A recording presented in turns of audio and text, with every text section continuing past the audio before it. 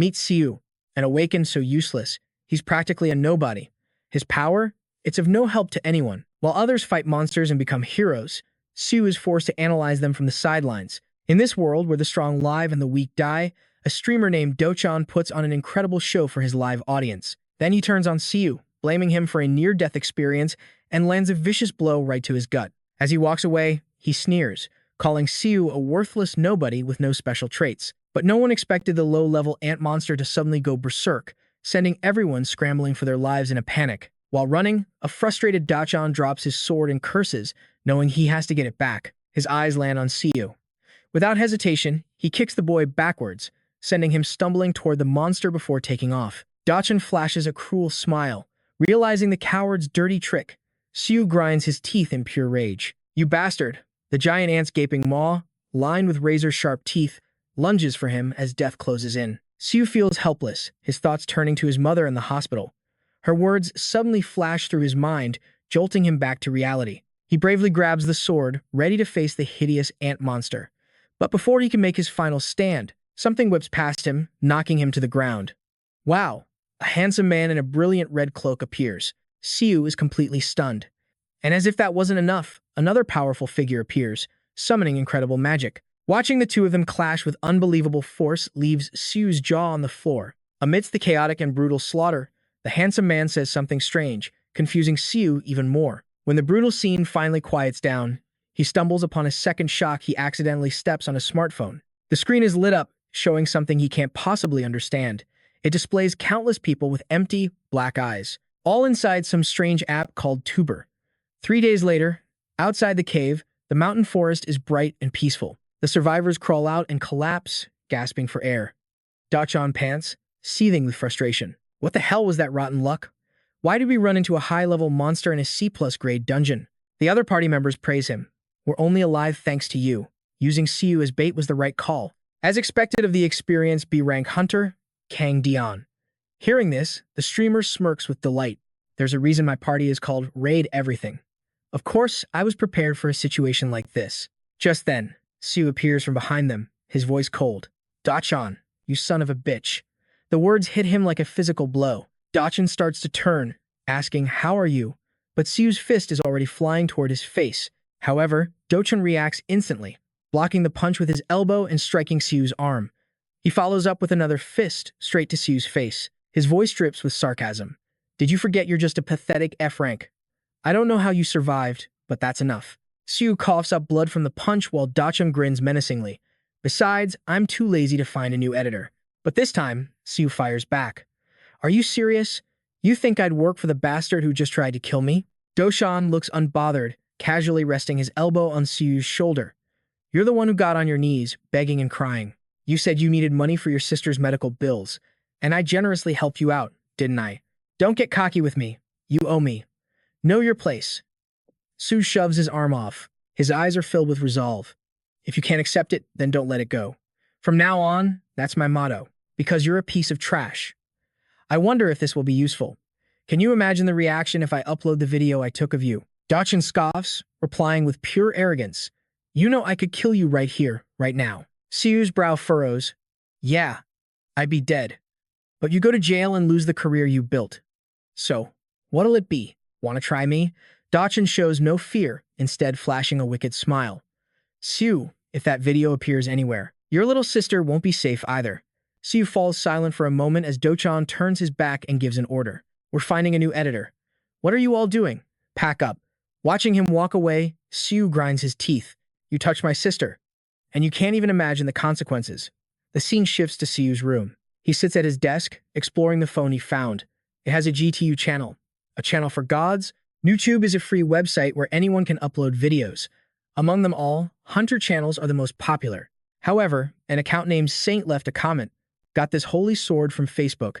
I'm gonna try using it on Lucifer." Then, another account named Odin posted a very long reply.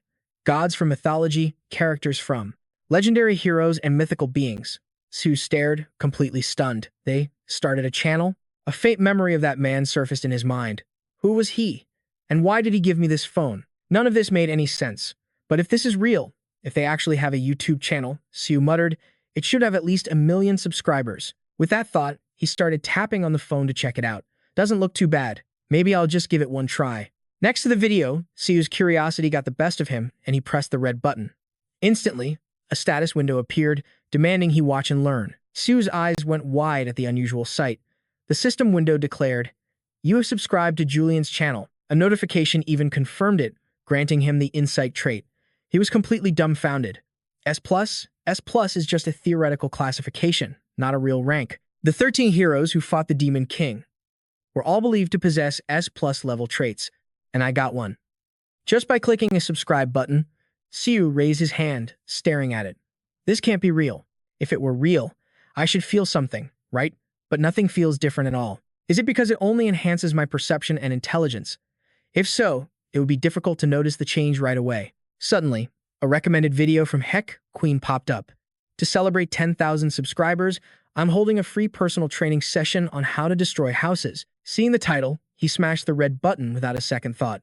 Maybe subscribing to this channel will feel different. Instantly, a storm of system notifications flooded his screen, announcing he had received SS rank superhuman strength. Seeing that rank, Siu slammed his hand on a nearby device, his jaw hitting the floor. SS rank? When he looked down, the device was completely shattered. He couldn't believe his eyes. What the? Did I really just get an SS rank trait? Right on cue, the system announced his proficiency level had increased. Siu sat on his bed, eyes glued to the phone. Oh my god. I got an SS rank trait just by subscribing. He grabbed his head, practically screaming in his mind. What the hell is even happening right now? And it wasn't over. Just thinking about it raised his S+ insight proficiency by 0.1%. Siu picked up the phone, lips pursed in thought. Proficiency? I need to reach 100% to fully master Heck Queen's personal training trait. With that, he decisively pressed play on the video. On screen, a crowd of people stared in utter disbelief. Before them, a massive pillar was suddenly lifted into the air with ease. Cheers erupted for the valiant Heck Queen who was holding the giant pillar. That's right, this is amazing. Using it like a leg press machine, he stood up in an instant, the ground shaking from the force. He then hoisted the pillar high above his head. He roared with formidable power. Incredible. Siu's jaw hung open. What in the world am I watching? Oh my god. He was so shocked, so completely overwhelmed, that he frantically tried to unsubscribe. There's no way I can do that. Now I get why he only has one subscriber. I could never do something like that. But a cold dose of reality was splashed right in his face. Cannot unsubscribe. On the screen, Heck Queen seemed to look right at him, grinning. Hey, skinny boy, you can check in anytime you like, but you can never leave. The more he tapped, the more the system flashed the same message. Cannot unsubscribe. The relentless notifications were driving Siu insane. I can't unsubscribe. On screen, Heck Queen flexed his ridiculously huge muscles. See you tomorrow, then. Just then, his phone started ringing. The caller ID read, Bastard. Who's calling me now? Seeing the name just made Siu furious. Why the hell is this guy calling me? He answered the phone and yelled, What do you want? On the other end, Do Jun just chuckled. Oh, you actually picked up. I thought you would have blocked me by now. Siu forced himself to calm down and asked again, patiently. I asked, What do you want? The voice on the other end was arrogant. You've got nowhere to go, right? Hearing that, Siu's anger flared up again. Did you just call to mock me? Do Jun sighed. I just want to talk business. Siu wasn't having it. Bullshit. The man's condescending tone didn't change. Don't be like that. We've always worked together, haven't we? Siu's voice remained harsh. What do you want? Spit it out. I don't have time for this. His attitude was starting to annoy Do Jun. Not wanting to waste any more time, he got to the point. The SH group wants to collaborate on a stream with us. You in? Siu's eyes widened in surprise. The SH group. As in, the #1 financial conglomerate in Korea. Recently, the chairman's granddaughter awakened 2 S-rank hunter traits. I guess they're trying to break into the hunter industry. Meanwhile, Do Jun continued, I'm guessing they want to expand their business, so they're testing the waters. It's the SH group. So, what do you say? Siu's answer was blunt. Hell no. Do Jun quickly threw out a huge number. Really? What if I pay you 5,000 per video? Siu was even more shocked. 5,000. Do Jun pressed his advantage, knowing Siu's weakness for money. So, you and now. But Siu held his ground. Still no. Do Jun was losing his patience. Hey, that's 10 times your usual rate. This is a win-win situation for both of us. A win-win for both of us. So, what's your price? Siu immediately named his fee, 50,000. The number left Dune completely stunned. What? 50,000? Are you insane? Do you honestly think you're worth that much? A wave of panic washed over him. Could he possibly know how much the SH group is paying me? A system notification pinged. His insight proficiency had increased slightly. Siu seized the opportunity, a smirk playing on his lips. Let me guess, why would the SH group want to stream with you, and not some S-rank hunter? Dune flinched at the question. You tell me. Siu replied, his voice dripping with confidence. It's obvious. The chairman's granddaughter awakened 2 S-rank traits. The head of the SH group, Han Tessin, wasn't just going to sit back and watch. He wants his granddaughter to master the basics first. And what's the most fundamental skill for any hunter? It's learning how to hunt monsters. The reason your channel even has 1,000 subscribers and makes any money is all thanks to my unique analysis. So the reason Chairman Han Tessin chose you wasn't because of you. It was because of my knowledge. Hearing this, Dune's jaw tightened, a look of horror on his face. But 50,001 is still too much. Siu's expression instantly hardened. You don't want it? Torn between 2 choices, he gritted his teeth in frustration. Siu slammed his phone down on the table. If you can't get a loan or something, find someone else. The next day, both of them were standing inside a B-rank dungeon. The moment Siu saw him, he frowned with displeasure. When are you going to transfer the rest of the money? Dune, already on edge, snapped back at the question. I told you I'd send it when this is all over. So when is Han Cheron getting here? Suddenly, a sound from behind drew their attention, and they both turned to look. A radiant young woman introduced herself. I'm Han Cheron, the one joining this raid. Shall we get started? Siu's heart skipped a beat. He was completely captivated. This girl is Han Cheron? She's gorgeous. Her arrogant demeanor made Siu realize she'd be difficult to approach. Thinking this, the corner of his mouth curved into a wry smile. Well, as long as I get paid, that's all that matters. I'm just here to do my job. Before them stood a monster radiating a dark power, born from the depths of a B-rank dungeon. All preparations were complete. Everyone recognized the hulking beast before them. It was a black crow. Seeing his chance, Dune started showing off his knowledge. That's right, that monster is rated B+. Among B-rank monsters, it might be ranked B, but its regenerative ability is practically immortal. Those who don't know how to attack it will die. He was feeding her the exact attack plan Siu had given him. The standard strategy is to tear the black crow's body apart, attack its heart, and sever its head until it can no longer regenerate. The moment Dune finished speaking, Cheron shot forward without the slightest hesitation. From start to finish, there wasn't a single trace of fear in her eyes, only fierce determination. Cheron tightened her grip on her sword, leaping high into the air, soaring above the black crow. The creature was stunned by her swift, decisive movements. It had no time to defend itself as her blade pierced straight through its heart. But the sword didn't stop, plunging deeper and deeper. Then, she ripped the sword free, decapitating the beast in one fluid motion, and tilted her head to avoid the spray. The 2 men could only stare, utterly speechless. She, however, casually replied, "That was easy." Dune immediately switched gears, laughing and showering her with praise. To think she could destroy it so easily just by hearing the explanation. As expected of an S-rank hunter, but Cheron just glanced at him, her blood-stained sword held high. With a smirk that wasn't a smile, she asked, "Are you trying to flatter me?" Just then, Siu noticed a dark, sinister aura. A question sparked in his mind. But that sword. Finally, he voiced his curiosity. That must be the Alan weapon I've heard about. How much is that sword worth? Alan artifacts were considered the most powerful, so Cheron estimated its value to be around 20 billion. While Dune was reeling from the insane number, Siu's eyes lit up like he'd found a treasure hoard. 20 billion? Still, she didn't feel satisfied. I can't get used to it with just one crow. Let's go deeper. And so, they followed the narrow path deeper into the dungeon. An hour later, Churan stood surrounded by the splattered remains of countless crow. She finally seemed somewhat satisfied. I think I'm getting the hang of it now. Looks like there aren't any more crow. Let's call it a day here. Dune appeared from nowhere, grabbing her hand and bowing deeply. You did great. Well, I'll be going now. His mind, however, was racing with anxious calculations. He thought being escorted by a hunter from the SH Guild would be a great opportunity, but he couldn't do anything. And now that scumbag Siu was about to rob him of 50 million. Siu knew Dune's deceitful nature all too well. One glance was all it took to know exactly what he was thinking. But just as they prepared to leave, the very air around them began to tremble violently.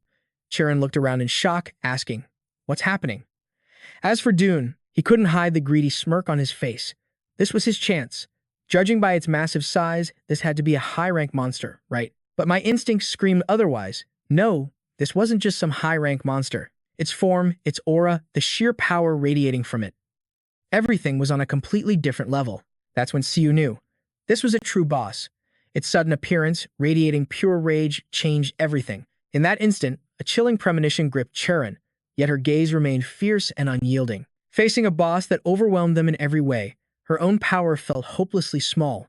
At first, Do Jun thought he could show off and steal the kill, but faced with its power, his bravado crumbled into hesitation. Without a second thought, he abandoned everyone and ran for his life. Damn it, run. But the fire of rage in the boss's eyes burned brighter than ever. Fueled by a berserker's fury, it charged, slamming her to the ground. And that was just the beginning. It unleashed a barrage of long-range attacks, a fatal blow aimed at the backs of those who dared to flee. As the situation spiraled, Do Jun, who valued his own life above all else, just kept running, never once looking back. In this moment of life and death, only one thought consumed him. Forget the SH Corporation, forget her. He had to survive. Do Jun had to run. He was running. Damn it, he couldn't die here. He had to get out of this place, fast. But a terrifying instinct screamed that something was wrong. Just as Do Jun turned, the boss was there, claws raised to annihilate him. The color drained from his face. Trembling, he muttered in pure fear, "I'm dead." But in a shocking twist, even after Do Jun had left her for dead, Cheron was the one who shielded him from the blow. However, her defense couldn't last. From the very beginning, Cheron was no match for this creature. The act only earned her more wounds as she was violently thrown from the fight. Cheron could barely even resist. She staggered, then collapsed hard onto the ground.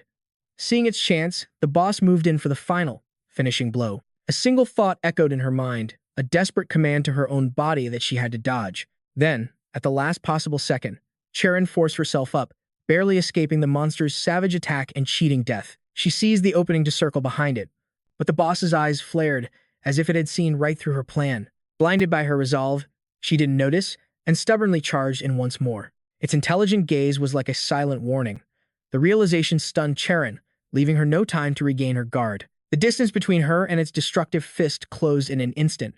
Then it clenched its fist tighter, lunging toward her. Even so, she refused to let go of the last sliver of hope, and the boss was just as determined to annihilate every last person there. It unleashed another frenzied assault on Cheron. Despite the terror gripping her, she fought back with every ounce of her unyielding will. Watching this unfold, a harsh reality hit Siu. They couldn't defeat this thing, not even with Han Cheron, an S-rank hunter. She was still just a rookie, lacking experience. The power gap was just too immense, too overwhelming. Victory was impossible. Suddenly, the boss's furious gaze shifted to Siu. In that instant, he realized he had a choice: abandon Han Cheron and run. If he didn't, he would die. And that would be a pathetic end for Siu. But Siu still believed there was another way, or perhaps he could trust in Godup's SS-class superpower, an ability whose limits were still unknown. Suddenly, a familiar figure sprinting past shattered his train of thought. It was Do Jun, running for his pathetic life. He didn't care that the person who just saved him was still in danger. Seeing this, Siu's mind went blank with disbelief. He couldn't believe his eyes. And yet, Do Jun was still furiously and silently blaming someone else. This is all because of his stupid investigation. "Just die, Siu," he seethed, watching him struggle. Whatever Siu was thinking, his face suddenly turned deathly pale, his eyes wide with a soulless fear. Even as Cheron fought on against that terrifying power, she had no idea a single phrase was replaying in his mind. "We can't win."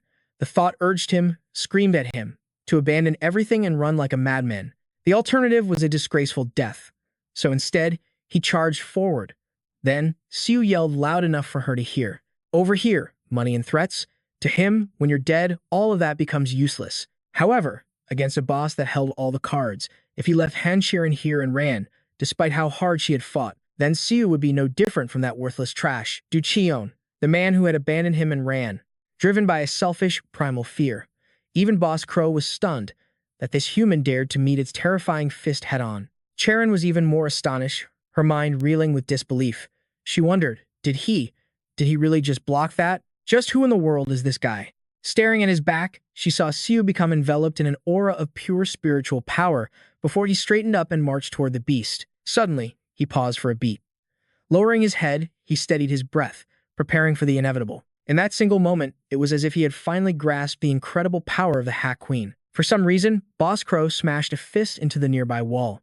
Instantly, it recoiled, clenched its fist again, and redirected its furious assault. Siu saw the attack coming, but he had no intention of dodging. Instead, he met the charge without a shred of fear. The beast poured immense power into that strike, enough to crush any opponent, but he stood his ground unyielding. This incredible resilience forced even Boss Crow to see Siu in a completely different light. His instincts screamed that the time was now.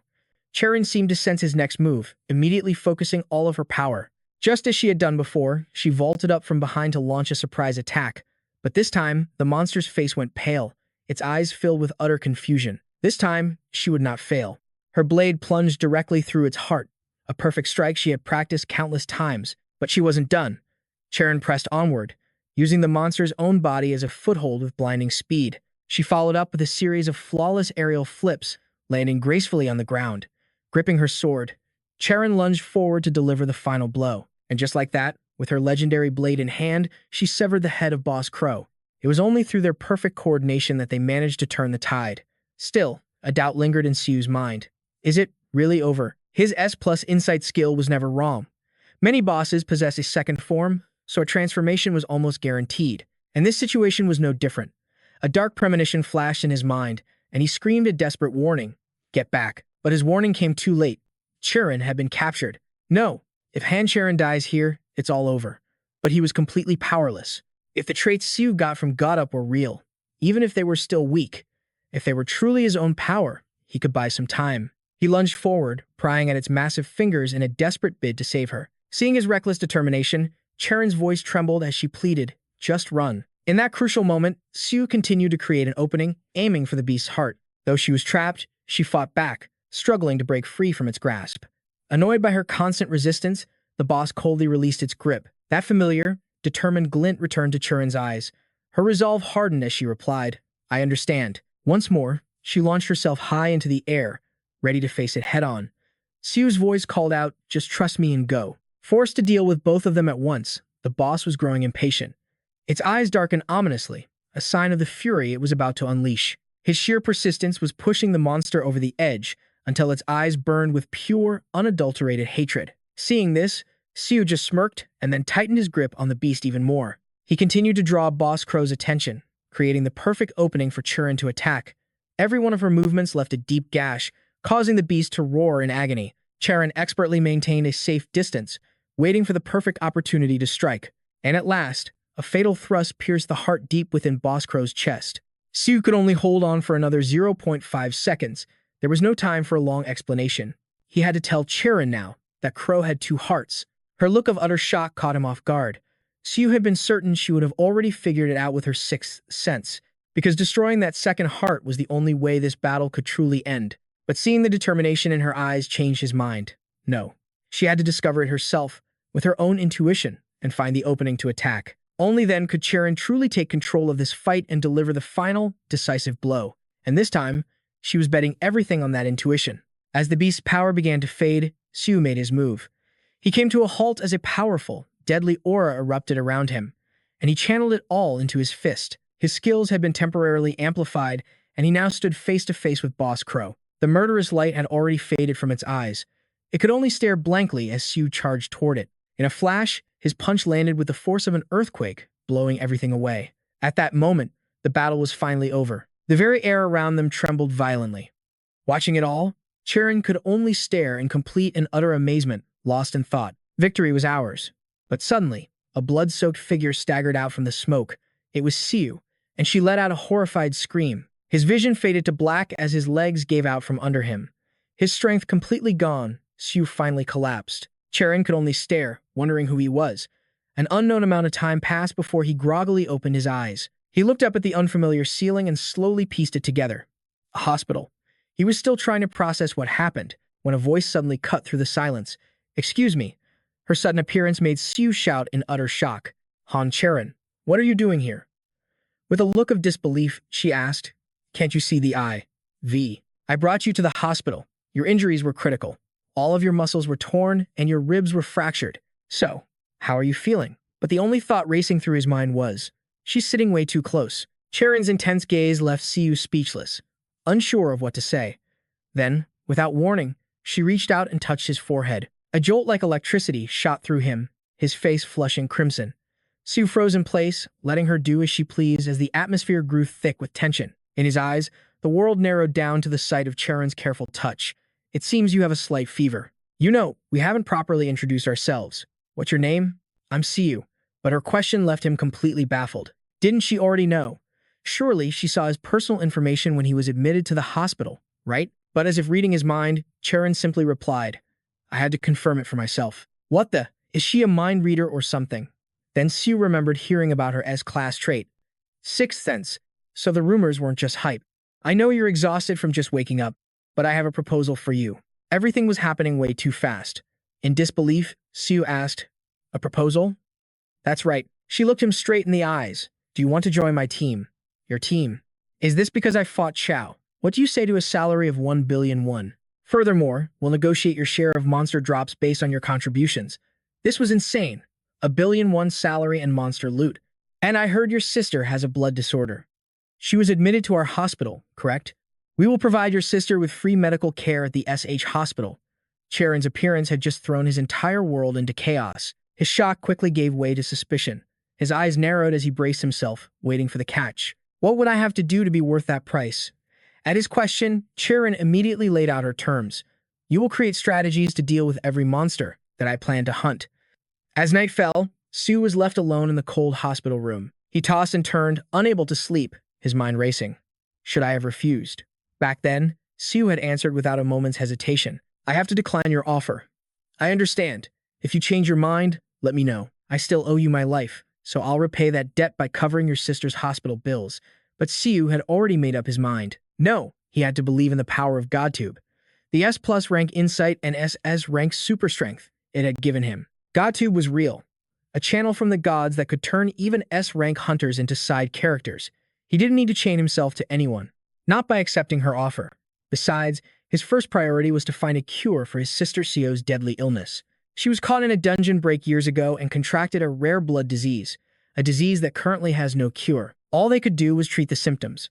But with GodTube, if Siu mastered its traits, he was certain he could cure Sio. However, the materials needed for any potential treatment were incredibly expensive, especially for such a rare illness. Siu knew he would need a massive amount of money. Alright, time to finish editing this 50 million won video. He was lost in his thoughts while reviewing the footage. Suddenly, a scene played that made his eyes widen in shock. It was the part where Cheron inspected the sword and valued it at 2 billion won. In that instant, an idea sparked. What if I craft my own equipment and sell it? He could make billions in a flash, but he only had one subscription ticket left. To get more, he would have to buy a full membership for 1 million won. The answer was obvious. The only way to forge weapons was to learn alchemy. He found a channel called 99 plus Johia items by Smith. This smith specialized in forging and upgrading items to plus 99. Though he still had his doubts, Siu knew this was his path. He subscribed to the channel. Immediately, a notification appeared on his phone, making his jaw drop in astonishment. You have subscribed to the Smith channel. You have acquired the skill, Divine Alchemy, SS rank. The first thing Siu did was pull up a tutorial video, and a booming voice filled the room as he watched the master at work. Smith hammered away, yelling, when you're upgrading a weapon, you can't be afraid of failure. You weaklings these days have no courage. Without courage, you have to be ready for your weapon to shatter. But why should I ever prepare for it to be destroyed? Why does every god have to act this way? The system kept pinging with notifications that he had corrected his false knowledge of alchemy as his proficiency increased slightly. The next day, in a quiet corner of the patient exercise yard, Siu was already there at dawn, relentlessly pushing his limits on the pull-up bar. Even though he was stuck in a hospital, he refused to waste a single precious second of training time. Patient Siu's physique is looking better, isn't it? Is that true? I hadn't noticed. My body is looking good. The doctor said his recovery rate is unbelievably fast, even for a hunter. He might even be discharged tomorrow. Discharged? That's way faster than he expected. Siu knew he had to train even harder before he was released. Even as his super strength proficiency rose steadily, showing good progress, he knew the risk. If he overused his power, his muscles would be torn to shreds, just like before. I can't afford to slack off. Suddenly, a familiar voice called out from behind him. Are you okay? I heard you're getting discharged tomorrow. Yeah, something like that. When they first brought you to the hospital, I was so scared. You looked so badly hurt. But as she spoke, her eyes clouded with sadness and she trailed off. Weren't they saying you'd need at least a month of treatment? How are you getting discharged in just 1 week? Ah, this kid. She must be disappointed that I'm leaving the hospital first. Siu could only offer a helpless, resigned smile for his little sister. Don't neglect your treatment just because I'm not here. And you don't have to worry about the money. I know that. My treatment is being covered, thanks to a request from Miss Cheron. A look of complete disbelief crossed his face as he asked, Cheron, that's what Miss Cheron told me. She said she doesn't have any siblings, but that I remind her of one. What? You mean the Han Cheron? When did this happen? No. Wait. Have you met Han Cheron before? Of course. She visits from time to time. She visits? How come I've never seen her? Sometimes she comes by while you're training, says you look fine, and then leaves. Really? That sparked Siu's curiosity. Someone as busy as a top hunter from the SH Guild. Visiting me. Is she still trying to recruit me? So what if she is? He asked with a smirk. Maybe she's doing it because she likes you, but he shot that idea down immediately. No, I don't think so. No way. You're really popular around here. The nurses are always talking about you. Just forget it. Stop talking nonsense and go back inside. I've got somewhere I need to be. Where are you going? The corner of Siu's mouth curved into a determined smirk as he answered, to make some money. At the Goblin Cave, an F-rank dungeon. The goblins' eyes glowed a menacing red, their hands tipped with long, razor-sharp claws. As one, they surged forward. They lunged like a pack of rabid beasts, swiping wildly to tear him apart. Siu moved like a flash, easily dodging their attacks. He muttered, I knew goblins moved in packs, but this is an entire horde. The goblin mob began to draw their crude weapons. Some held daggers, while others brandished vicious, spiked clubs. A goblin swung its massive club, but Siu instantly ducked under the blow. He clenched his fist tight and unleashed a devastating punch. The goblin's entire torso exploded in a shower of blood and gore, splattering across Siu's face. He was slightly surprised. It just exploded? Maybe I'm stronger than I thought. Seeing their comrade vaporize, the other goblins froze in fear, hesitating to advance. Siu's expression hardened as he took a step forward. He cracked his neck, as if warming up for the real fight. A predatory grin spread across his face. Let's dance. Siu arrived at a house in the forest. The goblins he dealt with so easily were thrown to the ground in a massive pile. He asked someone, How much can I get for this haul? The other man shot back with an annoyed tone. For what? I told you to bring me materials, not garbage. Now I'm going to teach you how to smelt ore. Follow me. The scowling man was none other than the master of the Pan Huang alchemy clan. Watch closely. Forging isn't just about brute strength. He had spent his entire youth learning alchemy. And 20 years later, at 40 years old, he knew that even the best materials couldn't guarantee an A-rank or S-rank item. He was a true talent, a passionate, awakened being with an A-rank dexterity trait. Siu's eyes widened as he watched Pan Huang work, his jaw hanging open in admiration. Pan Huang turned and handed the hammer to Siu. I've shown you. Now it's your turn to try. Siu took the hammer with a bright smile. Yes, sir. Pan Huang stood behind Siu with his arms crossed, watching him with a critical eye. He said his name was Siu, right? He didn't ask me to forge him a weapon, or to take him on as an apprentice. He didn't even offer me a fee to join his guild. He was the first person to ever ask just to borrow my workshop. I only allowed it because I was curious about his true intentions. Look at the way he's holding that hammer. Kids these days think smithing is some simple skill, like in a video game. But it took me 20 years of blood and sweat to get to this level. What's more, this brat is just staring at his phone. He probably watched a few videos online and thinks it's easy, but he's dead wrong. Suddenly, a brilliant light erupted before him, causing Pan Huang's eyes to fly open in utter shock. The sky was a brilliant blue that day, as gentle sunlight streamed down upon the house. A woman with fiery red hair and twin buns steps into the workshop, a pack slung over her shoulder. With a bright smile, she calls out, Mister, I'm here. Bang Guang, seated with a sword in hand, glances over. So it's you, son. She playfully retorts. Of course it is. Who else but a beauty like me would visit this stuffy old forge? But Bang Guang replies sternly, You could have sent an employee. There was no need to come in person. Soon just smirks. I'm dealing with the best blacksmith in all of Korea, you know, which is exactly why I had to come myself. Bang Guang scoffs at her flattery, spoken like a true merchant. Learn how to sweet talk now, have you? She fires back. Sweet talk. I'm Kim Son of the Sun Company. We only deal with the absolute best. Anyway, here are the materials I mentioned before. As for the payment, but Bang Guang cuts her off before she can finish. It's over there, wrapped in cloth. Be careful. The blade is sharp. Soon ignores him, continuing her pitch excitedly. We've officially decided to supply the SH Corporation with equipment. Then she snaps. Could you keep it down for a second? I'm trying to have a conversation here, she yells over the constant hammering. Siu sighs, defeated. All right. Her eyes drift to a crate full of newly forged swords. She thinks to herself, that rookie. What in the world is he making? She picks one up, her voice dripping with sarcasm. What is this? You call this a weapon? But Bang Guang asks seriously, what's your assessment, son? Soon doesn't hold back. The blade is rough, and the form is completely warped. Who would ever use this piece of junk? Bang Guang replies calmly, is that so? But what if I told you it was forged from goblin and hound bones? Sun's eyes go wide with disbelief. What did you say? Bang Guang explains, you heard me. The absolute worst materials, forged by an apprentice who literally started today. Sun scoffs. Never thought I'd see the day you'd take on a student. At her words, Bang Guang's expression hardens. I made him an offer, but he turned me down. And watching him work, it's impossible to believe it's his first time. A memory flashes through Bang Guang's mind of Siu at the forge, his movements passionate and precise, like a master craftsman with decades of experience. He finally admits a startling truth. In all my years, I've never seen anyone forge a weapon from such worthless scraps, and yet he still refused to become my disciple. Sun is stunned. He what? Her gaze shifts to Siu, now filled with a sharp intensity. The young man remains completely absorbed in his work. As Sun watches, a beautifully crafted blade takes shape under his hammer. A series of system windows appear before Siu. Proficiency of divine smithing, SS rank has increased slightly. Siu reads the notification and forces a smile. Just more trash equipment. He thinks, well, I succeeded in making it. But who would ever buy this? Suddenly, a voice comes from behind him. Are you planning on selling that blade? My name is Kim Soon, from the Soon Company. Siu eyes her warily, his mind racing. The Soon Company, he'd heard of them before. A major player in the hunter industry, known for their focus on trust and reliability. Because of that, they have a stellar reputation among hunters. A confident smile plays on her lips.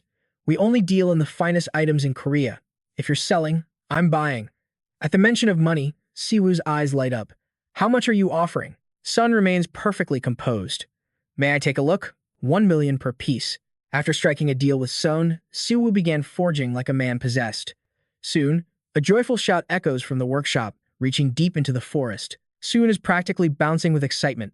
This is amazing. The Soon Company officially signed the contract with SH Corporation. Siwoo grins proudly. I did a pretty good job, didn't I? Overwhelmed with excitement, she showers him with praise. A good job? That doesn't even begin to cover it. You met the delivery quota and the equipment quality was flawless. Without you, we would have been in huge trouble. Mr. Siwoo, you saved us.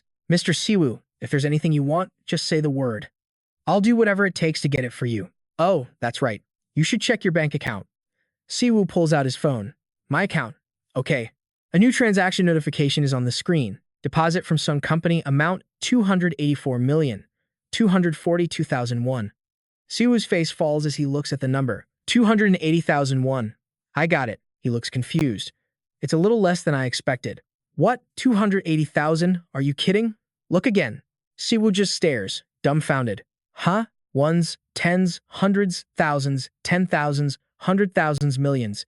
The scene shifts to a workshop filled with tools and prosthetic hand models. Siwoo sits in a chair, staring at his phone. The long string of numbers glows on the screen. He mumbles to himself, counting the digits again. Ones, tens, hundreds, thousands, 10,000s, 100,000s, millions. He rests his chin in his hand, lost in thought. With this, can I finally get the G? O. D. Membership to save Seiya. The system interface displays 3 figures. Hua Tuo, the legendary divine doctor, Hippocrates, the revered ancient physician, known as the father of medicine, and Do Jun, the greatest physician in Eastern history, the very root of its practice. The images shift to a battle scene, with 3 ethereal figures glowing with a mystical blue light. To subscribe to all 3 of their services costs 300 million won a month, but with what he has now, he can only afford to choose one of the 3. Siwoo leans back in his chair, arms crossed, deep in thought. Suddenly, his expression twists into a frustrated grimace, and he lets out a low growl. He winces, burying his face in his hand. Whatever. Siwoo's finger pressed the red button, and in a house somewhere, a distinct sound echoed. Bang Guang looked frustrated, seemingly at a dead end. This highly brittle material is a nightmare to polish. Just keep the gloss at a minimum. He added one more thing. Although it's extremely brittle, precision work is still possible, but it demands absolute perfection. From out of nowhere, Sun burst through the door, shouting, I'm here. Seeing her, Bang Guang grumbled, Soon, why do you keep showing up? She shot back, I'm here to see Siu. What's it to you? Siu's eyes turned to her as he spoke. Ah, you've arrived. Miss Sun, I've been waiting for you. Sun froze, her face flushing red as she stammered, "Waiting. For me?" Siu held out a neatly folded piece of paper in front of her. "You said you could get me anything I needed. Is it possible to get these items?" A satisfied smile spread across her face as she took the note from his hand. "Of course. Absolutely." She took the paper and unfolded it, her eyes widening in surprise. Glowing mountain rock fragrance, tiger ear plant, 100-year-old ginseng, 100-year-old edelweiss, and gleditsia medicine. Siu watched her expression carefully and asked with caution, "Are they hard to find?" Soon replied, "I can get them, but it's going to be expensive." Siu immediately asked, "How much?" The price she quoted struck him like a bolt of lightning. "It's around 300 million, but I can give you a 20 million discount." He knew deep down he needed them to increase his proficiency in the divine medical arts. "Through the association, I've registered for Hua Tuo's divine medical arts, S+ rank." He thought of a certain man. "It's too difficult to master this on my own. I have no idea where to find these herbs or who even sells them. Without Miss Sun, I would have no way of ever finding these ingredients." He jumped as a voice echoed in his head, "Should I acquire them?" With tears welling in his eyes, he answered, "Yes." Siu's mind started racing. He received 280 million from Sun, but he has to pay her back 280 million, and he'll lose 4 million by the end of the month. The membership fee is 100 million won. He had to consider the registration fee that was due at the end of the month. "I need to make money right now, but even if I make extra from forging weapons, how could I possibly make 100 million? Suddenly, Siu's eyes flew open. The image of someone giving a thumbs up flashed in his mind. A name sparked in his thoughts, and a devilish grin spread across his face. The scene changes to a bus, packed with passengers on their way somewhere. A man in a red shirt was staring at his phone, looking utterly annoyed. "There's nothing here." Seriously. Suddenly, a thumbnail of Siu with a blue hippo appeared on screen. What is this guy doing? He clicked on the image. The video opened on a scene of a lush, green field where several hippos were submerged in the water. Siu appeared, his upper body covered by a ridiculous blue hippo cosplay costume. He took a step forward, and as the full costume came into view, he let out a roar from behind the hippo mask. Then, he took it off and glanced at the camera, asking, "Did you know that a hippopotamus is not a horse?" Halfway through the clip, the man in the red shirt had a shocked expression on his face, saying, "What on earth is this kid doing? A hippo disguise." The video cut back to Siu looking at the blue hippos. The monsters you are seeing are called hema in Korea, while in other countries they are called hippos. As you can see, they look like hippos, and with the word hema, the character for ma is used. But hippos are not from the horse family. After hearing that part of the clip, the man in red put a hand to his chin and thought, the character for ma is used for hema. The clip continued with Siu holding up 2 fingers. In fact, they belong to the bovine family. To be more precise, they belong to the order Artiodactyla. Going any deeper will just give you a headache, so I'll stop here. Anyway, Siu said as he dramatically ripped off a red cape, "Let me show you how to conquer a hippo. First, get them interested with a red cloth. Cattle aren't provoked by the color red, but by its movement." He waved the red cloth as a challenge. "Come on." The hippos over there were just standing still, not moving an inch. Suddenly, their eyes glowed a furious red, and the entire herd of hippos charged forward. They stormed directly towards Siu, who was holding the red cloth. He flashed a cunning smile. "The way to conquer a hippo is number 2. Just keep hitting them until you can capture them." The man in red on the bus felt a chill run down his spine. This is his strategy? Siu let out a ferocious laugh and charged toward the hippos. He lunged forward with a confident and challenging grin. The hippos opened their massive jaws and rushed straight for Siu. And then, a brilliant flash of light appeared. The battle between Siu alone and the herd of hippos erupted. The ground fell silent. A lone figure was standing there, completely unharmed. Images of the hippos were strewn about, and he gave the camera a thumbs up. "What do you think? Easy, right?" The man in red froze, stunned, his mouth hanging open in utter disbelief. He was speechless. But other hippos were still roaring aggressively with glowing red eyes. "Let's continue." Siu shouted excitedly as he rushed forward, unleashing a spicy and sour noodle hot pot punch. He didn't hesitate to land another blow. Soba noodle hot pot. The more Siu fought, the more fired up he got. Soba noodle hot pot. The man in red leaned closer to the screen, with eyes wide in utter disbelief. He raised his hand, a confident and triumphant smirk on his face. If you found this strategy useful, smash that like button and subscribe. Don't forget the notification bell. Suddenly, a flood of comments poured in. Seriously? This lunatic is out of his mind. He went to the Englishman's apartment but can't even speak English? Damn it. He's taking them on barehanded? Great. The noobs are all passed out. Our big guy is down for the count. Spam the chat if you're happy. Go, go, go, Go, what the hell is this? 3,628 views. And the World Conqueror channel only has 243 subscribers. The scene cuts to a hand holding a buzzing phone. He cracked a satisfied smile. Everything was going according to plan. The subscriber count on Siu's channel page was climbing. He swiped rapidly across the screen, a victor's grin playing on his lips. It seemed the viewers really liked this kind of content. Siu sank into deep thought. This positive reaction is just because of the media hype. I can't keep fighting these low-level monsters forever. A hungry, almost comical expression appeared on his face. All right, I have to strike while the iron's hot. Siu furiously rained blows upon a goblin's face to grind for more power. The high demand meant he had to raise the intensity. He needed more stimulation to keep his audience hooked. That's my specialty. After all, analyzing monsters and creating strategies is what I do best. 1 million subscribers is no longer just a dream. A trickle of blood ran down his hand. But there was a problem. Siu was shocked by his own deteriorating health. A nosebleed, a wave of dizziness washed over him. His head began to throb like a war drum. Siu clutched his head in agony. I have to edit the video. His eyes rolled back as blood continued to stream from his nose. He looked terrifying. Raid the dungeon. Upload the video. Siu staggered, looking like he could collapse at any second. His head slammed hard against the corner of the desk, and he crashed sideways, cracking his head again on the chair. Siu collapsed to the floor, clutching his forehead and screaming in pure agony. I've been overworking myself. He blinked his eyes open, his mind still in a fog. The ceiling slowly came into view. Where am I? This is my ceiling. He sat up, holding his throbbing head. Did I just pass out? Thanks to the super strength of the HQ Queen, it was only a minor blackout. Siu plugged his nose with a small piece of tissue and glared back at his phone. I need to edit this video, now. How long was I out for?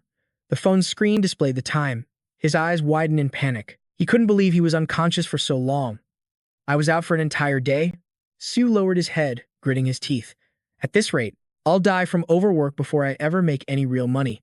He sat up, his gaze lost and empty. I have to hire an editor. The scene transitions to a cafe. Siu was sitting inside, sipping a drink as his phone lit up with notifications. It was his post seeking an editor. I didn't think I'd get this many applicants. Application for editor. Application for editor for the World Conqueror channel. Editor application materials. Are you still hiring an editor? I'd love to work for you. Is it because the pay is so high? This is as competitive as an idol audition. Siu smirked, pleased with himself. A base salary of 3 million won, plus a performance bonus based on view count. Just as he expected, money is the ultimate motivation. He stared at his phone, resting his chin on his hand.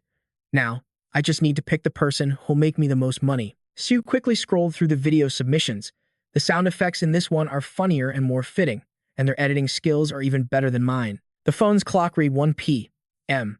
Suddenly, his patience snapped. Why aren't they here yet? Siu was getting annoyed. His username was Paru.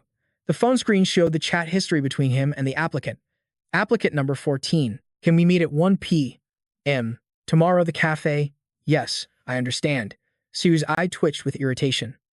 The appointment was at 1 o'clock. At that moment, the applicant arrived. Sorry for being late. I'm Paru. It wasn't just the name, but also the way they spoke. Isn't that what an old man would sound like? Siu glanced at his phone. Well, that's even better. He must have years of experience. He sent another text to the applicant. Where are you? Where are you? Siu's expression was dead serious. They're not even reading my messages. Are they on their way now? Siu closed his eyes and crossed his arms, trying to wait. Just a little longer. He waited in silence. Finally, Siu exploded, slamming his hands on the table as he shot to his feet. Damn it, that bastard. From behind him, a voice called out, I'm sorry for being late. He shot a furious glare over his shoulder. I'm here for the interview. Go stood there, looking completely rushed. You're Paru? YouTube editor applicant, Go. Siu was completely floored, his face a mask of disbelief. What? That's right. Go. What? I thought you were an old man. The applicant stammered awkwardly. I'm sorry. He sat back down, leaning forward over the table. So, why were you late? And you didn't even read my messages. She bowed her head sheepishly. I was editing a video, until late last night, so I forgot to make a lunchbox for my younger brother. I couldn't check my messages because I was rushing to get here. I'm very sorry. Siu was stunned. What? Editing a video?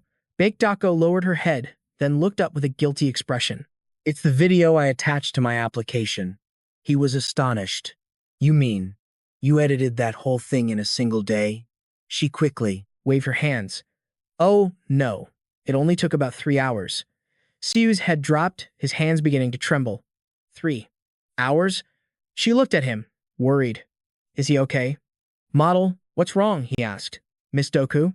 Fear gripped her as she clasped her hands, fighting back tears. Why, yes. A victorious smirk spread across Siu's face. When can you start? Doku was completely stunned. What? Right now? Yep. He grinned slyly. It usually takes me 8 hours to edit one video. But 3 hours?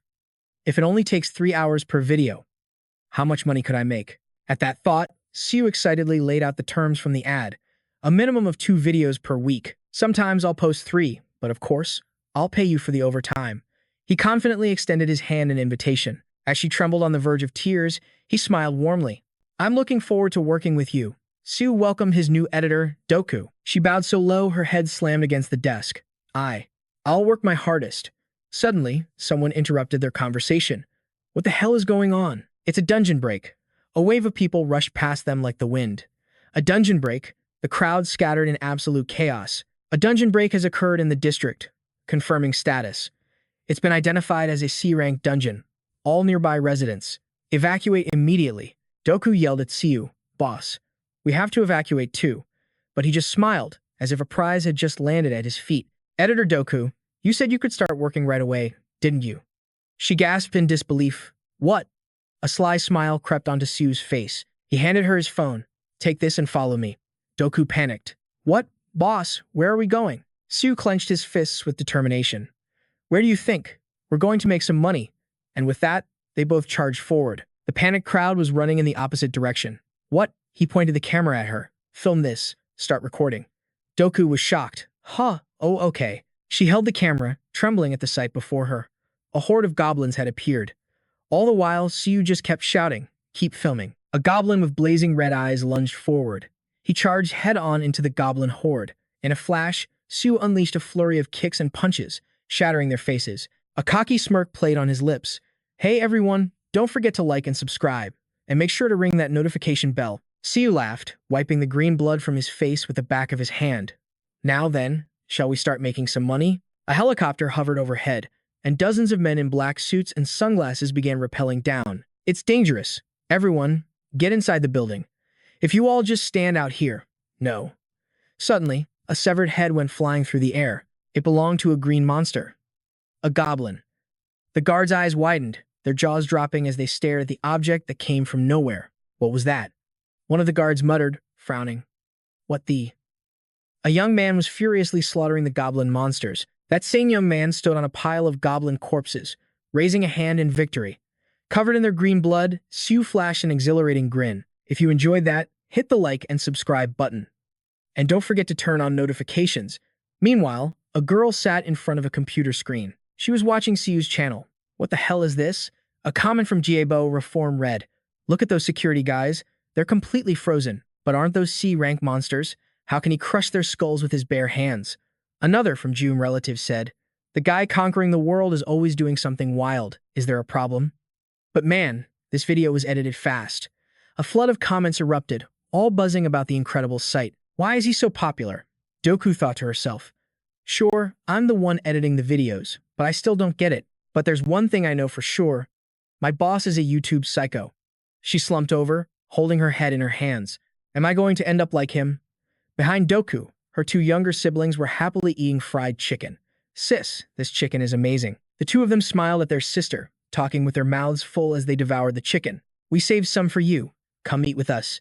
The little girl waved a drumstick around, wanting more. I want that one. Her brother tried to stop her, and they started bickering. You already had one. This piece is for our sister.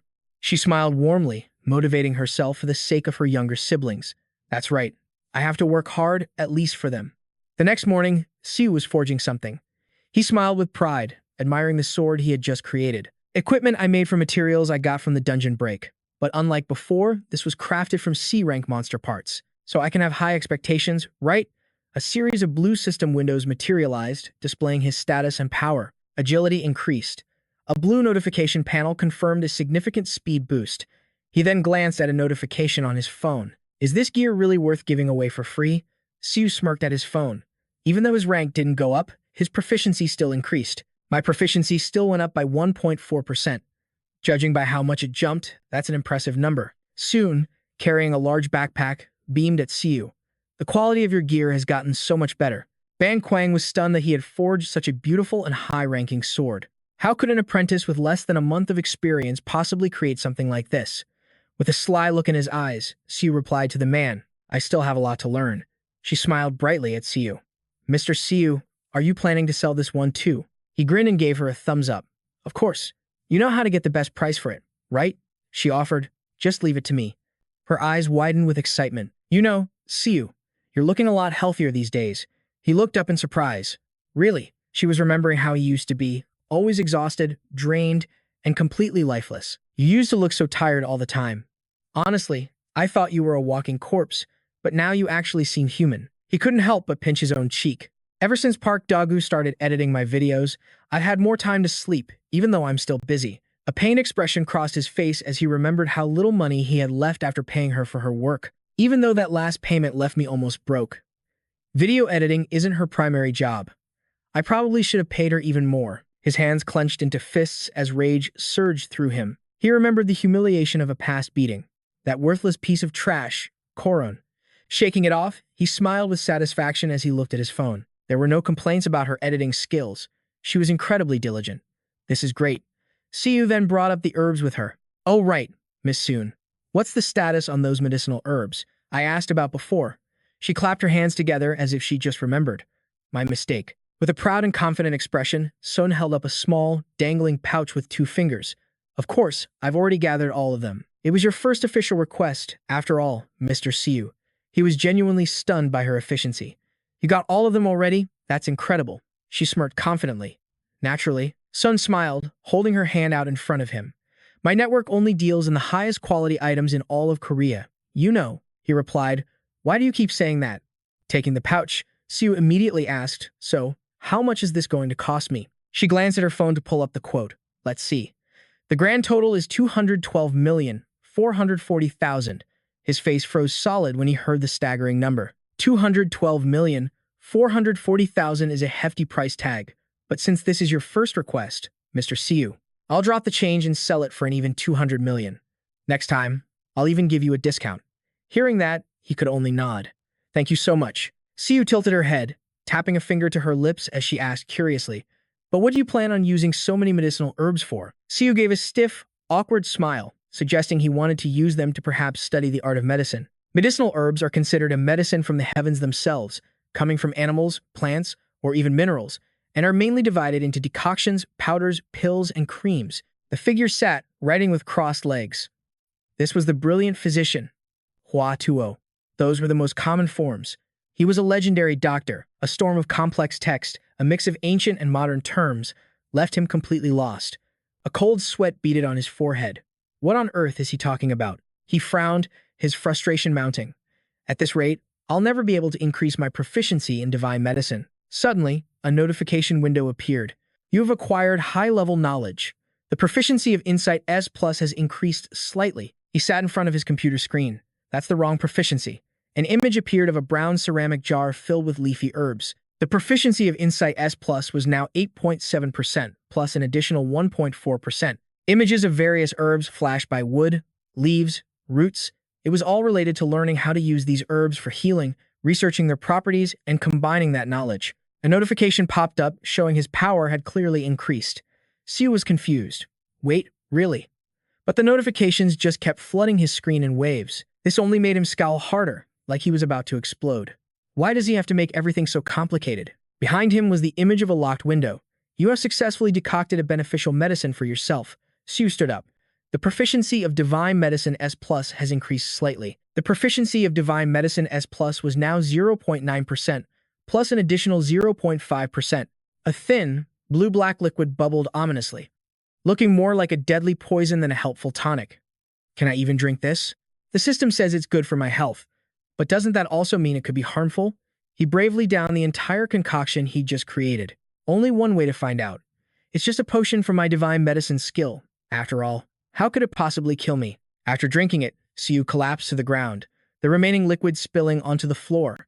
He roared in agony, his mouth still stained from the herbs as he thought of the money he'd lost. My money!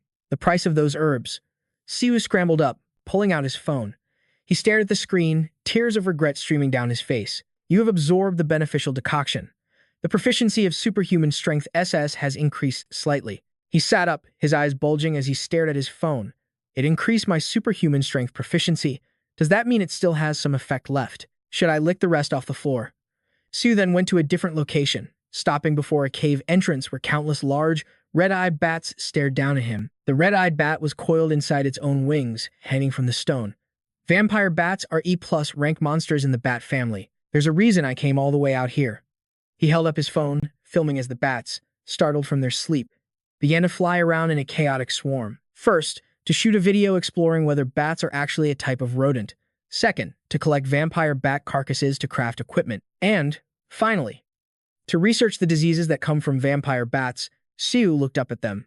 Because they live in groups ranging from small packs to colonies of hundreds, all sorts of plagues originate from them. He held his camera with a serious expression. However, even the bats themselves are not completely immune to these diseases. If these bats carry a blood-borne pathogen, then I have to figure out how they're able to resist it. That could lead to a clue for curing diseases of the blood. Oz blood. This won't be easy. But with my divine medical arts, it's definitely possible. Suddenly, a presence lunged from the shadows. He felt something. It wasn't the bats. This was different. Siu whipped around, eyes piercing the darkness. He ducked behind a massive boulder, concealing his presence for now. 3 men, armed with swords and shields, crept into the cavern, scanning the area. Aren't those Kang Dun's lackeys? How in the world did they get in here? Siu's mind raced. Once a dungeon is assigned by the Hunters Association, other hunters are forbidden from entering. Of course, there are always a few exceptions, and I just happened to stumble upon Kang Dun's personal crew. Humph. They strutted forward with unearned confidence. They look like C-rank hunters. What are they doing in an E+ rank dungeon?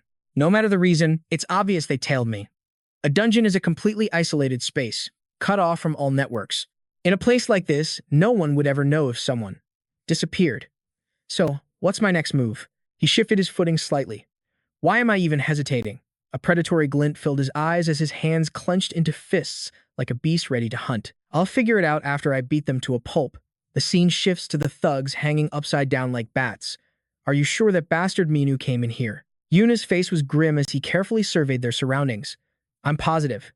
I saw him walk in with my own 2 eyes. The swordsman glanced from side to side. One of Kang Dun's underlings, the C-rank hunter Du Yuna. Another of Kang Dun's men, C-rank hunter Min Chan.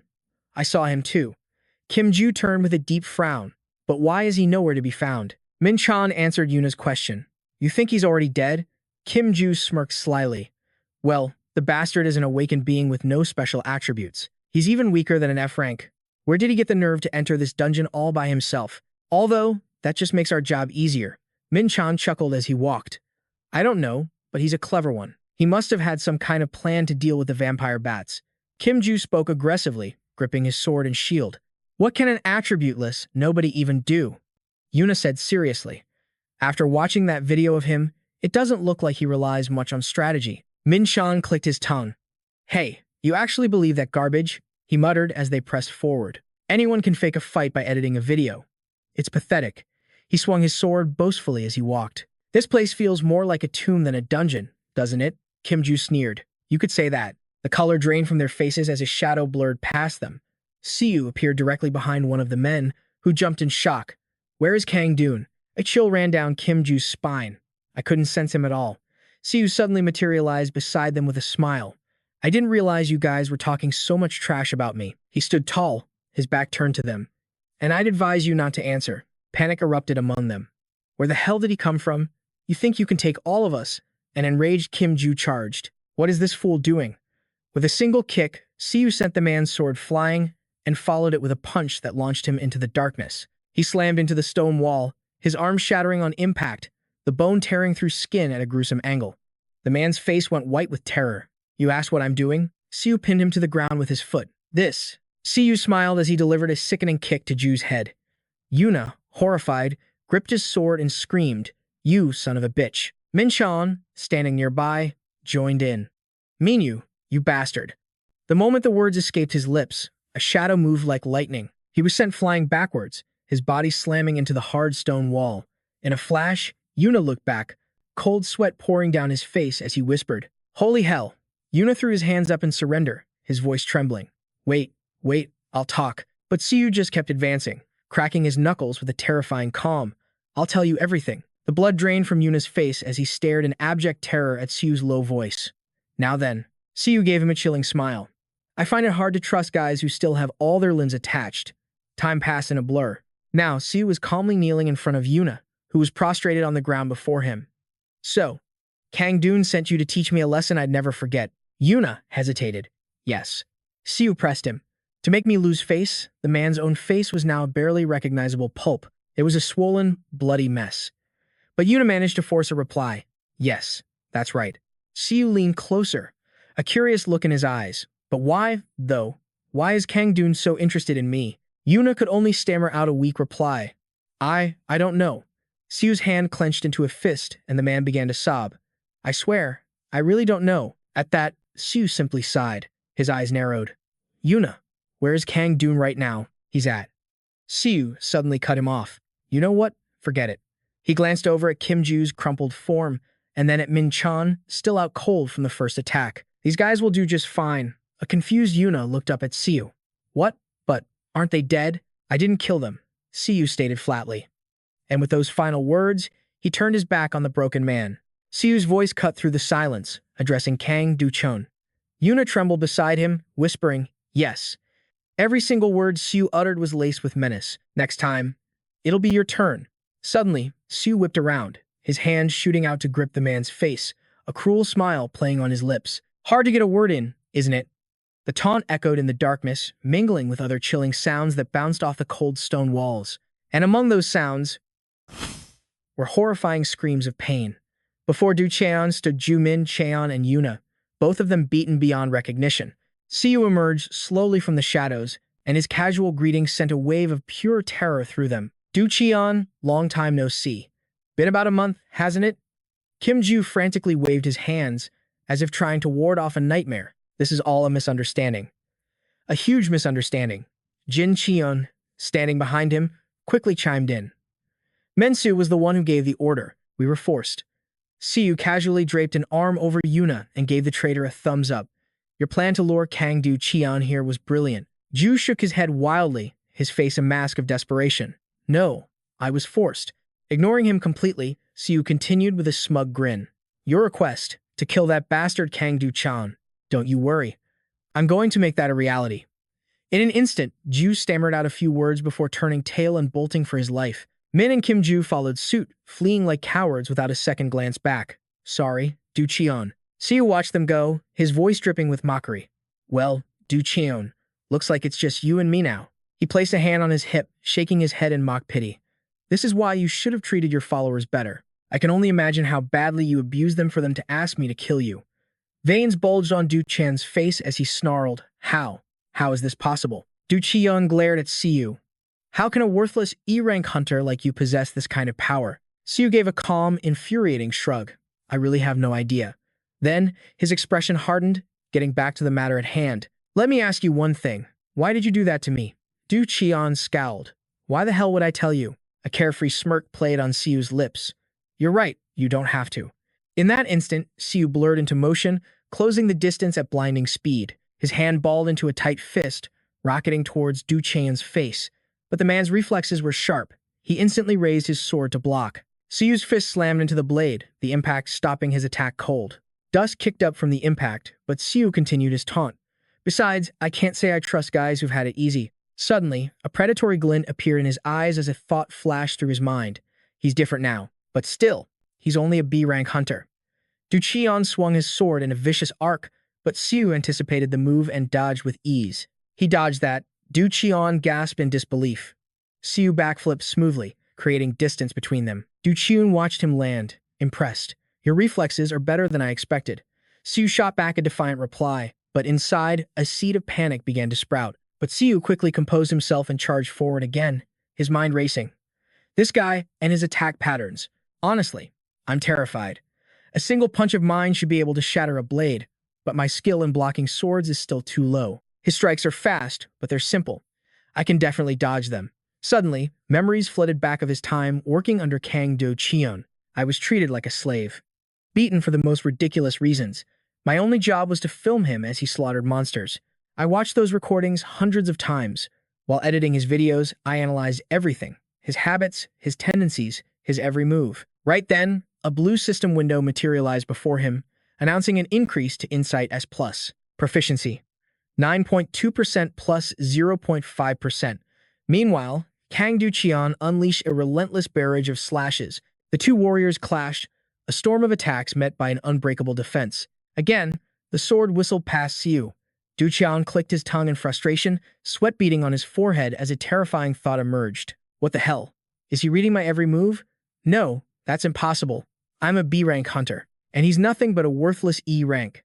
How can he do something only S rankers are capable of? A sudden punch cut his thoughts short, making him cry out in pain. He plunged his sword into the ground to stop himself from flying back.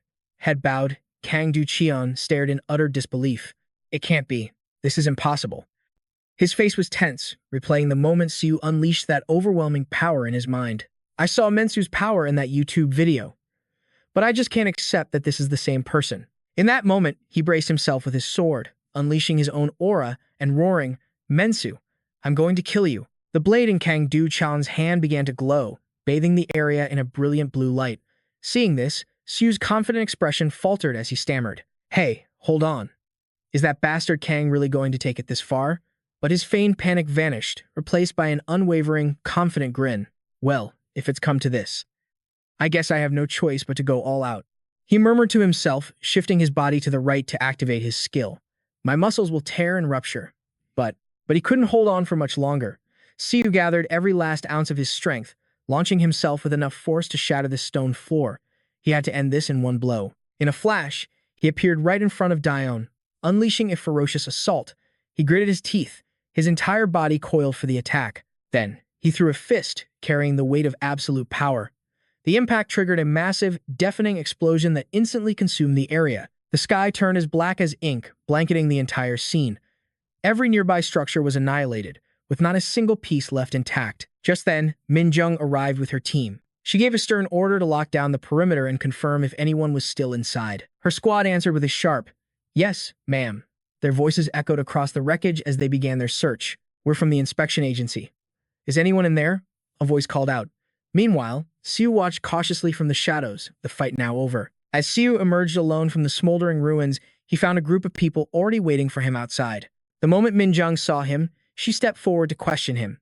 "You're Mensu, correct?" With his hand still gripping his sword, he offered a calm smile. "That's right. I'm Lee Min-woo, captain of the 4th Guard team. Under the Bureau's authority, you'll come to the Hunter Management Bureau for questioning.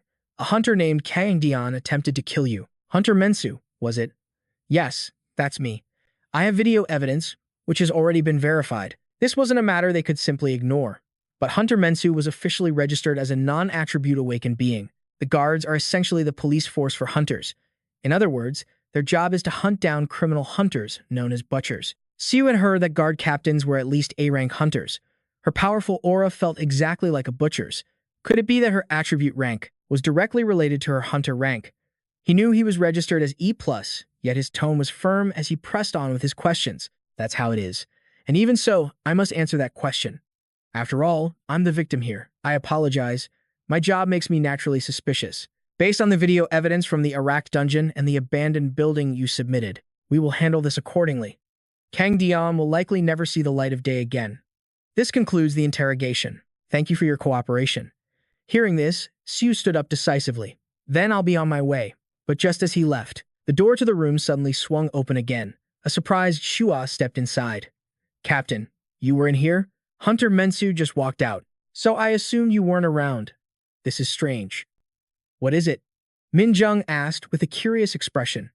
"Shua, what's your rank?" Though confused by the sudden question, she answered honestly.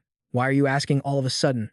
"I just recently promoted to B rank." Instantly, the atmosphere in the room grew suffocatingly heavy, causing Shua to collapse to her knees, unable to stand.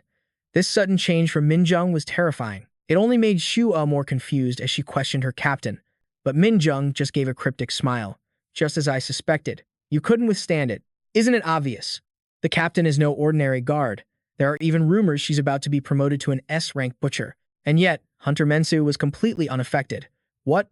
But isn't he an E-plus rank hunter? Strange.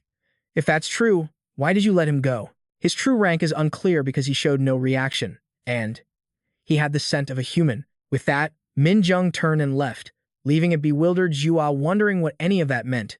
At least, the situation was resolved for now. Siu didn't know when something like this might happen again. If his YouTube channel became more famous, he could easily become a target for a massive criminal organization. At his current level, even fighting Kang Dion would have been impossible without prior intel, without knowing Kang Dion's powers, behavior, and tendencies. And without his S-plus insight skill, Siu would have been dead long ago. Thinking of the trials ahead, the most critical factor was his SS rank super strength. At that thought, he let out a helpless sigh, but it's not increasing. Why is it still stuck at 1%? Just then, a notification suddenly popped up. Congratulations, you have completed the personal training event with Hack Queen. Siu's eyes widened in shock. This is insane. He actually won that event? Hack Queen, the channel with 1 subscriber. What? His subscriber count is still just 1? A wry smile crept across his lips. Still, winning this event has to be a good thing, right? The next day, inside a training hall, a voice filled with utter shock echoed out. Huh, what is this? Are you human?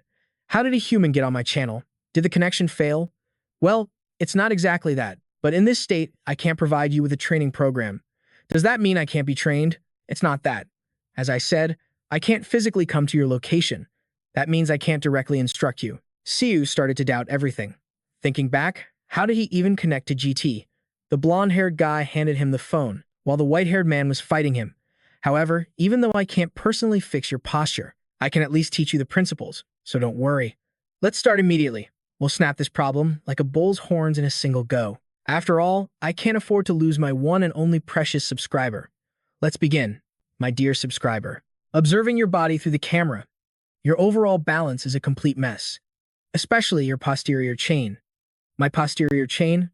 What do you mean by that? The back muscles, right? The posterior chain is every muscle on the backside of your body. What you call back muscles is just one tiny piece of that. These are your lats. Back here are your traps. And the back of your arm, the triceps. You have learned about the complete posterior chain. Super strength proficiency has increased slightly. There are so many muscles back there. And since you can't see them in the mirror, you completely forget how crucial they really are. But trust me, those muscles are everything. They're absolutely vital for maintaining balance, especially when you're making a reckless move. Siu's eyes shot wide open. What the hell was that? The move you just did? I call it the divine martial art. My own creation. The divine. Martial art? He stammered. It's nothing special. I just combined every fighting style in existence and organized them into a single, perfect form. It's what I used to take down the Hydra. I struck its middle head and killed it in a single blow. Anyway, your posterior chain is critical for those kinds of movements. Your lower body is the foundation supporting everything else. Think about it. What happens if you build a skyscraper on a weak foundation? The whole thing comes crashing down, right? Heck Queen's voice was sharp. Your body is no different. So if my lower body gives out, the same thing will happen to me.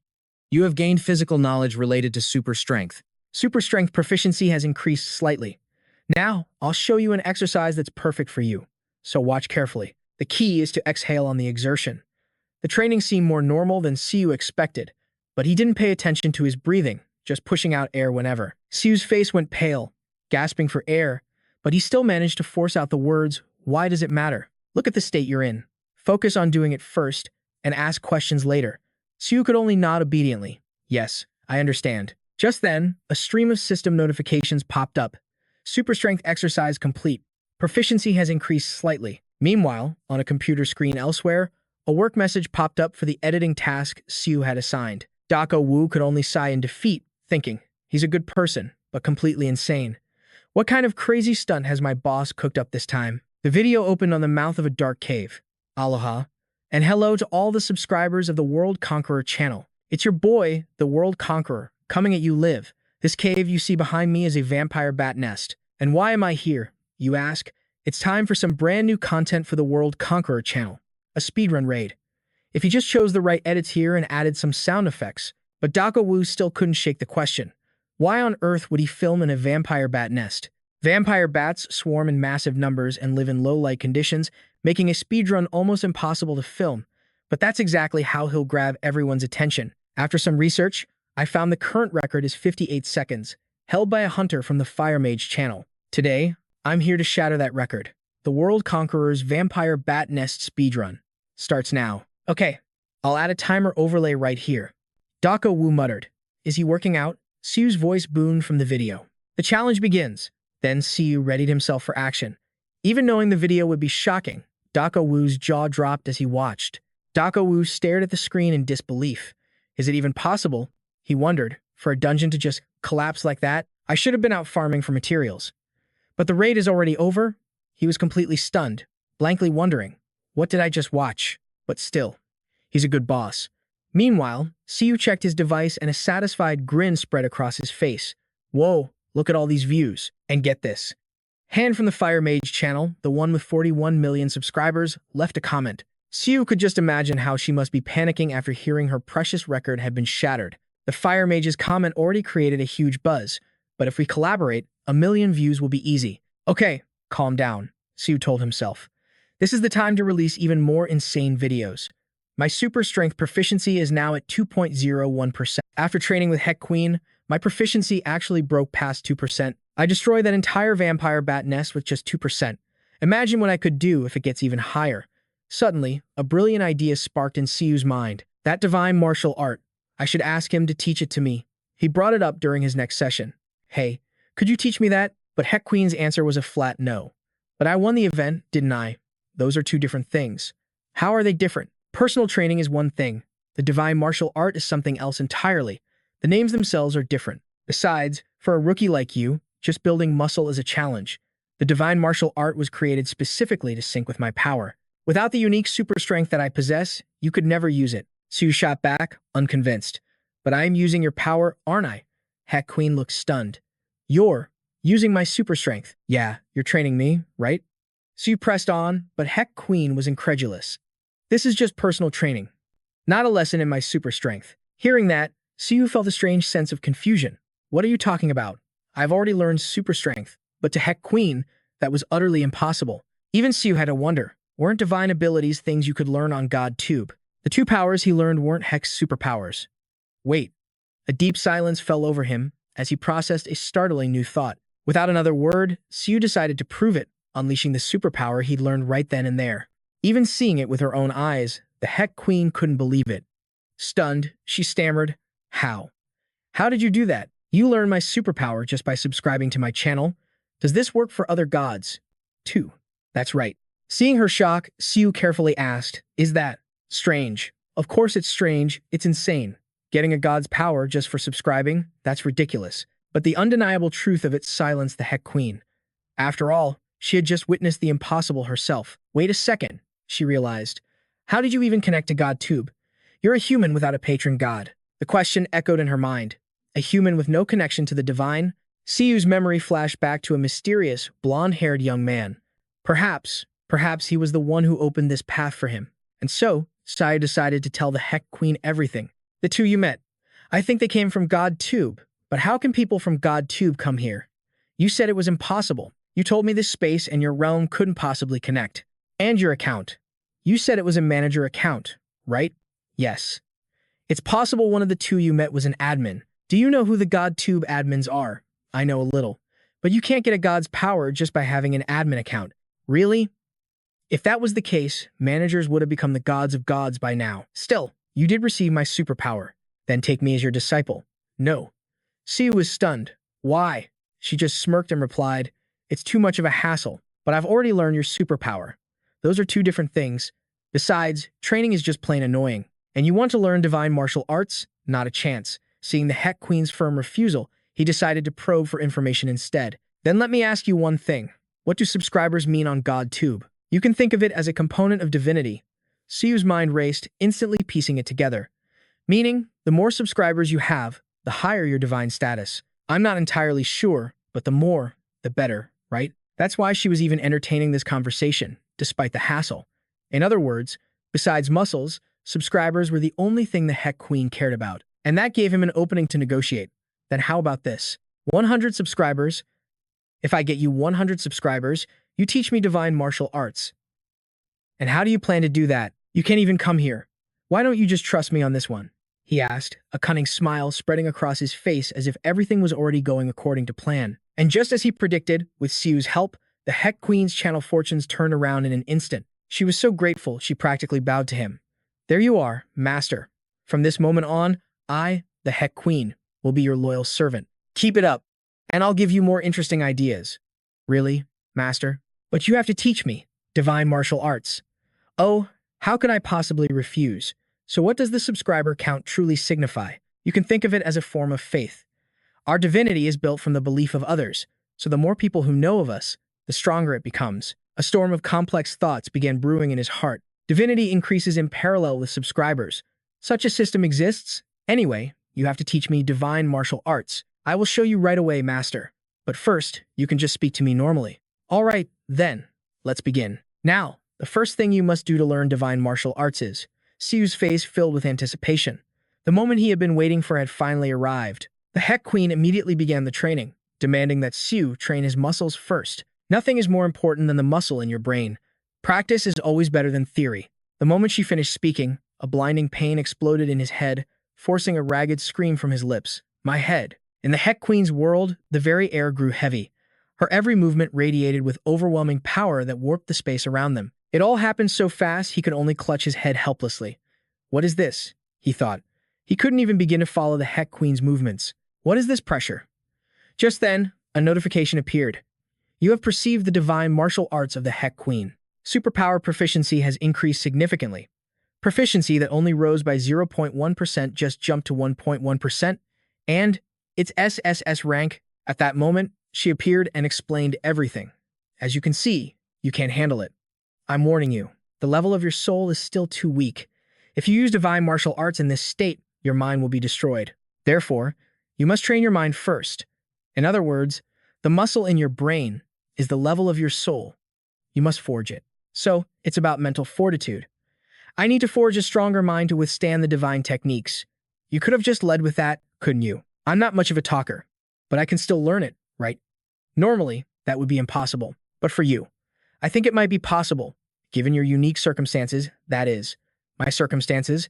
It's because you absorb our powers. Siu figured if you could absorb the power of a god specializing in mentality, you could support Henji Su's terrifying strength. Buddha, Confucius. I recommend you subscribe to Master Confucius's channel. That name gave him pause. He asked with a hint of disbelief. You mean, the Confucius? Yes, precisely. Siu's world came crashing down. He thought to himself, I have to get a membership and pay that insane monthly fee. The cost was absolutely staggering. But after checking his balance, Siu could only let out a defeated sigh. He had only about 153 million left. Hua Tua's channel was 100 million, right? 1 billion. A month. Damn it. At that rate, he'd be rolling in it, right? I mean, should I really do this? Just then, Soon appeared with a bright smile, waving hello. I've brought it back. You're here. She immediately took out an item. Here are the orc tendons you needed. Siu felt a sense of dread creep over him as he asked cautiously. How much? You said 1 million, right? But she just smirked. 113 million, to be exact. And just like that, his money vanished, leaving him with a little over 40 million. Siu swallowed his tears and forced a smile. Thanks. And thank you for using Soon's services. But Siu, what do you plan to do with orc tendons? I'm going to forge some equipment. Equipment? That's right. It's an A+ rank monster, so I can't hunt it myself. To learn the divine martial arts, he needed 1 billion. That meant Siu had to use the best materials to forge the best gear and sell it. He could also focus on gearing himself up, but a wave of helplessness washed over him. When would he ever be able to forge equipment for himself? Money was his enemy. His eternal enemy. Might as well get started. Siu then picked up his tools, ready to begin. Let's get this started. He then dove into his work with intense focus. Siu's dedication even left Pan Wang stunned and amazed. What brings you here? But Sun seemed just as astonished. Neither of them could believe what they were witnessing. Their jaws hung open in shock, but Siu remained completely absorbed in his task, never once looking away. Throughout the entire process, brilliant flashes of light erupted continuously, dazzling and full of promise. Finally, the piece of equipment he was crafting was complete, leaving the two onlookers in a state of utter disbelief. Your proficiency in divine alchemy has increased significantly. Even though he gave it his all, it was still just a reject. Ugh. When Pan Wang saw Siu's creation, he was floored. How did you? Siu himself was shocked, exclaiming, Oh my god. He suddenly turned to Sohn with a grin. How much can I get for this? What? You want to sell it? An item like this? It's beyond my capabilities to sell. None of my clients can afford gear of this level. This news hit Siu like a punch to the gut. He felt completely deflated. If I can't sell it, then what's the point? He needed money for Confucius's channel, Hua Tuo's membership fee, and Soon's medicine. So, his only hope was Soon. No pressure, but please try to sell it for me. It's just a reject piece, anyway. A reject. Hearing that seemed to put her at ease, and she immediately agreed. Since you're entrusting it to me, I'll do my absolute best. Siu, you'll leave it to me, right? Old man, can I borrow your name? My name? Yeah. I was thinking of putting this item up for auction. An auction? And just like that, at the very next auction, the host made the announcement. The next item has finally arrived. This is a piece that even the great master Pan Wang couldn't forge, yet he himself acknowledged it. That single statement sent a wave of whispers through the crowd. Master Pan Wang? Isn't he the blacksmith officially recognized by Aolan? The atmosphere in the hall grew hotter as the auctioneer declared, the item we've introduced is a pair of high-quality gauntlets. These gauntlets are crafted from orc tendons, making them incredibly durable. That means you'll never have to worry about them breaking. And don't be surprised, because they are made from the tendons of an A+ rank monster. Our analysis shows they can even enhance the wearer's strength. That piece of news was enough to ignite a firestorm of questions in the hall. It can enhance the wearer's strength? Is it an enhanced piece of equipment? But isn't Master Aolan the only one who can create enhanced gear? The murmurs were getting out of hand, forcing the host to make a clarification. My apologies. It's not an enhanced item, but it is confirmed to slightly boost strength. About 5%. It's still a special effect item, and these gauntlets provide incredible support. Judging by your reactions, if I stall any longer, you all might just rush the stage. Let's begin. The starting price will be 10 million won, with minimum bid increments of 5 million won, 10 million, 15 million, 20 million, 25, 30 million. The bids kept climbing until they hit 50 million, when the host declared, we will now raise the minimum bid to 10 million. And so it continued. 60, 70, 80, 90, 100 million. All right, let's raise the stakes. The bidding increments will now jump by 150 million. As the numbers climbed ever higher, the auctioneer's voice filled with excitement. 350 million.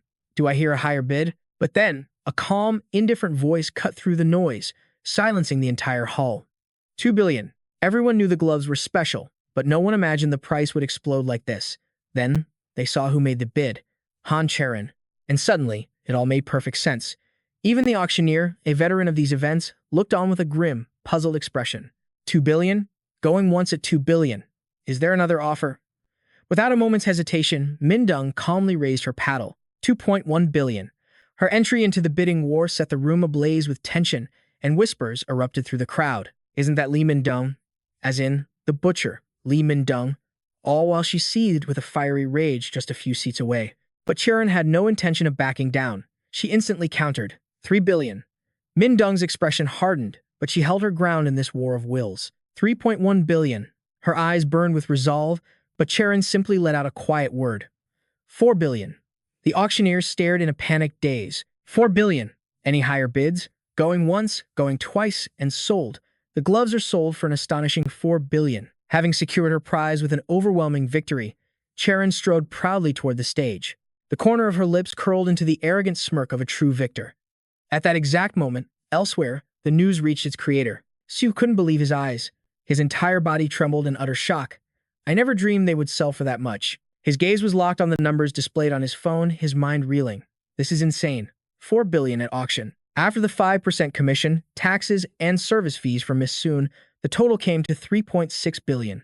I love you, Miss Soon. What? Wait, your strength. He pulled Soon into a bone-crushing hug, completely oblivious to her desperate pleas. Mr. Siu, I can't breathe. Siu finally released her, scratching his head in embarrassment. I guess I got a little too excited. I want to give you something as thanks. But she immediately refused. No, you've already paid the service fee. Besides, thanks to you, our company is now a VIP at the auction house. That's more than enough. And Mr. Pan Wang agrees. You're the one who created it. I didn't do a thing. So, Siu made a decision. He would teach Pan Wang the aggro forging technique he learned from Baek Gu's video. There are 4 rhythms to it. You should do this anyway. And the membership fee for the Confucius channel is 1 billion a month. If Siu wanted to learn the divine martial arts, he had to subscribe. Don't regret it, he told himself. Don't you dare regret this massive expense. He tried to steal his resolve, But when the notification confirmed his subscription, he gritted his teeth, his heart aching from the cost. When C saw the restaurant he brought her to, she asked nervously, "Hey, isn't this place incredibly expensive? We don't need to eat here. We should treat ourselves to a place like this once in a while." He smirked, thinking, 600,000 won per person. Who cares? I still have 2 billion left in my account. The Huatuo channel costs 100 million, and the Confucius channel is 1 billion, a total of 1.1 billion. He took a sip of tea, forcing the thought away. Stop thinking about it. I'll just watch some GOT until the food gets here. Meanwhile, C gazed around the fancy restaurant in wide-eyed wonder. Siu, on the other hand, opened the Confucius channel. Though the master spoke slowly and cryptically, his movements were lightning fast. Siu's first reaction was pure shock. 34,000 subscribers? That's a huge number. Did all of Confucius's disciples subscribe to his channel? So this is what online classes are like on YouTube. He said I needed to train my mind to learn divine martial arts, so I figured it would be SS rank. But this isn't a combat channel. SSS rank means it's even higher than divine martial arts.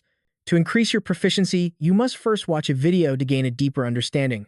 The scene in the video was incredibly tranquil, accompanied by a deep, steady voice. A true gentleman is one who cares for those around him. That one sentence was enough to make Siu's face darken as a powerful wave of boredom washed over him. And yet, the system notifications began pouring in. You have grasped the fundamentals of the Confucian way. Proficiency in benevolence and righteousness has slightly increased. So you mean, even though I received Master Confucius's spiritual power, I haven't obtained all of it. That is correct. You must raise your proficiency first. As I've told you, the divine martial arts are not something you can wield at your current level. How should I put this? It's like bending the very laws of the world, not just using simple brute force. You will need to focus your mana and channel it directly into your tendons. That mana will become your source of power. To use it more actively, you must amplify your internal organs. This allows them to contain your will, making it easier to manipulate your mana. In Eastern mythology, this is known as internal energy. But seeing the blank look on his face, HQ could already guess his thoughts. You find this all incredibly boring, and you have no idea what I'm talking about. Correct? Suddenly, a brilliant flash of light erupted from his body, causing Siu to jump back in shock.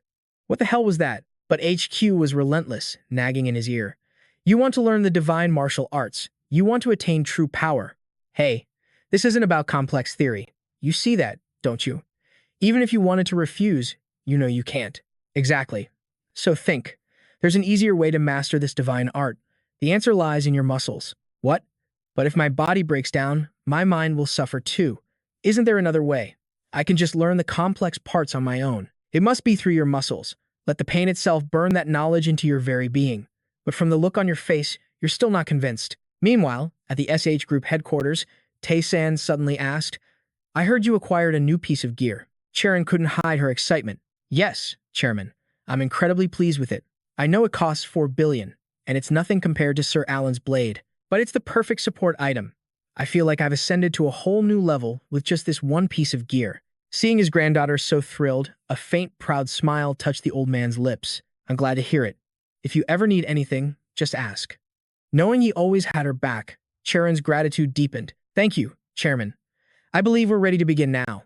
Suddenly, Tae-san's expression turned grim, his brow furrowing. But her voice was firm, unwavering. The S-rank dungeon raid. It's unknown how much time had passed, marked only by Siu's ragged, weary breaths. He collapsed onto the floor, completely drained. I can't keep up, he thought. This divine martial art. I have to master it. He forced himself to open his phone again, trying to focus on his research. But everything started to blur, and a wave of emptiness washed over him. He wondered, I can't raise my proficiency like this. Can I even do this at all? He then recalled a famous question. How do you avoid a battle you can never win? And the voice of Confucius calmly answered, there is a way. By never allowing the battle to end. Those words ignited a spark in Siu's exhausted soul. Hein was once human, a hero who surpassed a god while still in a mortal body. Didn't Hex struggle just as much? Didn't he face impossible odds? Didn't he fail time and time again? The divine martial art, a power that makes you question your own limits. But once mastered, it becomes something more than mere technique. More than anyone, Siu knew he wasn't a genius. So the only path forward for him was relentless, unending effort. In an instant, his battle sense returned, sharper than ever. It felt as if the very world was beginning to revolve around him. Siu moved with perfect calm, pouring absolute focus into every single gesture, every single motion, striving for perfection. The results were immediate as a system window flashed before his eyes. The spirit of indomitability now flows through your entire being. Proficiency in benevolence, righteousness, and wisdom has increased. You have mastered Hein's divine martial art. A flood of notifications about his rising stats appeared, as Siu felt a wave of unbelievable power surging through his body. He'd finally done it. He'd mastered Hein's divine martial art. The sudden victory left him completely stunned, standing there in a daze. As more positive alerts popped up from the system, a practical thought hit him. I need to find a private training room. I wonder how much that costs. Elsewhere, Gu let out a weary sigh as she booted up her computer to get to work. She stared blankly at the request from Siu on her screen, lost in thought. It was just like that video with the vampire bats. The fire sorceress broke the boss's record on her channel, reclaiming the #1 spot. An insane record of just 11 seconds. The raid was over the moment it started. Gu clicked to download the video he sent, realizing he was sticking to his usual format. Hello, viewers of the World Conqueror channel. It is I, the man who conquers all, World Conqueror. I heard the fire sorceress channel just set a new record. 11 seconds. Now that is an impressive time. And that's why today, we are going to conquer the fire sorceress herself, Miss Yu Hannah. The words hit Gu like a bolt of lightning. His voice was still ringing in her ears. Now, you're all probably wondering why I'm suddenly targeting Miss Yu Hannah. If I went after her for real, I'd be toast. Literally. I can't do something that reckless without a plan, right? That's why the strategy I'm showing you all today is how to conquer Miss Yu Hannah's #1 ranking. All right, enough talk. Let's get started. And with that, Siu sprang into action. He started with a high kick that seemed to cleave the very air, then unleashed a devastatingly precise strike, concentrating all its power into a single point. Then, nothing. The screen went completely black, filled only with a terrifying roar. Her monitor flickered as if she'd lost the signal. But then Gu remembered something and quickly clicked her mouse. Wait a second. He sent me 2 videos. She opened the second file, and the contents made her jaw drop, her eyes widening in utter disbelief. The footage picked up right where the last one left off, with Siu raising his leg, preparing to unleash his technique. A shockwave of unbelievable power ripped through the earth, causing the camera to shake violently before toppling over completely. The scene was chaos, but Siu's oblivious voice cut through the noise. Oh, I just realized. I can just train inside a dungeon, can I? A deathly pallor washed over Gu's face, making him question his own sanity. What in the world was he even watching? His hand trembled as he moved the mouse to double-check. Wait, a 4-second video? Gu was completely stunned, unable to believe his eyes. Meanwhile, Siu was on the other side, happily checking his analytics. Thanks to his divine martial arts skill, his views and comments skyrocketed. At this rate, earning 100 million won was no longer just a dream. Suddenly, as he scrolled through the comments on his channel, he saw something that made him pause. A rumor that Churan's raid had failed. The entire comments section was buzzing about it. But he just sighed in frustration, dismissing it as nothing more than a baseless rumor. However, the rumor gained terrifying credibility when someone discovered it had already hit the news. Siu refused to believe it, but a seed of doubt was planted. Could it be true? He searched for himself, and the headline hit him like a physical blow. Cheron's S-rank dungeon raid ends in failure. Meanwhile, a swarm of reporters relentlessly hounded her for information. Even after reading the article, he was still baffled. It gave no details on how she could have possibly failed. In a flash of frustration, he tossed his phone onto the bed. He immediately scolded himself. Why do I even care? I don't have time to worry about her. I'm way too busy. She'll figure something out. At that very moment, on the top floor of the SH Corporation Tower, the second Cheron walked in. Mina was the first to speak. Well, look what the cat dragged in. Cheron's expression remained perfectly composed, her gaze as sharp as ice. Hello, Director Mina. It's been a while. My dear niece, are you doing all right? Her eyes scanned Cheron from head to toe, a probing, condescending smile on her face. What's this? Coming back from seeing the chairman? Yes. I thought it was my duty to report to him. Mina nodded in mock agreement. Then she sighed dramatically. The chairman has called for an emergency meeting. The company is in chaos right now. Not only is our stock value plummeting, but investors are pulling out left and right. But it's not your fault, dear. It's ours. For having such high expectations, you should probably go. Before you run into the executives. Every single word from Mina's mouth was like a dagger twisting into Cheron's heart. She stood there frozen, long after everyone had gone. Just then, a voice cut through the silence. That's a bitter pill to swallow, isn't it? Siu asked with a knowing smile. This must be some kind of punishment, he thought. Still, he couldn't help but feel great. His proficiency with divine medicine had increased significantly, making the potion much easier to swallow this time. After acquiring the gentleman's dignity skill, every single one of Siu's stats received a boost. It wasn't just divine martial arts, but also superhuman insight and divine alchemy. His insight stat saw the biggest jump, since it synergized with all his other attributes. Gentleman's dignity truly was an SSS rank skill. This meant Sioa's condition must have improved. The bright look on her face confirmed it, filling him with a quiet joy. It's working. If he could just keep raising his divine medicine proficiency, he was certain he could completely cure Sioa. The only problem was money. He needed to pay the registration fees for the Hua, Tuo, and Confucius memberships. Luckily, the 1 billion won he currently had was just enough. If only he could sell this miracle medicine. But he couldn't just put it on the market recklessly without some kind of certification. An idea suddenly struck him. Perhaps he could ask. Just then, a sound from outside his door put him on high alert. "Who's there?" A polite voice answered from the hallway. "Excuse me, are you Mr. Min Su?" The man then introduced himself. "My name is Kang Min. I'm secretary to Miss Han Cheron." He waited patiently outside for Su to open the door. Once inside, Kang Min got straight to the point. "My employer wishes to attempt the dungeon raid again." Hearing that, Su understood everything immediately. Han Cheron wanted to clear that dungeon, and she needed his help to do it. So he cut right to the chase. "She wants me to draw up the battle plan?" "That's correct. And another thing. What exactly happened inside that dungeon?" Kang Min lowered his head, looking helpless. "I apologize, but I was not privy to the details. She only told me that your assistance is absolutely essential. Miss Han wanted to come in person, but she's under intense public scrutiny right now. Please, forgive our indiscretion. Would you be willing to speak with her?" A smirk slowly formed on Su's lips. He could already smell it, the sweet scent of a viral YouTube video and the dream of subscriber numbers exploding. Even with just a brief glimpse at the SH Hunters Guild headquarters, Su noticed it instantly. She was wearing the very gloves he had crafted for her. Cheron was in a state of absolute focus, as if nothing in the outside world could possibly disturb her. The moment he saw Su arrive, Kang Min rushed forward. "Let me get her for you." But Su held up a hand, stopping him. "No need. Let's wait." He observed her, deep in thought.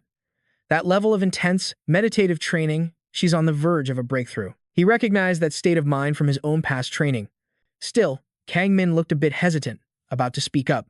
"But, sir," Su simply replied, his voice calm. "For me, it's just a moment of waiting. But for Miss Cheron, this could be the moment a rare opportunity awakens." Throughout the entire session, she maintained flawless concentration. Powerful techniques flowed one after another, beads of sweat tracing lines down her face. And Su wasn't just standing by idly. From a distance, he was keenly analyzing her movements, which he realized lacked any formal structure. Was it because his own knowledge had leveled up after obtaining S+ rank Enlightenment and Divine Martial Arts?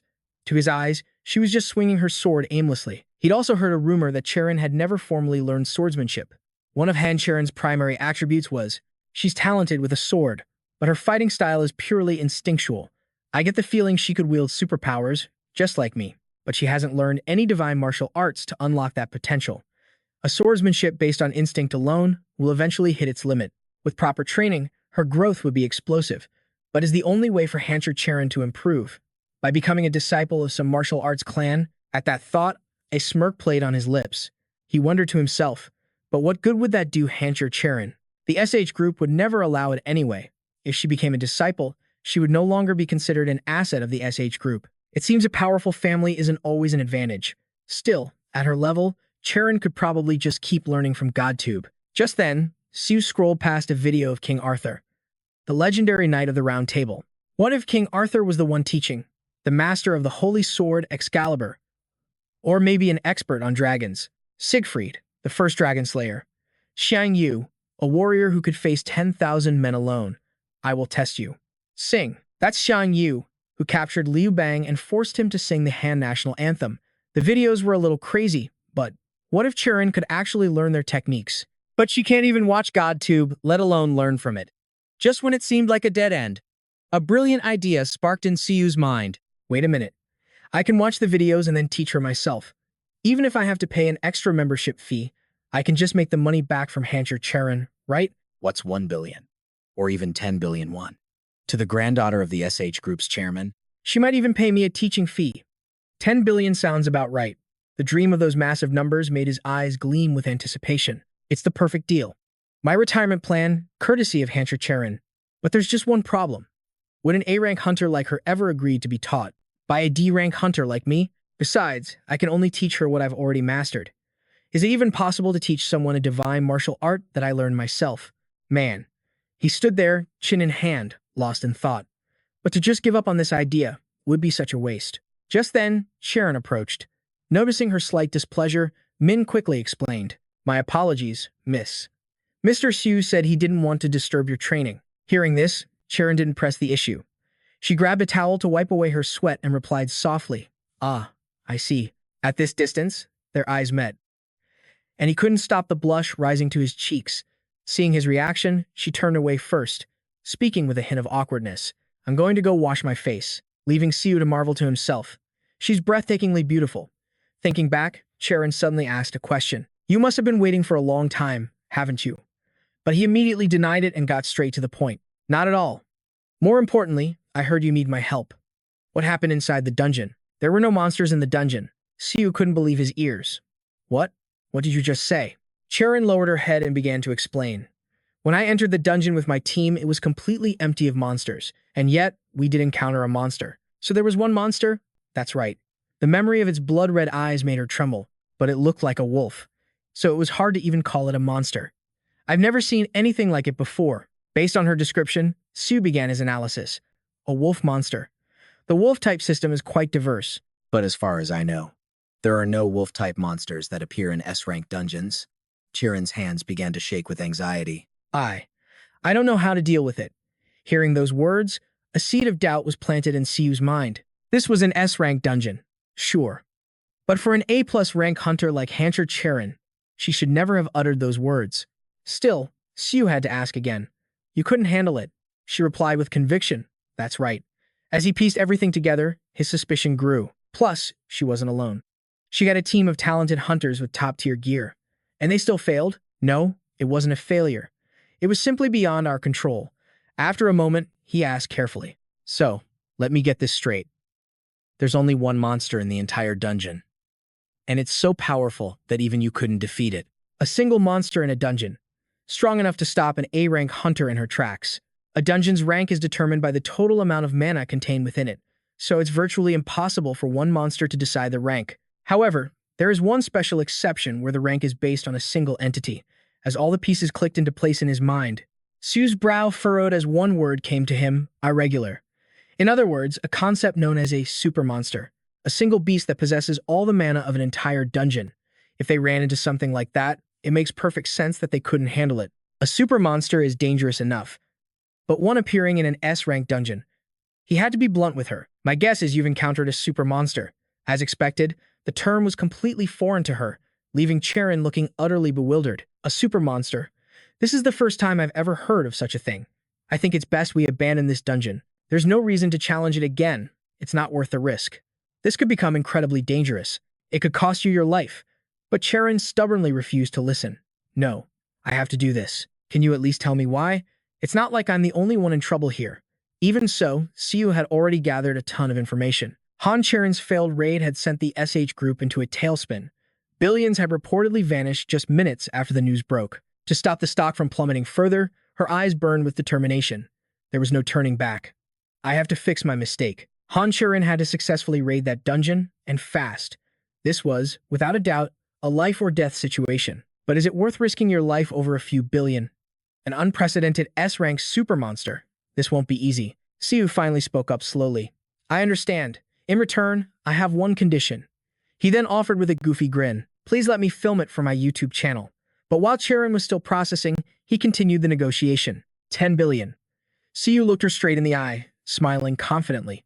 "I can't go any lower than that." In the end, the deal was struck with a 1 billion down payment.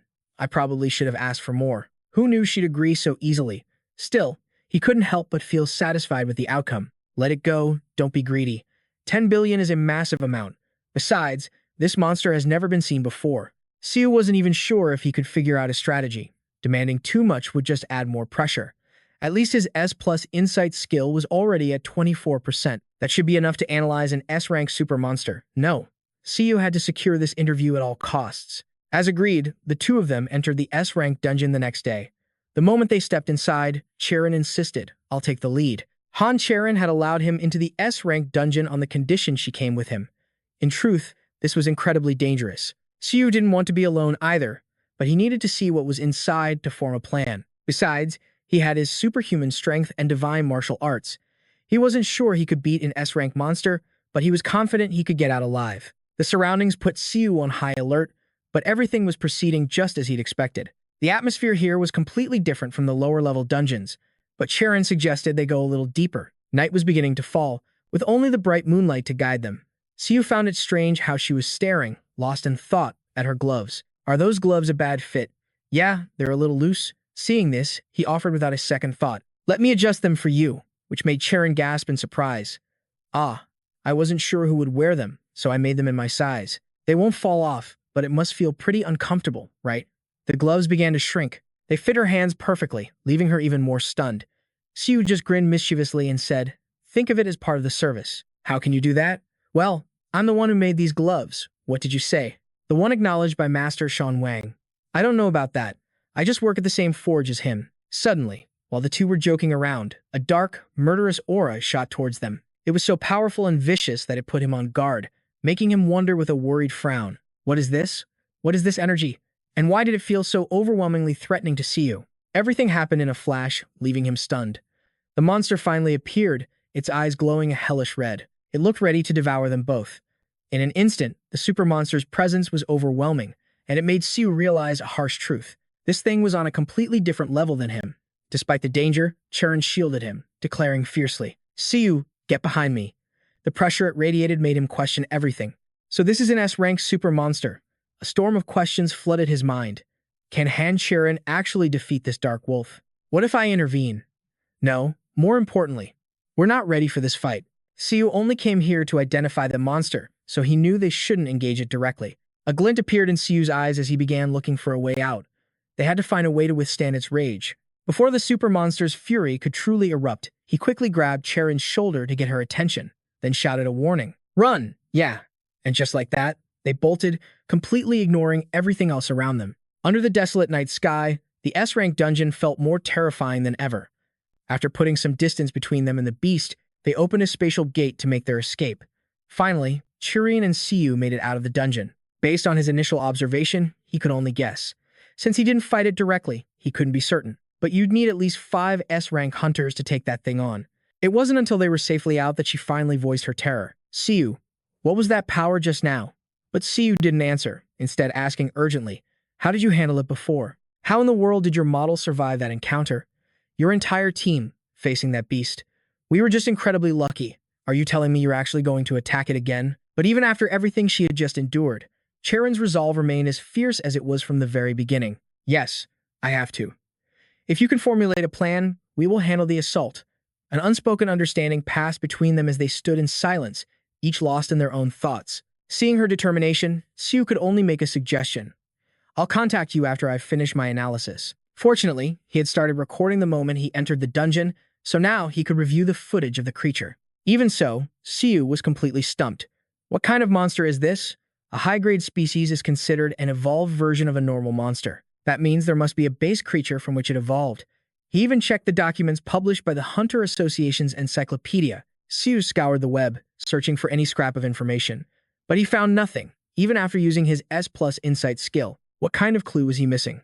Just then, as Hekwin finished his training session, he called out, all right, we'll stop here for today. He had completed HQ's training program, increasing his relevant proficiency, but he was left completely drained, collapsing to the ground and gasping for air. Seeing him in this state, Hekwin walked over. Worn out already, but Siu paid him no mind, completely focused on his phone. Hekwin's curiosity grew as he leaned in closer. Sir, what are you watching?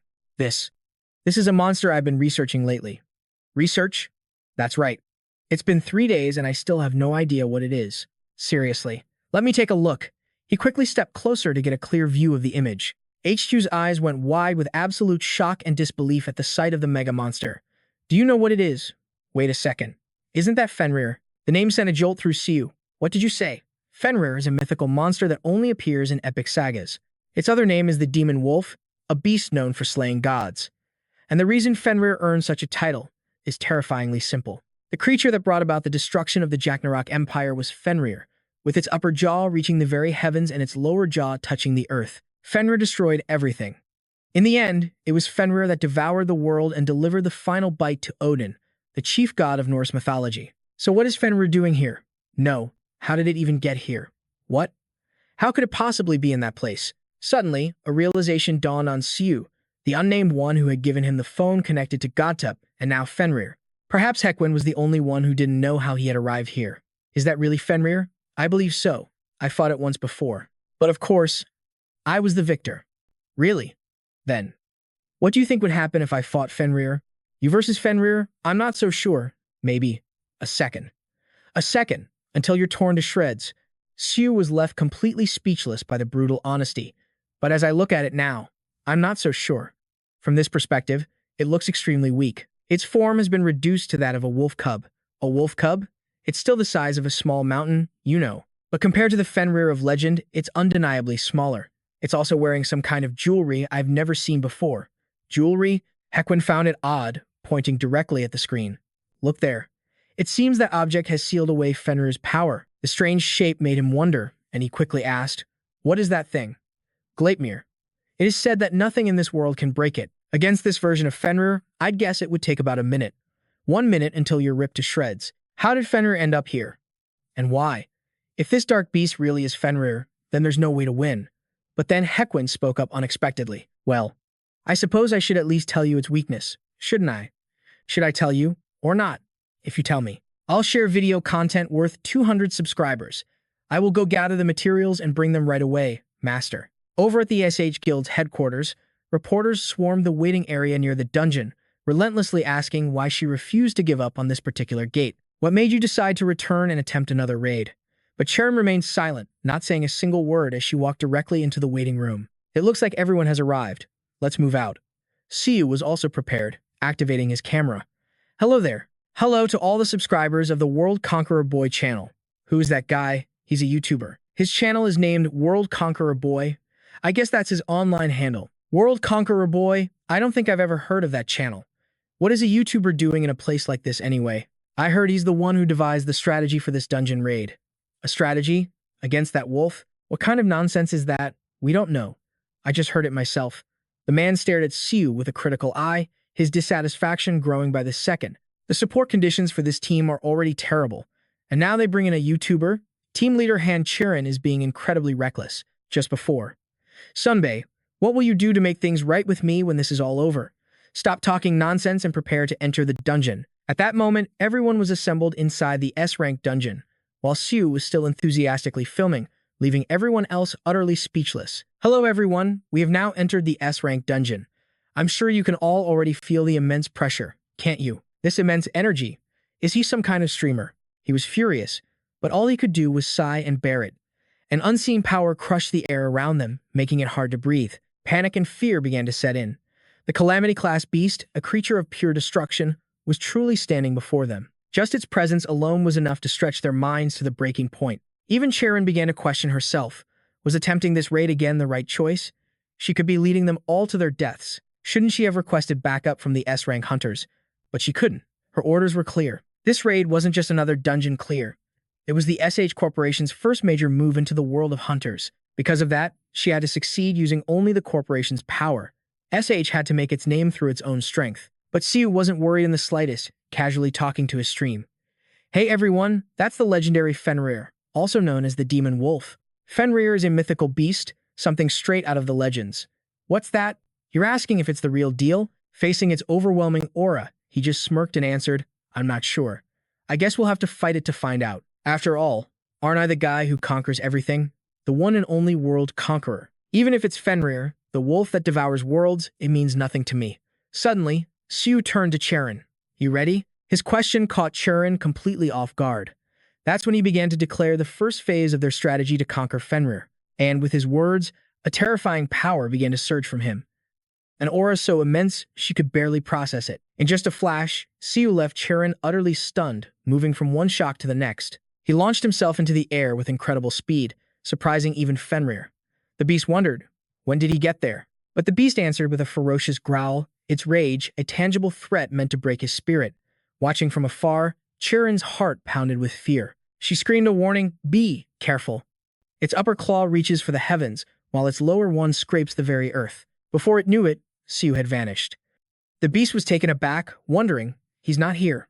Where did he go? In that same instant, he flickered back into existence, closing the distance in a flash of lightning. Siu's fist tightened, brimming with overwhelming power, ready to deliver a single, decisive blow. Then, sensing the perfect opening, he unleashed his attack, striking the beast with everything he had. The rest of the hunter squad could only watch in terror, wondering, what is happening? The battle between Siu and the legendary Fenrir grew suffocatingly tense, but after the dust settled, it was still standing, as if it hadn't taken a single scratch, leaving Siu feeling utterly powerless. Damn it. Siu had landed a direct hit, but the beast was completely unfazed. He could only manage a bitter laugh. This is so frustrating, but Hekwin said this attack was supposed to work.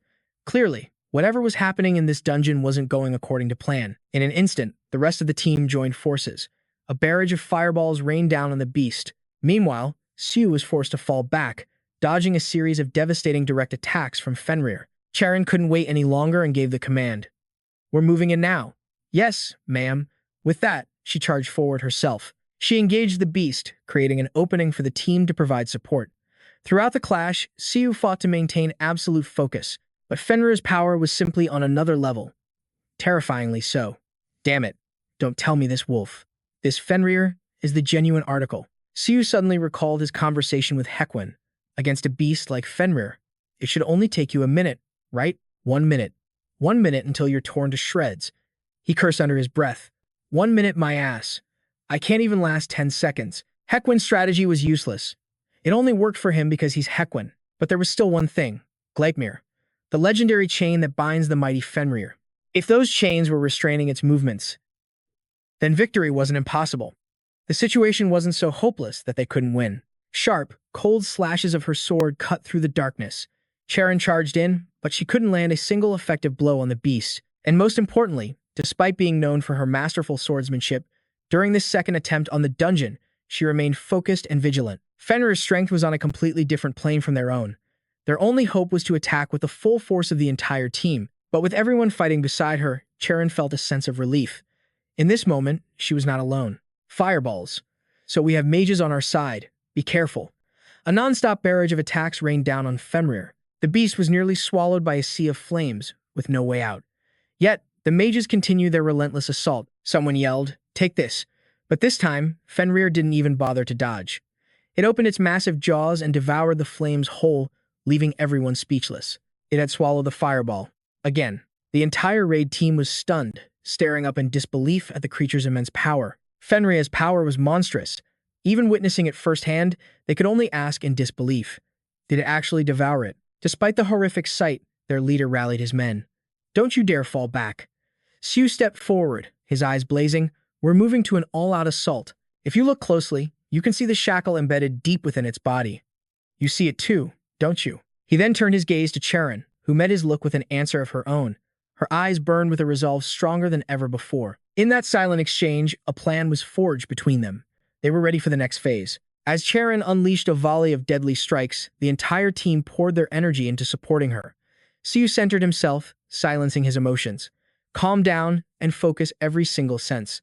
And just like that, he summoned forth a power that bordered on the absolute. Facing their combined assault, Fenrir's eyes blazed with a murderous fury unlike anything they'd seen. Seizing the moment it was distracted, he exploded forward, unleashing his full power in a direct confrontation. Driven to end this brutal fight, Fenrir went berserk as Siu charged in, its razor-sharp claws extended.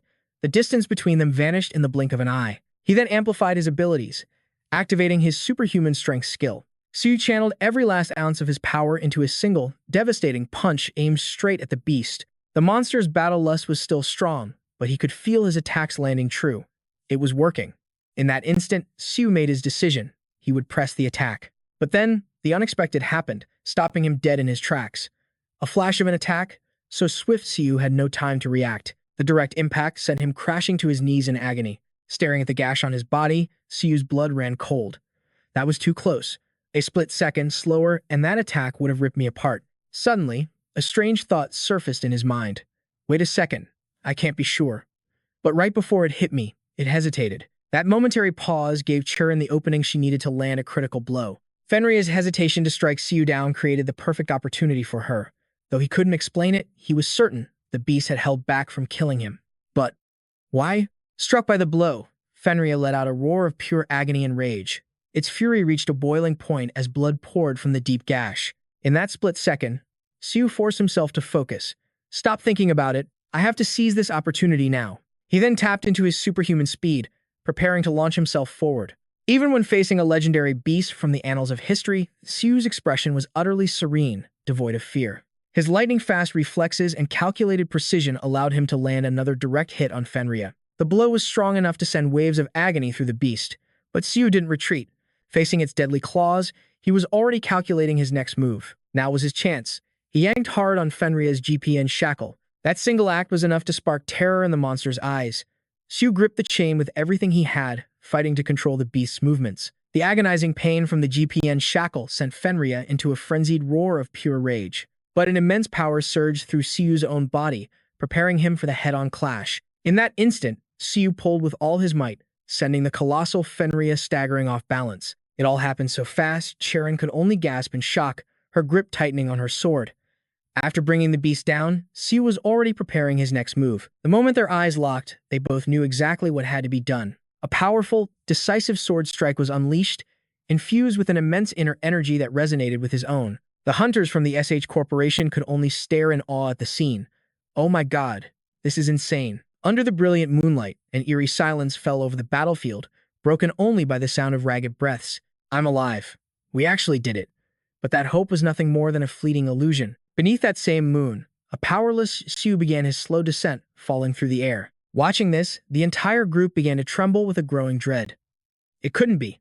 From the shadows, streams of gray aura began to churn and gather once more. The aura reformed into Fenrir, the very monster they thought they had defeated. Panic and despair washed over their leader's face. This is a battle that we can't possibly win. This time, the killing intent radiating from Fenrir was heavier, more overwhelming than ever before. As Siu collapsed, one question echoed in his mind. Why? Why is this happening? Fenrir is bound by the GPN. It should have been sealed. But it's still the demonic wolf that once devoured the world. The wolf that once slaughtered gods is still that very same wolf. At my current level, attacking it is an impossible feat. Something's wrong. Siu replayed the events in his mind, but it made no sense. As the danger intensified, Cheron shouted a desperate warning. Everyone, run for your lives. Get Siu out of here, now. In that instant, a chilling memory resurfaced. This was the exact same situation as that day in the prison. She had saved her teammates the very same way. He knew, no matter how hard they fought, they stood no chance against Fenrir. But why was that? In a flash of what should have been pure despair, a shocking realization pierced through Siu's mind. I finally get it. He couldn't believe it took him this long to see the truth. Siu's mind reeled with self-reproach. How could I be so stupid? The whole thing was wrong from the very beginning. He quickly moved toward a fallen hunter, asking, "Hey, can you get up?" The hunter just stared, baffled by his cryptic expression. "What are you trying to do?" Ignoring the question, Siu began to walk calmly toward the chaos where Cheron was desperately holding off Fenrir. With each step, he closed the distance to the monstrous beast. Cheron, seeing this, cried out his name in disbelief. Siu, his theory was proving correct. The beast didn't attack. It simply stared at him. Watching Siu's insane gamble, Cheron's frantic shouts echoed through the cavern. "What do you think you're doing?" The air filled with panicked warnings. "Are you out of your mind? Run." Yet, he stood there in defiant silence. The space between Siu and the great beast had shrunk to almost nothing. A quiet, almost bitter smile formed on his face. "It's been wrong from the very beginning," he mused. "Maybe a full party of S-rank hunters would be different, but for us, there was never a path to victory." And that was the part that felt so strange to Siu. The one question that started it all. Why am I still alive? How did our team manage to return alive? The fact that not a single person died, that should have raised questions from the very start. "What are you saying?" she demanded. "Don't you understand yet?" He shot back. "If Fenrir truly wanted to, it could have wiped us all out in an instant. No one would be left standing. So how did we make it out? It spared all of you." In that moment, Siu understood everything. The truth behind why Han Cheron and her entire squad had managed to return. It's because it has no desire to kill anyone. To put it another way, it's warning us to flee because it doesn't want to cause any harm. Of course, the idea sounded insane even to him. But when he thought about it carefully, Fenrir never made the first move. That was completely illogical for an ordinary monster. From the very moment of its birth, Fenrir was prophesied to be the one who would one day destroy Asgard. The great beast was abandoned. From the moment it was born, it was forced to endure endless hunger and solitude. Yet, It persevered with incredible strength, struggling to survive against all odds. And soon, rumors of Fenrir's existence reached the heavens. The gods of Asgard came to find Fenrir. "We hear you are incredibly strong," one said. "How about you try to break this rope for us?" Fenrir didn't even try to fight back against the gods. For the beast, it was like a welcome invitation, a chance to finally play after being alone for so long. It felt that, at long last, it had found companions. Witnessing Fenrir's incredible power, they cheered and laughed with excitement. Amazing. Not even Thor could snap that rope. Fenrir was filled with joy, feeling that it had truly become friends with the gods. The gods, however, saw things very differently. They were terrified that such power would eventually unleash destruction upon their world, so they forged Gleipnir, an unbreakable chain meant to imprison it forever. And once again, the beast was deceived. Fenrir sensed something was amiss, a seed of doubt planted in its mind. A god proposed a condition. "If you cannot shatter this ribbon, and the gods refuse to set you free, then you can bite off my left hand." The one who spoke was a god named Tyr, who had come personally to win the great beast's trust. While all the others ignored Fenrir, Tyr was the one god who had visited it, providing it with food in the barren lands it called home. He did this because he saw the beast as a friend. And just like that, Fenrir was trapped by Gleipnir, with no hope of escape. As predicted, the gods refused to set it free. And Tyr, he honored his vow. As promised, he placed his left arm into Fenrir's powerful mouth. With a look of profound regret, he spoke, "Fenrir, I have failed you." Despite the betrayal, Fenrir had no desire to harm Tyr. It did not want to cause him pain. However, the other gods, still fearing Fenrir's might, jammed a sword into its jaw, propping its mouth open. Fenrir was forced to endure its chains until the coming of Ragnarok. There was no one to share its sorrow, left utterly alone in boundless pain. And when Ragnarok finally dawned, a cataclysmic rage washed over Fenrir. It began to swallow the world whole and bring ruin to the gods. But even then, Fenrir did not kill Tyr. For even as its mind was clouded by pure wrath, it never forgot the only friend who had ever cared for it, the one who brought it food. Perhaps out of sheer naivety, Fenrir always considered Tyr its friend. The Fenrir from the myths wasn't simply a wolf. It was worthy of the name bloodthirsty demon wolf. And yet, Siu stated firmly, "I can say one thing for sure. This Fenrir does not want to harm us." At his words, the others stared in disbelief. "What in the world are you talking about? You seriously want us to believe that?" Cheron cut in, her voice firm. "Even so, we have to eliminate it. If we abandon an S-rank gate and a dungeon break occurs, the damage will be irreversible. Even without a full-blown dungeon break, if Fenrir escapes to the outside world, there's no guarantee it won't harm civilians." The rest of the team immediately sided with her. Siu's words fell on deaf ears. "We are retreating for now," Cheron declared, turning to face the team with absolute resolve. "We'll report back to the association and have them send S-rank hunters for support. I am forfeiting the raid of this dungeon." Seeing that no one else had the will to fight, a thought crossed Siu's mind. Han Cheron's logic is sound. To prevent a potential disaster of unimaginable scale, we have no choice but to kill Fenrir. I don't understand why it's here. Could it be that Fenrir was abandoned once again, just like in the myths? The world-ending force known as Ragnarok had severed Gleipnir. Fenrir escaped its bonds, but somehow it was shackled to them once more. Was Fenrir truly left to rot in this place? This entire dungeon was a cage, a barrier built to trap it, leaving no other way out. Just like in the ancient tales, it was cast aside at birth, destined to die alone in the darkness. This also explained why the dungeon was S-rank. The entrance alone was a nightmarish sight. He realized the S-rank wasn't for Fenrir's power, but for the dungeon's own mana, the very force that imprisoned the beast. The power needed to trap a weakened Fenrir was rated S-rank. Seeing Siu hesitate, Cheron finally broke the silence. "We have to go back," but Siu couldn't move. He couldn't accept leaving Fenrir behind to suffer alone. "There's nothing I can do. With my current power, I'm useless to Fenrir. If we just walk away now, this is how it ends." Fenrir never even tried to harm anyone. Even if it might kill people when we return, it's not chasing us now, because it's a fool, just like in the old stories. The moment we leave this dungeon, it's over.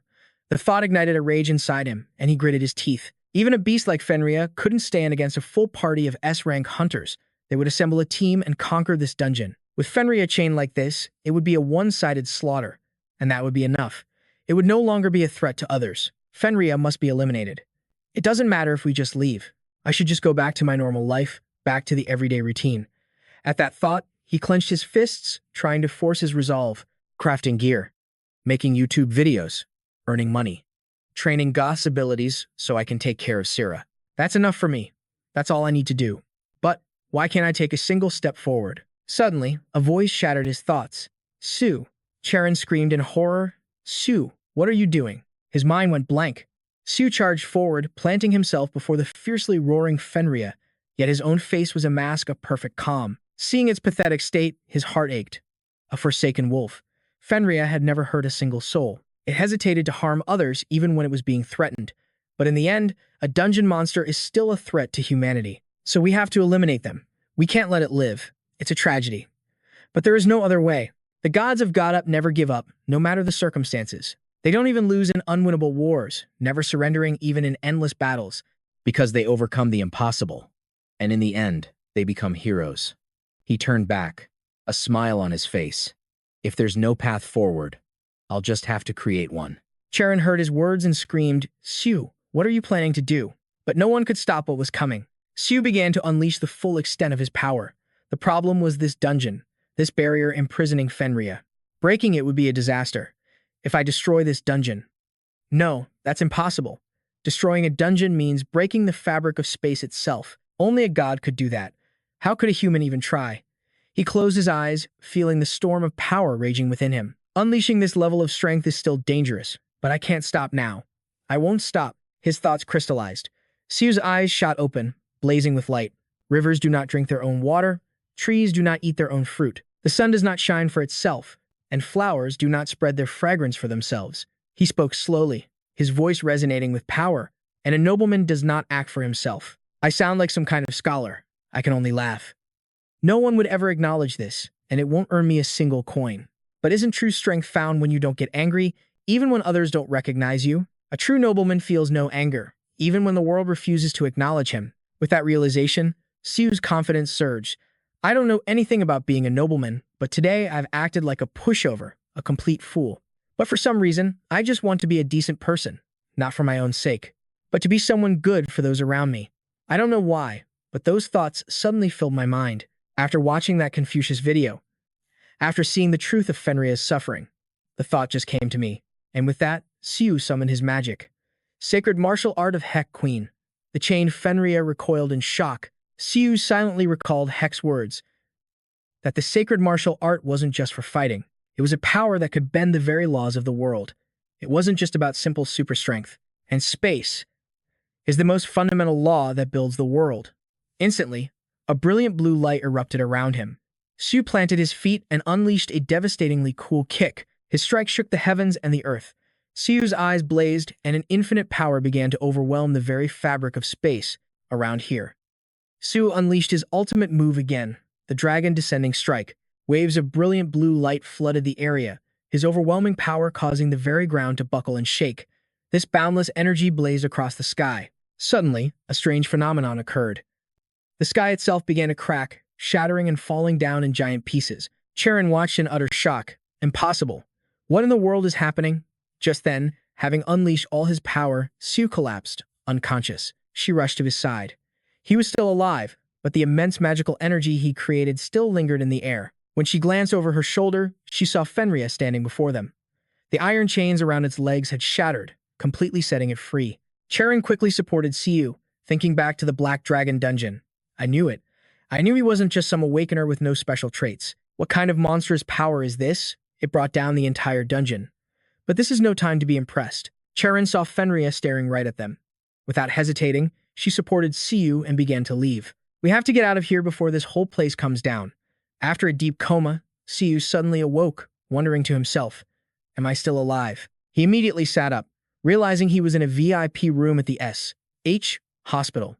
Just then, Cheron, who was by his side, asked with concern, are you okay? Siu looked at her, confused. Why are you here, Miss Cheron? She gestured to herself. As you can see, I'm a patient, too. Are you uncomfortable? Siu shot her a wicked look, a smirk playing on his lips as he thought, of course I am. Who wouldn't be? What man wouldn't love to be in a room with a beautiful woman? No, that's not right. As the sages say, after the age of 7, men and women shouldn't share a room. Men and women shouldn't be alone after 7. He shook his head, trying to banish the thought. What the hell am I even thinking about? Suddenly, Cheron spoke up. Don't you want to know what happened? He began to recount the events as he saw them.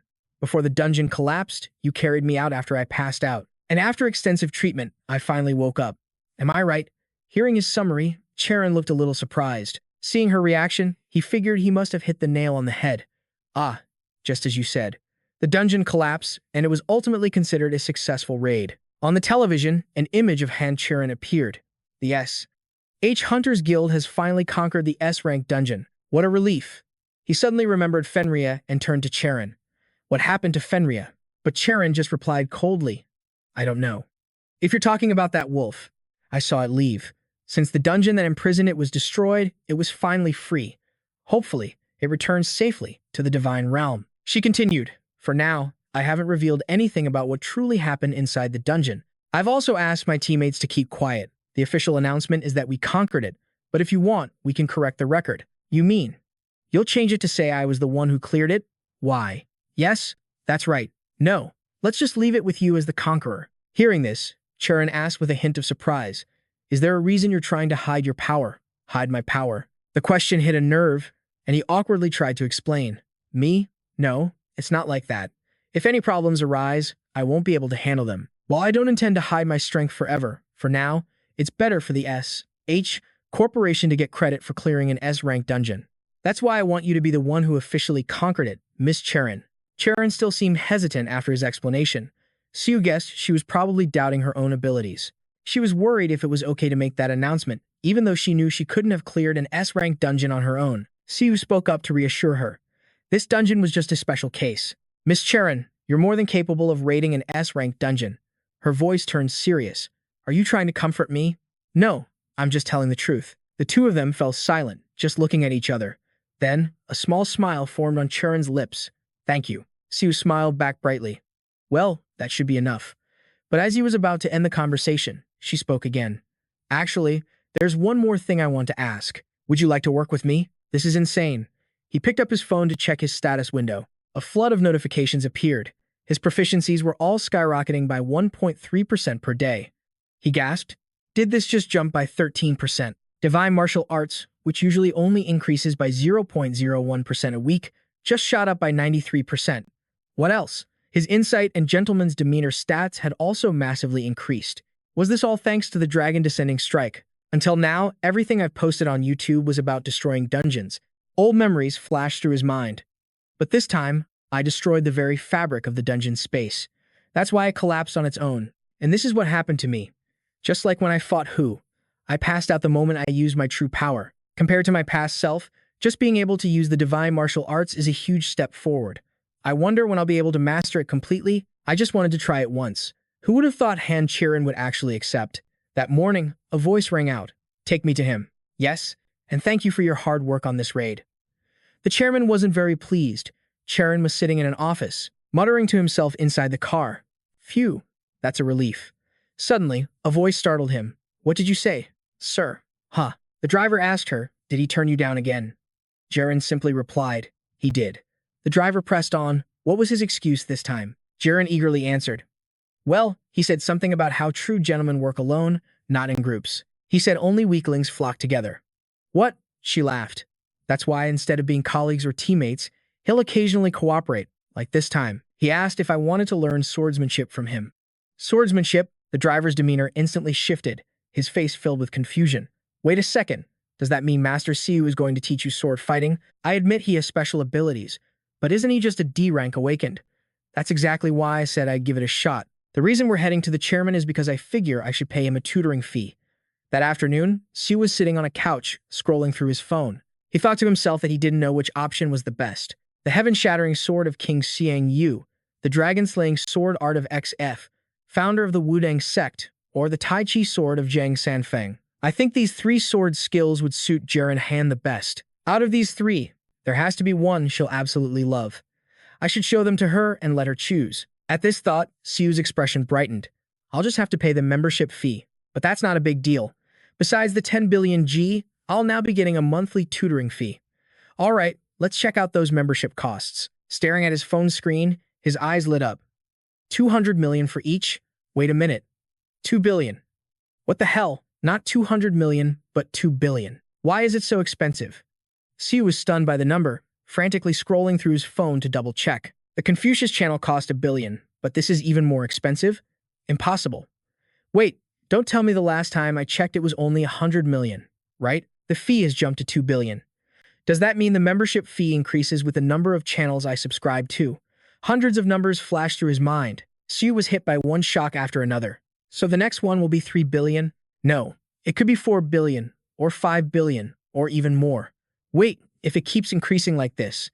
His heart sank. He couldn't pick all three, not even if it was just 1 billion each. The total membership fee would be 9 billion. I could just sign up once and then cancel. But can I even do that after becoming a member? What if I can't cancel it? Does that mean I'd have to pay 9 billion every single month? No. But if I don't pay, it'll probably just cancel automatically. Even if I only choose one sword art to teach Cheron, the fee for the next membership I join will also go up because the channels I'm subscribed to accumulate. No matter how much money I make, it never feels like it's enough. As he was getting a headache from the dizzyingly high costs, Siu suddenly sensed something. This energy and presence. It's not human. He immediately stood up, took a few steps, and discovered. What? A dog? Staring at the little dog, Siu was completely dumbfounded. The puppy just kept wagging its tail at him. It was incredibly cute and seemed to adore Siu at first sight. Siu slowly began to recognize it. Fenrir. He crouched down in front of it and asked, Fenrir, how did you get here? The creature's face was filled with pure joy at seeing him. Is it really you, Fenrir? You look smaller. Suddenly, Fenrir turned around and spat a tiny mouse out of its mouth. A mouse? Looking at it, Siu instantly understood what it meant. What's this? You want me to eat it? Seeing the mouse twitching and trembling in fear, Siu felt a jolt himself. Wait, is it still alive? Hearing that, the creature suddenly shot up and dashed away like a flash of lightning. Siu asked in amazement, Fenrir, where are you going now? Siu wondered to himself, what in the world is going on? Just then, the man with the lion head appeared, scolding him. Why? Didn't I already teach you how to subdue Fenrir? Siu shot back. You really don't get it, do you? Yes, you taught me. So what? Siu began to explain. You only told me its weak points were on its sides and that if I grabbed its tail, it couldn't use its full power. None of that was actually helpful, but the other man just turned and criticized him. That's because you're too weak. Then you should have said that from the start. No, at the very least, you should have warned me. I almost died, you know. Who knew you were that pathetic? Siu angrily turned his head away and said, Whatever, this time doesn't count. I told you to teach me something that fits my level, not your own methods. Hat Queen roared in protest. This is an injustice. Unacceptable. Look, even my muscles are protesting. Seeing him act this way, Siu felt completely helpless. I can't believe things worked out in the end. I was this close to losing my life, but more importantly, he cried internally. The video I filmed in the dungeon is gone. Not just the footage with Fenrir, but also the part with Cheron Han. That could have easily gotten 1 million views, and now it's all gone. While he was sulking, Siu heard a familiar sound. He guessed it was back again. It was Fenrir, trotting towards him. Seeing it, Heck Queen began to wail again. So unfair, this is completely unfair. Unfair. Amidst the chaos, Fenrir kept whining from a distance, which made Siu think they had fought once before. Fenrir must still be wary of Heck Queen because of that memory. So that's it. Fenrir sees him as a threat. Maybe not. Here, let's get you up. With that, he placed a hand on the fallen pigeon. Instantly, the bird sprang back to life, its head swiveling a full 360 degrees before locking eyes with Siu. The moment it saw his gaze, it scrambled into the air in a panic. Hein immediately demanded, Why is Fenrir here? And what's with the bird? Siu could only reply, I have no clue. Maybe Fenrir wants me to eat it. Eat? A pigeon? She's a wolf, not a cat, right? That's what I'm saying. Hein glanced around, then asked Siu, but assuming she did hunt it for you, does that mean this is her prey? Siu quickly shook his head. I doubt she wants to harm other creatures, so why bring it to me? Does she want me to dispose of them? I'm not sure. And how did Fenrir even get here? Why is she bringing you offerings? About that, Hein's mind raced, replaying the scene of Siu at the dungeon gate, and the vision of Siu unleashing his power right before awakening the dragon's soul stance. From these events, Hein began to piece things together. But it's still weird. How is Fenrir in your dimension? How can she even exist there? At the question, a worried expression crossed Siu's face. I'm curious, too. But aren't you the only one who doesn't know how to get here? Hein immediately cut him off. Impossible. My dimension and yours cannot intersect. So how is Fenrir here? Siu smirked. Turns out you really are the only one left in the dark. Hearing this, Hein just sighed in defeat. Go ahead, don't believe me. It's so unfair. See, even my muscles are protesting this injustice. Yeah, sure they are. Siu changed the subject. By the way, you really survived using the Dragon Soul Strike. For real. How did you pull that move off already? Siu just scratched his head with a goofy grin. Just got lucky, I guess. Hein was once again completely baffled. Lucky? You don't master the Dragon Soul Strike by getting lucky. At this, Siu's smile widened. Speaking of which, it's time you taught me the next technique. Simple enough, Hein replied, scratching his head. But shouldn't I get something in return for my services? I understand. I'll give you a sneak peek of the next video's content. You truly are my master. That night, the hunter Jang was draped over 2 women when his contact spoke. We have a new mission. The target is a D-rank hunter. Jang slammed his glass on the table and roared, "Leave us. We need to talk in private." The leggy models quickly filed out of the room. Once they were gone, his true colors bled through. A cruel, predatory grin spread across his face. A D-rank hunter, you say? The man opposite him answered quickly, "Yes." Are you kidding me? Jang snarled. Is Pandemonium some kind of joke to you? Server class member of Pandemonium, Jang. The other man, clearly intimidated by his aura, tried to explain. He's no ordinary D-rank hunter, but Jang cut him off. D-rank is D-rank. What's so complicated about that? You must have heard about Han Cheron from the SH group, right? The one who just raided an S-rank dungeon. Of course. It's plastered all over the web. Well, this mission is connected to him. That D-rank piece of trash. I don't have the details, but Menon believes this hunter is the one who helped Han Cheron. And the mission. I just need you to confirm his identity. How you do it is entirely up to you. The most important thing is, this request comes from a VIP. At that, Jang downed his drink. A VIP. Huh. Sorry, but I'm passing. Lee Min-jung has changed her mind. The man flinched at the name. Lee Min-jung. The butcher of the inspection department. Jang wiped his mouth, his voice turning sharp. That's the one. I don't know what she's dug up, but she's causing major problems for us. But why should a member of Pandemonium care about some small-time agent from the inspection department? If that she-devil gets her hands on you, even I wouldn't escape unharmed, you fool. Besides, a new branch manager for Korea has just been assigned. I don't want to stir up any more trouble. The man was visibly shaken. What? A new branch manager? Don't tell me. It's an SSS class member? The core members of Pandemonium are divided into 5 distinct ranks. At the very top is Bruce, the enigmatic leader, rumored to have once assassinated one of the 13 heroes. Then there's Blood Shadow, an S-class member so powerful that few have ever survived a direct confrontation with him. An S-class member is here in Korea? The man stammered. Yes, Jang warned him, and you will not breathe a word of this to anyone. Jang then went back to leisurely pouring his drink, taking a long gulp in front of the masked man. Seeing how unconcerned he was, the man made an offer. We will handle the inspection department for you. Huh. We will also help solidify Pandemonium's foundation in Korea. In other words, we'll ensure the new branch manager's position is secure. That is my proposal. This is your chance to get on their good side. Hearing this, Jang let out a triumphant laugh. So, not just from a VIP, but a VVIP. Hey, what's the mission? Just don't kill him. So, crippling him is on the table, right? As he spoke, Jang shattered the glass in his iron grip. Siu pulled out his phone to check his status.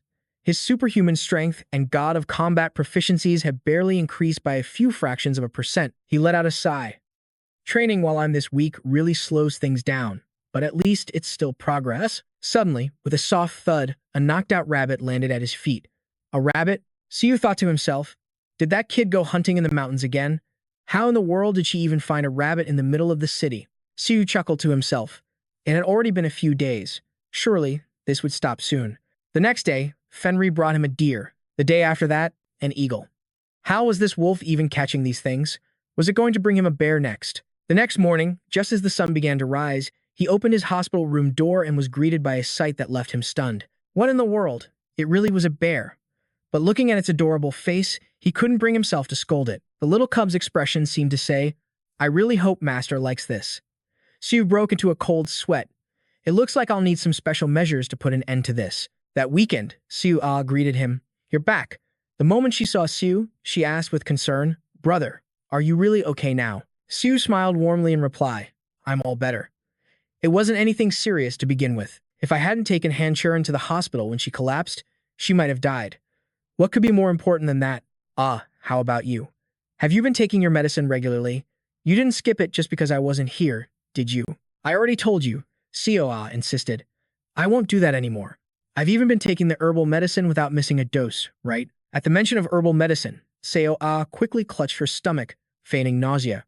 Ugh, just thinking about it makes my stomach turn. Seeing this, Siu laughed quietly. Looks like her recovery is still a bit rocky. It seems I need to level up my holy physician's art proficiency. Then he spoke up. By the way, I wanted to ask you something. Ask me what? Do you like puppies? Why are you suddenly asking about a puppy? Then she heard it. A real puppy's bark. Brother, did you bring home a puppy? Busted. Siu scratched his head with an awkward laugh. He thought she might be upset. But the moment she saw the pup, Seo Ah's face lit up with excitement. It's so cute. Siu suddenly shouted, Be careful. Seo Ah turned to him, confused. Huh? Why? Because it might bite. Oh, come on. What's the big deal if it bites a little? Hearing this, he smiled to himself. Ah, Seo Ah. If only you knew. If this thing really bit you, it would be the end of the world. Seo Ah picked the puppy up and asked, What's this little guy's name? Brother, if you haven't named him yet, can I? Of course, go ahead. And so, she gave the puppy an incredibly adorable name, Breaky. How about it, Breaky? That's right. You don't like it? No, it's not that. Huh. Is your naming sense still as good as ever? Blackie, you like this name, don't you? See, brother, Blackie likes it too. Seeing the two of them, Siu didn't even have the heart to argue. He could only grimace. Fenrir, you really like the name Blackie. How did you learn to adapt to the human world so quickly? Then from now on, your name is Blackie. As she spoke, Seo Ah hugged Blackie tightly with joy. Watching this scene unfold, Siu felt a sense of relief. I think that name will be a good start for this little guy. The next day, at the lowest level of the SH Hunters Guild headquarters, in the training room, I apologize for the delay. Cheron was sitting across from Siu. Her voice was tinged with sadness. First, we need to settle the contract as promised. Minus the deposit, the total comes to 9 billion, correct? If you check, the transfer should already be complete. After her words, she immediately sent the money to his account. After receiving the payment, Siu replied with a calm smile. Yes, I've received it. His new account balance, 16 billion. On the outside, Siu appeared completely composed, but inside, his heart was doing a victory dance. 16 billion, that's equal to the savings of a family of 4. Over the course of 277 years. Across from him, Cheron spoke with a serious tone. Furthermore, if there are no issues, I'd like to discuss the tuition fee with you. You mean for the instruction you mentioned before? After seeing my swordsmanship skills, Siu was quick to agree. Yes, you can watch a live demonstration and then decide. Honestly, I wasn't sure how much to ask for, and I had no idea how much she could afford to pay. So, letting her see my skills firsthand and decide is a much better approach. In that case, could I borrow a combat-ready sword? Siu held the sword, his expression turning serious. There are a total of 3 sword arts that I will now demonstrate for you. Hearing this, Cheron asked in surprise, 3 different sword arts? Siu explained his reasoning. I've carefully selected the ones that would be most suitable for you, Cheron. But it was too difficult to choose just one. So, please tell me which one you feel is the best fit. I thought about getting a guild membership, but it's so expensive. And the longer I'm in the guild, the more the fees will increase. I've only just seen these moves. Can I really learn to perform them? The first sword art I will show you is called the Heaven-Splitting Divine Sword. The Heaven-Splitting Divine Sword. A blade that could tear the very sky apart.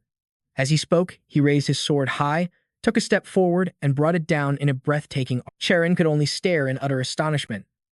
I couldn't even see the sword's movement. Siu, meanwhile, enthusiastically demonstrated the footwork and blade control, cutting through the air with a series of slashes. He finished with a powerful downward chop that made the entire room tremble slightly. Seeing this, Cheron could only marvel at Siu's incredible power. His body moved impossibly fast. Unlike before, when he swung the sword so slowly, yet the pressure from that single blade path was undeniably real, and Siu was still diligently going through his demonstration. Pay close attention. I am about to show you the Dragon Slayer sword art, the very technique used by the first Dragon Slayer. Wherever his blade sliced through the air, a brilliant blue light followed in its wake. Siu's stance was rock solid, his expression dead serious as he unleashed a powerful slash forward. Cheron could only watch, completely mesmerized. How is that possible? Siu turned and said, Finally, what I'm showing you now is called the Tai Chi sword. The Tai Chi sword's two-form technique was created by Zhang Sanfeng, the grandmaster of the Wudang sect. Cheron was once again left speechless, her eyes wide with astonishment. Siu was now a blur of motion, gliding around her, immense power radiating with his every move. Each slash flowed into the next, creating creating a breathtakingly beautiful dance of steel. Siu was overflowing with energy, flawlessly demonstrating his absolute mastery of the blade. Cheron gritted her teeth, thinking, all of this. Siu looked at Cheron with a smile and asked, these are the 3 sword styles I can teach you. Which one do you like the most? At that same moment, outside the SH Hunter Guild headquarters, the young man sitting in the car scowled. We can't even confirm if they've left. What the hell are they doing in there? But the man named Juang was sprawled out, looking completely unconcerned. I'm guessing that Siu is helping Han Cheron with something. He looks pretty capable, doesn't he? It seems like he's learned a thing or two. Should we continue surveillance? He suddenly paused, licking his lips with a wicked grin. That bastard Siu. Did you happen to notice he has a little sister? Hearing this, the younger man turned to him, alarmed. If we cause trouble outside of the mission, it's going to be a huge problem. What if the Bureau of Investigation finds out and Mindung Li gets involved? But Chuang just sneered. Don't worry.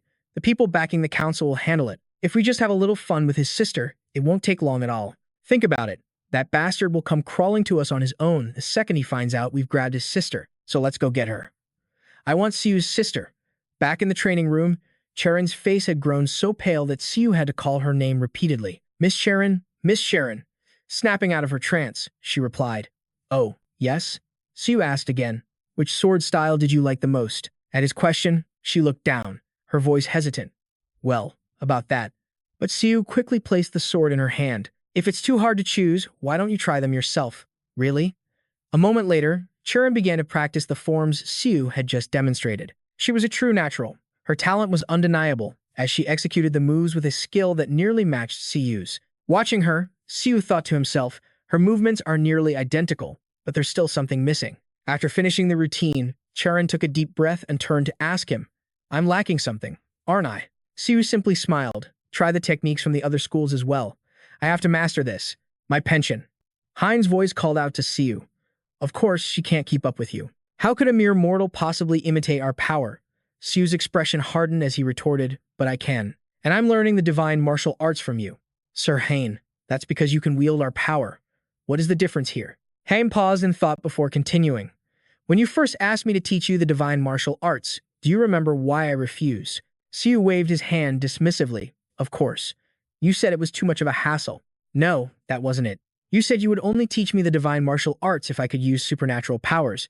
And you said my mental state was rotten, right? Hein's expression grew more strained as he spoke. Hein continued to explain the problem. No, that's not it. Just as you need a foundation to learn the divine martial arts, the same applies to the techniques of other gods. Because that woman lacks the fundamental basis, she can't possibly replicate them. The fact that she can follow your movements at all is nothing to scoff at. Then what's the reason I can use them without being a subscriber? I believe it's because you are an exception. And you said you don't have a trait, correct? But you have clearly awakened. Yes, but why are you suddenly asking about that? Hang pointed directly at Siu, his voice filled with certainty. I believe that your lack of a trait is your trait. I've told you this before. You can't acquire the power of the gods simply by subscribing to their channel. To be more precise, it means a new existence cannot be overwritten onto something that is already written. What you call a trait is the uniqueness of one's existence. It's what prevents your current trait from being overwritten by anything else, because that action would be the same as denying your very existence. However, just as it doesn't matter what you write on a blank piece of paper, your existence has no inherent uniqueness. This means that you can learn the traits of other gods without any problem. That is my theory. It's the only explanation that makes sense. Besides, isn't that how you got into the GTU in the first place? After hearing the queen's logic, Jin's perspective began to shift. He grew thoughtful, then asked, does this mean I'm the only one who can learn skills from the GTU? That seems to be the case. But as soon as Heck Queen answered, another thought struck Jin. The reality of the situation was hard to swallow. Doesn't that mean I can't teach Heron anything? My retirement plan is worth tens of billions of won a month, you know. Seeing the despair on his face, Heck Queen pointed with a smug grin. However, if you teach her something you created yourself, there wouldn't be a problem, would there? The scene shifts to the front of Jin's house, where a stalker is standing outside, wondering, so this is the bastard's house? Without another word, he reached for the door, yanked it open with all his might, and swaggered inside with a sinister smile. Just inside, he found Jin's sister, fast asleep. So this is his little sister, huh? A wicked idea sparked in his mind. Well, we need a way to lure that bastard Jin out so we can deal with him anyway. Guess it wouldn't hurt to mess with this little brat for a bit, right? Wait a second. I was sure I didn't sense any other presence in this house, but now. I feel someone else is here. He could feel a bloodthirsty gaze locked onto him. As he turned, he realized it was coming from a dog. Meanwhile, Jin was still deep in conversation with Heck Queen. So if I teach her, she'll be able to understand? Is that what you mean? While a mere mortal can't learn our divine arts, if you master them and then create your own way to teach her, there shouldn't be an issue. Because our power isn't something just anyone can learn and comprehend. Hearing this, Jin only grew more confused. But in the end, I'd still be teaching her martial arts from a god. So, she should be able to learn and understand what I say, right? This forced Heck Queen to explain it over and over again. Even so, among the sword skills you mentioned, if we're talking about Zhang Sanfang's Tai Chi divine art, the story might be a little different. Zhang Sanfang's Tai Chi is a monumental concept in martial arts. Even I found it useful when developing my own sacred martial arts. If you subscribe to Zhang Sanfang's channel, there's a high chance you'll be able to learn the Tai Chi divine art. After you master it, you might be able to create a new martial art based on it. Teaching the arts of a god directly is impossible, but if you create a new martial art based on what you've learned and teach her that, then there's no problem at all. Because what you'd be teaching is a martial art, not a divine art. In short, you'd just be acting as a middleman. Does that mean if I learn the Tai Chi divine art, I'll be able to practice sacred martial arts more naturally too? Exactly. After hearing this, Jin thought to himself, creating a new martial art won't be easy, but it seems like the only way to avoid any problems. In any case, thank you for letting me know. Don't mention it. However, if you're really that grateful. Heck Queen cleared her throat and asked Jin, when are you going to give me that video content you mentioned before? Jin let out a soft sigh and replied, let me take care of this matter first. I'll tell you right after, because what I have to tell you this time is a bit complicated. Heck Queen shouted with glee. Of course, you got it. With that, Jin hurried back, knowing it wouldn't be easy to create his own martial art or master the sacred arts right now. So, how can I teach Heron a martial art based on Tai Chi divine art? But when he arrived at his front door, he saw something out of place. He instantly knew something was terribly wrong and sprinted inside. What the? But thankfully, his sister was still sleeping soundly and nothing bad had happened. Jin let out a huge sigh of relief. Thank God, she's still asleep. Looking down, he saw the intruder had already been taken care of by Breaky. Who is this guy? Why is he passed out in my house? Could it be? Jin immediately knew who was responsible and knelt to thank his furry friend. Breaky, did you protect her? He then looked at the man sprawled on the floor, thinking he'd never seen him before. Judging by his energy, he's definitely an awakened being, not an ordinary person. I don't know why he broke into my house, but I'm sure he wasn't here for anything good. Jin scooped Breaky up into his arms, smiling warmly. Thank you so much, Breaky. And I'm sorry, but can you watch the house for me for just a little while longer? Breaky suddenly flinched as Jin's expression hardened into cold steel. In front of him, the intruder was groggily waking up. Where am I? You're awake?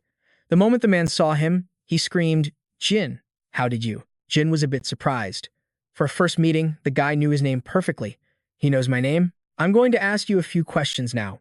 All you have to do is answer honestly. The intruder suddenly let out a sinister laugh. You crazy psycho.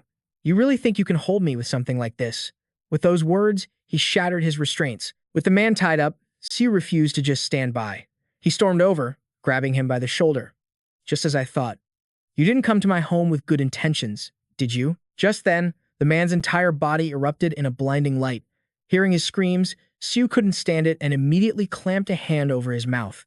Then Siu pressed his attack, his voice laced with venom. Shut your mouth. If Siu wakes up, forget the questions. I'll kill you first. With that, he unleashed a merciless barrage of punches on the stranger. I'm not the type to trust a single word from guys who still have all their limbs intact. That evening, the sound of clashing steel reached a group of local thugs.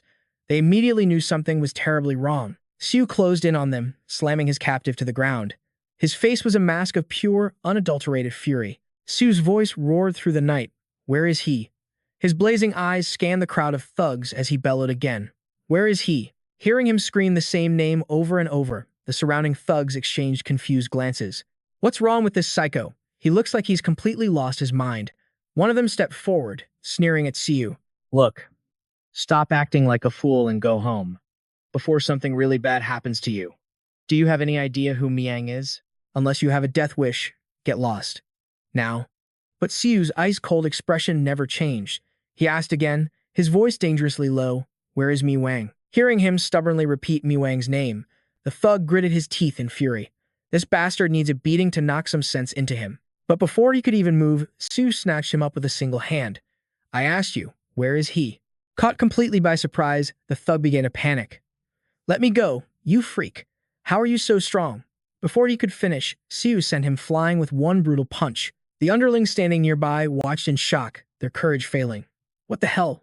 What just happened? How dare you? Do you have any idea where you are?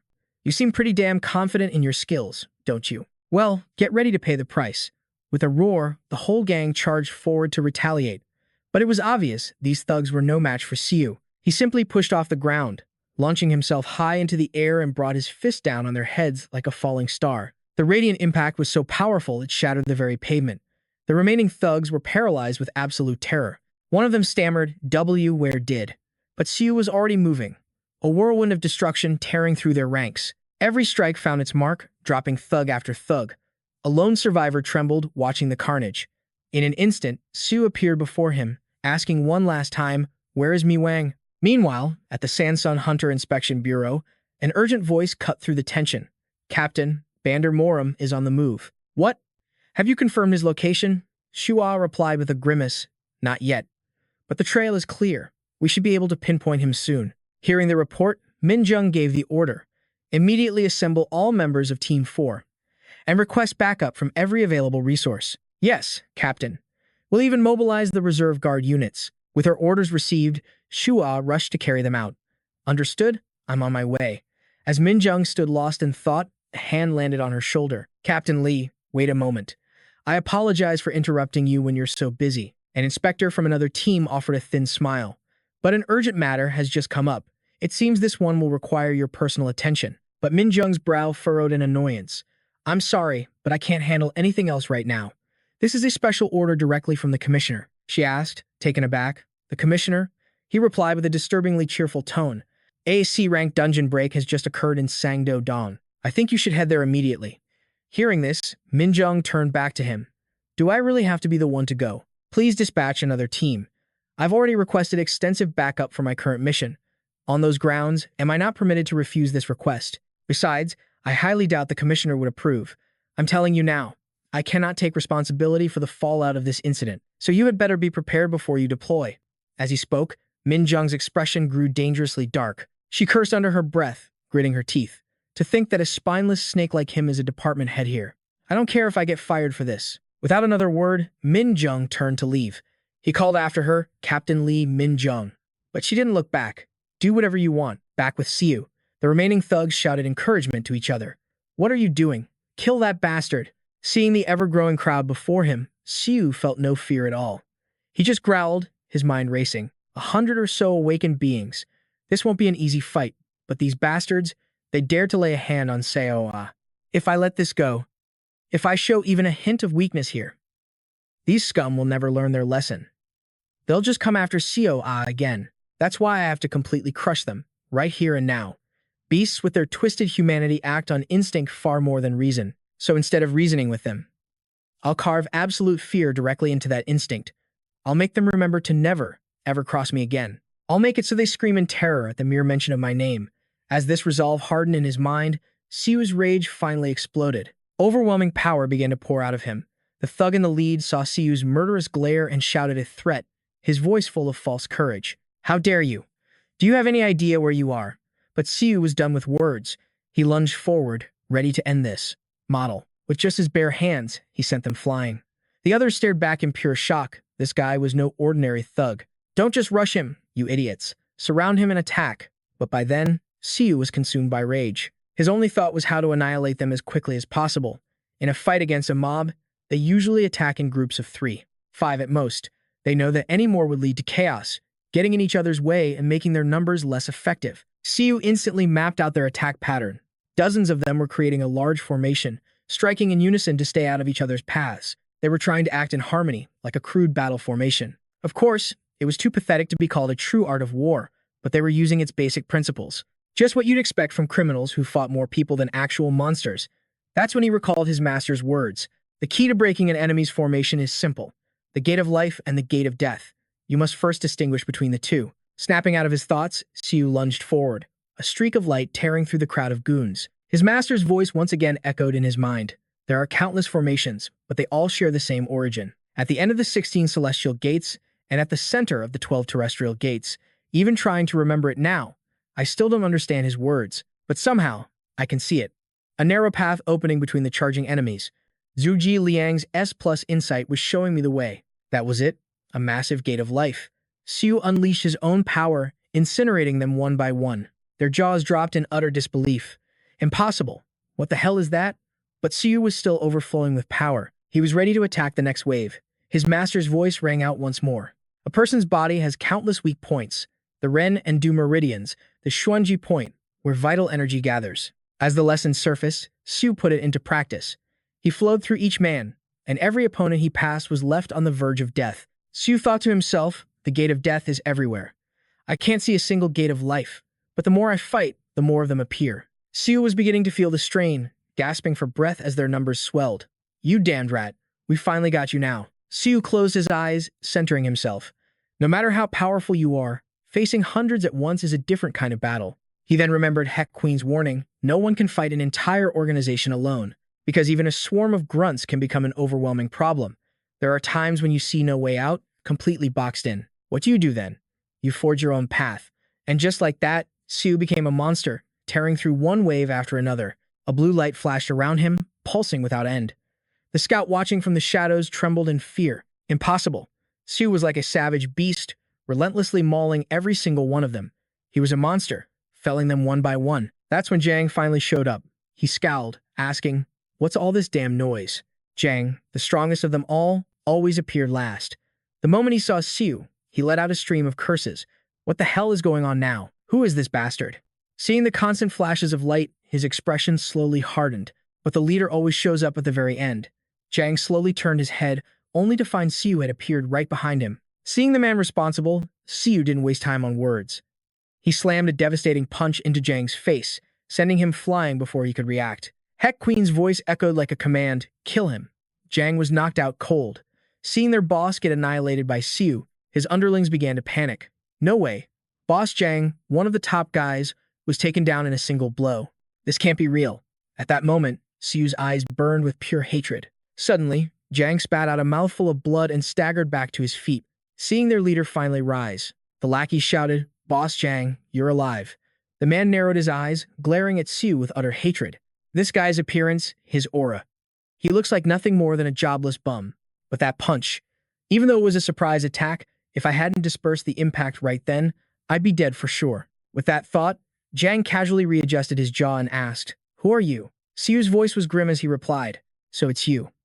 You're the one who ordered them to kidnap Siu, right? Siu." Hearing the name, the pieces clicked into place. "You're that Siu guy. I'm asking if you're the mastermind behind Siu's kidnapping. So, it really was you." Zhang's face tightened as he thought, now that I look closer, this is the face from the mission file. But the report said he was only a D-rank hunter. You really can't trust the higher-ups. But Siu had clearly lost his patience. His voice grew sharper. Zhang sneered internally.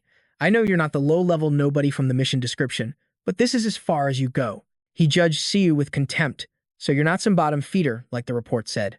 But this is the limit of your strength." Just as Zhang spoke, a streak of light flashed across the battlefield again. It was Siu, launching himself forward with everything he had, his fists aimed right for the villain. A massive boom echoed through the air. Siu's punch carried incredible power, but Zhang caught it effortlessly with just one hand. His speed. "It's no joke, is it?"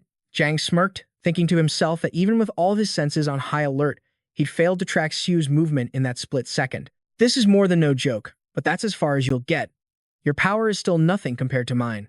With another deafening crash, Zhang's lips curled into a grin. "From the looks of it, your ability is entirely based on raw strength, isn't it?" As the words left his mouth, his body began to transform. He grew even more massive, with muscles bulging and rippling with raw power. This was his true form. "Zhang, the top executor of chaos." Zhang's voice boomed with challenge. "But your power is just a cheap imitation." With that, he brutally slammed Siu's head toward the ground. The impact sent Siu flying, but miraculously, he managed to land on his feet.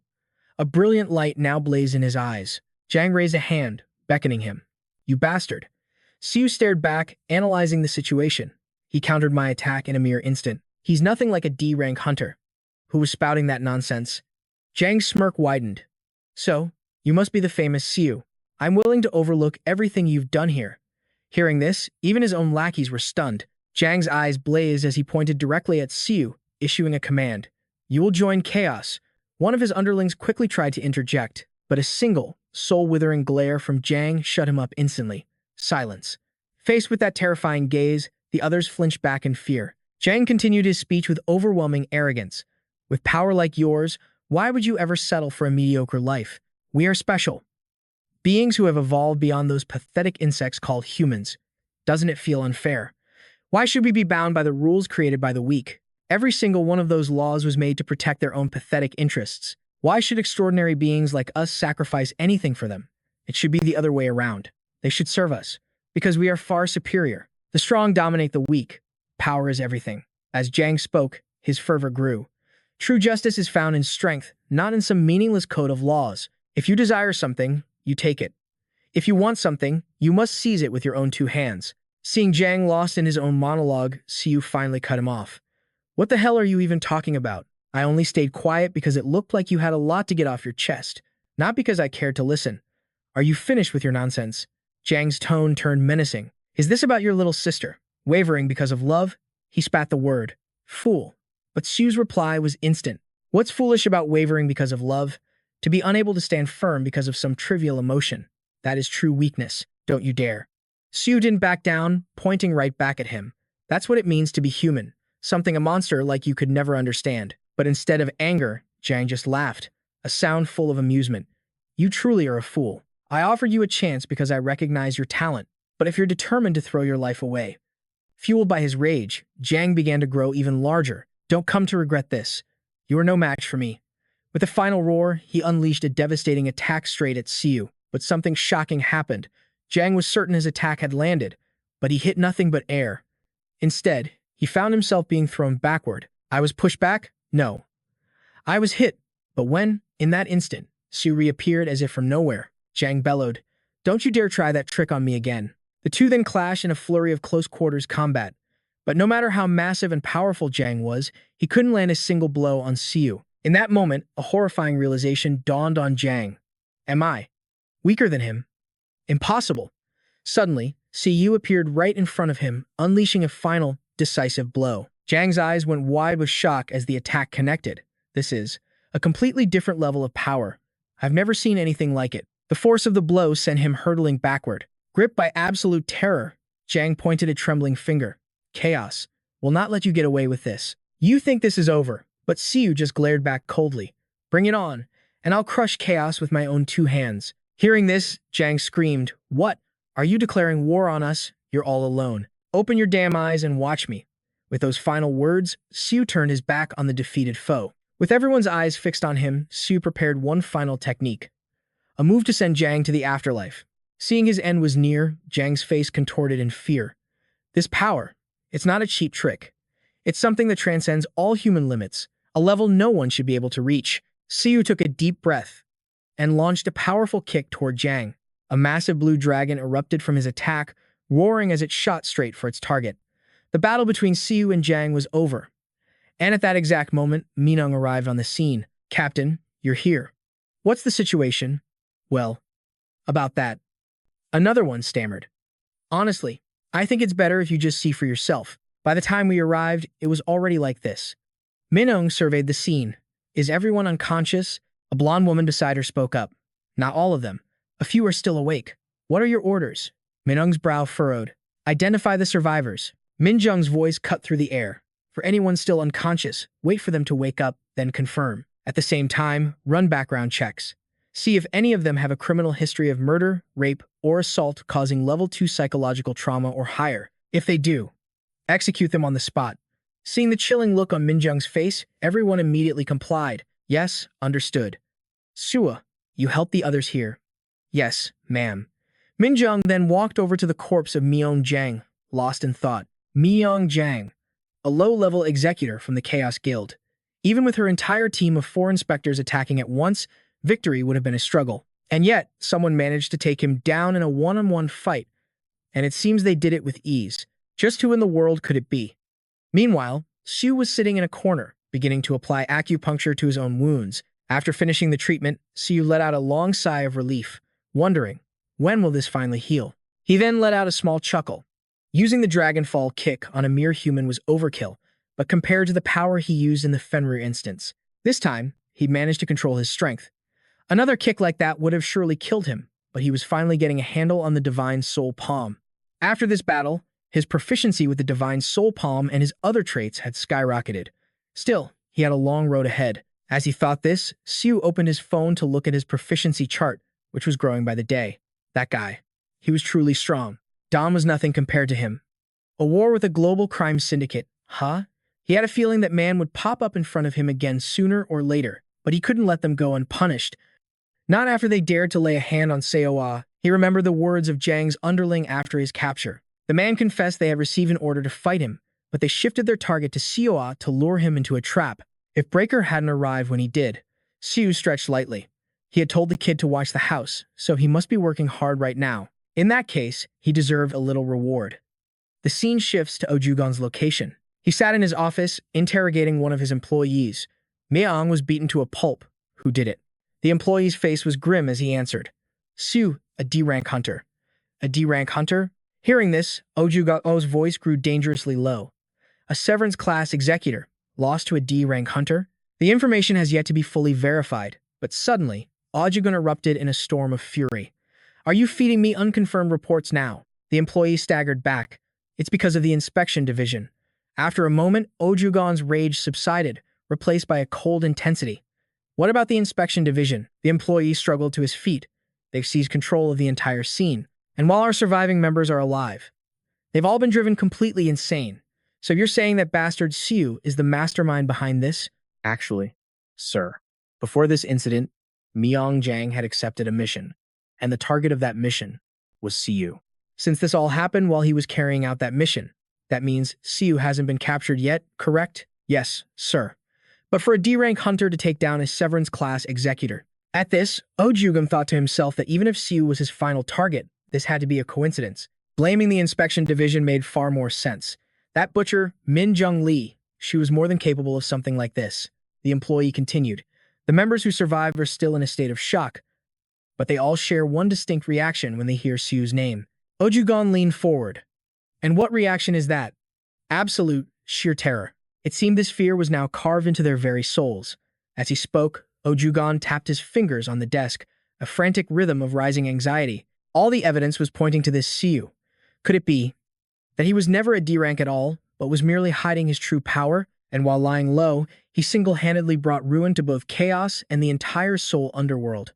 In any case, he was already a target of our organization. Suddenly, Ojugon let out a wild, crazed laugh. So this is his warning, is it? That arrogant bastard. Should we pursue him, sir? Ojugon pointed a finger, his command absolute. Order everyone in chaos to monitor Siu's every move. He frowned, thinking to himself that normally, he'd just capture the guy and deal with him directly. But the inspection division's involvement complicated things. Now was not the time to make a rash move. He couldn't care less about Min Jung Lee, but still. He spoke aloud. How deeply is the inspection division involved in this? The employee's voice was tense. Sir, Inspector General Bong Jae has already made his move. The scene cuts back to Min Jung. A man named Jae pointed a finger at her, screaming, "Are you insane? You think you can do whatever you want just because you're talented? Why don't you just walk all over me while you're at it? Not only did you disobey a direct order, you took down all those people." Hearing this, Min Jung lowered her head. "I apologize. But during the identification process, we discovered they were all notorious criminals." But he continued his tirade, unrelenting. "Are you talking back to me now? Even if they were criminals, they were incapacitated. They were no longer a threat. Do you have any idea what that means? That wasn't self-defense. It was murder. You've crossed a line this time." Facing their harsh accusations, she could only lower her head. "I'm sorry." But he refused to forgive her. "Take off your uniform. Now." Hearing the director's furious command, the others finally spoke up. When the director saw them defending Min Jung, JP shot back. "What? Do you all want to be stripped of your uniforms, too?" The captain was just doing her duty as a defender. One of them insisted, his voice filled with conviction. "Silence, both of you. If this were any other day, I would have had every single one of you fired on the spot. But out of respect for Captain Lee Min-jung, I'll let this matter drop. So take off the uniform and stop complaining. Yes, Captain." The team members behind her spoke up in unison for Min-jung. "This is completely unfair. Director Kim, you're only doing this because you're terrified of being exposed for bribery and covering for criminals." Hearing this, JP slammed the table and shot to his feet. Which one of you bastards said that? At that moment, Minjung glared at him with defiant eyes. Director, I will take off my uniform, but you will leave them alone. Seeing her sudden change in attitude, the director actually felt a pang of fear. Fine. But just then, a voice echoed from afar. In my opinion, everyone should leave the captain by herself for now. The crowd turned, confused by the voice. What did he say? General Manager, what are you doing here? Song-woo smiled. When chaos is making a move, how could I possibly stay away? He then walked toward JP, his voice a low growl. You hold the title of director, yet you have no idea how dangerous chaos truly is. And if I heard correctly, someone just accused you of covering for criminals. At those words, JP froze in absolute terror. That's just a misunderstanding. Sir, whether it's a misunderstanding or not, the investigation will reveal the truth. As he finished speaking, a group of men in black suits appeared behind him. He then turned to Minjung with a faint smile. Isn't that right, Captain Lee? Yes, sir. Song-woo continued, I'd like to have a word with you. Is now a convenient time? I'll get straight to the point. Was that incident you're doing? Her mind raced. Chief Inspector Bai Kong, the core agent who has stopped countless criminal organizations from running rampant in South Korea, a living fortress. And he's also the son of Byung Pyong, one of the 13 heroes who saved all of humanity. Song-woo gave a knowing smile. I've already heard everything. Someone lost their life during the suppression mission, correct? Hearing this, Minjung grew apprehensive. Actually, but Song-woo quickly cut her off. Back when the demon world first invaded this place, the Awakened were humanity's only hope. After the world finally stabilized, those amazing powers became nothing more than tools to make money. But my father said that was also a new trend. Unlike my father, who fought for decades to achieve peace, there are scum like Chaos who only know how to abuse the power they possess. My father always lamented that fact, but he would never turn his back on the people. He said that if he himself used oppression to seize control of the world, he would be no different from them. He never considered himself an agent of justice, but I think differently. In my opinion, even if you are not justice itself, you can still pursue it. He let out a hearty laugh as he spoke to Minjung. Of course, there must be a line. But once you step into the mud, it's hard to keep yourself clean. So, I will ask you again. During the suppression mission, someone lost their life, correct? At this, a pained look crossed her face, and she finally answered, yes. Song-woo pressed on. Was it your doing, or do you know who did it? Minjung answered him directly. We have checked every security camera in the surrounding area, but we still can't identify who entered or left the scene. One person was still conscious, but they've completely lost their mind. Suddenly, Song-woo's brow furrowed when he heard Minjung's report. Lost their mind? Minjung nodded. More precisely, they were so overcome with fear that they could no longer think, and they just keep repeating a single name. An S-rank hunter. No, not an S-rank. A D-rank. And the person Minjung was talking about was none other than Siwoo. The next morning, Siwoo brought some food to B. He asked gently, Is it good, Mon? It immediately made an adorable face in response. Seo, having just woken up, rubbed her eyes. You're up really early. Seeing her, Siwoo smiled cheerfully. Did you sleep well? He thought to himself, it's a good thing I fixed the doorknob, or else Seo would have noticed something was wrong when she woke up. God tier alchemy's proficiency has increased. Looking toward the doorknob, he thought once more. Thankfully, my God tier alchemy skill has no limit on the number of items it can create, but things like this could happen at any time. Even with Mon here, something bad could still occur. But then, Siwoo's eyes widened in shock. Wait, should I build a completely new house? If I build a new house with my SS rank God tier alchemy, then even if there's an explosion or a surprise intruder, it could keep Seo perfectly safe. The only problem is where to build it. Since I need to treat Seo, I can't be too far away from her. But I have 10 billion won. Should I just buy this land? Is the house we're staying in now all right? After considering it, he spoke to Seo, and Monday I'm going to step out for a bit. And there he was. Siu was just out for a walk when he bumped into Song Dae. The man spoke. I have a question for you. Are you man? Hearing his name called, Siu spun around, his face etched with shock. Who is this? I've never seen him on any of the news boards before, and it was none other than Song Dae. The sight of him made Siu's blood run cold. What is the Inspector General of the Inspection Bureau doing here? Could he be here because of what happened in the underworld yesterday? From the Bureau's perspective, that incident was a major catastrophe. I should have acted more carefully, but I lost my composure when those scumbags messed with Seiya. Still, for the Inspector General to show up personally, this can't be good. This is all just a guess, though. Nothing is certain yet. Don't get ahead of yourself. Siu fought to keep his voice steady as he replied, I am man. Songdae pressed on, are you the one who turned the underworld upside down yesterday? A sudden, violent rage erupted from Songdae. His eyes blazed with a terrifying red light as he stared Siu down. And you're still enjoying yourself? Seeing that uncontrollable fury, Siu understood everything. Damn it, he knows. Compared to Miang, this guy is on a completely different level. There's no way I can win. He's going to kill me. I have to run right now. But Sia is still here. If I run away, what will happen to her? Even with Mong here, he wouldn't stand a chance against Songdae. It looks like I have to stay put. Suddenly, Songdae placed a hand on Siu's shoulder, a smile playing on his lips as he asked, have you ever thought about becoming a guard? Though his expression seemed friendly, a deep sense of dread settled in Siu's heart. He couldn't believe his ears. This situation was just too absurd. I can't believe he's asking me to become a guard. What's the average salary for a guard, anyway? They're public officials, so the pay probably isn't that great. But I've heard that high-ranking guards can earn an annual salary, ranging from hundreds of millions to several billion gold. That's more than enough. Then again, considering my monthly membership fees, even 100 billion might not be enough. But why would he make an offer to me? Siu watched Songdae's retreating back, his mind racing. The moment I refused, he left immediately. If that was all he wanted, why did he even seek me out? If he came because of yesterday's incident, then this must be part of his investigation. Whatever. No point in overthinking it. I need to focus on my own tasks. Shaking off his thoughts, he went straight to see his landlady. The landlady greeted him with a warm smile. Siu, what brings you here? He replied, it's nothing too important. I just wanted to ask about the house I'm staying in. Are you planning on selling it? The landlady looked back at him, her eyes wide with surprise. Why do you ask all of a sudden? Don't you worry about that. As long as you're here, I won't sell. Housing prices are dropping lately, but profits are up and so are loan interest rates. What is she talking about? Anyway, since you live here, I have no plans to sell, so don't worry. Seeing her misunderstanding, he offered a small, awkward smile to correct her. That's not what I meant. I was hoping to buy it if you were planning to sell. She asked back in shock, can you even afford it? But Siu smiled, his voice filled with confidence. You know, as an awakened, I make a pretty decent living. So I saved up a fair amount, and I was thinking about buying this house. The landlady immediately clapped her hands and laughed in delight. Oh my, congratulations. But why don't you move to a different house? This one is quite old, after all. It must be difficult living here. Siu stammered. It's because I've gotten quite attached to it, she replied. If you want it, I'll sell it to you. 150 million seems quite cheap.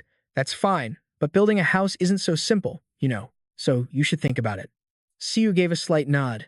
Yes, I want to buy or build a house for my sister's safety. If necessary, I'll spend up to 1 billion. Hearing the number he quoted, the landlady's warm expression turned to one of pure shock. 1 billion. After that conversation, Siu got on a train to head back. He thought to himself, building a house is more complicated than I imagined. Why is there so much administrative red tape, re-registering, permits, and so on? It takes months just to get a permit, and I have to go get all the documents myself. I haven't even had time to upload any videos to my channel lately, and a lot of people have been asking about it. Oh, right. I also need to prepare for Zhang Sanfeng's swordsmanship class. At that moment, a system window popped up. The membership fee for the Zhang Sanfeng channel is 2 billion per month. You have subscribed to the Zhang Sanfeng channel. Siu's account balance was just over 7.5 billion. Subtracting 1 billion for the house, that leaves me with 6.5 billion. Just the membership subscription fees alone cost 3.1 billion a month. Watching his funds dwindle, Siu's face grew grim. My money. Well, since things have come to this, I'll just go ask her myself. The scene changes to the reception room of the SH Hunters Guild. Cheron walked in and said, You've been waiting for a while. Seeing Cheron, Siu immediately flashed a bright smile. She gets more beautiful every day. No, now is not the time for that. Cheron spoke first. What are your tuition fees? He replied seriously. I'll teach twice a week, so the fee will be 10 billion a month, per month. What do you think? He braced himself for an argument over such a steep price, but Cheron simply replied, I understand. Huh? Now, he was the one left completely stunned. Wait, why did she agree so fast? Is 10 billion one nothing to the SH group? If I'd known that, I would have asked for more. Cheron continued, That's precisely the amount I was about to propose. My grandfather wouldn't approve a higher amount, because this fee is paid monthly, not all at once. Then it's a deal. 10 billion won. He smiled on the outside, but his mind was racing. Tesk, 120 billion a year is nothing to the SH group. I have a favor to ask. A favor. Siu immediately put on his most charming act for Cheron. I'm thinking of building a new house, but the legal procedures are more complicated than I expected. You're planning to build a house? Yes. Hearing this, Cheron considered it for a moment, then answered with confidence, I'll help you. Thank you. He knew she was cunning, but isn't this all happening a little too quickly? The system once again lit up with a notification. You have created a device that you would consider using at least once. Proficiency in Alchemy of the Gods, SS, has increased. Staring at the system window, Siu couldn't hide his shock. A device I'd consider using at least once. I used far better materials than when I made the gauntlets. Out of nowhere, Pan Wang appeared in a flash, exclaiming, Have you been training since we last met? I never imagined he could craft something like this. Since I pawned off the tedious paperwork to Han Churan, all that's left is. But it wasn't just Pan Wang who made a surprise visit. Sun was here, too. She walked up, waving to everyone. Hey, I'm here. We haven't heard anything from you lately. What brings you here? Oh, I was just passing by and thought of you. Sun turned to Siu with a huge grin. It's been a while, hasn't it? What have you been up to? Siu answered awkwardly. I've just been doing some odd jobs here and there. What kind of jobs? Ticks. His mind flashed back to his recent activities. It was an endless cycle of either fighting or torturing people. He quickly laughed it off to change the subject. It's nothing worth talking about. She could tell he was hiding something, so she let it go. I get it. But hey, if you ever need my help, just call. In that case. Before Sun could finish, he cut in. Could I actually ask you for a favor? It's nothing special. Could you help me gather some construction materials? Construction materials? That shouldn't be too hard. But why the sudden request? It's because I'm planning to build a house. A house? Wait. Don't tell me you want to build a house for me. Seeing that she guessed right, Siu grinned sheepishly. Yeah. I know you have incredible crafting skills, but making weapons and building a house are completely different. Here are the materials I need. After taking the list, a confused look crossed her face. But these aren't construction materials. Wait a second. These are. Sun shouted, Are you planning to build a house out of monster parts? That's right. I'm trying to give the house the best possible defenses.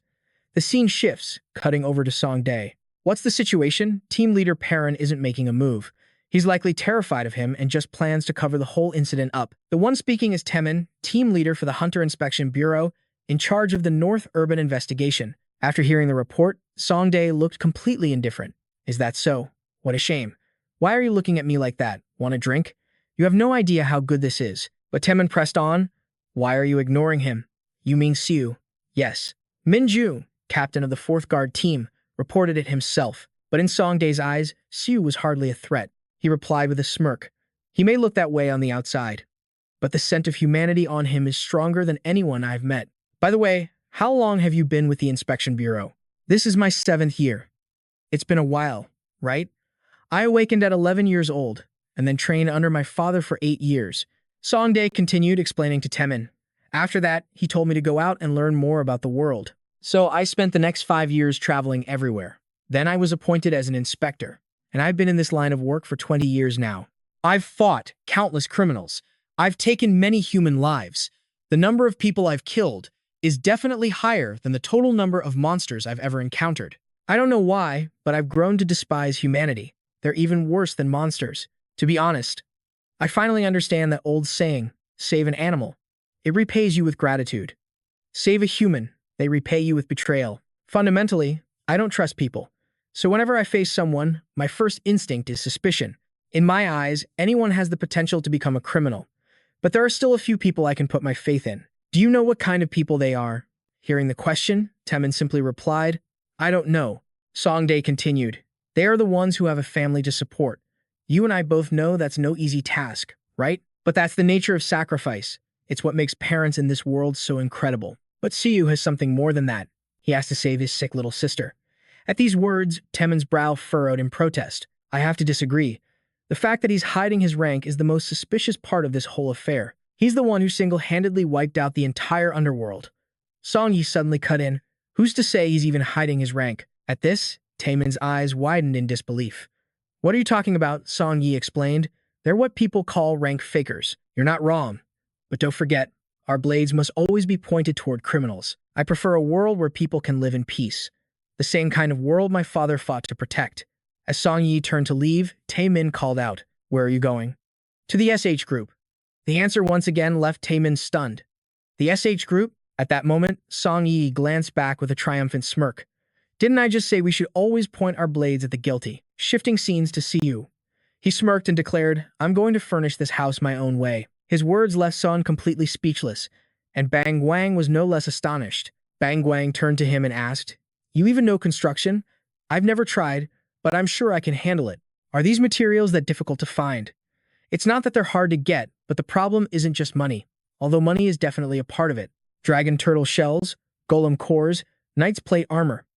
Besides these being extremely high-grade materials, you have to hunt monsters from at least B rank to A+ rank, and those monsters are anything but easy prey.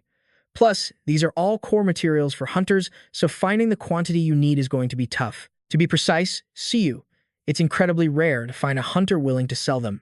Hearing this, he let out an awkward laugh. Is that right? Sun continued, but it's not impossible. You can definitely get them, as long as you have enough cash. Probably 3 times the market price, so the total will be over 3 billion. The number struck Siu like a bolt of lightning. 3.3 billion, but it isn't impossible since I have Yuren's tuition fee. It's just that they're so hard to collect. The enormous cost forced Siu to stop and think carefully. I could lower the standards, of course. But this is the house that will protect Siu. I can't afford to cut corners. After thinking it over, he turned to Sun. For now, can you just start by finding whatever you can for me? Though her expression was troubled, she still agreed to help. I'll do my best. Siu thought to himself. The biggest problem is that no hunter is willing to sell. Wait a minute. Does that mean I can just farm the materials myself? The monsters I need are all B rank, but I'm only a D rank. There's no way they'd let me hunt B rank monsters. Should I start working on a hunter rank up? There are 2 main ways to do that. First, by achieving great success and getting your skills officially recognized. Second, by undergoing a reevaluation for a hunter promotion. Originally, only the first method existed, but after the reawakening phenomenon started, the second method was added. Reawakening, or awakening a second time, is divided into 2 types. Awakening, a completely new trait, or having an old one greatly enhanced. No one knows exactly why this happens, but cases of reawakening have become much more frequent recently. That means I can potentially change my hunter rank through a reevaluation of my current traits. Siu immediately opened his system window to check his stats, a confident smile spreading across his face. I can't afford to waste any more time. The next morning, a voice rang out. I'll be right back. Did the sun rise in the west today? Mina teased as she approached Yuren. It's been ages since my niece came to visit me. Yuren replied with a pleasant smile. It has been a while, Director Han Mina. It really has been a long time. You must be very busy these days, right? But thanks to your efforts, the corporation has stabilized. And I was just doing my job. The pharmaceutical group is stable thanks to your efforts, Director. Hearing this, Mina lifted her teacup and replied casually. You haven't changed one bit, have you? But how much longer are you going to call me Director? Yuren suddenly lowered her gaze and answered. Because today, I came to see the Director, not my aunt. Seeing her expression, Mina smirked internally. Such a fool. This child was so adorable when she was young, but my brother just cast her aside. All for a corporation, a place where siblings who share the same blood become mortal enemies. Yuren's parents passed away when she was little, so she was always being held back and restricted. Mina looked at Yuren with eyes full of pity. If it weren't for my brother, her father, I doubt I would have survived this long either. I didn't help Yuren much back then, but things are different now. So, what did you come to see me about? Yuren said quickly. I want to build a house, so I was hoping to borrow the name of the SH Construction Company. Mina frowned at her request. You want to build a mansion? No. I just said I want to build a house. At this, Mina was suddenly startled. Does this mean she doesn't like the house she's living in now? No, that can't be right. I can't let this happen. She forced a strained smile and said, I'll speak to Chairman Bake over at SH Construction for you. If there are no subcontractors, it will be finished much faster. Yuren spoke up once again. I'm not the one who needs the house built. Can you just lend me the company's name? At this, Mina was speechless, the color draining from her face, looking over at Churan. At the Siun branch of the Hunter Management Bureau, a young man walked out, muttering to himself, F rank? Is that all I am? Impossible. Seeing this, Siu thought to himself that out of 100 people taking the reevaluation, every single one believed they wouldn't end up at the bottom. No way. This has to be a joke. I was the same way. Right after my mana resonance awakened during that dungeon break, I was hoping for an S rank or at least an A rank trait, so I took the awakening test with complete confidence. But all I got was a rank with no special trait. I was just ordinary. I didn't even qualify for F rank. But now, things are different. The voice of a bureau manager called out, Next candidate, please come in. Without hesitating, Siu stood up and walked straight inside. The reevaluation is a process that determines an awakened person's traits using a scanner. Please step onto the footprints in front of you. Beginning calculation. Please remain still. As the machine hummed, Siu quietly recalled, I have more than 6 awakened traits now. He shut his eyes tight, thinking. The Management Bureau. No, the entire world is about to be thrown into chaos. That's why I didn't want to do this reevaluation at all. The more attention I get, the more danger I'll be in. But the battle against chaos gave me courage. I can protect myself now. I have enough power not to flinch before anyone or anything. So why should I hide from the world anymore? Suddenly, the people around him began to scream. Oh my God, what is happening? Is that the world's first SS rank awakened? An SSS rank awakened has appeared. Siu let out a long sigh and looked forward, only for his eyes to widen in shock as he stared at the machine's display. Awakened trait, rank unevaluatable. Below F rank. Traitless? An awakened being with no traits? How is that even possible? This can't be happening. Siu's composure shattered, sweat pouring down his face. Wait a minute, there has to be some kind of mistake. Each person only gets 1 reevaluation. Please exit the chamber. But after a moment, the result remained unchanged. Feeling utterly helpless, Siu pleaded, please, just give me one more chance. Just one more scan. He slumped to the ground, exhausted. Why hasn't anything changed? This is completely absurd. Could it be that the scanner can't read my traits because the highest it goes is S rank? The traits of the gods. Is that it? But the screen says I'm below F rank. That can't be the reason. An unevaluatable rank below F. If the machine couldn't scan me, the result should have been unidentifiable. Or could it be? Like Heinz said, my trait is traitless itself. I believe that traitless is, in fact, your unique trait, sir. Because my trait hasn't changed, the test result remains the same. The more Siu thought about it, the more plausible it seemed. It made a twisted kind of sense, but he couldn't be sure. Could it be because I haven't reached 100% proficiency? I still haven't fully mastered any of the divine traits. At that thought, Siu fell back with a heavy sigh. I don't understand any of this. At this rate, how am I supposed to learn and use the powers of the gods? Siu once again remembered the words of the HQ Queen and began to speculate. The HQ Queen said that because my trait is traitless, I'm the only one who can learn the powers of the gods. Just who was that blonde-haired man? Is it possible he already knew who I was when he approached me? Siu recalled the blonde man's words. You have given me an opportunity. I'm sorry for getting you involved in this. The things he said didn't sound like a proper explanation. Whatever, Siu muttered, his eyes fixed on his phone screen. So the reevaluation was useless. If I want to level up, I have to grind dungeons and rack up achievements. Right now, I'm D rank, but I need to be at least A rank. How long is that going to take? I haven't uploaded anything to my YouTube channel lately, either. Suddenly, his eyes narrowed into a devious smile. I've got it. A perfect content idea for my current situation. The scene shifts to Song Jae. A man sitting across from him speaks up. This is quite a surprise. I never expected the Inspector General himself to pay me a visit. Song Jae smiled back, replying, I should be thanking you. Though my visit was unexpected, you've welcomed me so warmly. Of course. The speaker was none other than Director Kang Guk of the Kang Guk Corporation. He gestured for Song Jae to take a seat. But what brings you to my office today? Song Jae sat down, then got straight to business with Kang Guk. Isn't your SH Group a pillar of the Korean economy? I simply wanted to meet the director leading such a powerful corporation and learn a few things from you. Song Jae always spoke with a cheerful demeanor. As I recall, you're known as an exceptional talent in Korea's security industry. But to run an empire like this, brute strength alone isn't nearly enough, is it? You have to please your superiors, calculate sales revenue. And you also have to stab your own family members in the back. Just then, Song Jae's entire demeanor shifted. His eyes grew dark and menacing. As the Inspector General, I have no intention of meddling in another's family affairs. To be blunt, I don't care if the SH Group wants to take down Han Cheron. But Siu, I assume you know that name? Does he know everything already? Hearing this, a chill ran down Kang Guk's spine. His face paled as he thought, could he know about the SH Group's plan to oust Han Cheron, and that we're using the Chaos Guild to investigate Siu? Right after he helped Han Cheron clear that dungeon, this has to be a warning. He's telling us to back off from the Chaos Guild. Or else. But this is Bong Jae we're talking about. How can he be so arrogant after taking such a loss? Bong Jae is the son of Bong Pyong, one of the 13 heroes who saved humanity. Sending a few thugs to pressure the inspection office is nothing to him. But great Bong Pyong is someone even we can't afford to mess with. So why would his son, Bong Jae, go out of his way to protect that Siu guy? Kanguk's frustration was becoming more obvious, but Songdae continued to press the point. I don't know how you heard that name or what you think of him, but this is an internal matter, so keep it within your family. With that, I'll be taking my leave. And just like that, he turned and walked away. That same morning, over at BDU's place, she was bowing with her hands clasped, pleading desperately.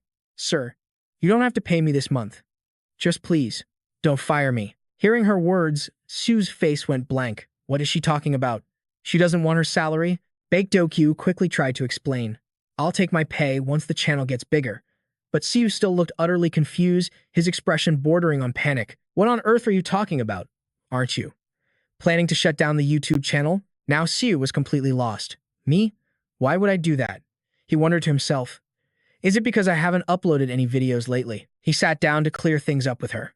But what did you mean? You won't take your salary? Bogu answered with complete sincerity. It's because the working conditions here are the best I've ever had. You're very kind, sir, and I haven't really done anything this month. Siu couldn't help but chuckle at her innocence.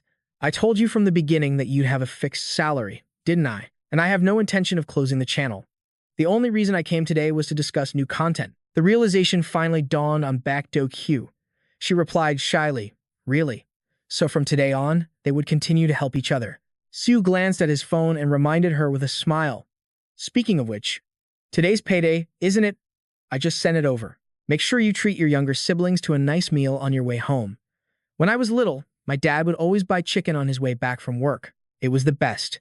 To them, you're both their mom and dad. Hearing these words, Baek Do-kyu suddenly looked down and spoke softly. You can just call me Do-kyu. Her statement caught Siu by surprise. What was that? Just call me by my name, please. Baek Do-kyu suddenly became flustered and rushed to explain. No, that's not what I meant. You're much older than me, and you're my boss. Despite her over-the-top reaction, Siu just smiled warmly. Then you can do the same for me, Miss BDU. Let's be comfortable. You can just call me Siu. I'll try my best. So, what's the new content you mentioned? Oh, that. At the Sium branch of the Hunter Management Bureau, part of the Hunter Association. The receptionist glanced at Siu, a flicker of recognition in her eyes. I remember him. He's that awakened being from a few days ago. The one with no special traits. His name is Siu, right? With that thought, she put on a bright smile and asked, How may I help you today? Siu quickly replied, I'd like to review the standards for a rank evaluation. Do you have your hunter license with you? I have it right here. Your current rank is D, correct? Hearing this, the receptionist's friendly expression faltered for a moment. A D rank hunter with traits below F rank. This mission is going to be tough for him. He might not even be able to do it. This is probably his limit. Hard work can't always overcome a lack of natural talent. After checking the system, she spoke. According to the promotion requirements, you must complete at least 200 D-rank dungeon raids to advance to C rank. Since you normally raid 3 times a week, that will take over a year. Once you've completed the 200 dungeons, we can schedule a rank evaluation dungeon at your request. Do you have any questions? No, I understand everything perfectly. Siu answered with a calm smile. Then, could you tell me how many dungeons I've cleared so far? You've currently completed 16 D-rank dungeons. You only need 184 more. The two continue their exchange. If you plan on entering a dungeon again today, I can arrange the paperwork for you. If you could, that would be great. Do you have a preference for any particular dungeon? I don't have any specific preferences, so just pick the closest one for me. The nearest D+ rank dungeon is only a 5-minute walk from here. Though she maintained a cheerful expression, her inner thoughts were much different. There's a huge gap between a D rank and a D+ dungeon. Is he really going to be okay? Siu spoke up, then please show me the way. Without hesitation, she pointed him across the intersection. Just go through those 2 alleys and you'll be there. Thank you. Good luck. After leaving that building, Siu headed straight to the next location. The receptionist there also greeted him politely. How may I help you? Hunter Siu, what are you doing back here? A look of concern crossed the receptionist's face. He's back in less than 10 minutes. I knew it. A D+ dungeon was too much for him. Model. Seeing the receptionist staring blankly at him, Siu finally spoke up. I'm sorry, but all this running around is getting inefficient. So, could you just give me the locations of all the nearest D-rank dungeons? His words left the receptionist frozen for a few seconds. Turning back to her PDU, she asked again, but what was that new content you just mentioned? Siu pointed with a cocky smile. Oh, that? It's my journey to becoming an A-rank hunter. In just 1 month. Hearing this, Baek Do-kyu broke out in a cold sweat. What? An A-rank hunter? But Siu was overflowing with confidence, and this will be the guide on how to do it. So, can I get the locations of all the nearest D-rank dungeons? About 50 should be enough. At the Sun branch of the Hunter Management Bureau, an employee burst in shouting, "Chief!" The branch chief turned around. What's with all the commotion? Did an S-rank dungeon break or something? The employee, panting, finally managed to reply. The dungeon cleaner has returned. The news left the chief completely stunned. What did you say? How many dungeons has he cleared? 10? 20? He just cleared his 150th. It's absurd. Wasn't he just an awakened with no special powers when we evaluated him 2 days ago? They had even performed a re-evaluation. Shouldn't we report this to the inspection agency, sir? He could be an illegal awakened. Just then, the employee yelled out again. Chief, the dungeon cleaner is requesting a promotion to C rank. The chief's face went pale as he whipped his head around, thinking to himself, what? The requirement for C rank is clearing 200 dungeons. Didn't you just say he only cleared 150? He then gave the order. Send the report to the inspection agency. I'll contact them immediately. Meanwhile, at the Siu branch of the Hunter Inspection Bureau, Siu stood at attention, reporting formally. Team leader, we've received a request for cooperation from the Management Bureau. They say a hunter jumped from D rank to C rank in just 3 days. And they want us to investigate this hunter named Siu. Who is this person? They're asking for a full review. Hearing the name, Min Jung instantly recognized who they were talking about. The hunter named Siu. She glanced at the documents in her hand, thinking to herself. At this level, it would normally be considered a case of reawakening. In that scenario, undergoing another evaluation is standard procedure. But the fact that he ranked up through quests means a reevaluation is impossible. That leaves only one possibility. He grew stronger using illegal means, something like black magic. Is Siu really that kind of person? In the middle of their discussion, Min Jung suddenly called out to someone else. Arina. Arina entered and replied, yes. Min Jung immediately questioned her. You're familiar with awakeners who gain power through black magic, aren't you? Arina nodded.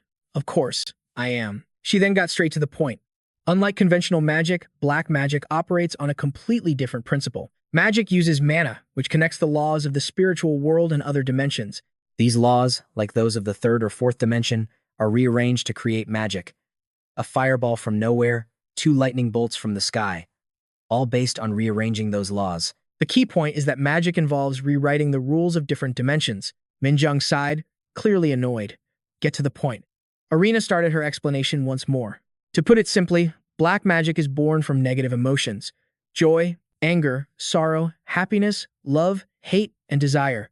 These are often called the 7 affects. Black magic grows by burning these 7 effects as fuel. The more passionate the heart, the more powerful the dark arts become. But the faster their minds burn bright, the faster they burn out. The fate of those who seek power through black magic is already sealed. They lose their lives, and eventually their identities, becoming mindless monsters that only know how to kill. Hearing this, Min Jung frowned. How can we identify these people? You'll know just by looking at them. Arina rambled on again. You don't need to be a mage to see it.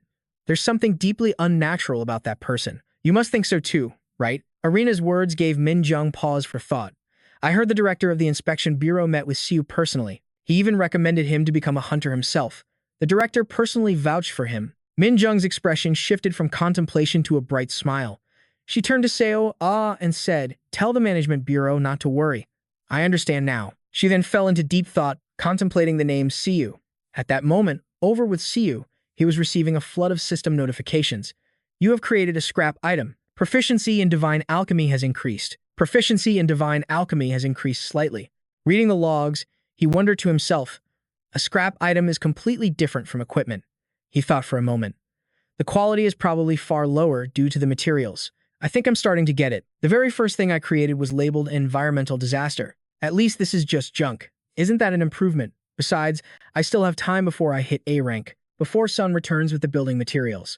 I should raise my proficiency so I can build a house while I wait. I just wonder if she was lucky enough to gather all the required materials. Suddenly, a voice called out from behind him. I'm back. Hearing this, Siu offered a slight smile. Right on schedule, and right behind him stood Siun. She walked over, a bright smile on her face as she asked, Siu, you're here too? Siu turned and got straight to business. Siun, what's the status on the building materials I requested? At his question, Siun's expression immediately darkened. They're incredibly difficult to gather. I had to ask my younger brother for help, but it's still an uphill battle.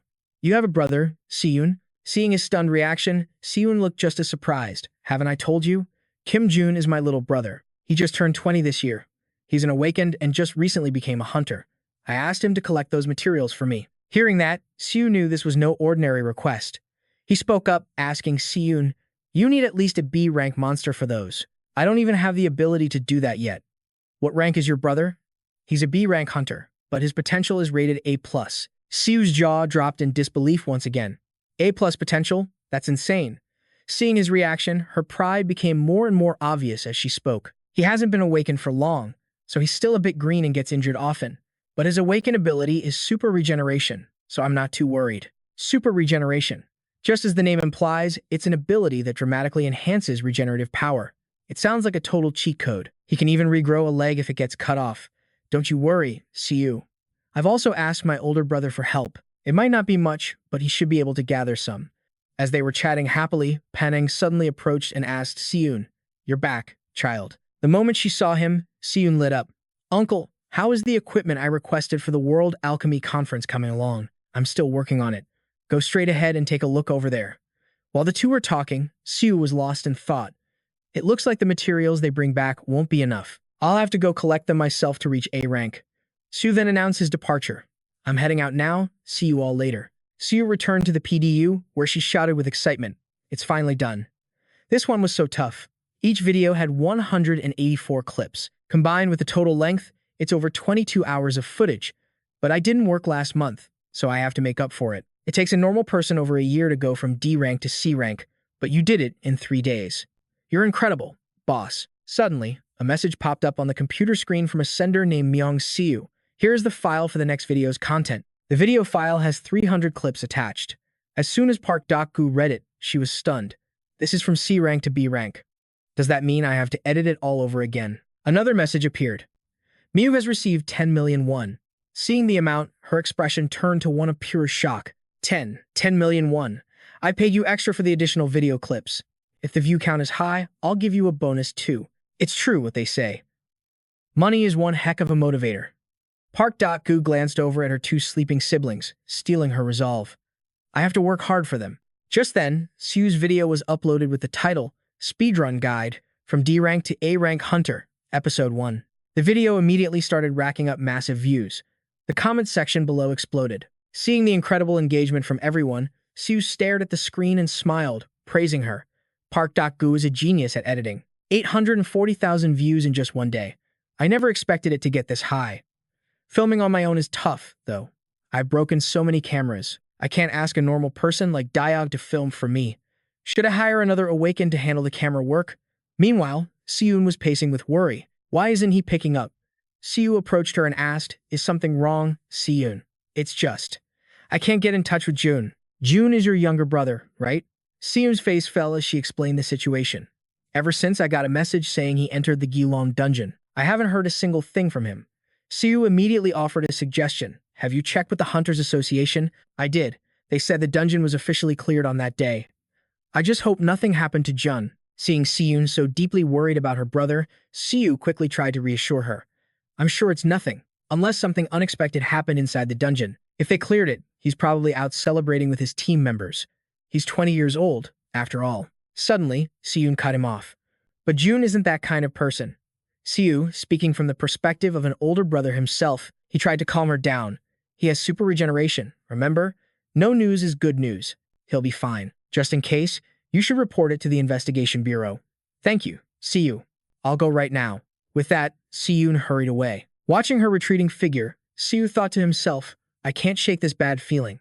For now, all we can do is wait." The scene shifts to a dark dungeon, where a young man is bound in iron chains. He cried out in alarm. "What is this? I was definitely hunting the Gilong with my team. The person chained up was Jun." He frantically tried to recall what happened. "We successfully hunted the Gilong. After that, the team members suggested we go for drinks, so I joined them. What happened to my memory? Was I kidnapped?" Suddenly, a voice spoke out. "Those chains aren't easy to break. They were specially forged. Even an A-rank hunter couldn't escape from them easily." Jun stared at the man in horror. "What do you want? Curious. Are you really? You want to know what's going on?" The man named Dune lunged forward, his face inches from Jun's. A sinister grin spread across his face as he whispered, "Ever heard of illegal awakeners?" Jun could only stare back and ask what he meant. "Me, an illegal awakener. In that instant, he descended into madness. "They are my creations," he shrieked, his voice raw with rage. "Why? Why did they die without appreciating all my efforts? What about me? I promised I would make them stronger. If I poured in just a little blood, they'd scream in agony and die. If I severed a limb, they'd cry out in pain and die anyway." Suddenly, Dune savagely grabbed Junran's face. "But you'll be different, won't you?" he snarled. "You have to be different. You must be different from them." At that very moment, Siu and Cheron faced each other on the training floor, the silver glint of their swords flashing brilliantly. She lifted her head, meeting his gaze directly. Taejiuk is based on the concept of yin and yang, the two opposing forces that create the heavens, the earth, and all of creation. A confident smile played on Siu's lips, his eyes as sharp as ice, as his deep voice resonated through the hall. Though yin and yang may appear to be opposites, in truth, they depend on one another to create and define all things. Siu thought to himself, "At first, my plan was to create an entirely new sword style and teach it to her myself. But I have to truly understand it all first, even as I explain it to her. My own understanding feels incomplete. That's why I chose Taejiuk as the foundation for my swordsmanship, leveraging Han Churan's S-rank talent, an ability that can turn a simple swing into a powerful sword skill. My goal is to help Han Cheron create a sword style that is uniquely hers. Of course, by then, we won't be able to call it the Taejiuk sword anymore. A sword art that no one else possesses. Its rank will be S-class at the very least." Without warning, Siu lunged toward Cheron. He shouted with intensity, "If you can truly understand the principles of yin and yang and channel them into your blade, you can easily neutralize any opponent's attack. Just like this." Cheron's eyes narrowed in concentration. This was incredibly complex. Noticing her struggle, he gently reassured her, "You're doing great." As he spoke, Siu found himself staring at Cheron, an unconscious smile spreading across his face. He mused, "Honestly, without my enlightenment skill, I wouldn't get any of this, but she's starting to grasp it just from my explanation alone." Siu added, "I'll keep going over it until it becomes second nature to you, so don't worry about it." She replied in a soft voice, "Thank you." Hearing her, Siu scratched his head, a little embarrassed. "All right, that's enough for today. I'm heading out." But she suddenly cut him off. "I think everything will be settled within a month." Hearing this, Siu's eyes widened in surprise. "What?" she repeated with a serious tone. "I'm talking about the matter you asked me about before." A guess formed in Siu's mind. "The thing I asked about. You mean the construction permit? Thank you so much." Cheron replied without skipping a beat, "It's nothing." Faced with her casual demeanor, Siu couldn't help but feel a little baffled. How could she talk about it so casually, he wondered. No. I guess for her, this is normal. The SH Corporation could probably manipulate the laws of South Korea itself, and 1 month, that lines up perfectly with when the materials will be ready. Elsewhere, Sua wore a grim expression. She spoke quickly, without pausing for breath. "Captain, it's about Kim Do-eun's missing person report." Min Dung immediately looked up. "What's wrong?" Sua hurriedly handed over a document. "Please, take a look at this first. These are the party members who entered the dungeon with Kim Do-eun." Min Dung's hand tightened, crushing the paper. Her brow furrowed as she spoke, her voice heavy. "Illegal awakeners," Sua quickly clarified. "To be precise, they are hunters suspected of being illegal awakeners. All of them. Except for Kim Do-eun." Hearing this, a confused look crossed Min Dung's face. Did they intentionally target him? But why? Sua added, "His special ability is rumored to be super regeneration. Kim Do-eun's unique trait is super regeneration. The rumors say that even if his limbs are severed, he can regenerate them completely." Min Dung's voice grew grim. "Then that means..." Before she could finish, Sua answered with a heavy tone. "I believe they kidnapped Kim Do-eun to perform human experiments." Back with Siu, he sighed in frustration. "No one's answering. Is he in the middle of training? I was going to tell him about that video, too." The more Siu thought, the more uneasy he felt. "But I've been so busy lately, I haven't even had a chance to contact him. I even ended up ignoring his calls for personal training." A wry smile touched his lips. "Don't tell me he's actually mad at me. When he gets back in touch, I'll have to tell him about the video first thing." Just then, monsters that looked like living flames materialized right before his eyes. They opened their maws and let out a deafening roar. B-rank or golems. Seeing them, Siu remained perfectly still. He lowered his head, silently channeling the SS rank Taejuk of Zhang Sanfeng. This power was different from Hain's SS rank super strength. In martial arts, there are 3 crucial elements: mind, body, and ki. The gentleman's mind of Confucius corresponds to mind, Hain's super strength corresponds to body, and Zhang Sanfeng's Taejuk corresponds to ki. At that very moment, a chilling energy began to radiate from the palm of Siu's hand. He closed his eyes, focusing his will, and extended his hand forward. Instantly, the golems were torn apart by an invisible force, exploding into dust. The streams of energy within them began to flow slowly into Siu. He thought to himself, the power that awakeners use is mana, the life force that exists in all things and can be found throughout nature. The process of absorbing that power is called refinement, and depending on the method, its efficiency can change dramatically. But there is one power that lets mana flow directly into the body without any refinement at all, and that power is Tai Chi. From high above, a pillar of light tore through the dense forest, and suddenly, the entire space began to warp. Siu squeezed his eyes shut. After a long moment, as the dust began to settle, he slowly opened them. Now, countless golden orbs dotted the ground. Faced with this incredible sight, Siu was momentarily stunned. He muttered unconsciously, "This is insane." A thought flashed in his mind. I knew Heck Queen said this would help me. A thrilled smile spread across his face, but she never said it would be this effective. With those words, Siu looked down at his trembling arm. And this is just from combining it with super strength. If the backlash is already this intense, then in my current state, I can't even dream of combining it with the martial saint arts. At that thought, the corner of his mouth twitched upwards. Well, then again, Tai Chi was never a power a human body was meant to handle in the first place. I guess I just got lucky. Siu couldn't help but feel a surge of excitement. Who would have thought Hua Tuo's divine healing arts would be the key? Legend says that when the divine healing art reaches its peak, an ordinary person can be reborn into the body of a god. Right now, I can only use a fraction of its power, but thanks to it, I can finally control the power of Tai Chi.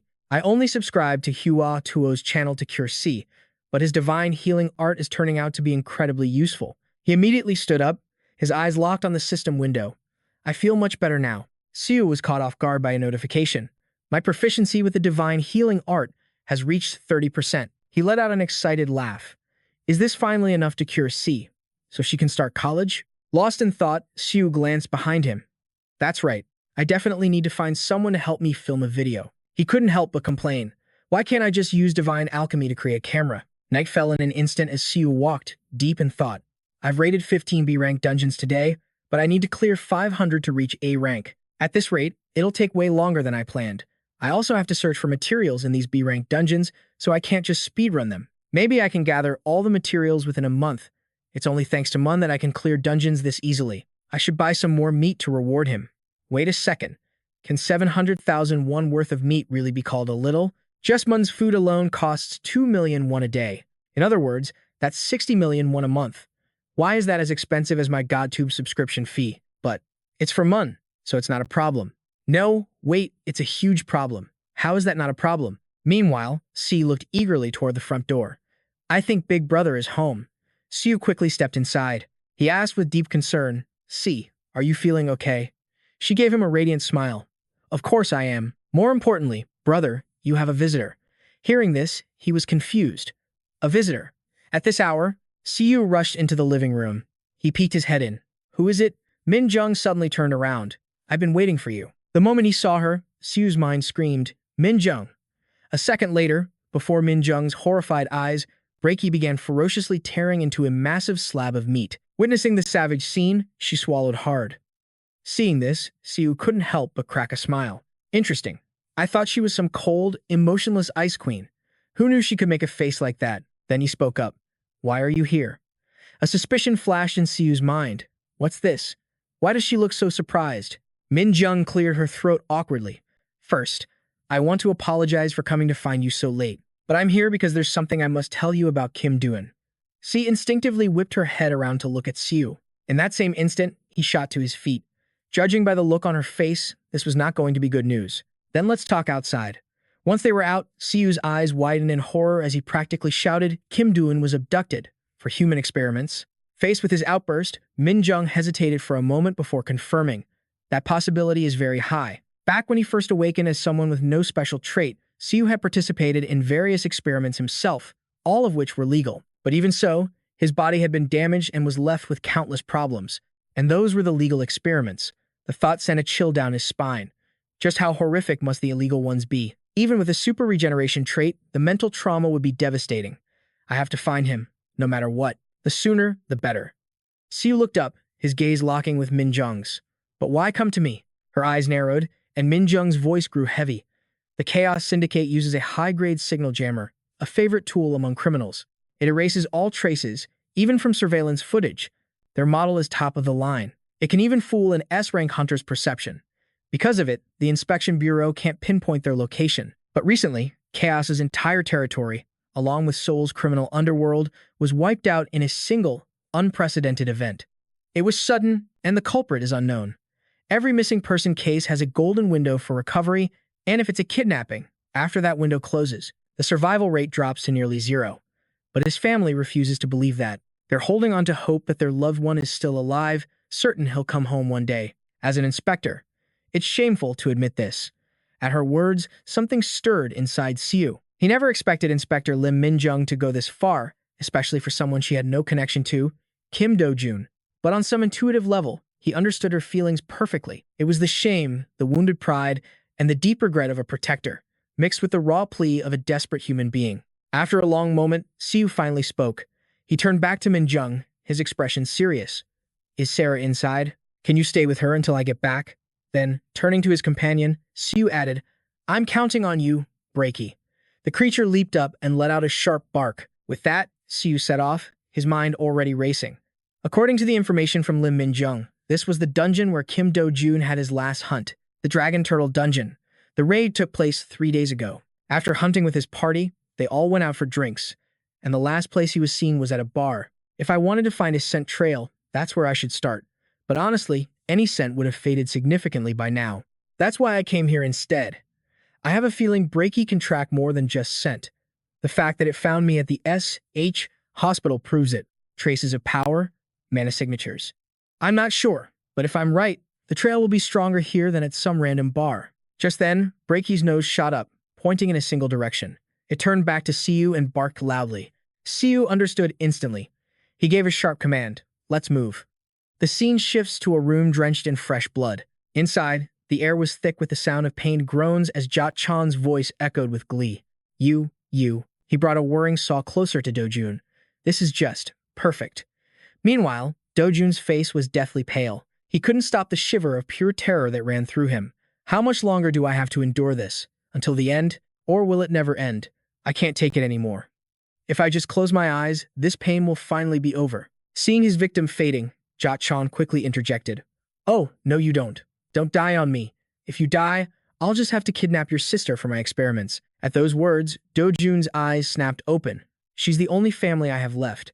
In a trembling voice, he choked out, "My sister. Don't touch her." Dochon just shrugged, a cruel smirk on his face.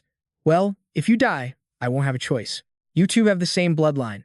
Who knows, maybe she has the same latent abilities as you." Hearing this, Do Jun trembled even more violently. He whispered weakly, "My sister has no powers." The villain let out a wild, manic laugh. "We'll have to run some tests to be sure, won't we?" Do Jun bit down hard on his lip, a fire of resolve igniting in his soul. "I have to hold on. I can't let him touch my sister." At the same time, Dochon brought the saw down without a shred of mercy. Sometime later, Do Jun drifted back to consciousness. How long has it been? He squinted, trying to focus his vision as he rallied himself. "No, if I die here, what will happen to my sister? I have to protect her. I must protect her. I can still endure this." Just then, the wall behind Do Jun exploded inwards. From the dust and debris, a figure emerged, walking slowly. Siu had arrived. He glanced over at the broken boy. "Kim Do Jun, your sister is worried sick about you." Then Siu got a closer look and realized his condition was critical. His body was a canvas of horrific injuries, pushed far beyond the limits of super regeneration. His ability wasn't low level, but he had been pushed past his breaking point a long time ago. At this rate, it's not just his body. His spirit must be completely shattered by now. In that moment, Do Jun whispered a single word, "Sister, Nuna." Hearing that, Siu was jolted back to action. He quickly pulled out a case of acupuncture needles. "It's not over yet. There might still be time. For your sister's sake, hang on just a little longer. Kim Do Jun." A moment later, Do Jun's eyes were still shut tight, but his eyelashes fluttered. Then, with a monumental effort, he forced them open. He rasped weakly, "Sister. Is my sister okay?" A relieved smile touched Siu's lips. "Good. He's showing signs of recovery." Just then, Dochon suddenly reappeared from the shadows, letting out a furious scream. "Who the hell are you?" Dochon pointed a trembling finger straight at Siu, questioning him. "How did you find this place?" He lowered his head, his voice shaking with rage. This is my private space. My own. Only mine. Mine. Mine. From the top of Dochon's head, flakes of skin began to peel and drift down. Seeing this, Siu turned his head away in disgust and let out a frustrated groan. Siu's eyes snapped open, bloodshot with an unholy light.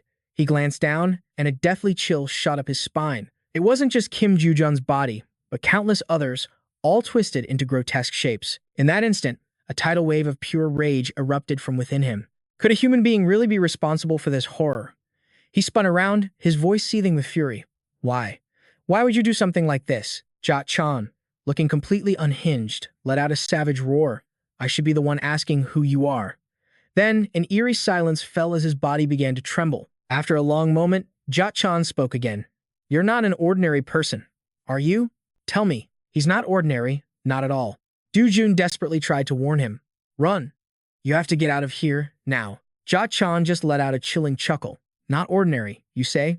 That means you have a special ability, doesn't it? I'm right, aren't I? Of course, I am. He mused, I wonder what kind of power you possess, and what kind of experiment should I make you into? My own attribute was suited for farming. This strange power allowed its user to fuse different species into a single, unified being. However, the one who possessed this power utterly despised himself for having such a pathetically weak attribute. With his mind teetering on the edge of madness, he committed an act that should never have been contemplated. He began experimenting, fusing not only the countless attributes of other awakened beings, but also the abilities of monsters, all into a single host. He even performed countless experiments on himself, transforming into the abomination that stood before them now. He let out a horrifying roar. So tell me, what kind of experiment will you become for me? Facing this living nightmare, Do Jun pleaded once more. You have to run. Please, just go. In that same moment, a flurry of fleshy tentacles shot straight for Siu. Yet, not a hint of fear appeared on his face. He stood perfectly still, and contrary to all expectations, simply raised his fist. He uttered a single word of absolute disdain. Disgusting. As the word left his lips, Siu stepped forward and unleashed a single, devastating punch. On the sidelines, Do Jun's eyes went wide with disbelief. What the? How is that possible? A gaping hole had just been blown straight through Dochon's torso. Chunks of monstrous flesh rained down onto the floor. Then suddenly, all the tentacles on Dochon's body withered and fell away. Witnessing this, even Siu was momentarily stunned. Regeneration? No, this was something far beyond simple recovery. After a moment, Dochon's voice growled. What in the world are you? He stared intently at Siu, a twisted grin spreading across his face. You will make the most perfect test subject. You possess some kind of super strength, am I right? But in the end, you're still just a mortal. A fragile human, aren't you? But me? I am different. I have transcended mortality. A weakling like you could never touch me. As soon as the words were spoken, Dochon brought down a colossal fist from above. Realizing the immediate danger, Do Jun screamed in panic, dodge it. Meanwhile, Dochon let out a triumphant laugh.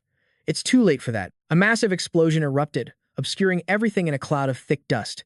Nearby, Do Jun squeezed his eyes shut, gritting his teeth for the inevitable. But Siu had casually stopped the devastating punch with a single hand. Dochon couldn't stop muttering. Impossible. How did you block that? This is the power forged from an ogre. There is no way this can be happening. Without uttering a single word, Siu flung him away like garbage. Seeing this, Dochon completely lost his mind, screaming in agony, How? How is this possible? As he screamed, Siu charged forward at blinding speed. Dochon glared at him with pure hatred. You? Just what in the hell are you? Siu paid him no mind, closing the distance in a furious, unstoppable blur. Do Jun could only watch in awe. My god. How is he defeating that monster? No, the real monster is. He watched as Siu moved with terrifying, fluid grace. A moment later, a shower of shredded flesh rained down. Dochon could only gurgle in his throat. No, it can't be. How can a mere human? How can a mortal possibly be this overwhelmingly strong? You were born with this gift, weren't you? Born with that talent right from the start. I absolutely despise people like you. I hate your kind so much it makes me want to kill you just to feel satisfied. You bastards who are blessed with power always act the same. You always act as if you stand at the pinnacle of the world. Siu's cold gaze finally settled on the broken form of Dochon. He spoke in an icy tone. Is that the reason? You did all of this. Just to become stronger? Dochon immediately spat back. What the hell would you know about it? Do you have any idea what it feels like to kneel in humiliation because you're talentless? Do you even know what kind of life the weak are forced to live? You were strong from the very beginning, so you could never possibly understand. You can't even imagine how miserable our lives truly are. Those born with talent, those born with power from the moment they drew breath. You never earned any of it through hard work. You were simply given it all for the sole crime of being born. And then you have the audacity to look down on people like me and say we're weak because we don't try hard enough. As he spoke, Dochon's voice rose into a furious scream. Bastards like you are a damn plague upon this world. In his final moments, he shrieked with insane fury. And that is why I will kill you, everyone like you. In that moment, Heck Queen's voice grew low. I was once the same. He stared him down, his gaze piercing. Just like you. A curious Siu then asked Han, what was going through your mind during your 12 great labors? Huan had to overcome 12 labors to become a true hero. Siu forced a smile and asked, you must have been excited, right? Faced with the sudden question, Heck Queen parted his lips. Back then, I was just desperately searching for a place to die. A sudden chill ran down Siu's spine. Is he messing with me? But the hero's voice echoed with undeniable conviction. In those days, I was consumed by the flames of hatred, and I murdered my own family. The torment made every waking moment a living hell. I felt like I no longer deserved to be alive. However, Joso stopped me. He asked what I could possibly atone for by taking my own life. So the trials I faced weren't for some grand ambition. They were all for my own redemption. Every single one was pure agony. I nearly died several times. I kept thinking to myself that I couldn't possibly make it. Every day, I thought about giving up. Hard to believe, isn't it? Siu stared at the hero, completely stunned. I always saw Heck Queen as an unshakable pillar. Someone who could overcome any trial, any hardship, with ease. Then Heck Queen returned to the point, clearing his throat. Of course, the result is important, but if you ask if the result is everything, then my answer is no. I believe what's most important is the path you took to achieve that result, and the entire journey you endured. People say I completed those 12 trials because I am Heck Queen. That I accomplished such great feats because of who I am. That I am a great man. But no one is born great. There are only great challenges. And greatness and success. They're not as complicated as you might think. Of course, there are countless desperate situations. And there are definitely circumstances that are impossible to overcome or escape from. But greatness and success aren't about conquering all those complex situations. It's about just one single thing. Why do you need to become great? Your personal reason doesn't matter, no matter how childish or absurd it may be. Remember this. It's not about the 100 or 1,000 reasons you think you can't do something. All you need is one reason why it has to be you. That single reason will carry you to any height you wish to reach. That's how I am standing here today. That is all greatness is. Back in the present, those words echoed in Siu's mind. The line separating strength and weakness. It wasn't simply a matter of logic or natural talent. He shouted in fury, stop looking only at the results in front of you. You're just making excuses for yourself. At that very moment, Cheron let out a savage roar, as a stream of energy began to flow into Siu. The sage's heart, Confucius, Tai Chi, Zhang Sanfeng. Superhuman strength. The harmony of mind, Kai, and body. At the same time, a horrifying scream echoed throughout the cave. Siu frowned, muttering under his breath, Heck Queen's sacred martial art. Siu thrust his fist forward and issued the command, second form. Instantly, a pillar of pure light slammed into the ground. An intense burst of light erupted, swirling like a violent vortex and devouring everything in its path. The very air vibrated, and the dust was blown away, leaving behind a hazy and chillingly quiet void. Far in the distance, Dun looked on. His eyes were wide with terror, his voice trembling. In just a flash, the entire area was wiped clean. Meanwhile, Siu clenched his trembling fist and let out a groan. Damn it, that hurts. I really didn't want to use a divine art containing the two principles. The backlash is just too severe. At that moment, Gipsho was screaming like a madman. You don't know anything. You don't know that kind of miserable feeling. You've never had to beg for everything because you have no talent. Thinking this, Siu let out a helpless sigh. But he just kept running his mouth. Then Siu looked down, the corner of his mouth lifting into a smirk. But I guess it was useful, huh? Normally, I would have passed out by now. After a long moment, Dun turned his head. He let out a soft groan, causing Siu to turn instinctively. Can you move? Dun seemed stunned for a second before quickly replying. Huh? Oh, yeah. My body feels like it's recovered a bit, but I can't move because of this thing. He said even S-rank hunters can't break these restraints. So how are we supposed to get out? Siu casually grabbed the chains and dusted off his hands, his eyes shifting over to Do Jun. How about now? Can you move? The boy couldn't hide his utter confusion. Huh? Oh, yeah. I can. Dunn managed a weak smile. I'm sorry, but who are you? Siu sighed internally. He's only asking that now. He quickly gave an answer. I'm a friend of your sister. Hearing this, the boy's curiosity piqued. My sister's friend? Are you her boyfriend? Siu quickly corrected him. A friend. Her son. The boy stared in disbelief. For real? Siu feigned an annoyed look. What would I possibly gain from lying to you? Accepting the answer, Dun's voice filled with worry. Then, is my sister okay? Is she in any trouble? Siu answered bluntly. She's not doing well. She worries every single day. I was worried about you. Can you let your sister tell you what happened? I might look fine, but I don't have the strength to speak. My regeneration isn't as good as some people's. At this, Do Jun fell silent, saying nothing more. He struggled to his feet and bowed low. Thank you so much for saving me. Seeing this, the corner of his mouth curved into a faint smile. Siu turned to Do Jun and said gently, let's go home. A few hours later, Do Jun was stunned by the horrifying scene before him. He ground his teeth in fury. What about Dochon? The man hesitated for a moment before bowing his head. I believe he's dead. Sir, we couldn't find a single trace of his body. Do Jun's voice was ice cold. So that means the very space itself was annihilated. What about the research materials? The man replied instantly. We did our absolute best to recover them, but all of the critical resources have vanished. Hearing this, Do Jun lowered his head, his fists clenching in silent rage. The plan to mass-produce human weapons by grafting the traits of false awakeners. The plan to create monsters by splicing their genes. All the research pandemonium poured years into. Was it all turned to ash in a single night? Do Jun's eyes scanned the cavern. There were no traces of a sword attack. He growled in frustration. It wasn't Bizongjae, so which bastard was it? The man gave an urgent warning. Branch manager, the guards from the inspection bureau will be here any minute. You need to get out of here first. Do Jun spun around and roared. Find the scum who did this at all costs. Elsewhere, Siu asked in disbelief. Does Sao A really know everything? Min Dong speculated with a serious face. I think she knows you're a hunter.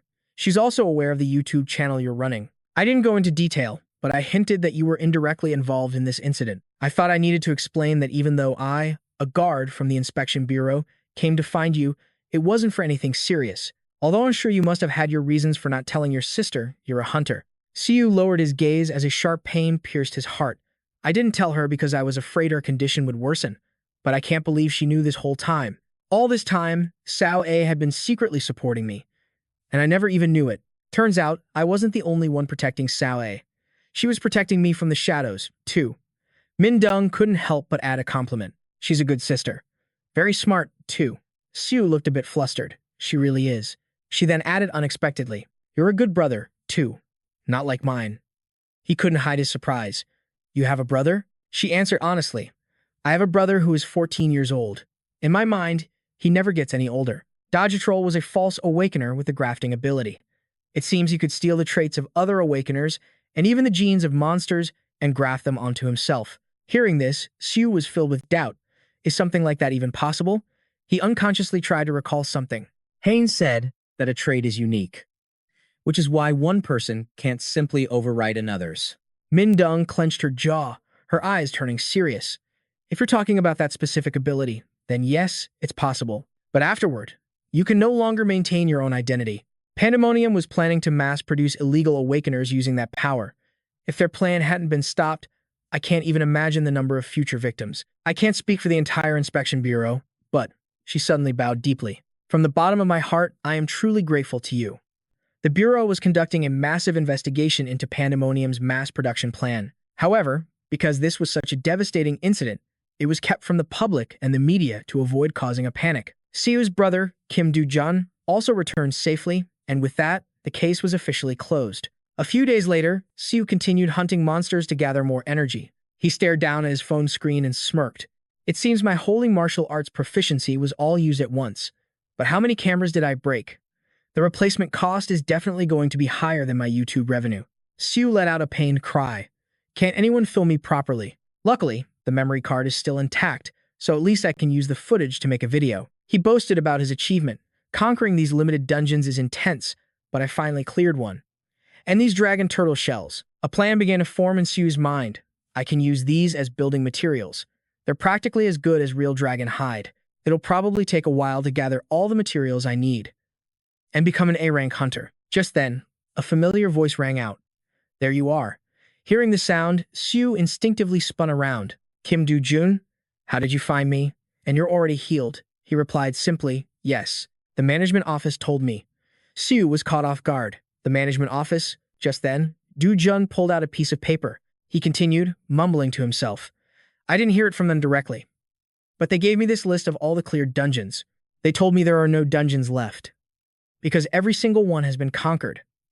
Siu let out a soft sigh. So you went searching for all of them? Do Jun nodded nonchalantly. Yeah, it was so exhausting I thought I was going to die. Siu added, sounding exasperated. You could have just called me, but Do Jun cut him off. I don't have your number, Hyung Nim. Siu couldn't stop himself from cursing under his breath. Is this guy insane? You could have just asked your sister. At those words, Do Jun's eyes lit up. You're a genius, Hyung Nim. Siu's tone turned serious. So, why were you looking for me? Do Jun's expression shifted back to one of focus. He then made a sincere offer. After I asked my sister, she told me. You're looking for monster byproducts, aren't you? You're the one who saved my life, Hyung Nim. I came here to help you. Siu shifted uncomfortably, trying to create some distance. I really don't need your help. And why do you keep calling me Hyung Nim? Besides, you're a B-rank hunter. Getting involved with my business could drag you into some serious trouble. But Do Jun started pleading. You don't have to share any of the profits with me. At that, Siu's eyes instantly lit up. He shot back, what? You're offering to help me for free. Do Jun continued, I heard you've helped my sister a lot, too. Siu turned away coldly, not forgetting to add. You don't need to worry about that. Your sister has helped me out plenty, too. A confused Do Jun called out, wait, Hyung Nim. Then how about we just do one raid together, before you make your final decision? I've already secured the Dragon Turtle Dungeon. Hearing that, Siu whipped around instantly. The Dragon Turtle Dungeon, he was stunned. The famous Dragon Turtle Dungeon, the one that everyone is fighting tooth and nail to get into? Do Jun clenched his fists, his eyes filled with determination. Let's clear it together. Please, just give me one chance to prove my worth. And of course, all the loot will be yours. Siu was silent for a moment. He thought to himself, looks like this. Kim Do Jun kid isn't going to give up easily.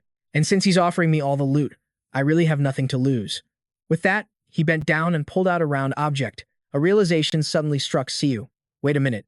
Kim Do Jun is a B-rank hunter. On top of that, his unique trait is A+ rank super regeneration. Even if he gets hurt, he can heal himself instantly.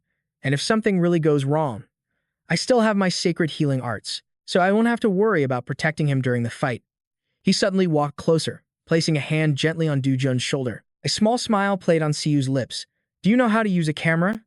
Deep within a lush forest, a brilliant blue light erupted with devastating force. It shattered the tranquility of the woods.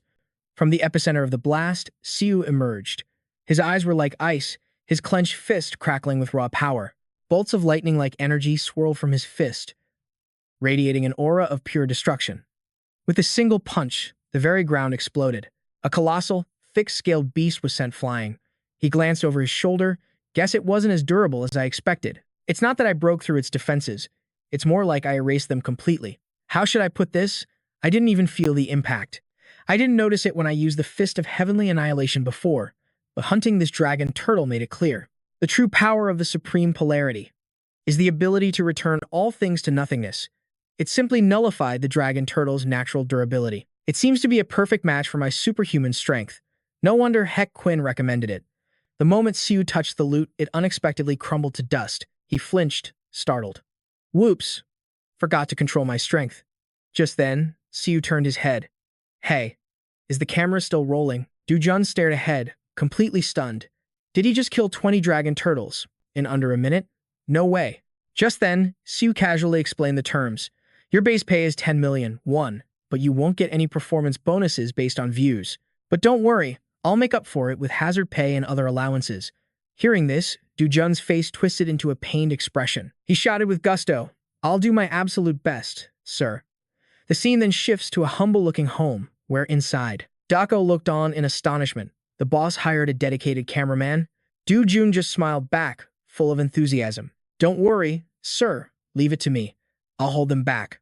On the monitor, a grotesque monster appeared. Then suddenly, he was thrown to the ground. Do Jun smirked from the floor. You think you can take me down that easily? This camera is a mission entrusted to me by the boss. I'll protect it with my very life. Watching the terrifying footage, Dochon began to tremble. What? What is this? Meanwhile, Do Jun on screen was desperate. Don't worry about me. Just go. Siu watched with a look of pure annoyance. What are you even doing? Do Jun expressed with utter sincerity. It is truly an honor to be your personal cameraman. She mumbled to herself. Maybe I can spice up this footage a little. A moment later, a wooden door slowly creaked open. Siu offered a faint smile. You, Sion, you came too? She quickly replied. Hello, Siu. Actually, I heard from Do Jun that you've been teaching him a lot lately. Hearing this, Siu waved his hand with an awkward laugh. Teaching? Not at all. He's the one who's been helping me. A thought crossed his mind. Now he wouldn't have to worry about his loot getting damaged. On top of that, he had already scheduled the dungeons for harvesting monster byproducts. He handled all the small details for her. At the same time, a deep blush crept up Son's cheeks. She added shyly, I was so flustered last time. I never got to thank you for saving Jujun. Siu replied casually, we're all family here. Son couldn't help but shout, what did you say? Seeing her reaction, he slowly stepped closer. What's wrong? She stammered, completely flustered. Siu quickly explained, I meant your little brother. I was saying Jujun is your family. What were you thinking? Sun said quickly. Nothing. It's just. Jujun keeps calling you his brother-in-law, so I. Siu asked, bewildered. He what? She waved her hands dismissively. It's nothing, really. After saying that, Sun turned and fled. Don't mind me. And just like that, she was gone, leaving him utterly confused. What was that about? Siu looked down, thinking to himself. Anyway, I'm about to become an A-rank hunter, and my subscriber count is almost at 100,000. He continued his monologue. The materials for construction are nearly gathered, and the building permit is almost approved. The more Siu thought about it, the more excited he got. Everything was falling into place for his new home. The next morning, he stared at his screen in disbelief. Huh, who's calling at this hour? Suddenly, the system chimed in with a notification. Hyen is requesting a video call. Do you want to accept? He jumped. That's right, Hyen. Siu gripped his phone tightly. He'd been so busy lately, he'd missed several of his calls and completely forgot to call back. He slowly moved his hand toward the screen. He's probably furious, isn't he? No, if he's just angry, I'll be lucky. At that thought, Siu began to tremble, hesitating on whether he should even answer the call. The system urged him again. Hyen is requesting a video call. Do you want to accept? Hearing this, Siu didn't hesitate any longer and swiped the screen. Screw it. Hyen's familiar voice immediately came through. My dear subscriber, I haven't seen you around lately. Hearing this, Siu's heart plummeted. Why does he sound so calm? Did he not notice I was ignoring him? Then, Hyen's tone shifted to one of reproach. Do you have any idea how worried I was? Why would you ignore my calls like that? His jaw dropped in horror. He's definitely mad. Siu stammered an explanation. Actually, I had something really important to take care of. So, Hyen confirmed it once more. Right. Otherwise, you wouldn't have ignored me, would you? He muttered under his breath. I really didn't mean to. I was just so busy, and everything piled up at once. His trainer sounded understanding. I know how busy you are. I figured you had more important things to worry about than me. After all, you didn't say a word, even when my channel dropped to only 90 subscribers. For a moment, Siu was stunned. Wait, didn't it hit 100,000 after the last video? How could the subscriber count have dropped that much? Hyen's tone suddenly changed again. Anyway, I get it. What's past is past. Let's just drop it. Hey, you've had plenty of rest lately. Today, we need to do a full-body workout. Shall we begin? Seeing his expression, Siu forced a weak smile. His eyes filled with absolute terror. A moment later, he placed his hands on the ground. Hyen nagged relentlessly. Hey, your form is wrong. That one doesn't count. Do it again. Internally, Siu was screaming. This absolute madman. His trainer yelled in dissatisfaction. Hey, no slacking off. That one doesn't count either. Looking down at Siu's exhausted body, Hyen commanded coldly. You're being lazy. Give me 10 more. In the dead silence, his trainer's voice echoed steadily. 1, 2, 3. A long time later, Siu was gasping for breath. He quickly checked his phone. My proficiency went up, Siu thought to himself. It increased by 3% from just this one training session. I can feel a distinct difference in my power. A new strength surging from deep within me. And then, he couldn't stop himself from letting out a scream. Siu's mind began to rebel. I can't take this anymore. At this rate, I'm really going to meet my ancestors. I'd rather go out using divine palm and tai chi than this. Hyen suddenly spoke up. My dear member, the training session isn't over yet. Who said you could stop in the middle of a set? Is someone forcing you to quit? Siu's eyes widened in horror. Even if it shreds every muscle in my body, he's definitely trying to kill me with this workout. There's no doubt about it. This old man is really trying to destroy me today. Hang clapped his hands nonchalantly. The P.T. session has only just begun. Now, let's do 3,000 burpees. Siu let out a guttural scream. The next video's content cuts to a desert scene. In the middle of the desert stand magnificent tiered temples. From high above, the Sphinx slowly descends, landing on one of the pyramid peaks and staring down in shock. What? Why are you here? How did you even— It's for an all-day meal with the most beautiful woman in Egypt, Cleopatra. By the way, no one has won yet. He then pressed, do you have C's? So, has anyone actually managed to answer? Quinn replied honestly, I've heard the stories, but is it even possible? Siu took a deep breath. There's no reason why it shouldn't be, right? A riddle is just a riddle, after all. Quinn objected. No, you can't think of it like that. He warned him, you know Thoth, the god of wisdom, even he lost to that Sphinx. Ever since losing to Oedipus long ago, that creature has become obsessed with riddles. This new information surprised Siu. What? Seriously, he exclaimed. Well, that's even better. If we can defeat him, we'll definitely knock that ego of his down a few pegs. Quinn's eyes lit up. Do you know how to beat him? Siu bluntly denied it. Huh? No clue. This instantly deflated Quinn's hopes. What do you mean? Siu waved his hand dismissively. How could I possibly win when even Thoth, the god with the power of omniscience, lost? Hearing this, Quinn's face turned grim. All right, next up is 5,000 BP exercises for you. He then continued, but our goal isn't to win the contest, is it? Quinn was confused. What do you mean by that? Isn't this a competition? Siu just laughed. It is, he confirmed. But we don't actually need to win. What we need to do is attract everyone to our GTU channel. Quinn confidently proposed.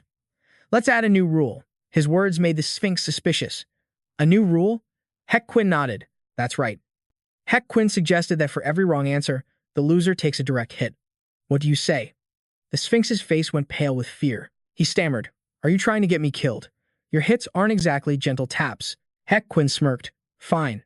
How about you ask 2 questions, and I ask 1? Fair enough. You can hit me all you want if you answer all my questions correctly. Or is it that you, the famous Sphinx, are afraid of getting a question wrong? Cornered, the Sphinx had no choice but to agree. All right, deal, he shouted, jumping down excitedly. This is my chance. My chance to pummel this muscle-headed pig. Quinn spoke with satisfaction. You made the right choice, Sphinx. Now, come on and ask me your 2 questions. The creature began. Okay, first question. I am born from water, but I die when I return to it. I live when I leave it. What am I? Quinn calmly answered. A whale. The Sphinx cut him off. The answer is salt. Seeing the Sphinx just standing there, Quinn wondered, well, what are you waiting for? The creature hesitated, thinking to himself, can I really hit him? Won't he tear me to shreds the moment I land a punch? Quinn urged him on. Hurry up. We promised to follow the rules, didn't we? The Sphinx squeezed his eyes shut, deciding to just go for it. A massive blow landed squarely on its target. Quinn coughed up blood, wiping his mouth in irritation. Damn dust. The Sphinx trembled, quickly reminding him, you promised. This is a rule of the contest. Quinn spat nonchalantly. Who said I was complaining? What's the next question? The Sphinx thought smugly, he's really not fighting back. This is perfect. Without a moment's hesitation, the Sphinx delivered his second question. What never changes its color, no matter how many times it changes its clothes? Quinn shot back an answer. Black clothes. The creature sneered. Wrong. The answer is a shadow. Just like that, another painful strike came flying forward. This time, I'm hitting for real. In a flash, the impact created a tremor that shook the ground. Blood trickled from Quinn's mouth. He asked, now it's my turn, right? The Sphinx forced a smile. That's right, he thought. No matter what he asks, I just have to answer correctly. Rage burning in his eyes, Quinn spoke. Here is my question. You know what a centaur is, right? When a centaur gets pregnant, which belly swells? Hearing this question, the Sphinx fell silent for a long moment. Seeing his blank face, Quinn taunted. Don't know the answer? The creature quickly held up a hand. Wait, I'm thinking. The Sphinx descended into chaos. A centaur's upper body is human, but its lower body is a horse. Both parts could theoretically get pregnant. Which one is it? Quinn's voice was stern. You don't know, do you? No, I do. He lied, panic rising in his chest. He thought, a riddle I don't know. Impossible. Quinn tilted his head slightly. You have to guess. Now it's your turn to take a hit. The Sphinx was instantly filled with despair. I'm going to die. I'm definitely going to die. He panicked. What's the answer? Quinn replied casually, 1 hit. The Sphinx broke out in a cold sweat. What? Heck Quinn repeated. Didn't we agree that you take a hit for every wrong answer? The Sphinx was furious. But why won't you tell me the answer? Heck Quinn just shrugged. I said I'd give you a riddle. Nearby, Siu, who had witnessed the whole thing, burst out laughing. He never said it had an answer. The Sphinx immediately tried to flee. Spare me. Please, spare my life. I don't want to die. Heck Quinn's lips curled into a smirk. If you hadn't wanted to hit me in the first place, then I would have spared you. The god of combat, Heck Quinn, unleashed his second technique. Super Heavenly Destruction Fist. Heck Quinn transformed into a ferocious tiger, unleashing a colossal wave of power. A system notification rang out. You have witnessed the perfect martial saint art of Heck Quinn. Siu gave a goofy laugh. So that was true martial arts? The system window flooded with notifications. Heck Quinn's proficiency in the war god's divine art has increased slightly. He realized with astonishment. My proficiency is increasing just by watching. In any case, Siu thought, we've gotten a significant number of views from this. The subscriber count has jumped from 90 to 783. It seems like people really enjoy this kind of content. Meanwhile, at the SH Group building, a new conversation was beginning. That's right. The secretary reported that Miss Cheron had requested assistance for an individual named Ming Siu. Mina was puzzled. Ming Siu? Then it clicked. So, my niece is asking for favors because of this man. What is their relationship? The secretary was candid. We haven't been able to determine that precisely. But Miss Han Cheron and Ming Siu meet 2 to 3 times a week. The color drained from Mina's face. They're meeting, he added. They also meet privately, inside the SH Group's main building. His words sent a shiver down her spine. Just. The two of them? Cheron is secretly meeting a man. This is the same girl who showed zero interest even when A-list celebrities and Chiebol heirs tried to win her over. My niece is dating someone. As her aunt, I can't just stand by and watch. Meanwhile, in another location, HC Queen was bowing with the utmost respect. Because of you, I've reached 1,000 subscribers. Master, I am eternally grateful. Please, forgive my previous disrespect, Siu chuckled. 1,000 subscribers? You gained 300 in a single night? He simply said, you can stand up now. Hakwin was filled with remorse. I admit, I held a bit of a grudge against you before. Master, how can I possibly raise my head after such a transgression? Siu felt a little awkward. It's understandable you were upset. I was late on my promise to teach you, so please, just get up. Hakwin immediately erupted, slamming his forehead on the ground. What are you saying? It is only natural for a great master like you to be busy. It was my fault for being impatient and rushing you. Siu tried to stop him, exasperated. All right, that's enough. So, what happened with the Sphinx? You didn't actually kill him, did you? Hakwin replied with a cheerful grin. He's not dead. My heart wavered when he begged for his life, so I lowered my power and only gave him a light tap. Siu's brow furrowed. A light tap. Hakwin continued. And then I tore him to shreds. No, wait. He voluntarily gave me this as a token of his gratitude. A notification sound chimed. Hakwin has gifted you 1 subscription pass. Siu's eyes narrowed in suspicion. A subscription pass. Hakwin explained smugly. Initially, I won the membership to the Sphinx's channel by persuading him. I mean, I was gifted his channel, but what use do I have for it? Then I immediately thought of you, Master, and decided to acquire it for you through. Let's call it a trade. Siu's eyes lit up. In other words, I can subscribe to any channel for free. This thing is worth at least 10 billion won. I've hit the jackpot. He joyfully high-fived Hakwin. This is without a doubt the best gift ever. He was satisfied. I'm so glad you like it, Master. Master, the Sphinx gave me one more thing, which I will now present to you. Another notification appeared. Hakwin has gifted you 1 dinner voucher with Cleopatra. Siu's eyes widened in disbelief. A dinner voucher. With Cleopatra? Hakwin rubbed his nose, looking bashful. They say she's insanely beautiful, like on the same level as Aphrodite. Please, just go meet her this once. But Siu had already gone pale with fright, sweat pouring down his face like a waterfall. What the hell is this? The scene shifts to a luxurious restaurant where a waitress bows awkwardly. Your meal has arrived, sir. Siu answered hesitantly. Thank you. He forced a smile. How did things turn out like this? Across from him, Cleopatra spoke with a warm smile. Hello, Siu. He stared at her, completely flustered, having dinner with Cleopatra through a screen. Anyone else would think I've lost my mind, but she really is beautiful. Siu sighed in defeat. As Confucius taught, a gentleman values wisdom and pays no mind to outward appearances. He frowned, taking a sip of water. What the? Her beauty can actually increase the proficiency of gentleman's mind. Cleopatra called out softly, Siu. She leaned in closer, proposing directly. Let's get married. The expression on Siu's face instantly froze. What? He wiped his mouth, wondering if she was sane. Cleopatra seemed to read his mind. You're probably thinking I'm crazy, aren't you? He admitted it outright. I'm not going to deny that. She gasped in mock surprise. Wow, so blunt. Siu cleared his throat. But you're the one who said it, gentleman's mind. She gave him a sly look. I was just kidding. I didn't think you'd take it so seriously. Are you some kind of bad boy? Siu scowled, stating plainly. I was just telling the truth. Cleopatra tilted her head slightly. You're the first man who has ever treated me this way. Usually, men are falling over themselves, swearing they'd sacrifice their very lives for me. He thought to himself, of course they would. With a smile that devastating, who wouldn't offer up their heart, soul, and their entire body just to please her? She giggled again, repeating her offer. So, shall we get married? Siu was at a complete loss for words. How did we circle right back to this? He confronted her directly. Are you messing with me? She denied it. No, I'm being completely serious. Siu replied. If that's the case, then I have to refuse even more firmly. She looked puzzled. Am I not your type? Do you not find me attractive? Siu stressed his point. That's not it at all. It's just, we can't ever meet in person. Cleopatra shot back. Does love truly require physical contact? Siu looked away, flustered. Well, not necessarily, but I think a little bit is needed. Actually, a lot is needed. Cleopatra grew curious.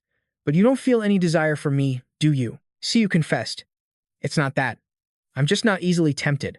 But once I fall in love, I'm ready to give it my all. Her expression suddenly froze. Cleopatra's eyes widened in shock. I think I've actually fallen for you. He sighed internally. She's spouting nonsense again. She seemed to read his thoughts. You were just thinking. I'm talking nonsense again, aren't I? Siu sighed. She teased back. You are. But can't you even play along with a little bit of my nonsense? There was no way he could refuse her.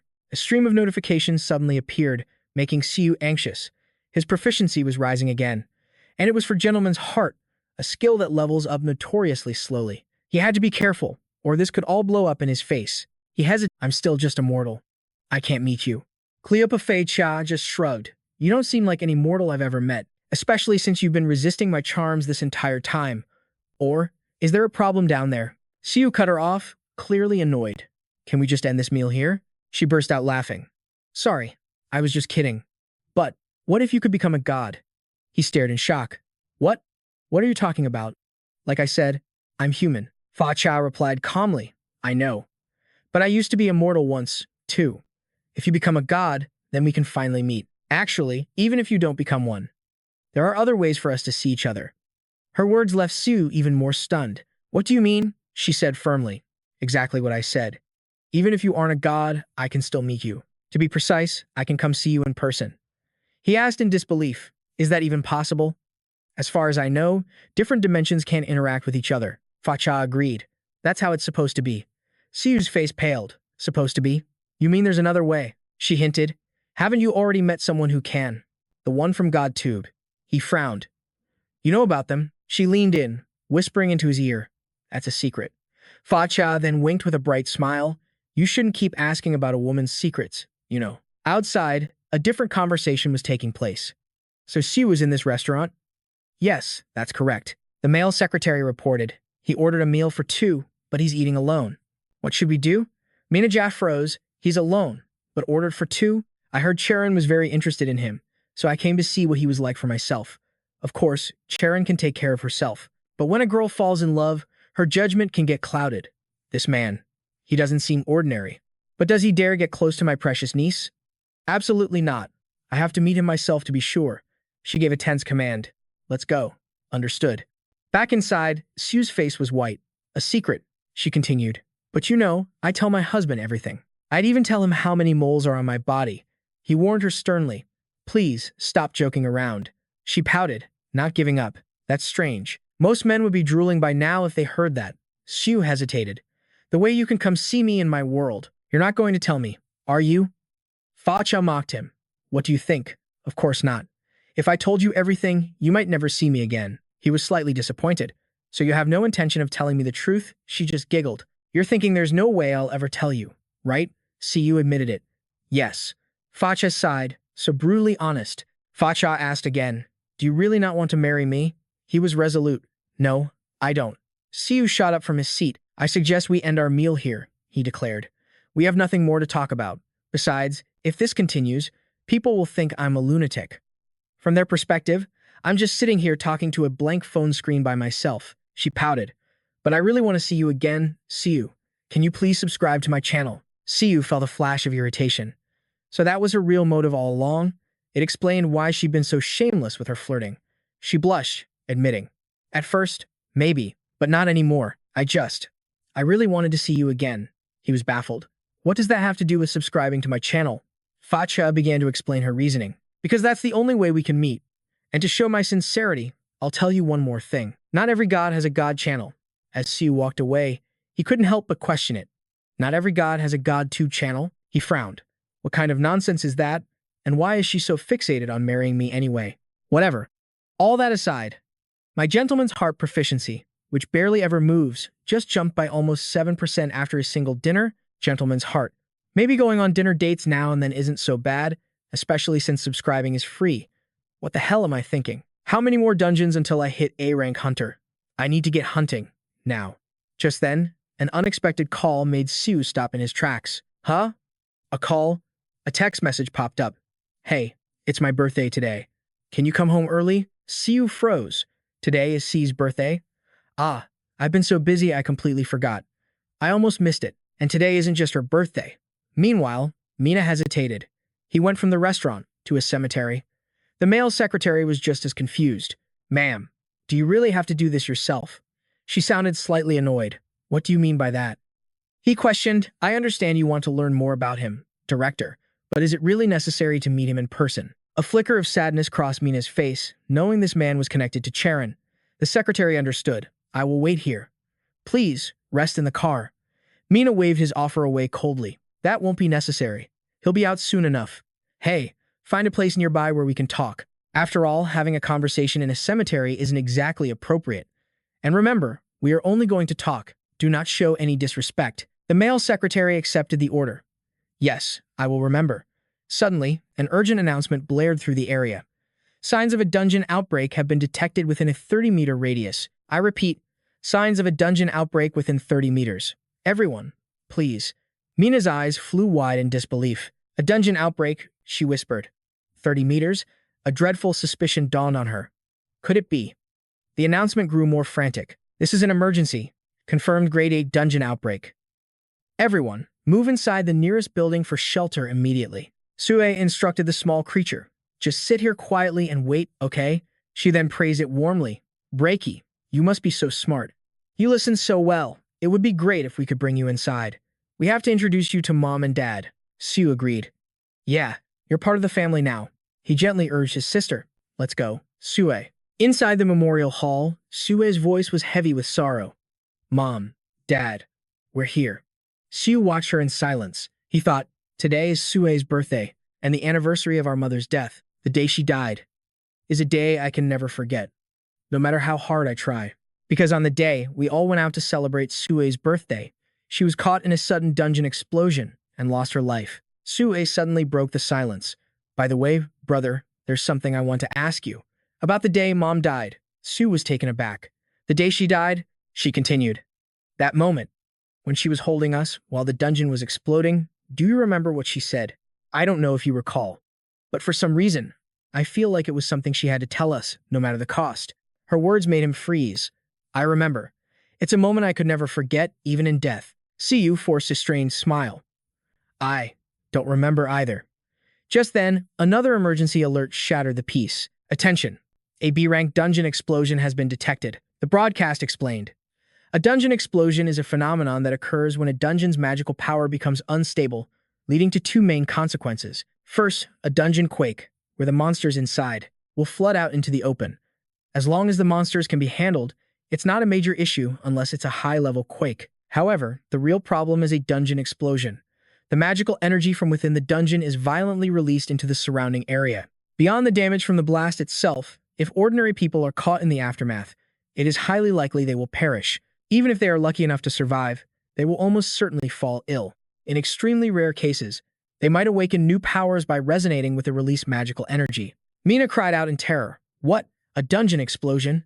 The announcement grew even more urgent. All citizens who can hear this broadcast evacuate into a building immediately. Mina's group scrambled, running for their lives. They quickly found shelter in an empty room, Mina panting heavily to catch her breath. In the distance, a man was running desperately toward them. His face was a mask of pure desperation. But it was too late. The tide of dark, magical energy was already upon him. It quickly overwhelmed him, and he collapsed to the ground, crying out in agony. Mina saw it happen and immediately looked away, unable to watch. It's too late for him. But then, a familiar figure suddenly blurred past her. Mina's eyes widened. Siu, she screamed in shock. Get back here. It's too late to save him. But Siu was already there, stubbornly hoisting the man onto his shoulders. The man groaned in pain. You can't. Without a moment's hesitation, Siu unleashed a massive wave of his own power as the dark energy closed in. Siu gritted his teeth. Damn it. It's too late to get him inside the building. What do I do now? The overwhelming force was getting closer by the second. He threw a desperate punch, but the magical barrier didn't even flinch. Siu's mind raced, recalling his training. Taejuk is the process of creation and transformation. It follows the laws of nature. It is the core of the universe and the law of circulation. Everything in the universe is subject to change, originating from two sources: emptiness and existence. The pressure between these two forces created the world. Since the dungeon's magic is part of the universe, it must also conform to the harmony of nature. In a flash, Siu managed to seize control of the immense, chaotic energy. The onlookers stared in shock. What? Is he gathering the explosion's energy? Siu strained against the immense force. I can use Taejuk to gather the explosion's power, but I still can't neutralize it. It's leaking. This is too dangerous. Siu suddenly yelled, Breaky. The small dog immediately sprang into action. It instinctively devoured the strange, dark energy, then stood guard over the fallen man. Siu felt a wave of relief. With Breaky here, I don't have to worry about the leaking magic anymore. But the main problem is this. Pain shot through him as he cried out, I can't hold on much longer. I have to absorb it myself. But can I really withstand the compressed explosion of a B-rank dungeon? I need a power that can completely suppress the force of this blast. At my current level, I can't take it. I'll probably die. But if I... Siu's thoughts drifted painfully to Breaky. In an instant, he snapped back to reality. No! What the hell am I thinking? Siu roared with fierce determination. A moment later, the explosion was completely snuffed out. Mina stood frozen, unable to speak. Oh my god! How could this have happened? In the distance, a frantic CA came rushing over. Brother! She cried, taking huge leaps toward them. CA collapsed to her knees beside Siu, instantly breaking down into sobs. How could you do this? Don't die. Please, stay here with me. Siu managed a weak, pained smile. Say, don't you remember asking me if I recall what Mom said before she passed? A's sobs choked her words. Stop talking. I don't want to hear it. Please just stop. A wave of sadness washed over Siu as he recounted the memory. At that moment, Mom said, Don't worry. I'm okay. Isn't today your birthday? I hope that every birthday brings you nothing but good fortune. I will never let you remember this as the day your mother died. I promise. I absolutely promise. I'm fine. I'm truly fine. Because today is my precious child's birthday. Back in the present, a sharp pain hit Siu's heart as he thought. It's only because she absorbed the entire blast that I managed to survive. Just as she promised, she miraculously survived that day, only to pass away the day after CA's birthday. But in a cruel twist of fate, CA's birthday became the day of our mother's memorial, since it had to be held the day after her passing. It was like she refused to let her last breath fall on CA's special day. Thinking of this, Siu forced a smile and spoke. That's what she said. Then, he pointed to the man beside him. That man, too, in his final moments, had screamed out, I can't die. Today is my daughter's birthday. It's my daughter's birthday. I can't die today. But when he realized there was no escape, he broke down in tears. Daddy's sorry. A flicker of sadness crossed Siu's face. He said the same thing. It just reminded me of my own mother. I couldn't just stand by and watch. Siu suddenly sat up, a bitter smile on his face. The SH Group Hospital again, he thought. I must have passed out at the Channel building. Did Han Cheron bring me here again? It was then he finally focused on the person before him. Who are you? Suddenly, it was as if a bolt of lightning struck Siu, jolting him to full awareness. In an instant, he realized this wasn't the special SH hospital room he was used to. From its layout to its sheer size. Was this a VIP room? Or something even more exclusive? Seeing Siu's confusion, Mina smiled and explained, My name is Mina. I'm Han Cheron's aunt. I came to the Channel building earlier because I had something to discuss with you. She then gave a strange smile and asked, Aren't you going to ask what just happened or what I'm doing here? Siu gave a faint smile, trying to deflect. This isn't exactly the first time something like this has happened to me. Suddenly, worry flooded his voice as he asked, "More importantly, have you seen my little sister?" CA. Mina's brow furrowed. "Your sister seems to have suffered a rather severe shock. Right after you collapsed, she did too." The answer made Siu want to leap out of bed. CA collapsed too? Then where is she right now? Is she okay? Only when Mina reassured him could he finally breathe a sigh of relief. For now, she's stable. She's receiving treatment in the next room and is recovering very quickly. That's a relief. He looked up at her again. "Right, you said you came to see me. What did you want to talk about?" Mina's reply was short and direct. "I approve." Siu stared blankly, completely lost. "Excuse me? What do you mean? You approve?" Ah. He realized she must be mistaken about his relationship with Cheron. "I'm talking about your relationship with Cheron. You two meet quite often, don't you?" He could only offer a weak smile, unsure how to explain. "Ah, yes, that's true. We just meet twice a week for sword practice." But why so suddenly? Mina's cryptic attitude only deepened Siu's confusion. "I approve. What exactly are you approving of?" In that moment, another thought flashed through his mind. Han Cheron's aunt. She's related to the owner of SH Group and a key executive in the corporation. Han Cheron's monthly tactical training costs 1 billion yen. There must be a lot of people who object to that kind of spending. Though he was confused, Siu sensed this was probably a good thing. "Thank you very much." Her approval must mean she believes he is qualified to train Han Cheron. Mina let out a light laugh and continued, "But even though I approve, I don't know if my brothers will feel the same way." Hearing this, Siu understood immediately. "I see. Of course, they have every right to disagree." Then he answered casually, completely unaware of the implications. "It's especially difficult to get the chairman's approval." "What?" Cheron told me the chairman already gave his permission. Mina shot back, completely startled. "What did you say?" "She said that," Siu explained, a bit worried. "Yes, I'm sure of it. She meant that her grandfather had already approved." Hearing that, Mina let out a huge sigh of relief. "Oh, for heaven's sake, look at this. Since when did that girl start getting permission from her grandfather?" Then, her face lit up with pure joy. "Well then, there's no need for me to interfere anymore." Was that really a normal reaction? As if just remembering something, Mina turned back to him. "I heard you're building a new house for yourself. If you need anything, just say the word. If I can help, I will. Do you need anything?" Siu looked at her, stunned. "How did you know about that?" "So she runs SH Construction, a subsidiary of the SH Group." He was even more shocked to learn that Cheron was the one who had helped him. Cheron isn't the type to ask for favors, you know. So you can imagine my surprise when she actually came to me for help. Mina asked cautiously, "Have you gathered all the materials you need?" "Actually, the house requires far more materials than I expected, and they're incredibly rare, too. That's why I've been so busy raiding dungeons." She stared at him, bewildered. "What? You're building a house? So why on earth are you raiding dungeons?" Siu explained with a bright smile. "It's because I plan on using monster byproducts as building materials. Is that even possible?" He offered a slightly forced, yet polite smile. "I'm not sure how long it will take, but if my plan doesn't work out, I'll definitely reconsider your generous offer." Siu was stunned when Mina declared she would help, promising to secure all the building materials for him. You do that for me? My dear boy," Mina said with a knowing smile. "My dear boy." For some reason, he didn't mind the sound of that. Then, with a decisive nod, she declared, "All right, it's settled. I will cover every single cost related to building this house, whether it succeeds or fails."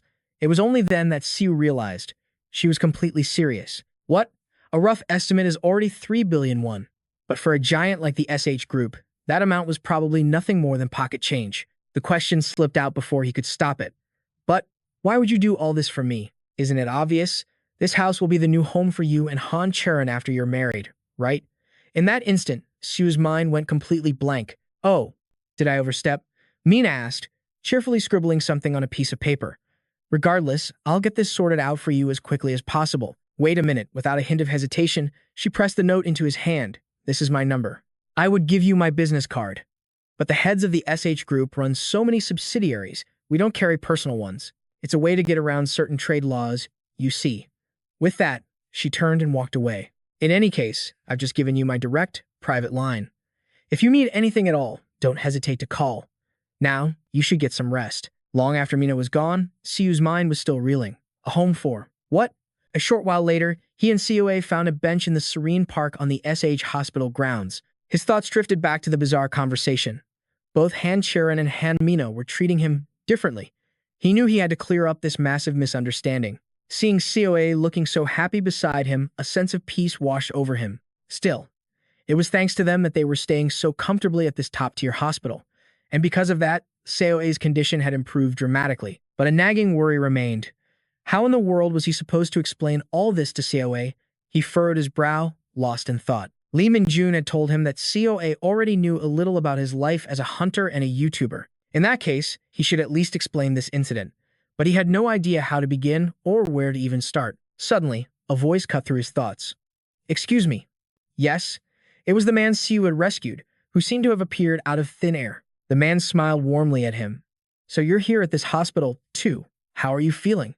he asked, scratching his head sheepishly. "Yes, and I'm doing just fine, all thanks to you. The doctors here gave me a clean bill of health." Just as they were speaking, another voice chimed in. "I'm so glad, Daddy." "Who's this?" A little girl holding a lollipop stared up at him with wide, curious eyes. "Sweetheart, this is the man who saved Daddy's life." "Him?" The little girl paused, processing the words. Then, a bright, joyful smile spread across her face. "Mister, thank you so much for saving my daddy." Her head then whipped around in excitement. "A puppy," she squealed, running over to Breaky. "Puppy, let's play." Breaky happily joined in the game with the little girl. "Come and get me." The man's voice grew quiet. "Her mother left us right after she was born." As he recalled the painful past, tears began to well up in his eyes. "If I had died back there, I don't know what would have happened to her." Tears streamed down his face, splashing onto the ground. "I truly don't know how I can ever repay you." For a moment, Siu was at a loss for words. "Thank you for saving my daughter's future," the man sobbed. "Thank you. Thank you so much." He watched as the father and daughter slowly walked away. "Bye-bye, puppy. See you again soon." Breaky whimpered, watching his new friend disappear. Unexpectedly, COA's soft voice broke the silence. "I had a dream the other day. It was about the day Mom passed away. In my dreams, Mom always looks so sad. There's always this deep sorrow in her eyes. She looks like she has something she desperately wants to tell us, but she can never get the words out." Then, she suddenly smiled. But this time was different. "This time," she said, "thank you." Siu listened, his expression thoughtful and quiet. When I asked her what she was thankful for, she just said thank you again. He quietly sat down beside his sister. "I have a feeling that Mom won't be visiting my dreams anymore." Siu sighed, his gaze drifting up to the sky. "Well, I hope she still visits sometimes. After all, she's the one who left us behind first." COA's eyes crinkled into a smile. "But it's okay. Even if it's sad, I still have you, big brother." She scooped Breaky into her arms for a hug. Siu glanced towards the heavens, a strange thought entering his mind. Things were about to change. Back in his hospital room, Siu had a thought. He could have saved that man without getting caught in the dungeon's explosive trap. He smirked at the idea. If he had some kind of cheat skill, he could have just dismantled the explosion right on the spot. Suddenly, Siu shot upright in bed. It hit him. "Maybe you don't even have to be an S-rank hunter to pull that off. I just got a free skill subscription. Should I learn a specialized movement technique?" He frowned, staring at his phone, but finally came to a decision. For something like this, I should definitely ask Hecken. The moment the message was sent, Hecken appeared before him. "You called for me, master?" "What the?" Panting heavily, he answered Siu. "Were you in the middle of a workout?" "Today was my big 3 training day, so I might have overdone it rushing here." Siu raised an eyebrow. He dropped his big 3 workout to run here instantly. "Good thing I helped him film that Sphinx video," Siu thought. "How many reps were you even doing?" Hecken bowed his head. "I've been focusing on videos lately, so I've probably lost some muscle. I can only lift about 34 million tons. I'm sorry, 34 million tons. Siu's mind raced, doing the calculations. Wait a minute. Isn't 1 megaton equal to the energy released from that explosion? 1 megaton of TNT? Does that mean Hecken's lift releases the same amount of energy as 34 megatons of TNT? It was just unbelievable. Meanwhile, Hecken was just happily flexing his biceps. I guess I called it a bad time. Of course not. When my master calls, I come immediately. Just speak your mind. Siu worried. How am I supposed to feel comfortable talking to him? You don't seem very comfortable, though, so let's just talk casually then. With that, Hecken finally got down to business. "So, why did you call me?" After listening to the whole story, he answered carefully. "Honestly, I don't recommend learning a separate movement technique." Hecken's eyes lit up. "Aren't you learning my war god's technique, master? My martial art is more than just movement skills. It's a technique for coordinating the entire body." Hearing this, Siu began to reconsider everything. "If you learn a different movement skill, it could completely disrupt the entire system of the war god's technique. If I can't give up the war god's technique, then I shouldn't learn a new one. But then, Hecken offered an alternative. However, if you only want to increase your speed, it should be fine. Siu stared in shock. Just increase my speed? To throw a single punch, it's not just about arm strength, Hecken carefully explained. It requires the coordination of your whole body, from your lower half to the rotation of your shoulders. All these techniques must flow in perfect harmony to optimize the system. He pounded his chest confidently. Simply put, if you learn a skill that only makes you faster, not only will it not interfere with the war god's system, it will actually enhance its performance. Listening to him, Siu began to understand. A trait that doesn't affect my movements but only boosts my speed. That makes sense. If you do that, you might use the war god's technique even better than me. Just as he was about to object, Hecken cut him off. That's impossible. No, it's true. Mastering the traits of the gods will always make your own technique stronger. Siu grew terrified thinking about the hellish training ahead. I think this is something to look forward to. Is that so? I can't even begin to imagine it. He tried to find another way. But is there even a god of speed? No one came to mind. Siu frowned, thinking to himself. You don't even know what skill you'll get before subscribing. I wish I could cancel this. Suddenly, Hecken made a suggestion. Should I give you a recommendation? Try subscribing to Hemmet's channel. Siu stared at him, stunned. Hemmet? You mean the Hemmet? Even I can't catch him if he's serious about escaping. An image of Hemmet began to form in Siu's mind. A god from Greco-Roman mythology. Like the other 12 Olympians, he was famously known as the god of thieves. He served as the messenger for the gods of Olympus, thanks to his overwhelming speed. However, that fact made Siu very nervous. Besides speed, I remember Hemmet had another famous trait. Meanwhile, Hecken was still complaining. Every time he tricks me, I have to chase him down. But I've never caught him once. That's right, the god of trickery. Hemmet had once smugly replied when questioned. I don't lie. I just omit the truth. Hearing that, Zeus furiously attacked him, but couldn't land a single hit. After being tricked by that statement, Zeus hurled lightning at him. But it seems not a single bolt ever found its mark. Siu could only force a smile, remembering his speed was no joke. I need to think this through. After a moment of thought, he decided to search for Hemmet's channel. If even Hecken has to admit defeat, then there's probably nothing to worry about. But then a sudden thought hit him. Wait a minute. What if the skill I get isn't for speed, but the skill for trickery? In the end, he just laughed off his worry. Whatever. Hecken suggested it. If something goes wrong, I'll just make him return my subscription ticket. Instantly, a notification appeared on his screen. He had successfully subscribed. Siu's eyes flew open. Super speed FS+, thank God. It wasn't the trickster skill. He checked the videos. What? This channel was filled with nothing but videos of him scamming other people. I tricked a woodcutter into dropping his axe with a gold-plated one. He scrolled through the videos, watching people get duped. I even fooled Solomon into guessing the real mother. The creator even filmed it all and uploaded it to his channel. He tricked Zeus by disguising himself as Hera, making him pay for his vanity. Heh. Jin stared blankly at his phone. Was this all just a bunch of pranks? He thought for a moment. It seems watching these videos won't raise my proficiency. I guess the only way to level up my SS plus super speed skill is to use it myself. With that, Jin headed to the hospital's park to begin his training. My body feels like it's in perfect condition. He smiled, determined to test the limits of his new power, even with his proficiency at 0%. Suddenly, a blue light erupted from under his feet. I can still accurately measure my current max speed. He crouched down and launched himself forward. Jin vanished like an arrow, disappearing in a flash. When he was finally forced to a stop, he was gasping for air. Jin looked around, completely exhausted. Ha. Ha. Since impulse is mass times velocity, the strain on my body is no joke. Suddenly, his eyes flew open in shock. In that single instant, Jin recognized it. A mountain, this scenery. It's so familiar. Onsan? No way. He looked at the city behind him in total disbelief. Onsan. Did I really run from the hospital to Onsan in a single step? Jin stared behind him in horror. This super speed is insane. What kind of velocity is this? He pulled out his phone to check his stats again. What happens when my proficiency increases? Will I get even faster than this, or will I be able to control this speed? But in the end, Jin shoved his phone back into his pocket. There's only one way to find out. I have to level it up. Still, I should avoid pushing it to the max. I was lucky this time. Thinking of the worst-case scenarios, he could only manage a wry smile. If I crashed into a building, it wouldn't just be people getting hurt. The entire building could be destroyed. With Seoul's real estate prices, how could I ever afford that? Jin frowned, looking at the sky.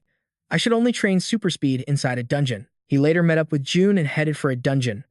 The place was already crawling with monsters just waiting for them. B-rank monsters, hellhounds. Jun trembled in fear looking at them. B+ rank hellhounds, some of the most infamous beasts from the demon world that once invaded Earth. When he saw them charge, he screamed out, "Boss." The ravenous hellhounds lunged toward Jin with vicious snarls. Facing the pack of monsters, Jun couldn't help but shiver. Even he can't possibly match the hellhound's supersonic speed. Supersonic. Not quite the speed of sound, but close. However, Jin took one down in a single blow. As another pounced, he caught it midair. With raw power, Jin ripped its limbs apart. Jun's eyes widened in sheer terror. Like a raging demon, Jin attacked relentlessly, instantly closing the distance to the next monster. Shaking, Jun struggled to hold the camera steady. What is this? The boss's speed. It's even faster than the hellhound's supersonic attacks. In the blink of an eye, the entire pack of hellhounds was completely annihilated. Jin simply dusted off his hands. He'd wiped them all out by himself. Jin smiled and turned to Jun. Did you get all of that on camera? He was pleased with his progress. My proficiency is increasing. He grinned at the thought. My max speed and my body's ability to control it will only get better. I was already fast, but now I can be even faster. Jin couldn't hold back his excited smile. If I completely master this ability, couldn't I become even faster than Hecken? But his good mood soured the moment he reviewed the video. What are we going to do? Jun asked nervously. I'm sorry, boss. Jin scowled at the camera's screen. No amount of editing can fix this. He replayed the video over and over, but couldn't find a solution. It's just a bunch of whooshing sounds. Who would want to watch this? Is keeping up with my super speed just too much for Jun? I need to raise my proficiency, so I can't slow down just for the video. He frowned, looking at Jun crying helplessly beside him. It looks like he needs some serious training, too. I can make him strong enough to keep up with me. After all, he's a hunter with an A+ rank innate ability. Suddenly, an idea sparked in Jin's mind. Hecken once said, when the body is exhausted, the mind is what feels the pain. If I just train him relentlessly, he'll have no choice but to learn. As he was thinking, his phone rang. Where do I even begin? Jin stared at the screen, surprised. It was an unknown number, displaying a series of text messages. Hello, my name is Park Jan, chairman of SH Construction. I received your contact information from Director Han Min. I'm just letting you know that the construction materials you requested are now ready. As expected of the SH Group. They managed to find all those rare materials already. Jin smiled with excitement. It's finally time to build my new house. But then a thought occurred to him. Wait, did I even give them my contact info? I remember getting their contact information, not the other way around. I should ask Han Chaejin about this. Later, Jin and Jun went to pick up the materials. You guys really found everything, the man explained. Director Han Min made a special request, so I took them from our private warehouse. Jin asked in shock, from the warehouse? You keep these materials in storage even when the company doesn't need them? Yes, that's right. We prioritize customer satisfaction above all else. He then asked, but why do you need materials like these? Oh, I'm planning on using them to build a house. The man stared at him, baffled. Use these to build a house. You must be joking, right? Jin just smiled confidently in reply. Of course not. Just you wait and see. I've also gathered all the materials beforehand, so construction can begin immediately. Jen seemed particularly interested in Siu's ambitious plan. No wonder you gathered them so quickly. Jen's eyes narrowed. I heard a rumor that you plan to build a house using nothing but monster byproducts. Is that true? He carefully offered a piece of advice. Using monster-derived materials will certainly make the house more durable. But durability isn't the only thing a home needs. But Siu just smiled calmly. If this plan doesn't work, I'll simply try another one. Huh? Does this guy have any idea how much these materials cost? Jen thought, trembling with sudden rage. How could he talk about changing plans so casually? I poured my heart and soul into gathering these components. Jen's inner monologue raged. It's a collection I could proudly stake my reputation on. I was so confident I could meet any building request with this inventory. But the way this man is looking at these precious materials, I can tell he doesn't have a single clue about construction. However, the thought of Mina helped him cool his head. If it were Director Han Mina, now she's truly incredible. Even though she never needed to visit the construction sites, she always insisted on being there, learning and working hands-on. She was proud of the very smell of cement that clung to her, and she proved her dedication by directing the work herself. In the end, for her sake, he decided he would help Siu. So, Jen sighed, have you ever actually built anything before? This is my first time. I've got my own equipment ready too. Siu's casual answers kept stoking Jen's fury. You can't just swing a hammer and call it construction, Jen snapped. It's an art. It's about creating an environment where people can truly live and work, building factories that contribute to society, to all of humanity. He slapped a hand to his forehead, completely exasperated. And then this nobody shows up out of thin air, saying he'll build a house with nothing but a hammer in his hand.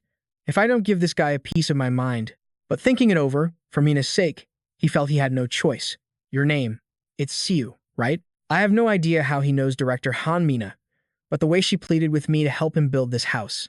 Perhaps she wants me to do more than just supply the materials. Maybe she wants me to teach him what building truly is. Turning to Siu, he asked, have you drawn up a design yet? Siu hesitated. Just a rough sketch for now. And have you determined what kind of terrain you'll be building on? Pretty much. Jen's voice grew stern. Architecture is not something you can take lightly. For any architectural design, you must first survey the land. This is based on the fundamentals of civil engineering. He continued his lecture. Then there's environmental psychology.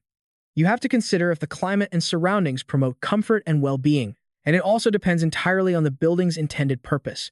In the end, no matter how magnificent a house looks from the outside, it becomes useless if the residents inside don't feel at peace. Jen spread his arms wide, lost in his passion.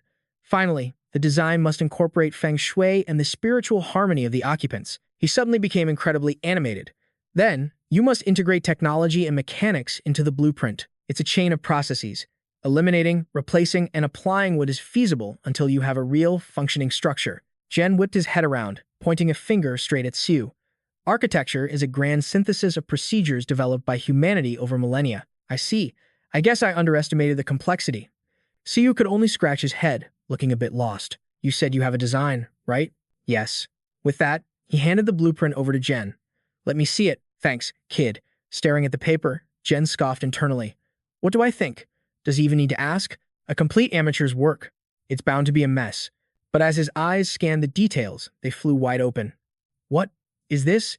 He yelled in shock. How could you possibly draw a blueprint this complex?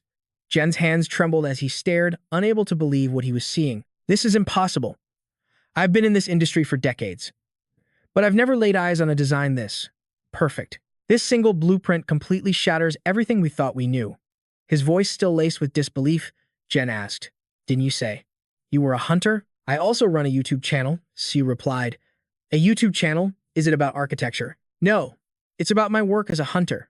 In the end, Jen could only try to calm himself down. It's fine. A blueprint is just a blueprint, he reasoned. It's just an image of what someone imagined in their head. All right, Jen shouted, getting into position. Let's begin construction immediately. Turning fantasy into reality is another challenge entirely. The theory is flawless, but let's see his practical skills.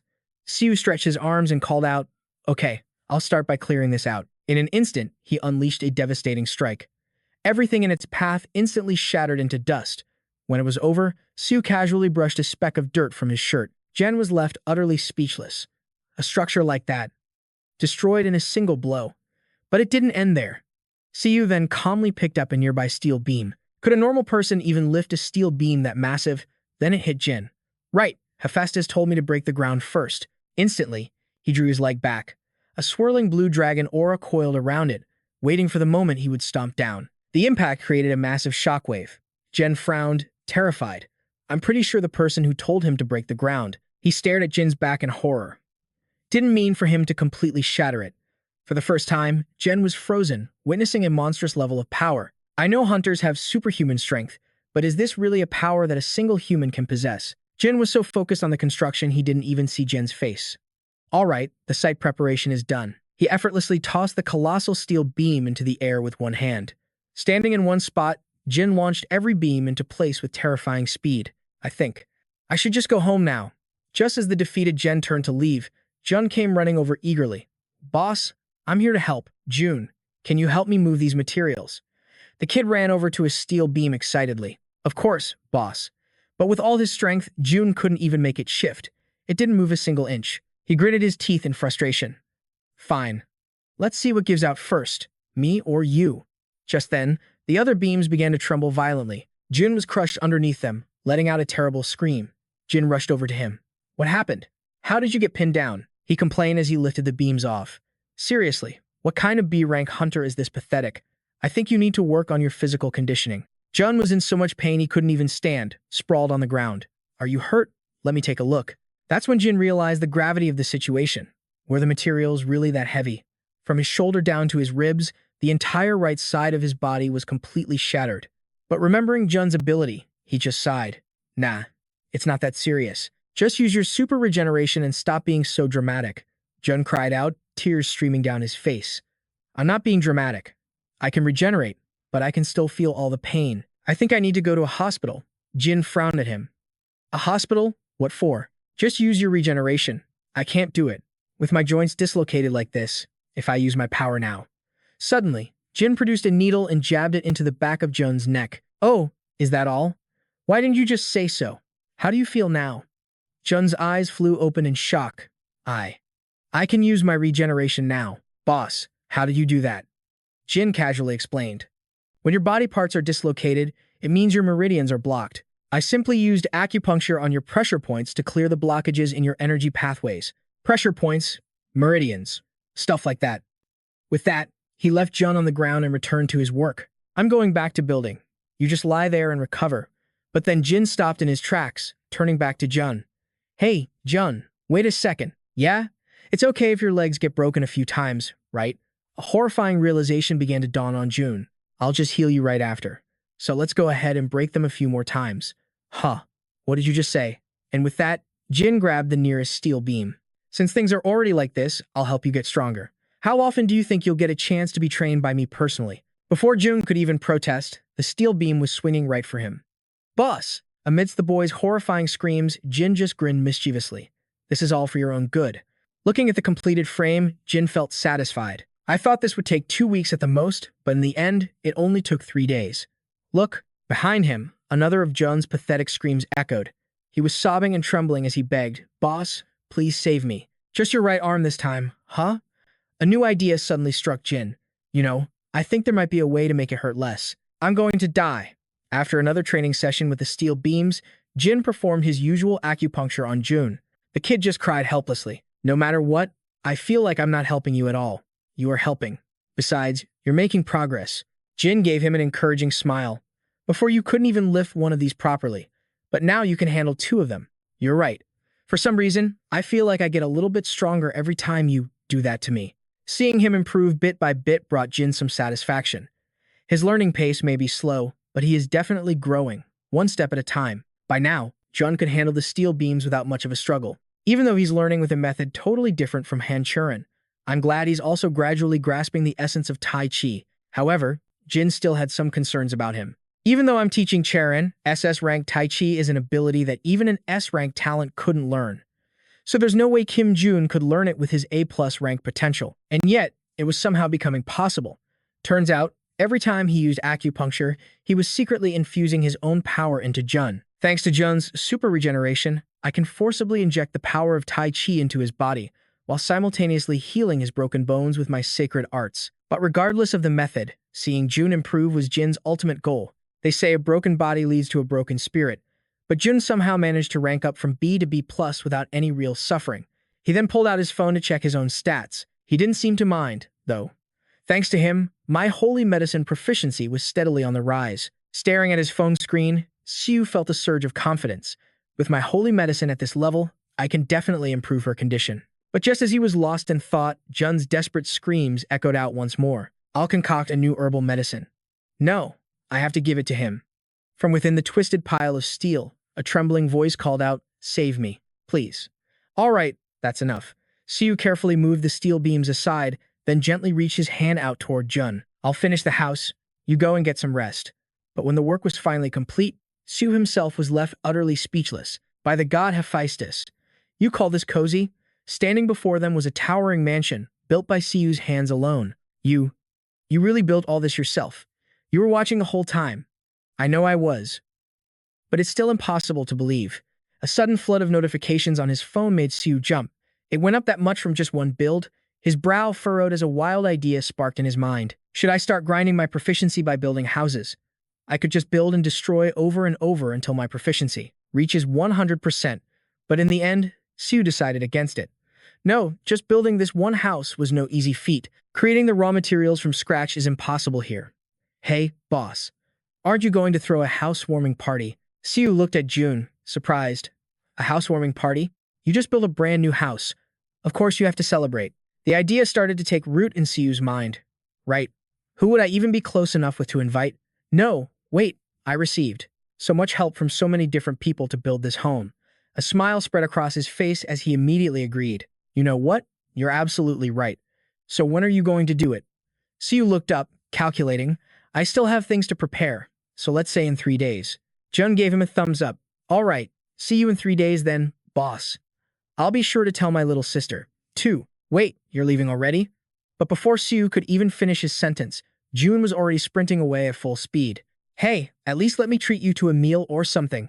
I'm good. Just make sure there's amazing food at the party. Siu could only watch, dumbfounded. Why is he running so fast? Does he think I'm going to work him to death again? Thinking it over, Siu wondered who else he should invite to the party. It's not like people will show up just because I send an invitation. It'll probably just be Moon and C. Meanwhile, at another location, Jan had arrived at Mina's office. Director, it's me, Park January, come in. She looked up and asked, how is the construction of the house coming along? Is everything proceeding smoothly? Jan stammered, well, about that, the construction. But Mina couldn't believe her ears. It's already finished. I'm sorry. What did you just say? Finished. Though it sounded impossible, Jan had to confirm it once more. Yes, it's really completely finished. In fact, he didn't even need any assistance from our construction company at all. How is that possible? Mina stared at him in disbelief. Are you telling me the house is completely built already? Didn't you just tell me the project only started 3 days ago? Jan hesitated, struggling to find the words to explain. He just carried all the building materials with his bare hands. Seeing his frantic expression, Mina only grew more confused. He was leaping into the sky and smashing the ground as if it were made of tofu. What in the world are you talking about? In the end, Jan could only bow his head. Honestly, I don't know what I saw either. Mina was left completely speechless. What on earth had her employee witnessed? In another part of the city, Siu was showing Siu their new home. So, do you like it? Her face lit up with pure joy. I love it. Is this really our house? Really? Siu spun around, taking everything in. The ceiling is so high, and the living room is absolutely massive. There are so many rooms. It doesn't feel like it's really ours. Seeing her so happy, Siu felt a wave of relief. Hey, Becky, isn't this place amazing? Wow, she really loves it, huh? Suddenly, Siu whipped her head around to look at him. Big brother, you said we're having a housewarming party, right? Yeah, I invited a few people over. Without a second's hesitation, she grabbed Siu's hand and started pulling. Then let's go. Go? Go where? To go buy food for our guests, of course. Siu looked at her, completely surprised. Siu, you're planning to cook? Are you sure you'll be okay? Siu was an excellent cook, but considering her delicate condition. But she just offered a reassuring smile. I'll be fine. I can handle that much, don't worry. It was then that Siu truly noticed. All right then, let's go. The care at SH Hospital must have been top-notch. Her complexion looked much healthier, and she seemed full of energy. Before they left, she called out to her furry friend. Come on, Becky, you too. Meanwhile, in a dark room somewhere, Doom was burning with rage. Siu, he slammed his fists together, his mind consumed with the desire to tear Siu limb from limb. That bastard destroyed the Pandemonium branch in the Seoul area, and completely ruined our plan to mass-produce illegal artificial awakeners, a plan that we spent years preparing. Siu, he looked up at his subordinate. Where is he now? The man answered quickly. We've pinpointed his location. Take me to him. Now. The assistant's eyes widened in shock. Sir. Branch manager, you mean you're going personally? He hurried after his boss, trying to reason with him. Branch manager, if you make a move yourself, the holy inspector is sure to find out. This is far too dangerous. This would be the second time. But Duwon's eyes only held pure, unadulterated fury for Siu. He growled through gritted teeth. That name. Siu. All right, lead the way. But suddenly, another voice cut in. Please, leave this one to me, Branch Manager Park said with a chilling smile. Why would you use a blade meant for an OGRE? To hunt a mere orcs? However, Do-won shot back with a low growl. He is not your opponent to handle. To ensure there are no mistakes, I will deal with him personally. A cunning smile spread across Buk Cheon's face. If you insist, then I'll step aside. The fool had no idea he was provoking a madman. Continuing. It seems there's a problem with the school. The moment the words left his lips, Buk Cheon appeared right behind Do-won and whispered, What do you mean? Let's just say The hounds from the inspection bureau have a very keen sense of smell. Before he could finish, a fist slammed into him. I'll let it slide. Do Jun glared down at him. Just this once, for your little joke.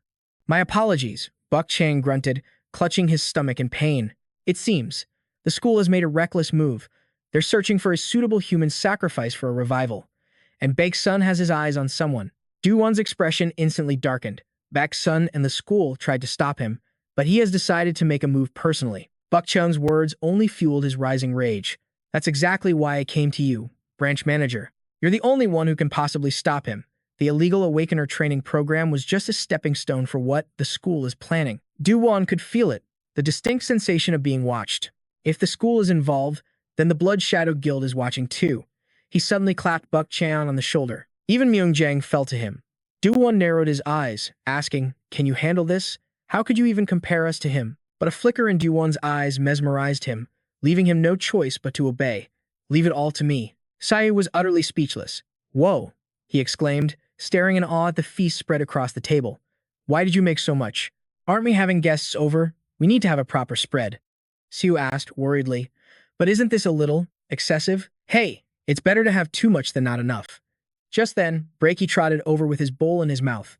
"Mun, you must be hungry, huh?" But then, remembering the creature's monstrous appetite, Siu had second thoughts. "Wait, if this little guy eats all this, what's left for our guests?" "Sorry, Mun." Seeing Breaky's disappointed look, he quickly tried to console him.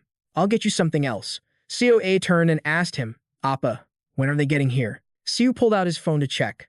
"I told them to come around dinner time, so they should be arriving any minute now." Suddenly, his phone blared with an emergency alert. "Warning. An unauthorized entity is approaching." An unauthorized entity is approaching, but that was just the signal that his guests had arrived. "I think they're here." Sure enough, the siblings Do Jun and Cheron were at the door. "Boss, we're here." Siu looked at them, a bit taken aback. "Why did you guys bring so much? It's your housewarming party. We couldn't possibly show up empty-handed." Cheron gazed around in amazement. "Did you really build this house yourself?" she asked, then added, "I hope we aren't late." "No, you're right on time." Do Jun leaned in and whispered to Siu, "Phew, that's a relief. I really thought we were going to be late. My sister here was making a huge fuss, insisting she had to dress up all nice just to come to your house, boss." Seeing his complete lack of a filter, Siyun's fist flew in anger. "You little brat, when did I ever say that?" Then, she forced a smile and tried to explain. "Don't mind him, his brain is clearly waterlogged." Siu could only chuckle at their chaotic dynamic. "You're only hitting me because you're embarrassed. Why won't you just shut your mouth?" Just then, COA appeared, cutting them off. "Hello, it's a pleasure to meet you both. I'm COA, Siu's younger sister." Seun looked at her in surprise. "Younger sister? You're Siu's sister." "Yes." But before Seun could even introduce herself, Do Jun jumped in. "It's great to meet you. I'm Kim Do Jun, Siu's most reliable right-hand man," he announced, looking at COA with sparkling eyes. "Kim Do Jun? Yes, it's a pleasure to meet you too." Just then, Seun's attention was suddenly caught by Breaky, a puppy. She joyfully ran towards him, but Breaky darted away. "So cute." Siu just smiled awkwardly. He knew his pet all too well. Come to think of it, Mun ran away the first time he met COA, too. At that moment, Seun remembered something. "Oh, Siu," Panning said he couldn't make it. "He's probably busy with that workshop." Siu smiled and replied, "He already called and let me know. That workshop must be really important." Seun recalled the details. "They call it a workshop, but it's really a competition that gathers blacksmiths from all over the world." "That's about right. There's even a prize for the winner." Siu's eyes widened. "A prize for the winner? That's why he's so determined to show them all the skills he learned from you, Siu." The more she spoke, the more excited Seun got. "The prize is different every time, but I heard Master Aolin himself will be presenting the award." Hearing that, Siu's interest was piqued. "Master Aolin is presenting the award? Maybe I should participate." No wonder Panning is so fired up. Just then, the alert rang out once more. "Warning, an unauthorized entity is approaching." "1 second, Siu said, carefully opening the door. "Ah, Jian, you're here." Jian's jaw dropped in disbelief. "What? How did you know it was me?" Ignoring her shock, Siu peered outside, looking for anyone else. "I have my ways. Did you come alone? What about your aunt?" "My mother sent her regrets. She was caught up with something." He then led the young woman inside. "I really wish she could have been here." "Rin. Co. Ah, it's been a while. How have you been lately?" Co, and G. On immediately started catching up. I'm doing great. How long has it been for us? It's been over 1 year. Really? That long? Suddenly, San asked in disbelief. Siu, are you seriously planning to have all your housewarming guests over on the same day? A bit taken aback, Siu looked at her, confused about what he did wrong. Yeah. Is that not how you're supposed to do it? I've never thrown a housewarming party before. San slapped his forehead in defeat. No, of course it's possible. But how do I put this? An unauthorized entity is approaching. Just give me a second. Elsewhere, agents from the inspector's bureau were still investigating the scene. These damn plagues. Temin muttered, his brow furrowed with rage. What the hell were they doing here? To think they'd target an entire village. Donggun approached and reported carefully, Captain, we've completed the sweep. Are there any survivors? Hearing the answer, Temin could only grind his teeth in fury at those vicious bastards. Donggun then began to report the unusual findings. What were the results of the search? Did you find anything out of the ordinary? We did find one thing. We can't explain the reason for it, though. Every single body in this village belongs to a man. Temin's eyes widened. What? Not a single woman? Did you find any of their personal effects? We couldn't turn up a single related clue. As you know, it's because of Ozugan's interference. Remembering something, he frowned. We're just lucky to be alive. Where is the Inspector General? He said he was in pursuit of Ozugan. Just then, Songdae suddenly appeared. There you guys are. Inspector General, you've returned. Temin asked, a hint of suspicion in his voice. What about Ozugan? He escaped. Seems he's stronger than I thought. Suddenly, Songdae staggered and collapsed forward. Inspector General, are you all right? I'm just a little dizzy. My apologies for letting you see me in such a disgraceful state. But as Temin reached out, he saw the blood pouring from the wound. He quickly supported the older man, alarmed. Sir, I'm fine. Do not report this to the main bureau. Despite his injury, Songdae's voice was firm. If news gets out that the Inspector General was defeated by a criminal, it will cause a public patsy. He trembled, trying to fight back the pain. So, I am perfectly fine. Meanwhile, Du, the branch manager, was in no better shape. His assistant rushed to his side. Sir, are you all right? What's the situation at the school? The assistant reported carefully. Thanks to your intervention, sir, the ceremony proceeded without incident. Did those inspectors from the bureau find anything unusual? The assistant bowed his head. Thanks to you, sir, we managed to conceal everything successfully. Clutching his badly wounded face, Du thought to himself, Bick Song Day. This was their first true clash, and it seems the rumors had drastically underestimated his real power. A crazed laugh escaped his lips, but sacrificing my left eye to learn this much was a price well worth paying. Back at Siu's house, he was still greeting his guests. Du, you made it. Yes, sir. Hello, boss. Trailing behind her were Gu's two younger siblings. Come on, you two. Say hello. Hello, sir. Are you well? Hello. Siu greeted them with a warm smile. Welcome, everyone. Please, come on in. The moment he stepped inside, Dochon's eyes lit up. Wow, this house is amazing. He immediately turned to his older sister. Sis, can we buy a house like this too? What? Do you have any idea how much a house like this costs? Jion explained in a stern voice. How much? Probably more than 1,000 gold. Dochon's jaw dropped as he started counting on his fingers. How many chickens can you buy with 1,000 gold? 1. 2. He then turned to Siu. Mr. Siu, you must be super rich. What are you two talking about? Gu, completely embarrassed, just kept bowing his head. I'm so sorry. Sir, my younger brother is just a kid. He doesn't know any better. It's all right. Don't worry about it. Just then, Siu realized something. It seemed like almost everyone had arrived. Let's see. Pan Wang and my aunt couldn't make it. With everyone else accounted for, he led them further inside. Looks like that's everyone. Let's head in. I wonder if she'll show up. I only invited her to be polite. I doubt she'll actually come.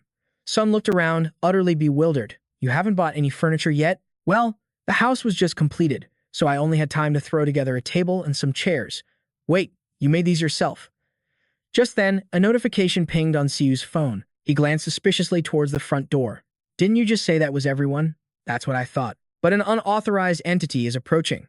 Meanwhile, Dochon wore a look of irritation as he grilled his subordinate. That bastard actually called for backup? Who are they?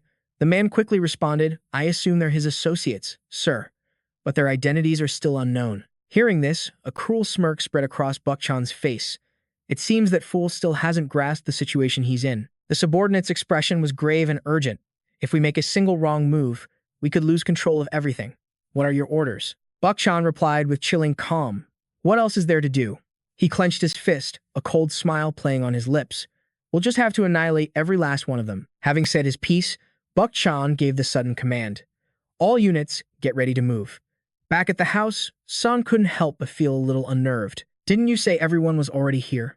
Siu gave a short reply. They should be. The system suddenly flashed a warning. Unauthorized entity intrusion detected. A short while later, the group gathered around the dining table. Only Gu and Do Jun wore incredibly grave expressions. Meanwhile, Do and Sun kept their heads down, completely silent. Seeing the tense atmosphere, Siu cleared her throat. Well, aren't you going to do something? Siu was stunned for a moment. Then, after a brief hesitation, he quickly broke the silence. So, should we introduce ourselves? I'll start. He flashed a brilliant smile. Though I'm sure you all know me already. I'm Cyan, she chimed in. And I'm his younger sister, Min-ah. Seeing his chance, Jian politely followed suit. I'm Zhong, the landlord's daughter, she began. Well, I used to be, Sun added, and I'm the representative from the Sun Company, Kim Seun. He flashed a brilliant smile. And this is my little brother, Kim Jun. I'm also the cameraman, here to support Siu. Docu looked uncomfortable. I'm the editor for the World Conqueror Boys channel, and these are my younger siblings. The young girl looked up at him. My name is Kang Jun. The other one politely continued, and I'm Kang Hoon, sir. In stark contrast to the others, Min Dong wore a grim expression. I am Lee Min Dong. I lead Team 4 of the Seun Investigation Bureau. Finally, it was Cheron's turn. Her voice was cold as ice. Han Cheron, master of the SH Hunters Guild. Siu was reeling. He'd only invited them as a courtesy. He never imagined they would all actually come. Guess they aren't as busy as I thought. After a moment, Siu's cheerful laugh cut through the tense atmosphere. All right, everyone, let's eat. Siu's mouth watered. Are we really allowed to eat all this? Kang Hoon beamed. I want the braised beef ribs. Docu quickly tried to stop him. Hey, you can't just ask for things. Seeing this, Siu jumped in. It's all right, Docu. We prepared more than enough for everybody. Siu nodded proudly. That's right. I worked really hard to cook all this. A moment later, Kang Hoon couldn't hold back his praise. This is amazing. Zhang then called out excitedly. Unni, you have to try this dish. Docu looked a little embarrassed. Then, I will be sure to enjoy the meal. Seeing everyone hesitate, Siu urged them on. Everyone, please, dig in. Just then, Siu clapped his hands sharply. That's right. Shall we start with the housewarming gifts? Do Jun smiled faintly. Allow me to present our gift first. He quickly produced a gift box, announcing, we prepared. An OG tendon. Siu looked at Siu with curiosity. So, do you like it? Siu could barely contain his excitement. This is exactly what I needed, Miss Siu. He thought to himself, I was planning to start crafting my own equipment now that the house is finished. Siu turned back to the group. He laughed awkwardly. But isn't this a little much for a housewarming gift? This has to be worth 100 million. But she immediately waved his concern away. It is, but this isn't just a housewarming gift. He stared at her, completely confused. What do you mean by that? Do Jun quickly added, to be honest, we prepared it to thank you for saving my life before, big bro. Hearing this only made Siu more flustered. You really didn't have to do that. Siu simply urged him, just take it. Zhang winked playfully. Well, now my gift feels a little underwhelming. My present is study material for the college entrance exam and a letter of recommendation. Siu, you're applying soon, right? In exchange, I'll help you prepare for the test. Let's work hard, okay? Siu, beamed. Thank you, Zhang Unni. I'll do my absolute best. At the same time, Docu hesitated. This is? Siu looked down at her hands. A camera? Docu's voice trembled slightly. You kept saying your camera was always broken. So, hearing her words, he instinctively accepted the gift. A wave of guilt washed over him. She must have remembered his complaints from the videos, but he knew she didn't have much money to spare. Siu clutched the gift tightly, a genuine smile spreading across his face. Thank you, Docu. From now on, I'll fill my videos with this. Siu made sure to give Kim Jun a pointed look, and he quickly responded, Yes, sir. Siu warned him sternly. Don't you dare break it. Jun shouted back with passion. I'll protect it with my life. Just then, Min Dong bowed her head low. My apologies. This is my first time attending a housewarming party, so I didn't know I should have prepared a gift. I'm so embarrassed, Hunter Siu. Hearing this, he rushed to reassure her. It's no problem at all. I'm just happy you could make it. Despite his words, Min Dong kept her head bowed. I apologize. Just then, Cheron's lips parted slightly. After a beat of silence, she made a stunning observation. Weren't you planning on gifting her the furniture? Siwoo's eyes shot open in shock. Furniture? Cheron simply swiped on her phone screen. Here, take a look. Siwoo was utterly lost. What am I even looking at? A Kara sofa? Hearing that name, Soon's jaw nearly hit the floor. What?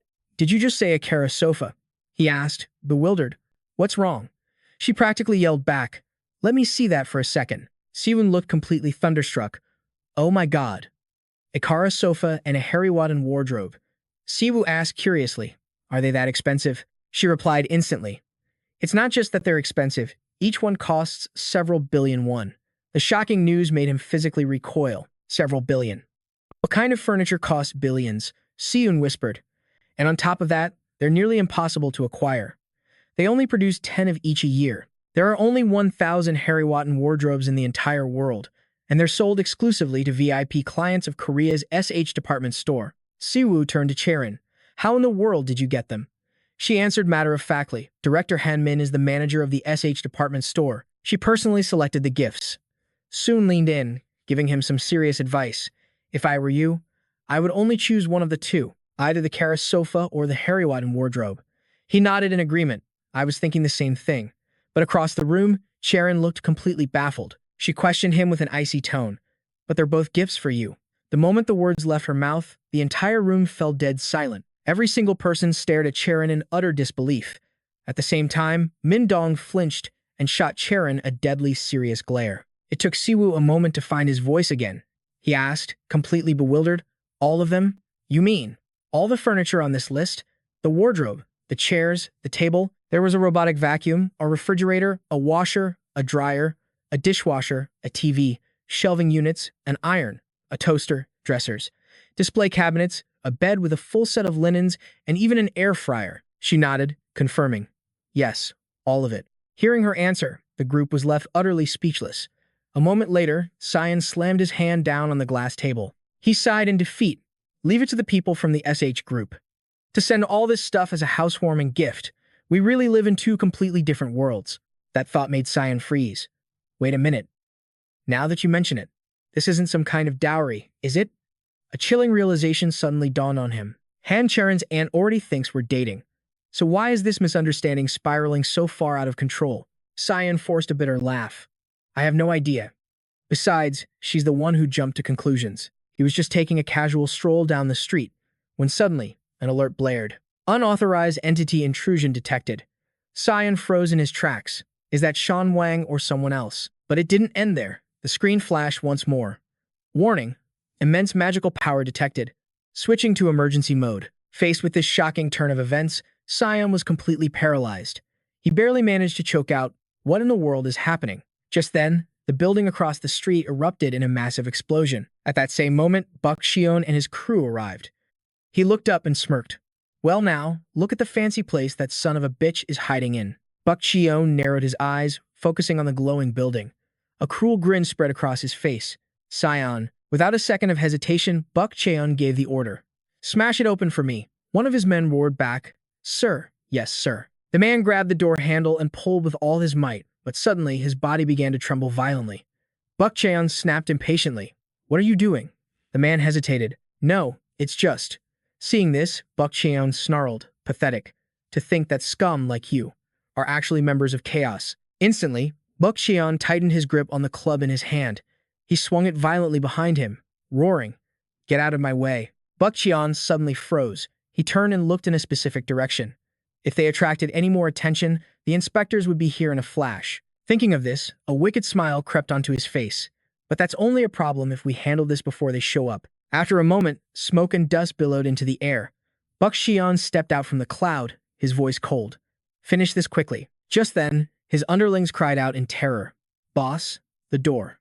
Hearing this, Bok Cheon's expression soured, and he shot an annoyed glare behind him. What about it? Bok Cheon's suspicious gaze fell upon the door. It looked completely normal.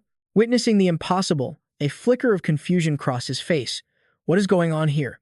At that exact moment, Min Jung calmly stepped into view. Her voice was like ice. To so brazenly commit a crime in the middle of a residential area, The man looked at her, his eyes wide with terror. Li Minjung. Buk Cheon repeated the name.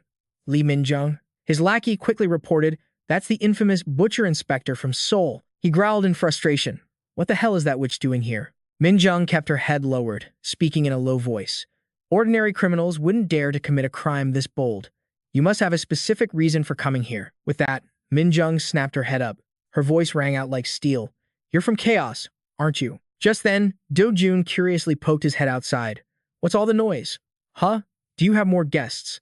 The second Buk Cheon saw him, he was completely thunderstruck. "You're Han Cheron?" Standing before him was the woman herself, in the flesh. The color completely drained from Buk Cheon's face. Why is she here? A shiver ran down his spine. It really is Han Cheron of the SH group. The man turned back, his voice filled with dread. "What should we do?" Buk Cheon cursed under his breath. "Damn it. Messing with the SH group in Korea is a death sentence. But we've come too far to back down now." He let out a ferocious roar. "Leave Han Cheron alive. Kill the rest of them." His men drew their swords and charged forward as one. After a moment, Do Jun looked completely bewildered. "What's going on? Seriously, what is this?" In that instant, Min Jung moved to shield him, launching a swift counterattack. Min Jung yelled over the clash of steel. "These are criminals from the Chaos Syndicate." "What?" Do Jun was completely lost. "Chaos? What's a criminal organization doing here?" Her expression was grim. "There's no time to explain."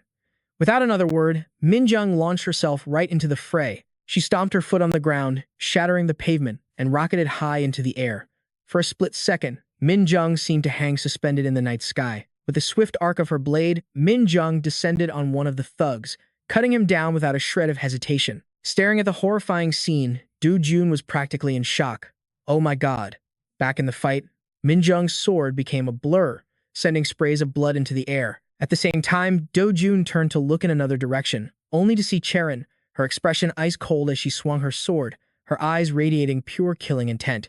In the blink of an eye, the thugs were cut down one by one. Amid the dark night, their desperate screams echoed. Buk Cheon stared ahead in terror. "You useless bastards can't even handle two of them." He cracked his knuckles. "Fine. It's been a while since I've gotten my hands dirty." Suddenly, a massive pillar of fire shot straight for Min Jung. She quickly raised her sword in front of her to defend. After a long moment, silence fell. Buk Cheon clicked his tongue. "So, you blocked that? I guess you're not all talk after all. Got some bite, do you? Let's see about that." He dragged his foot across the ground. Instantly, Buk Cheon began swinging his club with frenzied rage. He spat a taunt. "Can you block this?" In that same moment, a crazed grin spread across Buk Cheon's face. "Is it too much for you?" Seeing Ming Dung's twisted expression, a thrill shot through him. "Have you already hit your limit? Come on, entertain me a little longer." Witnessing the brutal scene, Do Jun's lips parted. Dangerous, he thought to himself, unsure of what was truly happening. But those guys are criminals, trying to break into his house. And Cheron is struggling to hold them off. If I'd known this would happen, I would have brought a shield. What do I do now? Suddenly, Do Jun's eyes flew wide open. A soft clatter echoed from inside the house. Do Jun bent down, his hand grabbing a dinner plate. He looked down at the table. He made this table. So it should be sturdy enough to use as a shield, right? Suddenly, San's hesitant voice called out. She whispered his name, Do Jun. Then Soon asked Han worriedly, "What's going on outside?" Do Jun gave a serious warning. "Don't you dare go outside. Got it? No matter what, do not come out." Back with the others, Cheron was coldly overwhelming the thugs. Just then, Do Jun appeared, holding a table. He let out a yell, and Buk Cheon immediately spun to face him. A look of contempt crossed his face. A small fry. Then, Buk Cheon coldly swung his heavy club right at Do Jun. "Get lost." Do Jun ducked, coughing up fresh blood. He's too strong.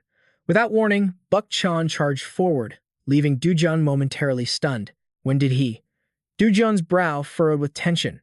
He's too fast. I can't dodge this. In that instant, the man ruthlessly sliced off Do Jun's arm. Nearby, Ming Dung whipped around, only to see Buk Cheon savagely beating the boy. He muttered, "Such a damn nuisance." Then he coldly flung Do Jun high into the air, but he wasn't finished. Buk Cheon reached out towards him. "Die." He spun his club in a crazed frenzy, creating a blazing ring of fire in midair. At the same time, Cheron stomped her foot hard on the ground. In the air, two pieces of metal scraped against each other. Buk Cheon glanced at her and chuckled. "You blocked it? Not bad skills. And a decent sword, too." As he spoke, Buk Cheon's tone shifted. "But you're still just a rookie. STR acceleration, the very power that made him a rupture-class executor of chaos.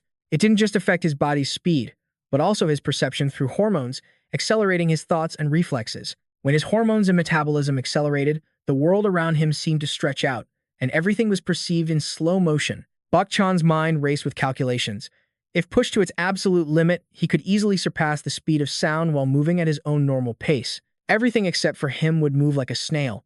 The only thing that could move freely was him. In this world, where everything is frozen, I am a god.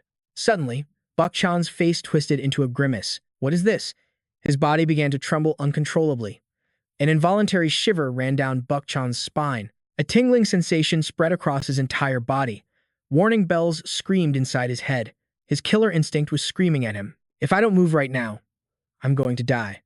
Directly behind him, a streak of light suddenly flashed. Sensing the anomaly, Dochon slowly turned his head. Before his eyes, a flicker of flame appeared and then erupted. Instantly, Dochon's entire body was thrown backwards. He was stunned. What the hell? I reacted, but it still wasn't fast enough. Impossible. That can't be possible. Not in this world where I rule like a god. Just then, a bag fell to the ground. Dochon was utterly bewildered. Ice cream? Siu bent down, reaching for the ground. He clicked his tongue. Damn, all the ice cream spilled. Siu suddenly turned and stared daggers at him. Who the hell are you? He glanced around, confused. What the hell is going on here? Do Jun peeked out from the side. His voice trembled. Siu looked down, horrified. Do Jun, why are you holding a dinner table? And where's your left arm? I think I'm starting to get the picture. The real question is, who are these guys? Ming Dong immediately reported, they're criminals from Chaos. Hearing that name, Siu's voice dropped to a low growl. Chaos, you say? I remember giving you bastards a warning. Faced with Siu's presence, Dochon's entire body froze solid. Siu practically roared. I told you. To stay the hell away from me. Standing against the night sky, Siu slowly turned. His voice echoed, deep and raspy. I remember. Giving you a warning. Siu's tone grew heavier with every word. I told you not to. In that instant, his eyes blazed crimson. A terrifying tone dripped from his lips. Hang around me. Seeing this, a chill of pure terror shot down Dochon's spine. A single thought drilled into his mind. This kid. He's definitely Siu. In that moment, Dochon vaguely recalled a warning. You can't fight him. Even Myeongjang lost to him. You think you can handle him? The scene flashed in his mind. Siu suddenly charging forward, bringing down a devastating fist. Back in reality, Dochon slowly pushed himself to his feet. He continued. The moment I heard Myeongjang was taken down, I knew you were no ordinary punk. You're going to regret this, for not finishing me with your first strike. With those words, Dochon summoned his staff. It was a meter long. A smug grin spread across his face. In the world of Yatlap Yuk, where time flows at 1.96 seconds, Dochon's facial muscles tensed against the approaching fist. He calculated silently. In this realm, I alone rule like a god. I am the only one who can move. In that instant, Siu's fist was just inches from Dochon's face. But then, he slammed his fist directly into his gut. Immediately, Dochon coughed up a spray of crimson blood, but Siu wasn't finished. With eyes blazing in fury, he charged forward again. Facing this impossible sight, Dochon felt a flicker of confusion. How can this be? How is he moving inside my world? Did he rip through the very fabric of this high-speed dimension to get in? At the thought, Dochon's eyes flew wide open, but he immediately denied it. Absurd. Dochon was already being forced into a corner as he continued to reject the reality before him. Impossible. Seeing his chance, Dochon poured all his strength into swinging his staff back towards Siu. In a flash, two streams of energy collided head-on. A moment later, Dochon was coughing violently, his mouth smeared with fresh blood. He tightened his grip on his weapon. His mind was in turmoil. I clearly blocked that. So what was that shockwave? At the same time, Siu stomped his foot down hard. The entire area seemed to tremble. Wordlessly, he advanced toward Dochon, step by step. A chill ran down Dochon's spine. No way. My own world can't keep up with his speed. In that moment, Siu appeared right in front of him, his eyes radiating pure killing intent. Dochon's brow furrowed. What is going on? It's not just his speed, it's his weight and overwhelming power I can do nothing against. The branch chief was right. I am no match for him at all. In that instant, Dochon couldn't help but feel a surge of absolute terror. No, I'm really going to die. Realizing his desperate situation, a single thought consumed him. I have to escape, no matter the cost. Immediately after, Cheron opened his mouth and let out a piercing scream. At the same time, a look of confusion crossed Cheron's face. Her eyes widened as she looked toward the source of the sound. Mindung instinctively turned as well. What's happening? Dun could barely believe what he was seeing, his lips trembling. My eyes can't follow him. This battle. No. Can you even call this a fight? Back with Cheron, his body was being relentlessly pushed backward. Cheron stared at Siu in horror. That damn monster. How is he getting even faster? I have to push my own speed to its absolute limit. With that resolve, he clenched his fists, opened his mouth, and let out an earth-shattering roar. Meanwhile, Siu shot straight toward Cheron. Just then, a pillar of light suddenly flashed past the group. Then abruptly, Siu's movements slowed, though his hands remained clenched into tight fists. Siu lifted his head and looked up. A burning rage filled him. So you don't care what happens to your own subordinates. At that thought, Siu let out a long, heavy sigh. In an instant, the scenery transformed. The sky was stained a brilliant crimson, and his eyes now glowed with a terrifying red light. From behind, the group called out in unison, Siu. Mindung shouted with worry, "Don't kill him." Hearing this, Siu calmly replied, his tone chillingly cold. I know, but I can't make any promises, because right now, even I can't control my own power. As the words left his lips, Siu glared at Cheron. A new understanding began to dawn in his mind. Until now, I've only focused on speed. Unknowingly, I've been limiting myself to the simple concept of increasing my movement. But after seeing how he uses his ability, I finally realized I can do more than just move faster. I can expand the concept of speed to accelerate every single function of my body. Siu quickly came to a conclusion. And a power like that is no different from that of a god.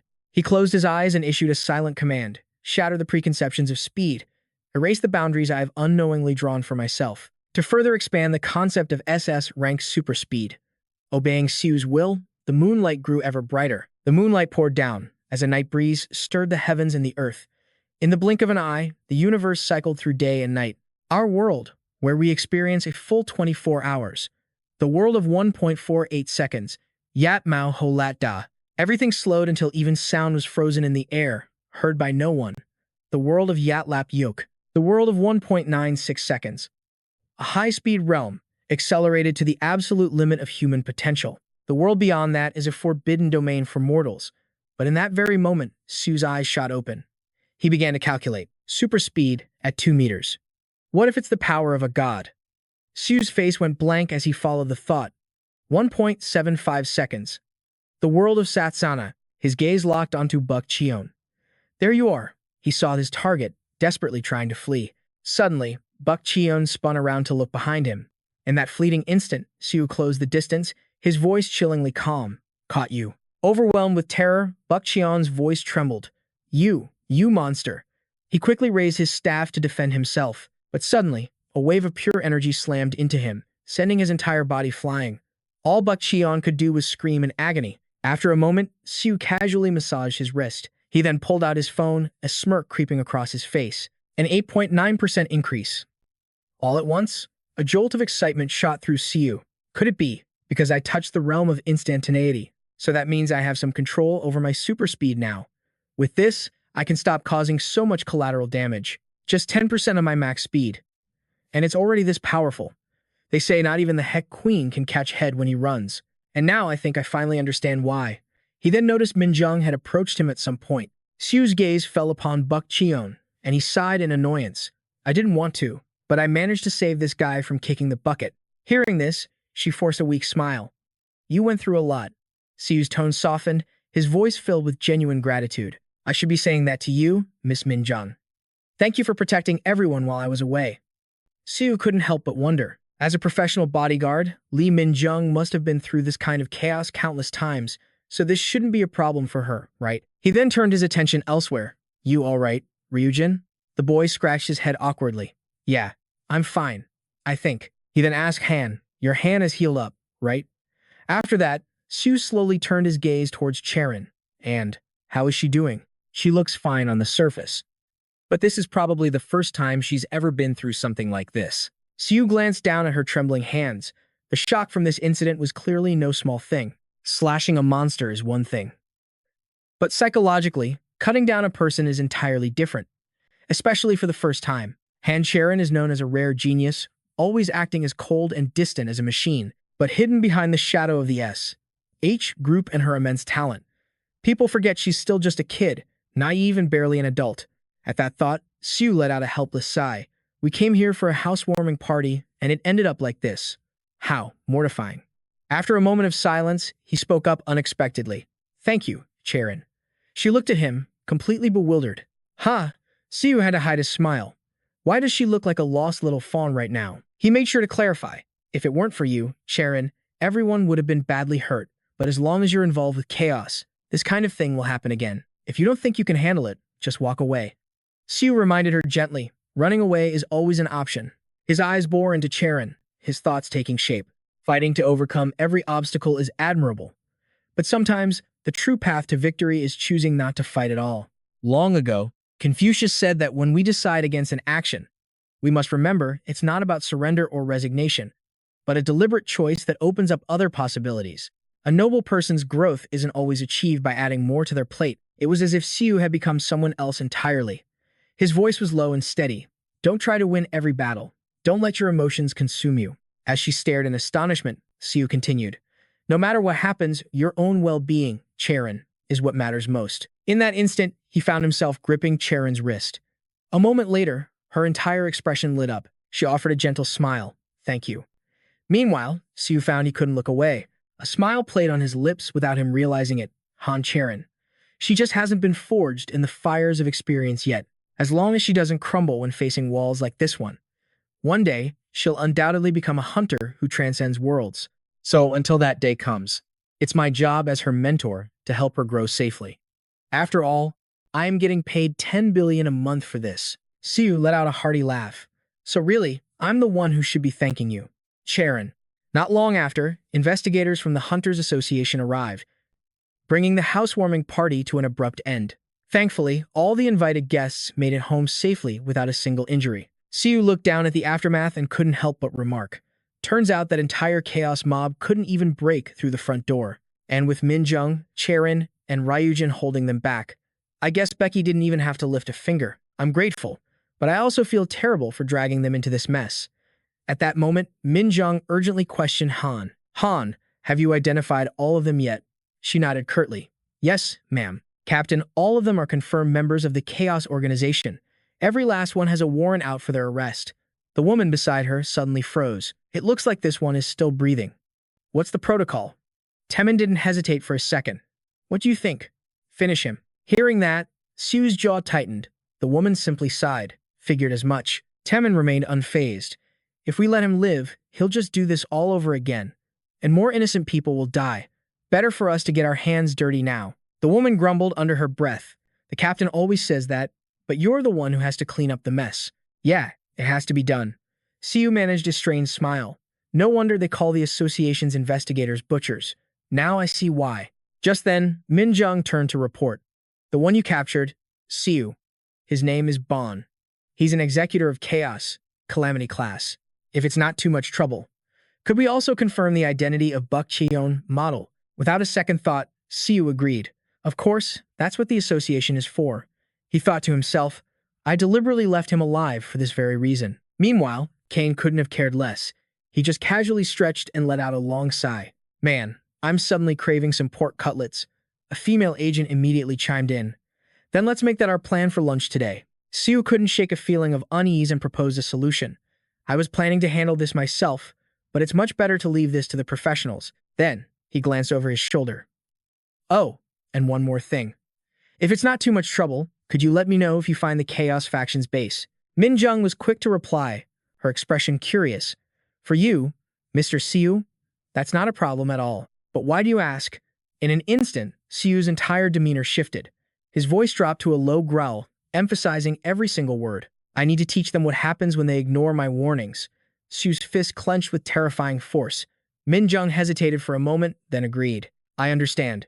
And as for a housewarming gift, what if we provide regular patrols around your home instead? Suddenly, the rest of the team stared at her, their hesitation palpable. Siu shot a quick glance toward the group. Is everything all right? He immediately sensed the strange tension. It seemed the team members were not on the same page. And besides, should we really be using official resources for a personal matter like this? Min Jung replied with a clear voice, patrolling our assigned area is an inspector's duty. Hunter Siu's home is located within our Soon branch's jurisdiction. He gave a forced laugh. Well, you're not wrong about that. She then added a reminder. But more importantly, you are currently a prime target for the Chaos faction. We have a duty and a responsibility to protect any citizen who is in imminent danger. And just like today, it also gives us a chance to get a lead on them. Siu bowed his head, deep in thought. He nodded with a look of understanding. So in short, if I stay close to you all, you have a better chance of catching them. Is that the idea? Min Jung didn't bother hiding her intentions. That's more or less it. Then, she looked Siu directly in the eyes and continued. This is our housewarming gift. Hearing this, he replied politely. If you put it that way, then I have no reason to refuse. Siu couldn't help but feel a wave of gratitude. He was more than thankful. Declining wasn't even an option. I've built a new house, but it still has its flaws. The intruder prevention system has been proven to work, but it can't actually eliminate the threat. Having Breaky here gives me some peace of mind. But what if something were to happen? If association inspectors are patrolling regularly, I won't have to worry about the safety of the house and Sia anymore. After a moment, Siu politely took Min Jung's hand. In that case, I'm in your hands, Miss Min Jung. In that instant, a radiant smile bloomed on her face. Thank you. The hunter named Siu was taken aback by the sudden sight. No, I should be the one thanking you. So, she does know how to smile, he thought.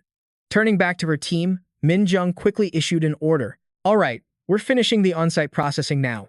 Watching her, a faint smile played on Siu's lips as he gazed at her intently. But in that very moment, his face twisted in pain. Siu gritted his teeth, his eyes falling to his hand, which was trembling uncontrollably. It feels like all my joints are dislocated, he gasped. Cheron, a rupture-class executor from the Chaos faction. He's stronger than I thought. Stronger even than Midigwang, the Severance class I fought before. They're on completely different levels. The Rupture and Severance classes are only one rank apart, but the difference in their power is like heaven and earth. That spear Cheron swung as he escaped was a bladed weapon, and I blocked it with my bare hands. Thank goodness I've tempered my body with SS rank superhuman strength. Otherwise, this hand would have been completely useless. If I had been injured by that last strike from Cheron, I would have been the one to lose that fight, not him. The Chaos faction will surely come for revenge, which means I'll have to face enemies even stronger than Cheron. After a moment of thought, Siu clenched his fist in frustration. He questioned himself. Is this truly my limit? I can't keep fighting barehanded. It's time to start crafting some equipment. The human body has teeth, but they aren't fangs. It has nails, but they aren't claws. Therefore, humanity's only choice was the weapon. Sharpening wood to be deadlier than any nail. Picking up stones harder than any bone. Overcoming physical weakness by seeking strength in other places. Through this, they gained a decisive combat advantage over the vast majority of all other species, hunting down ferocious beasts once thought to be utterly unbeatable. Ultimately, humanity rose to the pinnacle of the brutal, wild world, freeing itself from the food chain to become the apex predator. That's right, you could say the history of humanity is intrinsically linked to the incredible diversity of its weapons. Perhaps, returning to the present, Siu stared blankly into the crackling fire. So, what should I use? Gauntlets are the most reliable choice. A frustrated look crossed his face as he considered it. They synergize with my martial arts far better than bladed weapons. After a moment of hesitation, he reached a conclusion. Of course, for my SSS rank divine palm technique, equipment that directly enhances my body is the perfect fit. With his mind made up, Siu didn't hesitate for a second.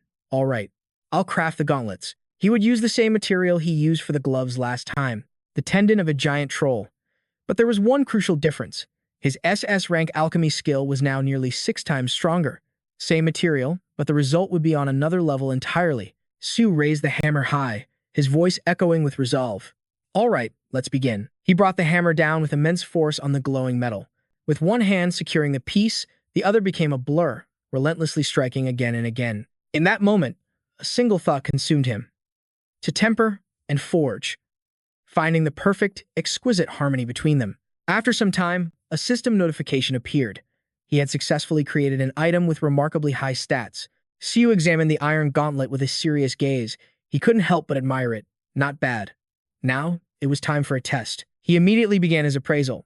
The last top-tier gauntlet he made sold for 4 billion to the Cheron Corporation, but it was a single-use item. If even Hephaestus would call this not bad. Siu's eyes locked onto the gauntlet. This is a masterpiece. Could it fetch over 10 billion? Should I sell it? No. It's not like I'm desperate for cash right now. He quickly slipped the gauntlet on, murmuring to himself, let's just see how it feels.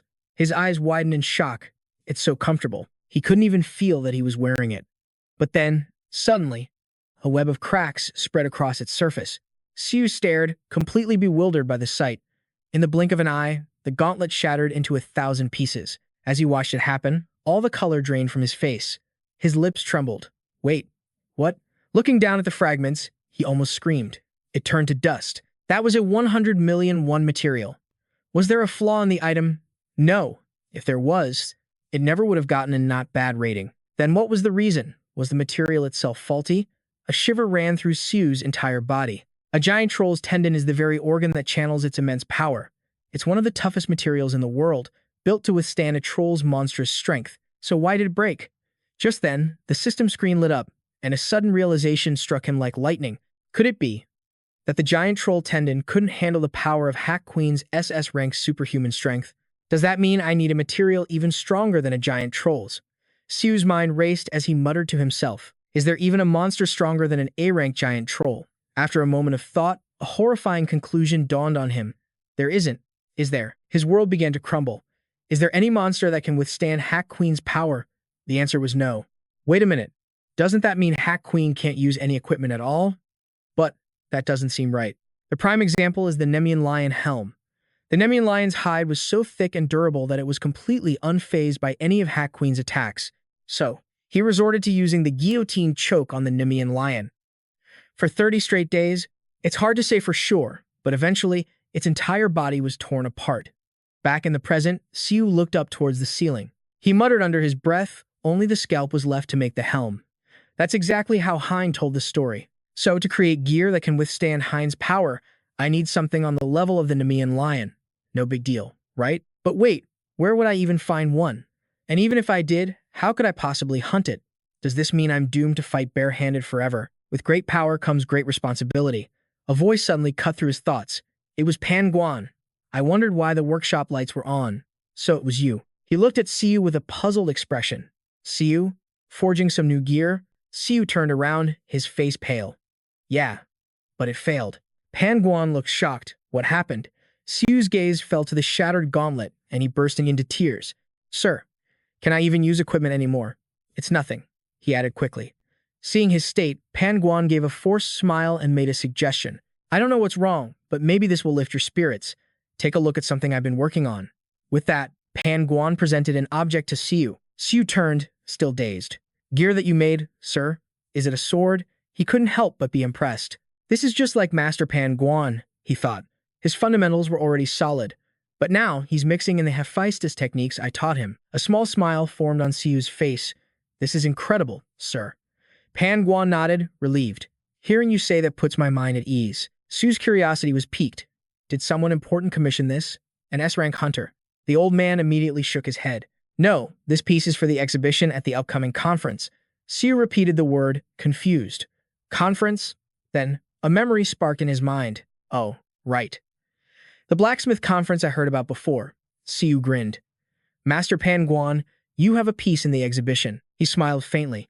It seems this competition is a bigger deal than I thought. Pan Guan nodded in agreement. That's right. It's the most prestigious blacksmithing competition in the world. Of course, if you were to enter, the championship would be yours without question. Hearing this, Siu pointed to himself in disbelief. I can participate? The old master hesitated for a moment. Well, it's easier said than done. To participate, you need to join the World Blacksmiths Association, and you must have the proper smithing certifications. Model. Then there was the mountain of required paperwork. And on top of it all, you needed a real talent for production. Faced with this flood of information, Jin forced a stiff smile. This isn't for me, then. A sudden wave of shame washed over him. Production skills? I don't have any skills at all. Just then, a thought struck him, and he asked, Oh, right. I heard there's a prize for the winner, isn't there? Pan was quick to answer. That's right, but I'm not doing this for the prize. It's more of a symbolic thing. Besides, this year's prize is practically worthless compared to the items Master Aolan usually brings out. That answer from Pan only made him more confused. What? A prize for Master Aolan is worthless? What exactly is the grand prize? Pan answered in one word. Orichalcum. Jin repeated the name, dazed. Orichalcum. It was a metal discovered after the Fifth Industrial Revolution. Its hardness was so extreme it was considered indestructible, so it was always seen in its raw ore form, never processed. After a moment of thought, Jin couldn't help but sigh. It really is useless. No matter how precious it was just a beautiful piece of junk that couldn't be forged. I heard even Master Aeolon himself can't smelt orichalcum. He couldn't stop himself from asking, then why would he offer something he can't even forge as a prize? Pan just chuckled. Like I said, it's all about the symbolism. Hearing that, Jin crossed his arms, thinking hard. A symposium where blacksmiths from all over the world gather. I don't know the skill level of smiths from other countries, but with this quality, Uncle Pan could actually have a shot at winning. Wait a minute. A metal so hard it's indestructible. A metal that no blacksmith in this world can smelt, which is why they call it the metal of the gods. In that instant, an idea flashed through his mind like lightning. I've seen the orichalcum forging process before. When Hephaestus forged my sister Yulia, he used orichalcum. If it's a god's smithing technique, maybe it's possible, it has to be. Hephaestus created countless divine items using orichalcum. If I can get my hands on it, no, I absolutely must have it. But I can't enter the symposium. Does that mean I have to give up? I can't enter under my uncle's name. He would never allow it. But what if I help my uncle win? After a long moment, Jin could barely contain his excitement. He suddenly called out, "Uncle, before you go, would you be interested in making a deal?" While his Uncle Pan was working, Jin stood nearby and spoke up. "No, Uncle, that's not right. You have to follow the grain of the metal to maximize its strength and durability." Hearing this, Pan quickly adjusted his stance.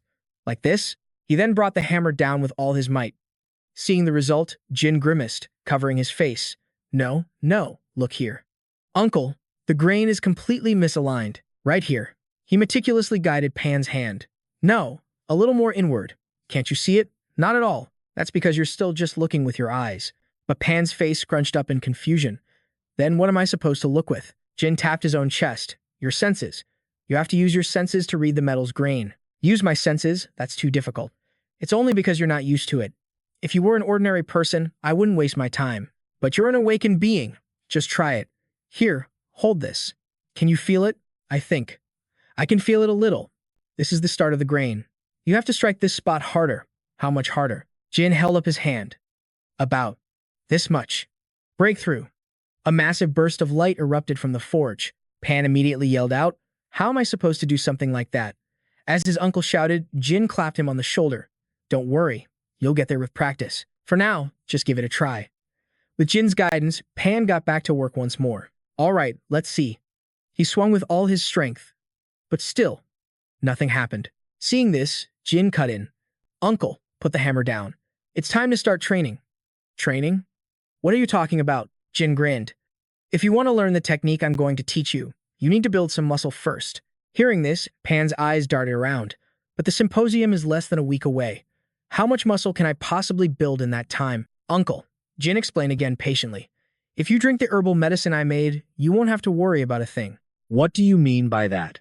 Oh, right. The blacksmith symposium doesn't have any kind of steroid testing, does it?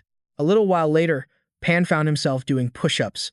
He strained to keep up with Jin's count. 1, 2. After a session inside Jin's autonomous zone, he was finally allowed a sip of water. Pan chugged it down before steeling himself once again. Jin stood beside him, instructing, "Breathing is important, but don't overthink it. For now, just focus on the movement." But it seemed Pan couldn't endure the intensity of the autonomous zone. He collapsed under Jin's demanding regimen. And this continued for an entire week. Pan Wang's special training was underway.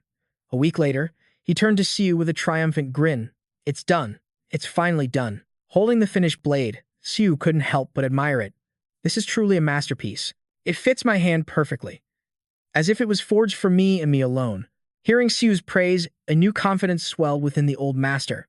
The hilt of the sword is made from the facial muscles of a doppelganger. Siu instantly recalled the creature's nature, a doppelganger, a monster that perfectly mimics its chosen target.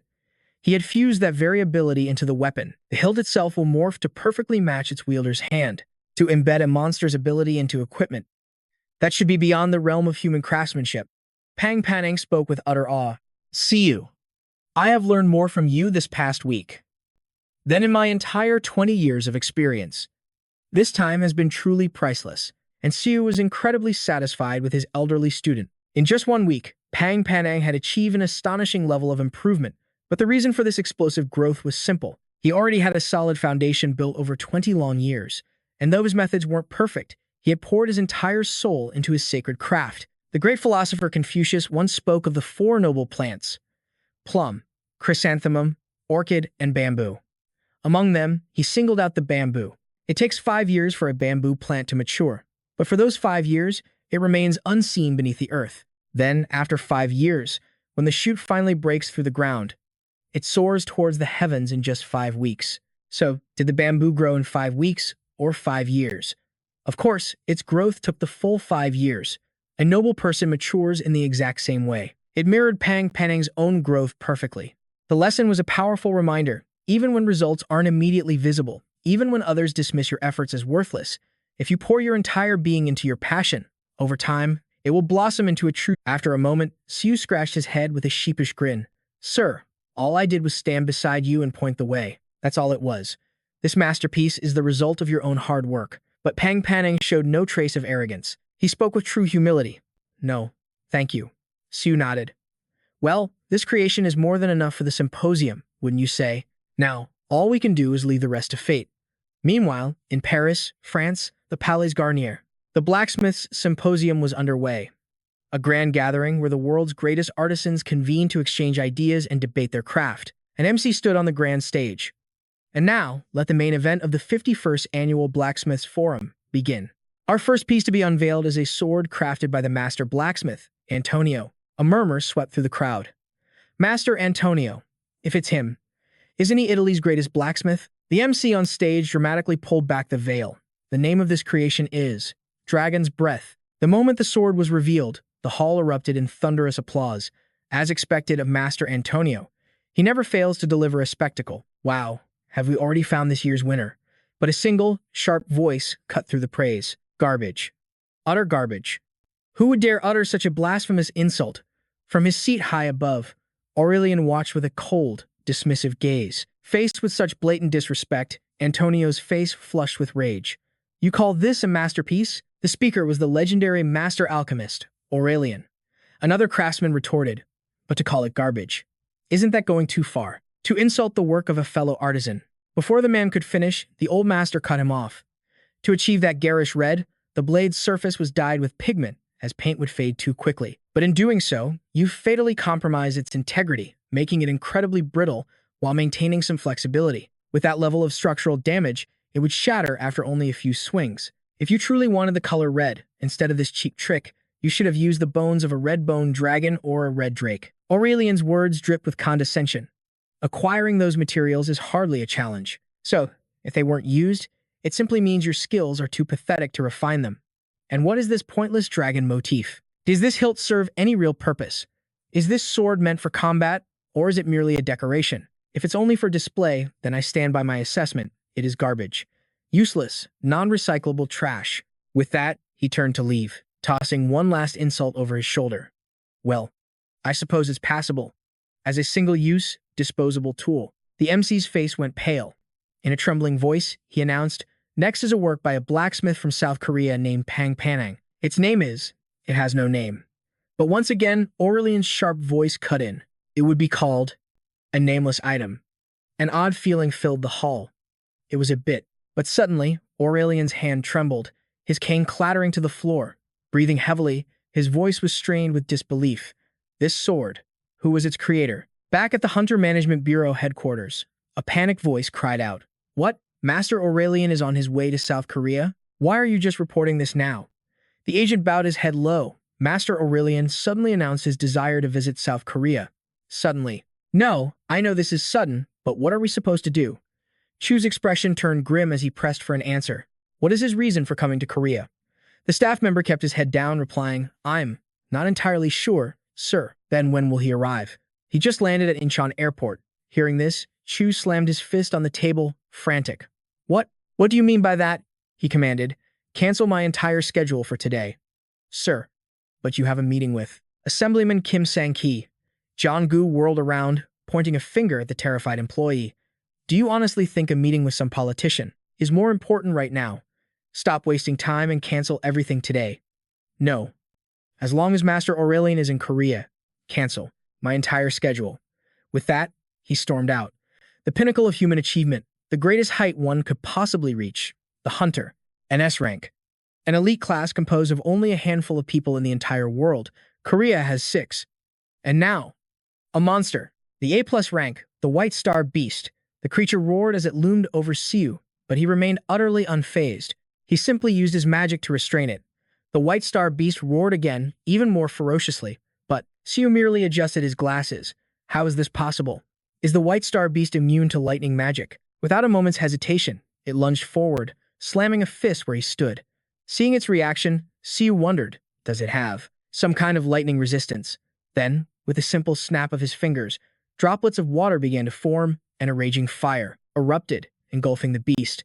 The White Star Beast collapsed, scorched by the flames, while Siu's expression remained calm. He stated, "It seems it's not resistant to explosions. Or perhaps, just not the shockwave." Suddenly, a voice echoed from behind him. "Did you really have to be so loud about it? You know you can't harvest anything from a corpse that damaged, right?" The one speaking was another, S-rank hunter, Cheron. Siu glanced at the field of monsters she had annihilated. He remarked with a smile, "As expected of you. Perfect, clean kills, aiming for the head every time. By the way, Cheron, have you heard the news?" "What news?" "Master Aurelian has arrived in Korea."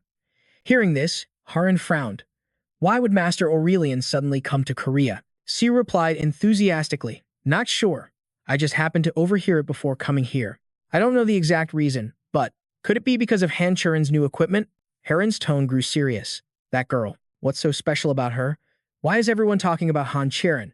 She's just a rookie who isn't even S rank yet." Siu chuckled lightly. "Everyone has to start somewhere. You weren't an S rank right from the beginning, either." Her face turned cold as she glared at him. "Are you defending Han Churan?" "No, I'm just stating a fact." Feeling a little threatened? "Me? By Han Churan? Do you really think I'd be scared of that kid? Aren't you? Not a chance. But didn't you say it annoyed you that Han Churan received a weapon from Aurelian?" "Well, that part is a little irritating."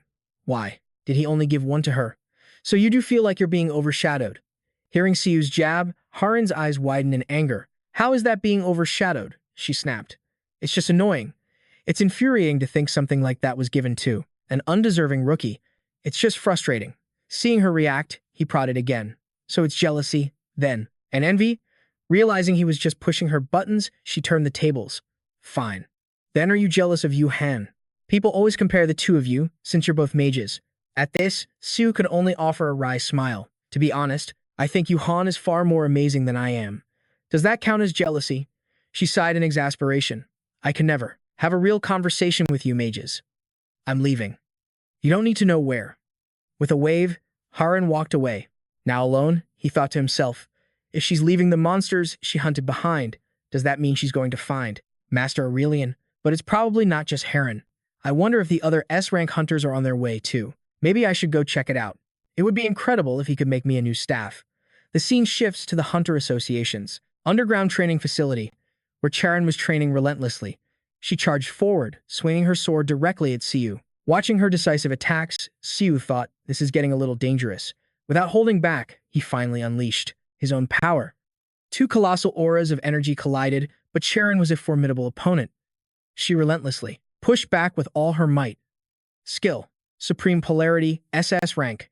In that perilous moment, Siu barely managed to dodge her attack. He immediately countered with overwhelming magic. Skill, Black Queen's Cataclysm, SS rank. She was blown backward, landing hard and sitting motionless. Seeing this, Siu rushed over in a panic. Cheron, are you okay? I'm fine. Let me see. Looking at her, Siu was racked with guilt. I'm sorry. I didn't mean to push it that far. Nothing's broken. Her shoulder. It was already starting to swell.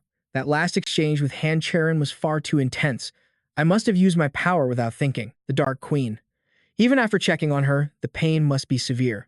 Seeing his concern, Cheron turned her head away. She insisted, I'm fine. I was fighting with the intent to kill you, too. Hearing this, Siu just gave a bitter smile. He remembered taking down Dochon. Han Cheron was convinced that no matter how hard she tried, she couldn't defeat him. Was that going too far? A once-in-a-millennium genius was aiming for him with everything she had. This was no easy task. But still, this was a 10 billion won a month tutoring session. He'd just have to endure it. Suddenly, the system window flashed, announcing his stats had increased. Han Cheron turned her head and whispered, How interesting. Siu judged silently. You don't look interested at all. But honestly, he was surprised too. His proficiency jumped 31% in a single session. That's the equivalent of him disassembling and reassembling Lee Jun's limbs 1,627 times. Was it because Han Cheron possessed a martial body? A human body is a microcosm of the universe. Each person carries an entire universe within them. And just like the universe, they have their own unique compositions, known as physical attributes. Among them exist individuals born with overwhelming superiority. The absolute yin body, the supreme yang body, the three disasters body, the hegemon body, the five elements body, the lunar yin body, the four gods body, and the heavenly demon body. But among these geniuses, one was known as the heavenly beast body, the martial body, a constitution that harmonizes all universal energies, capable of withstanding the power of the Taegyuk itself. Just thinking about it made him break out in a cold sweat. No wonder Han Cheron could control the power of the Taegyuk so well. So that was it. She was born with a martial body. Healing her meant healing a martial body, and just treating such a vessel was a learning experience in itself. At that moment, Siu took out his acupuncture kit, preparing to treat Han Cheron's injuries. Working hard is good, but overdoing it is not. I'll be more careful. Then he changed the subject. By the way, when did you say the S-rank promotion evaluation was? Han Cheron replied while rotating her arm. In 1 month. Right now, the hottest topic in Korea's hunter industry was Han Cheron's S-rank promotion exam. Han Cheron of the SH Corporation. Would she become Korea's 7th S-rank hunter? Siu thought to himself. Between what happened at the housewarming party and the upcoming exam, she'd been training relentlessly. But her determination was becoming excessive. He turned to her with a warning. Until then, don't get hurt and take care of yourself. Not that she would listen anyway. That's all for today's lesson. But suddenly, Han Cheron spoke up. Would you like to come with me? Her question caught Siu completely off guard. Go with you. Where? To Han Cheron's promotion evaluation. Of course. No, Master Aurelian is coming. At this, Siu broke into a nervous sweat. Why would Master Aurelian suddenly show up here? A system window flashed, showing the S+ skill. Zhuge Liang. Realization dawned on Siu, and a hidden smile crept onto his face. Ah, the blacksmithing conference. So that old man actually won. Then my orichalcum couldn't possibly. It's only been a few days since we sent it in. Normally, the evaluation alone takes 2 months, but if he's here to see Han Cheron, he probably came to inspect her sword before the S-rank evaluation. Faced with her invitation, he simply gave a soft reply. I don't need to. Fine, I'll be going then. Whatever, a master blacksmith means nothing to me. I have the SS-rank divine forging art, so it would just be a waste of time. The scene shifts. 2 men stand in a room drenched in blood. One of them smirked and spoke. Master Ao Lan, you finally arrived? This was Jin Hang Ma, a fracture-level demon from the Chaos branch of Korea. Outside the SH Hunter Association headquarters, a man stepped out of a car. It's been a while. Han Cheron bowed in response. Yes, it has been a long time. Master Ao Lan, how have you been? He chuckled smugly. The health of a simple blacksmith is nothing special. You haven't changed a bit, even after all this time. We prepared a meal for you. Hearing this, Han Cheron was slightly taken aback. She offered. You must be hungry after your long journey. Please, let's go eat. But the old man raised a hand, cutting her off. No need. I've already eaten. More importantly, his eyes suddenly flashed as he saw something. This is. He pulled out a radiant sword. His voice turned serious. I want to meet the one who forged this blade. The scene then flashes back, recounting Siu's journey. Ever since I built the new house, life has been pretty normal. Filming dungeon clear videos, crafting equipment with the materials I've gathered, even doing hacks training regimen. Yeah, totally normal. Anyway, perhaps thanks to this routine, the Craftsman channel now has 177,885 subscribers. My YouTube channel has surpassed 170,000 subs. Looking at the numbers, he couldn't stop smiling. After I posted the Reach A rank in 1 month strategy video, it blew up. I uploaded that right after I became a B rank hunter, didn't I? Just then, the system window displayed a flood of new comments. If you only run dungeons, anyone can reach rank 8 in 2 weeks. Someone else was in disbelief. Wait a second. Who in the world clears a dungeon in 3 seconds? He mentally tallied up the dungeons he'd cleared, and a smirk crept onto his face. It was a miracle the system could even keep up with his progress. After the slaughter, he figured he deserved a hefty reward. He heard rumors about a fan cafe opening in his honor, the TCB Club or something like that. While warming up, Siu reflected on his recent success. Business has been booming. He was on the verge of becoming an A-rank hunter. Meanwhile, Hecken's training was also proceeding without a hitch. He sighed, talking to himself. All I need to do now is forge my own equipment. That old man has to win. Well, if it's his creation, it stands a chance, but there's no guarantee. On that note, it was already 4 in the afternoon. Is the old man not coming to the workshop today? That grueling training must have completely drained him. Hopefully, he wasn't pushing himself too hard. If he did show up, Siu decided he'd use his S+ divine appraisal skill to check on him. So, first things first. Should he focus on mastering his divine forging skill? He decided to start by reviewing the materials he collected.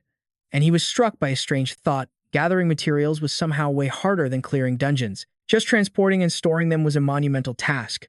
As he thought this, a brilliant light flared, revealing a new item. Siu looked at it and muttered, "An item warehouse would be amazing if I had something like a spatial bag," but he had no way of crafting one.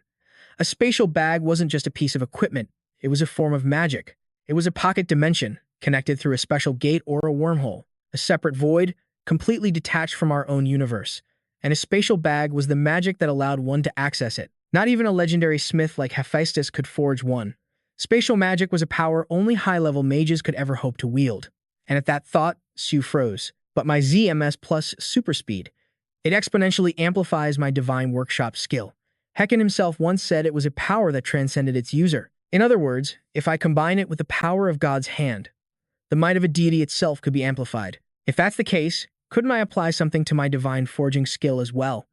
A grin spread across Siu's face as the pieces clicked together. This means, if I can successfully imbue magic into equipment, could I actually create a spatial bag? He thought to himself, I think this could actually work. Should I research it further? A new power to support my divine forging. Lost in thought, he pulled out his phone, wondering which attribute he should learn. To enhance an SS rank attribute, he would need an overwhelming source of power. Suddenly, an idea struck him. He let out a small gasp as he recalled the wife of Osiris from Egyptian mythology, the great mother of Horus, the goddess of magic herself, Isis. If it was Isis, she would surely have enough power to support his divine forging, but he still needed to figure out which of her attributes to acquire. It was definitely related to magic, but he couldn't pinpoint exactly what. Maybe he should ask Hecken. No, that guy only knows how to destroy magic. It would be better to watch some videos about Isis first. As he pondered this, he heard the sound of approaching footsteps. Someone's here? He turned his head and saw Cheron. Siu asked, Cheron, what are you doing here? Huh. And Cheron wasn't alone. Standing beside her was another person, Alan. Seeing them both together, he couldn't hide his confusion. Why are both Cheron and Master Alan here? The man looked exactly like he did on the news. He approached Siu and asked, And why are you here? Siu simply replied, I work here. You do. Hearing that, Cheron's memory was jogged. Oh, that's right. You mentioned it back when you appraised my S-rank dungeon gauntlets. Siu nodded. Yeah, I did. He then turned his attention to the older man, setting Cheron aside for a moment. Why is the great Master Alan here? Master Alan said he wishes to meet Master Seppenwang. At her words, Siu's eyes widened in pure shock. The old man? All of a sudden, seeing his stunned reaction, Cheron elaborated. He said that the one who forged this sword was Master Seppenwang. In that instant, everything clicked into place for Siu. Ah, Master Alan was the judge for that blacksmithing conference. For him to come all the way to Korea, visit this workshop, and even bring the prize from the conference, it could only mean one thing. The old man won the orichalcum. I can finally forge gear that can withstand Hecken's SS rank power. I can finally craft my own tools. His mind raced with excitement before he turned back with a smile. But the old man isn't here today. He's not around right now. Is there no way to meet him? Cheron asked, shooting a pointed look at Siu. She's asking how to meet him. Siu was lost in thought, weighing the pros and cons. The old man isn't in good shape right now, but still. Orichalcum. Maybe I should let him rest. But orichalcum. This is a special case, though.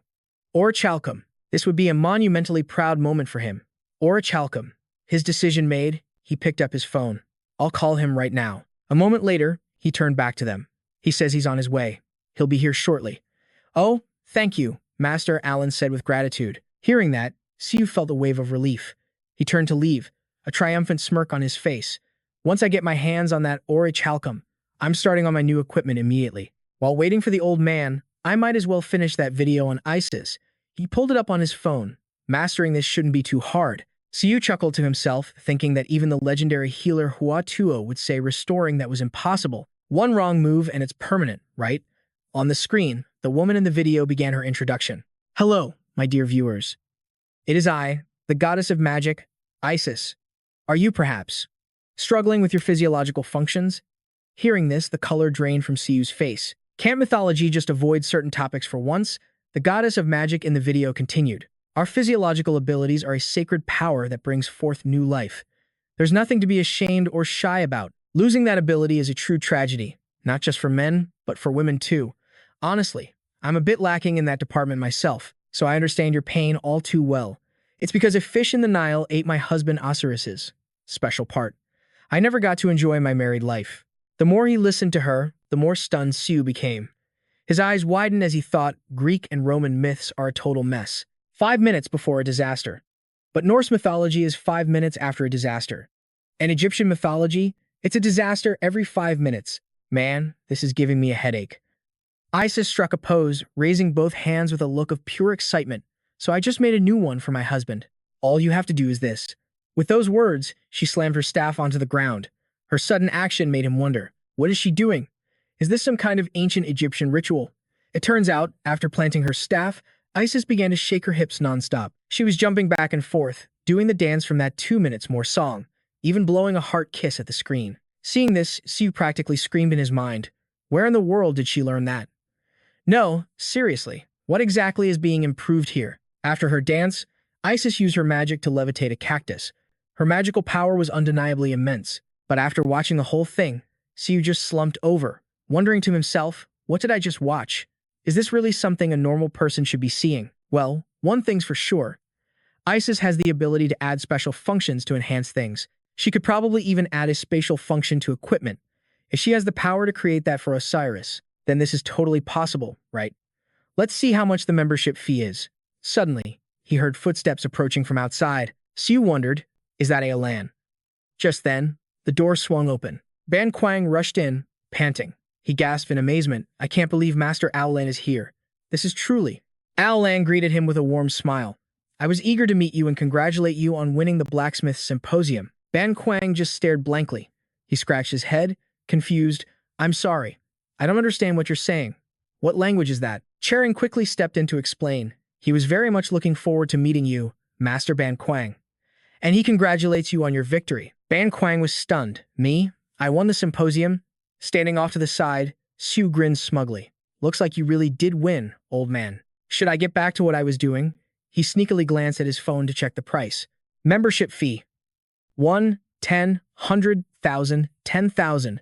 Siu's face went numb as he realized 4 billion. The Zhang Sanfeng channel's fee is only 2 billion, and this one is double that. He questioned his sanity. Is this number even real? I only have 8.4 billion right now, and with my current income and expenses. Okay, first, my income.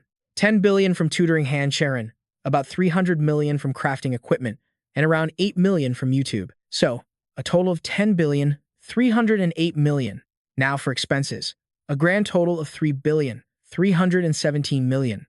So my total monthly expenses are 3 billion, 317 million won, and my net profit is 6 billion, 991 million won. All right, I have enough to subscribe. Getting paid directly by Han Cheron for tutoring is the best. Okay then, should I just sign up? With that thought, Siu quickly picked up his phone, ready to subscribe. But then he froze. Holy crap, it's not 400 million. It's 4 billion. This is completely insane. Siu's hands trembled as he did the math. If a family of 4 can live on 3 million a month, then this amount is enough to live comfortably for 111 years. And that's a monthly fee. All that money will vanish with just one tap. On top of that, if I add my other channel memberships, my monthly fees are already at 7.1 billion. Siu cursed under his breath. Damn it all. Finally, he made his decision. The screen displayed, you are subscribed as a member of the Isis channel. He squeezed his eyes shut in agony. A moment later, Siu slowly opened them. That notification sound meant that every month, 4 billion G would just evaporate. He cried out in despair. This is insane. A new notification chimed. You have acquired reality manipulation, rank SSS. Siu stared in disbelief. What the hell? It doesn't just give one special ability. In essence, reality manipulation is the ability to alter the immediate environment on a small scale, and even warp the laws of the universe on a larger one. It warps reality to the user's will through magic. He couldn't help but question it, and it's even SSS rank. Considering Isis' reputation, I guess it makes sense. She might not be well known now, but Isis was one of the most influential goddesses of the ancient world. Anyway, I need to raise my proficiency now. Currently, there are two ways to increase it. The first method is to watch videos related to the attribute. His eyes widened. Do I really have to keep diving deeper into this demonic realm? This cosmic nightmare existed beyond the abyss. It was an unacceptable reality, not worth a single moment of consideration. If I'm not careful, my mind will shatter. It could even destroy my SSS rank gentleman's heart. Siu helplessly made his decision. Then there's only one way. He clenched his fist, a determined smile on his face, deciding he had to wield this power himself. But first, I should run a test. Let's start by creating the spatial bag as planned. The system immediately activated S+ rank knowledge. Spatial magic is simple in principle. You just reach into the void and pull something out. There's no need to bind it to a device. If I can just bend reality to create a pocket dimension, that should be enough. Staring at the power in his hand, Siu sighed in frustration.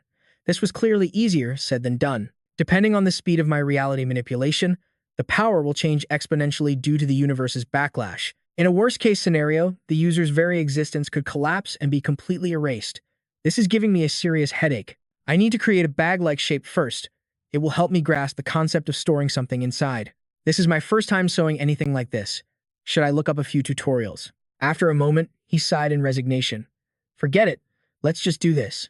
I can't sign up for a class just for this one thing. No one cares what I use as long as it's solid, like always. Elsewhere, Ao Lan calmly offered his praise. The durability and power of this sword, combined with its perfect balance, while still maintaining its edge. But above all, the most impressive part is the hilt. Every time I look at it, I'm left in awe. The old master guessed. It's as if the grip changes shape to fit its wielder. How is that even possible? Ao Lan was lost in thought. The quality of Master Siu Pan Wang's swords is indeed the best. But I could forge a blade of this level. No, I could do even better. However, there's one thing. That hilt. A handle that reshapes itself to fit the user. It's no exaggeration to say I came all this way just for this. Siu Pan Wang answered honestly, I used the facial muscles of a doppelganger to make it.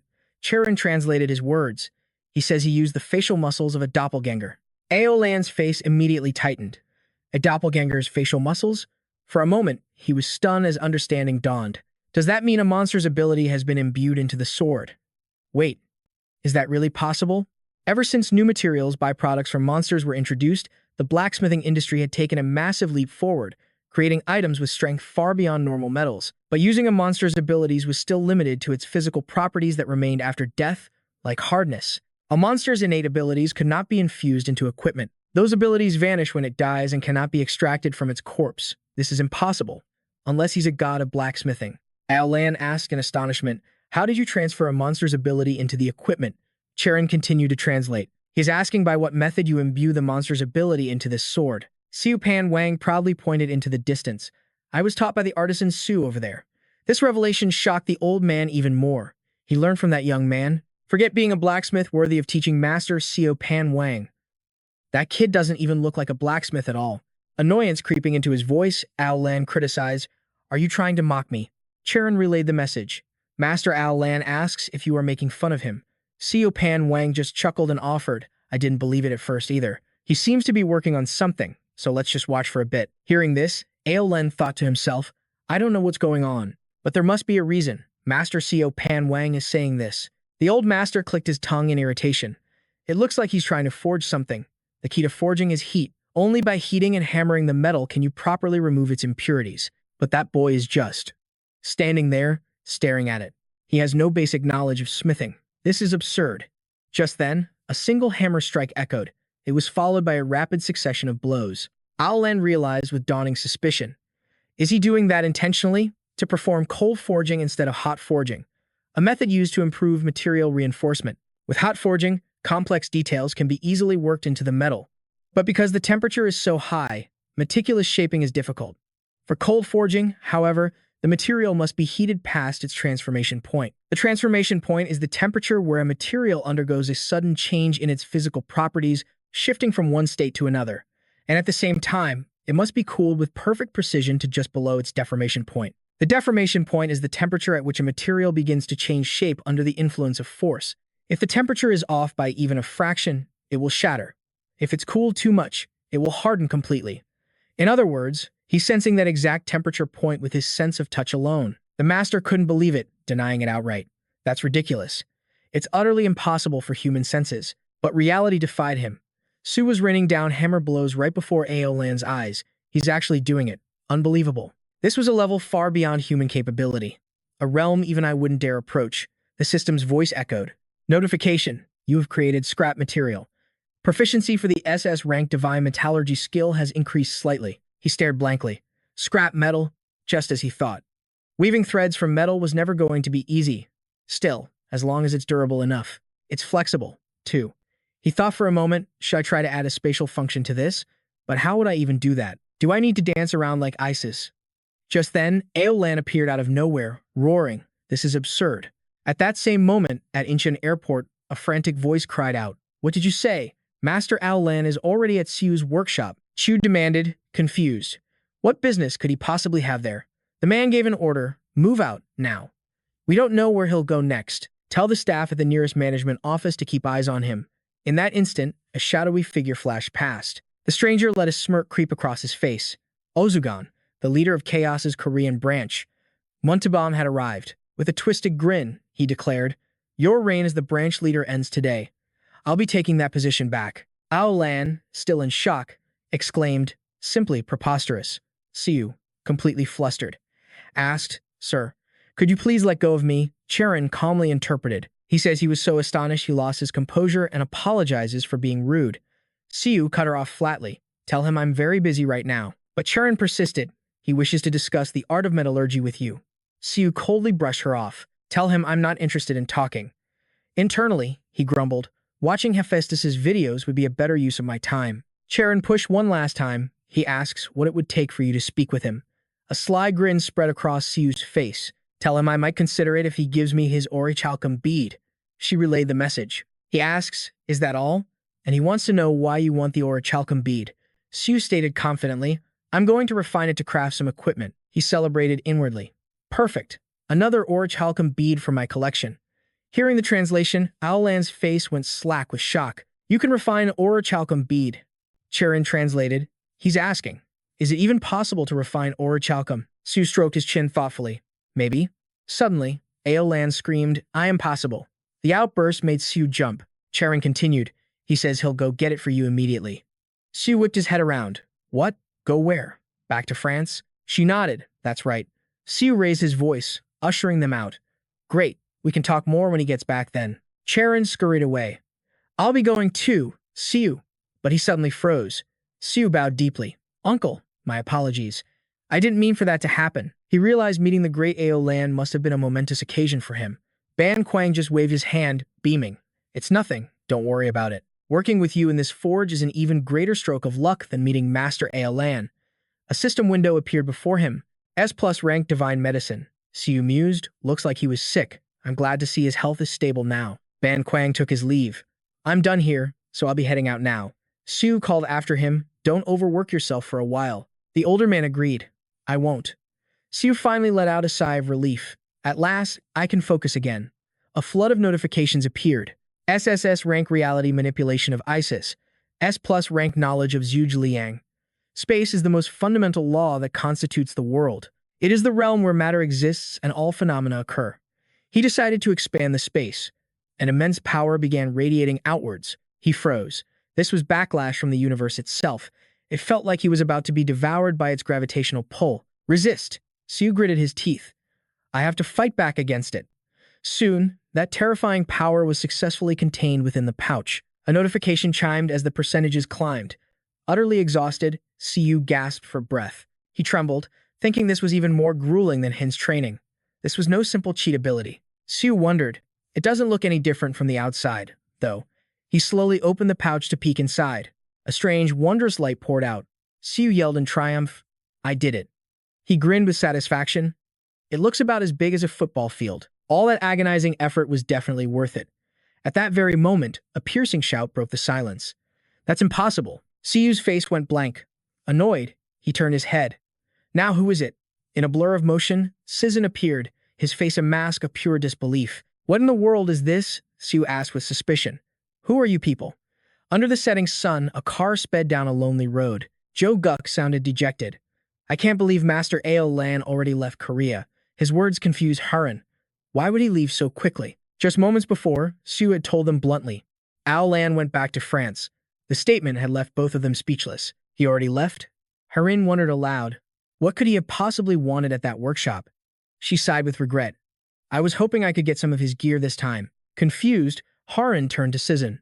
By the way, why did you have such a strong reaction earlier? Was it because of that spatial pouch? He shook his head. That wasn't magic. She pressed him. But you can use a similar ability, can't you? The S-rank hunter and mage, Lai Siyun, looked completely stunned. How? How is that possible? Joe Guk was lost. Is it really that surprising? Yuhan countered. This isn't just surprising. The S-rank hunter known as the Flame Witch was certain. This is completely impossible. Sizun added, any sufficiently advanced science is indistinguishable from magic. You've heard that phrase before, haven't you? Jong-gu admitted, yes. He went on, magic doesn't negate the laws of physics. Hannah explained, normal people see magic as a supernatural phenomenon, which made Heron skeptical. But it is a supernatural phenomenon. She quickly swirled the two streams of mana together. Hannah asked loudly, what do you think is making the water boil?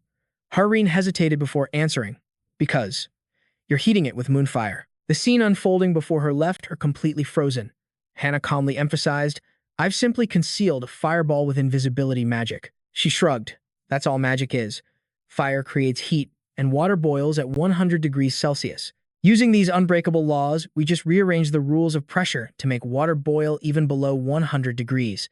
In other words, we exploit the laws of the world. You can't have fire made of cold or water that never boils under any circumstances.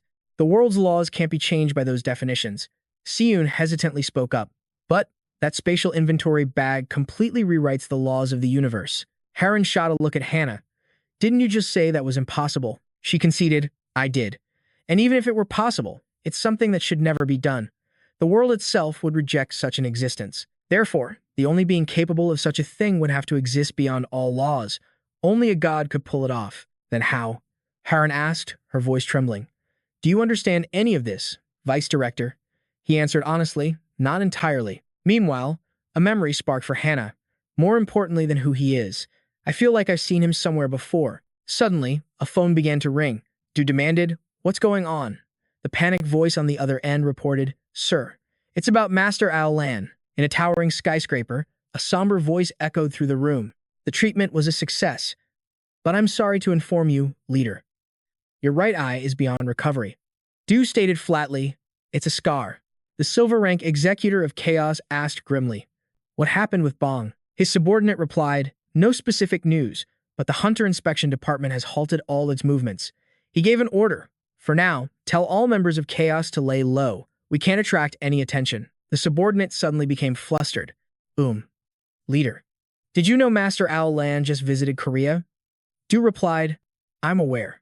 Then, the bombshell dropped. It appears the Chaos branch in the Gyeong region caused trouble with him. Du's expression instantly turned to stone. The subordinate continued, it seems the incident also involves Han Cheron from the SH group. Du's fury ignited. What did you say? Du's knuckles turned white as he gripped the armrest. Which son of a bitch dared? After all the losses we've sustained, they have the nerve to mess with the SH group. He demanded, you said caused trouble? What does that mean? The subordinate hesitated. It seems. They kidnapped her. Du ground his teeth in pure rage. Master Ao Lan's value is immeasurable. He's a world-renowned figure. If anything were to happen to him, the eyes of the entire world would turn to Korea.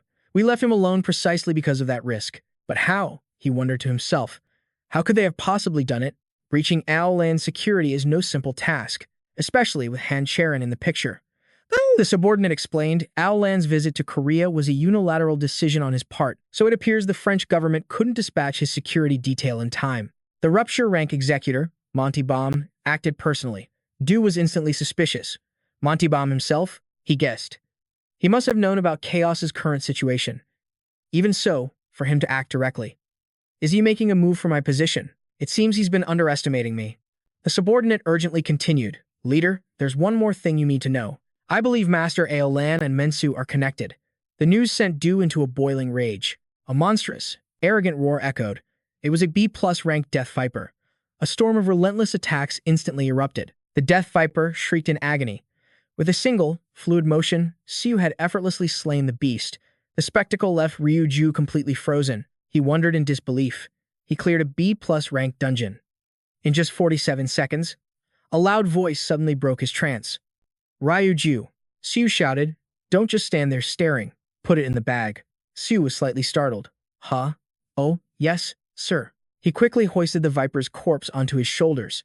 This thing is heavy. Looking at the tiny pouch, Ryuju couldn't hide his confusion. Did I hear him correctly? He wants me to put this into that thing.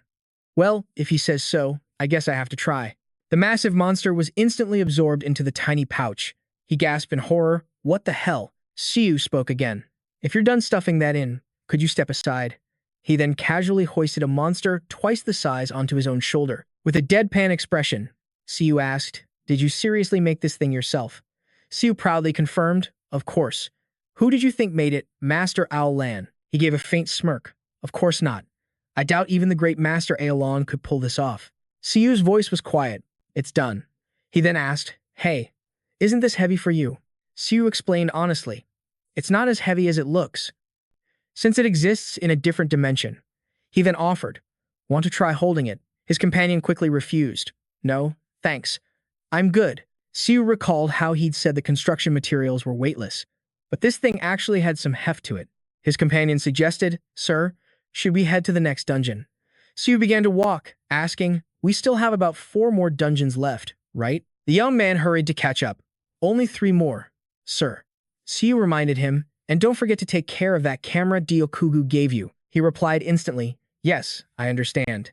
The scene shifts to another city, where Siu suddenly spots Miss Minjung. Confused, he wondered, what is she doing here? Minjung approached him.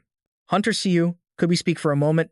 Meanwhile, at Incheon International Airport, a stunned Chairman Ju demanded, what happened here? His subordinate quickly answered, it appears Master An was abducted from his private jet. The chairman repeated in disbelief. Abducted? From his own jet? The subordinate speculated. The culprit must have already been on the plane.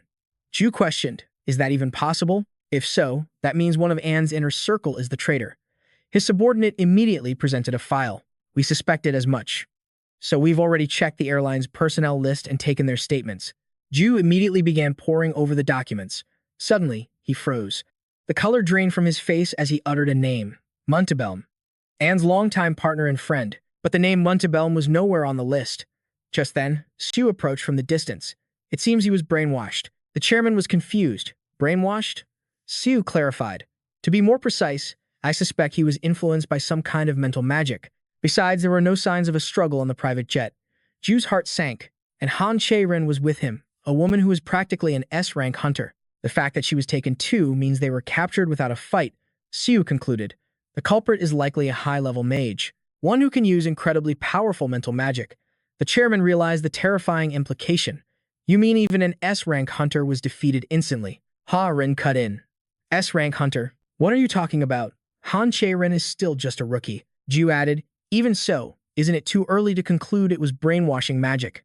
Just then, Hannah reported in. We found faint traces of teleportation magic. Her expression was grim. At the very least, we're certain there was a mage among the culprits. Ju conceded helplessly. If you're all so sure, then it must be true. He then asked, in that case, is there any way for us to track them? Siu turned away sharply. From what I've seen, this isn't the first time they've done something like this. To cover their tracks, they deliberately disrupted the flow of mana. He continued, this case is not going to be simple. There's a high chance they have a high-ranking mage with them, one who might even be more skilled than I am. Elsewhere, a glass of wine swirled gently. His name was called. Dugo thought with annoyance, that's the 4th time I've heard that name today. I'd deal with him myself right now if I could. But I must establish order first. The time isn't right. His underling reported that Siu had ties not only to Anne, but to Han Cheron as well. Dugo surmised, that means there's a high probability Siu will get involved. His blood began to boil. Siu and Muntebelm, both of them were thorns in his side. But in the end, they're bound to clash with each other. Dugo let out a small, unconscious laugh. Perhaps this situation isn't so bad after all. Whether Siu takes out Muntebelm, or Muntebelm sends Siu to his grave, either outcome is a win for me. With that thought, he slowly rose to his feet. Dugo mused with excitement. The bigger the battle, the greater my profit. A message appeared on a screen. Kill Bu Khan, the man you captured. Succeed, and I will reveal the location of An and Han Cheron. Min Jung showed it to Siu. This video was posted on YouTube this morning. It mentions Khan, the man you apprehended. I suspect it might be related to chaos, which is why I came to you directly. Siu couldn't understand why the kidnappers would go to such lengths. Why would they draw this much public attention? Min Jung replied, looking troubled, I'm not sure. The inspection department suspects chaos is behind this, but they might just want to throw the world into turmoil. He had to agree. Their demand is certainly unusual. Siu frowned, thinking, usually they demand a prisoner's release, but to demand his execution, if this really is the work of chaos. A notification chimed. Wisdom of Zhuge Liang S+ activated. He realized the truth instantly. Khan must know something, otherwise they wouldn't have made such an absurd demand. Siu then asked Min Jung, so, what has the inspection department decided? She answered honestly, normally, we don't negotiate with criminals. But this is the kidnapping of Master An and Han Cheron from the SH group. Because the video went public, this incident is drawing attention. Not just from Korea, but from the entire world. If anything happens to either of them, the pressure on our department will be immense. The reality is, we have to accept their demand. Siu's voice became stern. Please, do not agree to their terms. His words left Min Jung speechless. But Min Jung interjected, I understand your position. I'm sure you have plenty of experience with situations where hostages are used for threats. So what's the usual demand in these cases? Her expression hardened. 9 times out of 10, it's about money. They demand a specific amount and a deadline for the drop-off, she continued, promising to release the hostage if their terms are met. Then, a realization struck Mina. Siu added, they always say release the hostage, not give you the hostage's location, which means they don't actually control the situation. The only thing they can really offer is the location. At the very least, the person who uploaded that video isn't the kidnapper. Mina wondered, if that's true, why post the video at all? Siu suspected maybe they want the situation to get worse, or they stand to gain something from the chaos. Jiayul stated firmly, I'm not sure who's behind this, but if we accept their demands, we'll be walking straight into a trap. However, we can't just ignore this. We have to see if we can turn the tables on them. Back at the Exum Branch Hunter Inspection Office, a familiar voice called out, Captain, you're back. The agent asked worriedly, how did it go? She suddenly froze, shocked to see Hunter Siu standing there. Mina cut right to the point, where's Dochon? The agent quickly replied, oh, he's in the interrogation room. Mina turned her gaze to Siu, let's go. Then she gave a stern command, get back to your duties. Moments later, Siu stepped into a sealed interrogation room. Dochon demanded in terror, who are you? Siu calmly sat down right in front of him. Dochon shouted in disbelief, what is this? What are you trying to do? Siu didn't answer. He simply touched the man's hand, and with a sharp twist, snapped one of his fingers. Dochon instantly screamed in agony. The 2 agents outside were instantly alerted by the sound. What was that? Isn't this room soundproofed by magic? There's no way a scream should have gotten through. Inside, Siu's cold fury was palpable. He threatened. The human body has many fatal pressure points, and just as many internal organs that can register incredible pain. Don't worry, you won't die.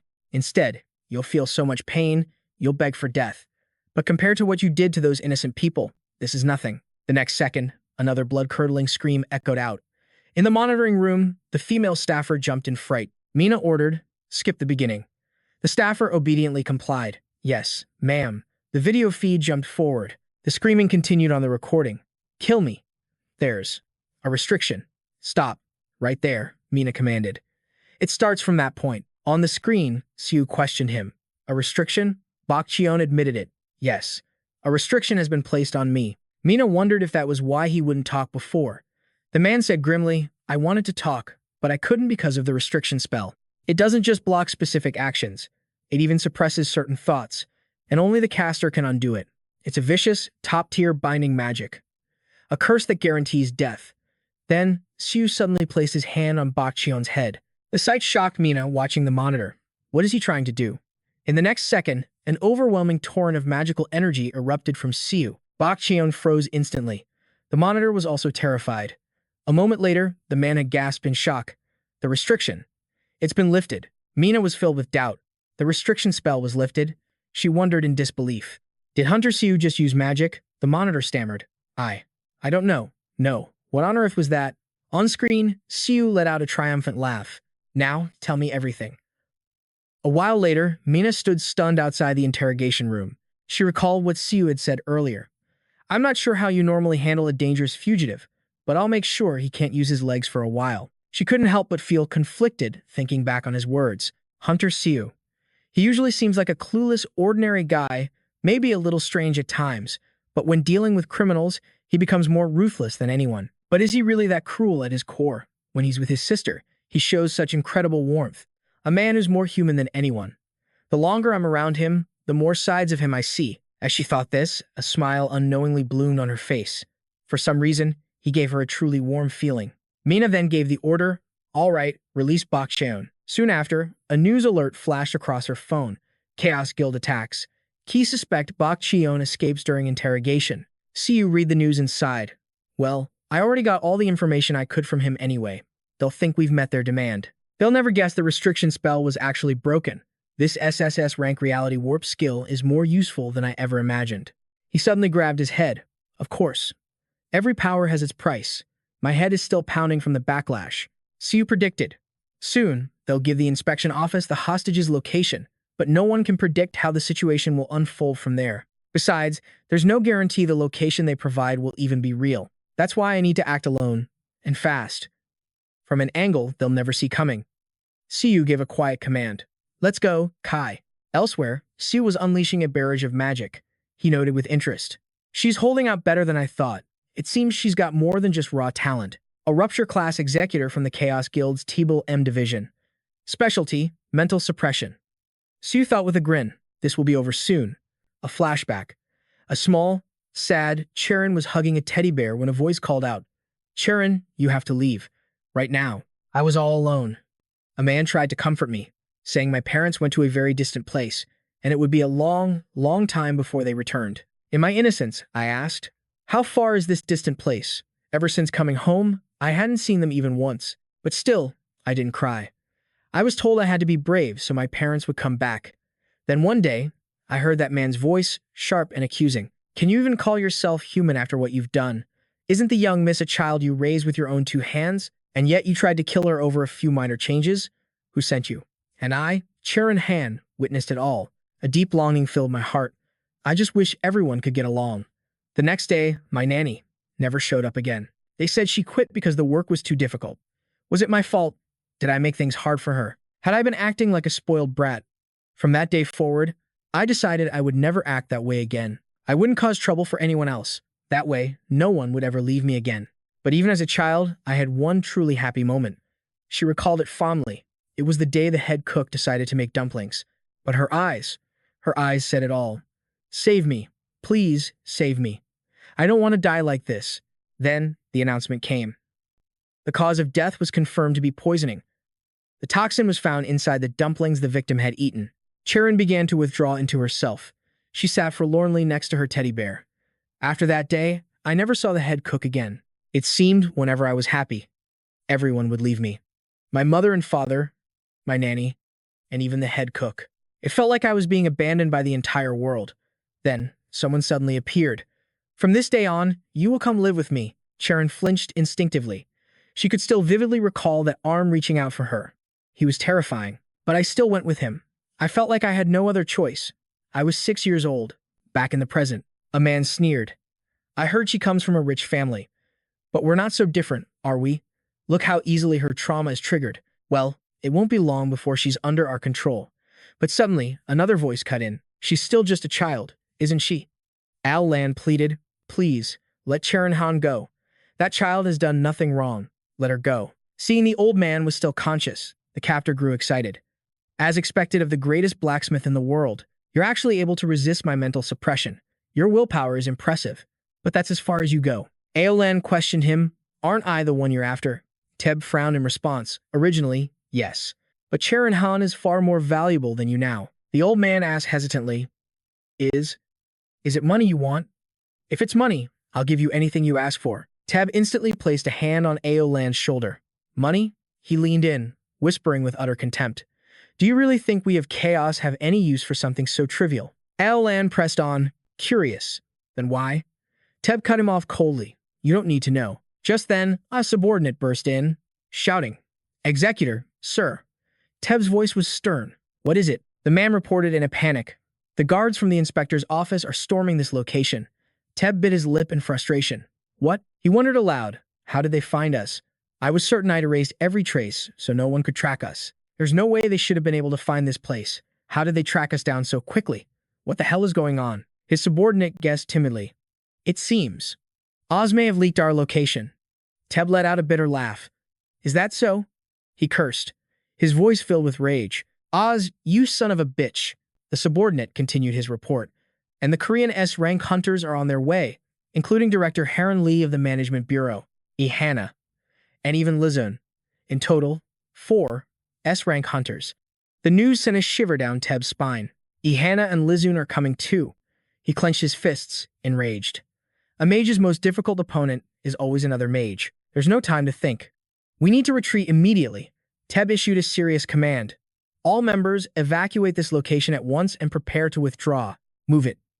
His subordinate dutifully obeyed. Understood. But in the very next second, the entire building began to crack apart. Teb was completely stunned. What the hell is happening? In an instant, his base was reduced to a chaotic wreck. From amidst the rubble, a powerful figure stepped forward. Siu appeared, his presence like that of a god. Teb watched with disbelief. Who the hell is this guy? I've never seen his face before. Is he from the inspector's office? I can't sense anyone else with him. Are the others who came with him not here? He called out to the intruder. Did you come here all by yourself? Siu replied with a smirk. Well, I am currently single, if that's what you're really asking. Teb seethed with anger. This bastard, you've got some nerve, joking at a time like this. Do you even realize where you are? Teb immediately began casting his magic. In a flash, an immense amount of mana gathered around him. Teb declared with arrogance, I'm going to riddle your body with holes. Faced with this immense power, Siu stood as still as a statue. He seemed completely unfazed by his opponent's spell, and with a single punch, Teb's attack was completely nullified. It was obliterated in the blink of an eye. Teb could only cry out in absolute terror. What? Impossible. Teb's face twisted in terror. I can't believe it. He's just swinging his fists. Is this even the strength of a normal human? What kind of power transcends all mortal limits? He stammered in pure panic. This is impossible. Unbelievable. What is this demonic energy? Teb questioned, his voice laced with disbelief. It's even stronger than before. He began to tremble with rage. Impossible. Tebom roared in fury. I'll send you to another dimension. Instantly, the illusionary space, dimensions, materialized around them. Before the battle, Heck Queen's warning echoed in his mind. Don't get tangled up with mages, but if you do, you must make them your ally. However, if you can't turn them into an ally, then you must eliminate them as swiftly as possible. Back in the present, everything clicked for Siu. With renewed determination, he raised his fist. Heck Queen's Divine Art Palm. Second form, Monstrous Strength Heaven Annihilation Fist. The Heck Queen's Divine Art Palm was a power capable of bending, and even shattering the very laws of nature. On the other hand, Isis's reality manipulation alters those laws, allowing anything imaginable to become truth. Destruction versus manipulation. Two forces from completely different philosophies. It was thought to be impossible to determine which was stronger. That's what I used to believe, Siu thought. Isis's reality manipulation is truly a terrifying power. But even if the laws themselves can be rewritten, in the face of this absolute power, all of it becomes meaningless. Everything is simply erased without a trace. After the strike, the ground was utterly obliterated. Siu spoke Hin's name with pride, realizing something. There was a reason he was called the strongest in all of Got-Tuk-Ha. Siu's body suddenly gave out, and he collapsed to one side. Tem gritted his teeth in fury. How? He clutched his severed arm in agony, his mind reeling. How can a power like this even exist in this world?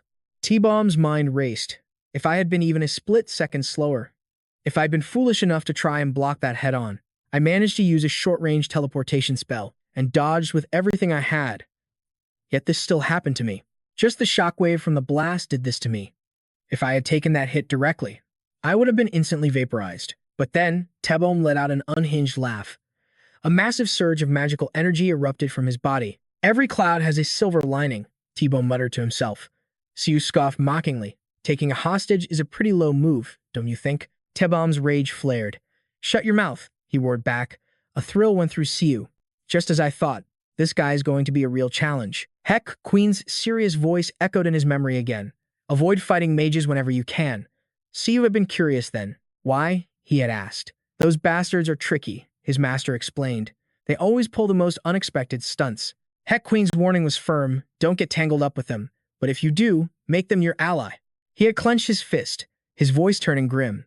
However, if you can't, then you must eliminate them as swiftly as possible. Back in the present, Siu finally understood. So that's what he meant. About finishing a mage as quickly as possible. T-Bomb's threat was chilling. If you have any last tricks, you better use them now, he declared with pure arrogance. Because you won't be the only one dying today. He instantly launched an attack toward Anne. Siu froze, his mind racing. I was going to end this instantly, using the Heaven Annihilation Fist without a second thought. But in my current state, the strongest moves I have left are the Heaven Annihilation Fist and the Dragon Descending Kick, and I can only use each one once. If I push it, maybe twice. But considering the backlash, I can't afford to be reckless. But with my SS plus rank super speed, a power that can cross the world in a flash, I can definitely save them in time. However, my opponent is a high-level mage who controls space itself, and space and time are two concepts that cannot be separated. That means if he can control space, he can likely control time as well. Even if I move in a literal instant, I can't predict what kind of variables he could create. With no other choice, Siu shot forward. This time, it all ends here. Tem let out a sinister, twisted laugh.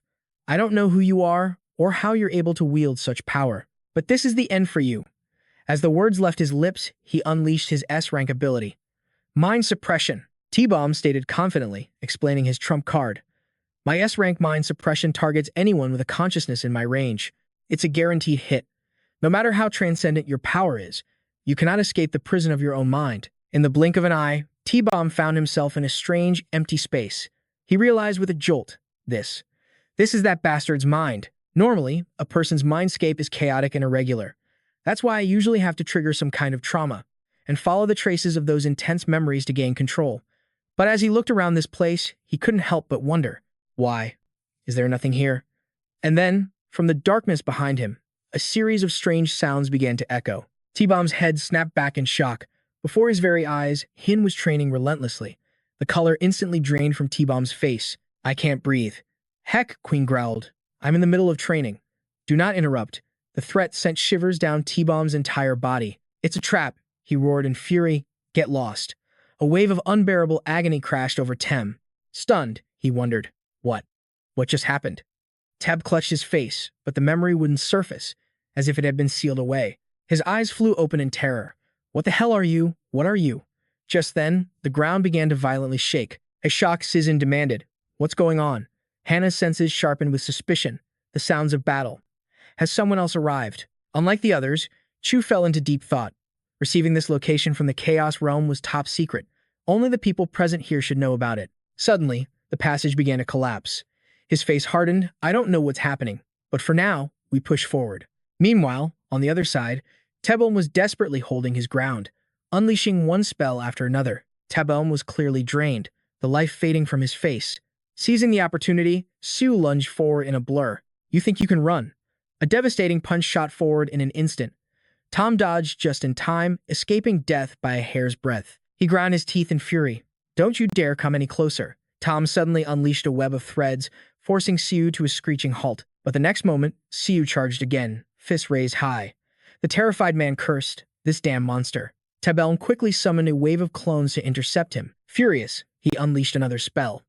Let's see you dodge this. He thought to himself, I'm running out of time. The lightning rupture spell descended instantly. Radiating pure killing intent, Siu countered with his own technique. Fire Fist, Divine Palm. First form, stomping hard on the ground, he unleashed his Dragon's Descent Kick. A powerful strike tore through the air. Siu grimaced in frustration. That bastard. He escaped through a portal again. Where did he run off to? At that very moment, Tem had Aolan trapped in his grasp. Siu's frustration boiled over. Damn it, my power is almost completely drained. There's no time to hesitate. I have to go all out, right now. Tem suddenly froze in his tracks. Aolan was thrown at him like a shield, blocking his path. Teb sneered victoriously. You're too late. As he turned to leave, he taunted, See you around.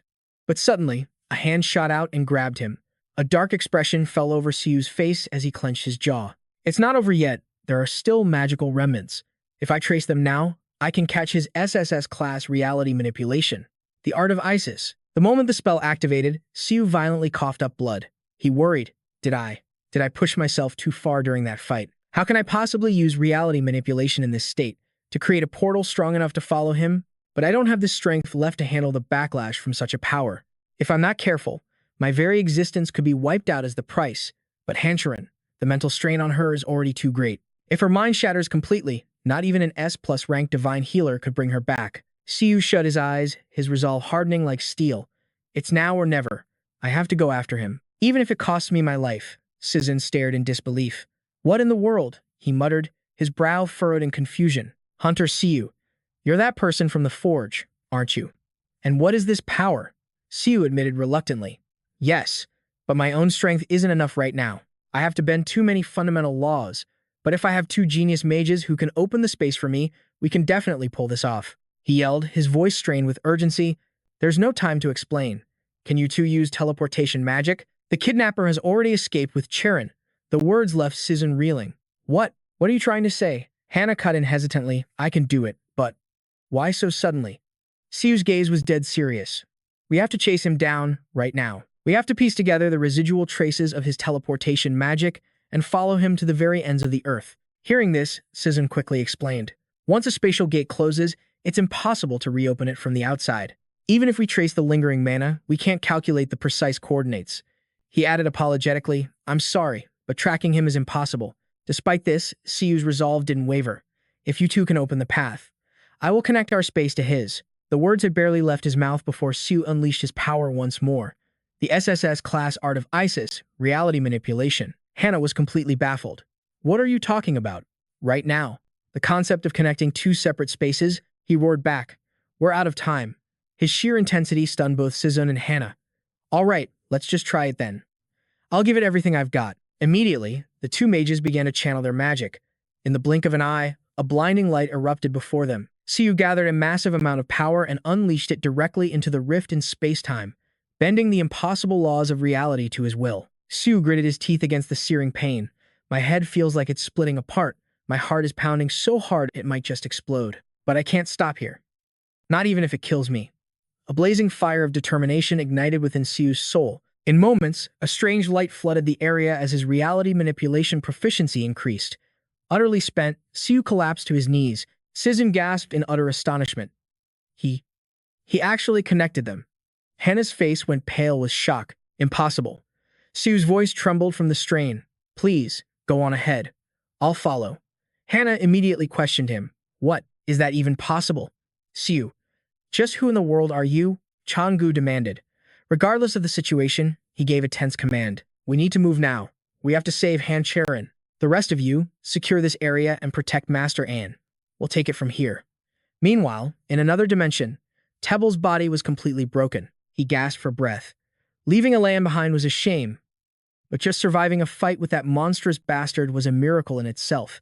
And best of all, Han Cheron was still with him. Judging by her state, her mind was about to completely shatter, which meant, soon, she would become a puppet for him to control. A sudden wave of pain washed over him, but he just smirked. A missing left arm was a small price to pay. His internal magic circuits had been completely obliterated. At this rate, he might never be able to use magic again. But the important thing was, he was still alive. The dimension was completely sealed. There was no way that guy could follow him here. Just as Tebel turned his back, another spatial gate ripped open. He whipped around in disbelief. What? Siu stepped through, radiating pure killing intent with Heron at his side. Tebel was so terrified, he was speechless. The dimensions are connected? Impossible, he thought, his eyes darting around nervously. Is he here too? After a moment, a wide, excited grin spread across Tebel's face. He's not here. He let out a loud, contemptuous laugh. Heron sneered at the sight. Did seeing 4 S-rank hunters come to collect your debt finally drive you insane? Is something that funny? Tebel replied confidently. Of course it is. Watching you dogs track me all the way here, thinking you could actually do something to stop me. He challenged them. Do you have any idea why I came to this place? And yet, you walked straight into the lion's den to offer up your own lives. Han's eyes widened in horror. Those are amplification magic circles. A formation that can multiply the power of a spell several times over. Saizon, his face pale, added, his magical energy. It's blanketing this entire dimension. Tebel declared with absolute arrogance. This place is my personal stage. In the blink of an eye, dozens of magic circles flared to life, and the hunters were immediately caught in their influence. As demonic energy swirled around him, Tebel let out an ecstatic laugh. My mental suppression ability has evolved to a whole new level in this place. To put it simply, it has become the power of absolute control, the flow of the air, the speed of the wind, even space and time itself. All the laws of this world are under my command here. If I command you to kneel, you will kneel. And if I command you to die, you have no choice but to perish. In this domain, I am God. Tebel's voice boomed with triumph. Now, all of you. But before he could finish his command, an immense wave of power erupted. The color drained from Tebel's face. It's him. That monstrous bastard. A twisted smile crept onto his face, but it doesn't matter if he's a monster. Before a god, even a monster is just another creature. So even if he steps into my domain, even if he... Tebel suddenly froze. A dreadful thought crossed his mind. Wait, even if he steps in, does that mean? I already brought him into my domain of mental suppression. Tebel frantically tore open a portal to another dimension. He was trembling with fear as Siu instantly appeared, his aura blazing. I warned you, Siu roared, his fist raised as he lunged forward. Didn't I tell you not to bother me? The sheer force of the blow sent Tebel's hair whipping wildly. He let out a blood-curdling scream of agony. Siu hovered in midair, looking down. After taking the full force of that punch, Tebel was sprawled motionless on the ground. One by one, the magic circles shattered into nothingness. Hands stared in disbelief. The spell, it's been completely dispelled? Even Siu couldn't help but mutter in confusion. What the hell was that? Tebel was already beaten to a pulp. He frantically tried to back away, pleading, Don't come any closer. I said stay back. Don't come near me. Please. I'm begging you, please don't. But Siu walked past him without a second glance. He called out her name, his voice filled with worry. Cheron. Cheron looked as if her very soul had been drained, her eyes completely vacant and lifeless. Siu gently reached a hand out towards her. In a soft voice, he tried to reassure her. Miss Cheron, you don't have to bear everything on your own. If you carry too much weight, you'll only end up hurting yourself more. Sometimes you have to know how to let go. And when it's time to walk away, looking at her utterly exhausted form, his heart ached. The youngest granddaughter of the SH group, the leader of its hunter division, a young woman forced to carry the expectations of an entire corporation on her shoulders. I can't know, and I have no way of knowing just how heavy that burden truly is. With that thought, he placed a firm, reassuring hand on Churan's shoulder. Siu stated firmly, but how the world sees you doesn't have to be your reality. You don't need to painfully piece your life back together. You can just throw that stupid, broken puzzle aside. It's okay if things aren't perfect. It's even okay if everything falls apart. Forget about sacrificing yourself and think about your own well-being first. Only then can you truly start to think about others. A notification suddenly appeared before Siu. Achievement unlocked. The gentleman's heart, benevolence, righteousness, propriety, and wisdom. Rank, SSS. He continued gently, please. Make yourself the #1 priority. It takes courage to be selfish and to be hated. Siu lowered his voice. You don't need to be loved by everyone. Just then, Cheron suddenly woke up. She wondered aloud, Siu, why are you here? He let out a sigh of relief. Thank goodness. Siu smiled brightly and called her name. Miss Cheron, there's still one more thing left to do. With that, he immediately stood up, leaving Cheron utterly confused. Siu then turned to Jogu's group and spoke. Could you all lend me a hand with something? The dramatic rescue of an Han Cheron was over. The next morning, news reports confirmed 0 casualties. Praise began pouring in from all over the world. A spokesperson from France expressed deep gratitude for South Korea's swift and decisive response. A phone sat silently on the chair. Do Jun let out a smirk.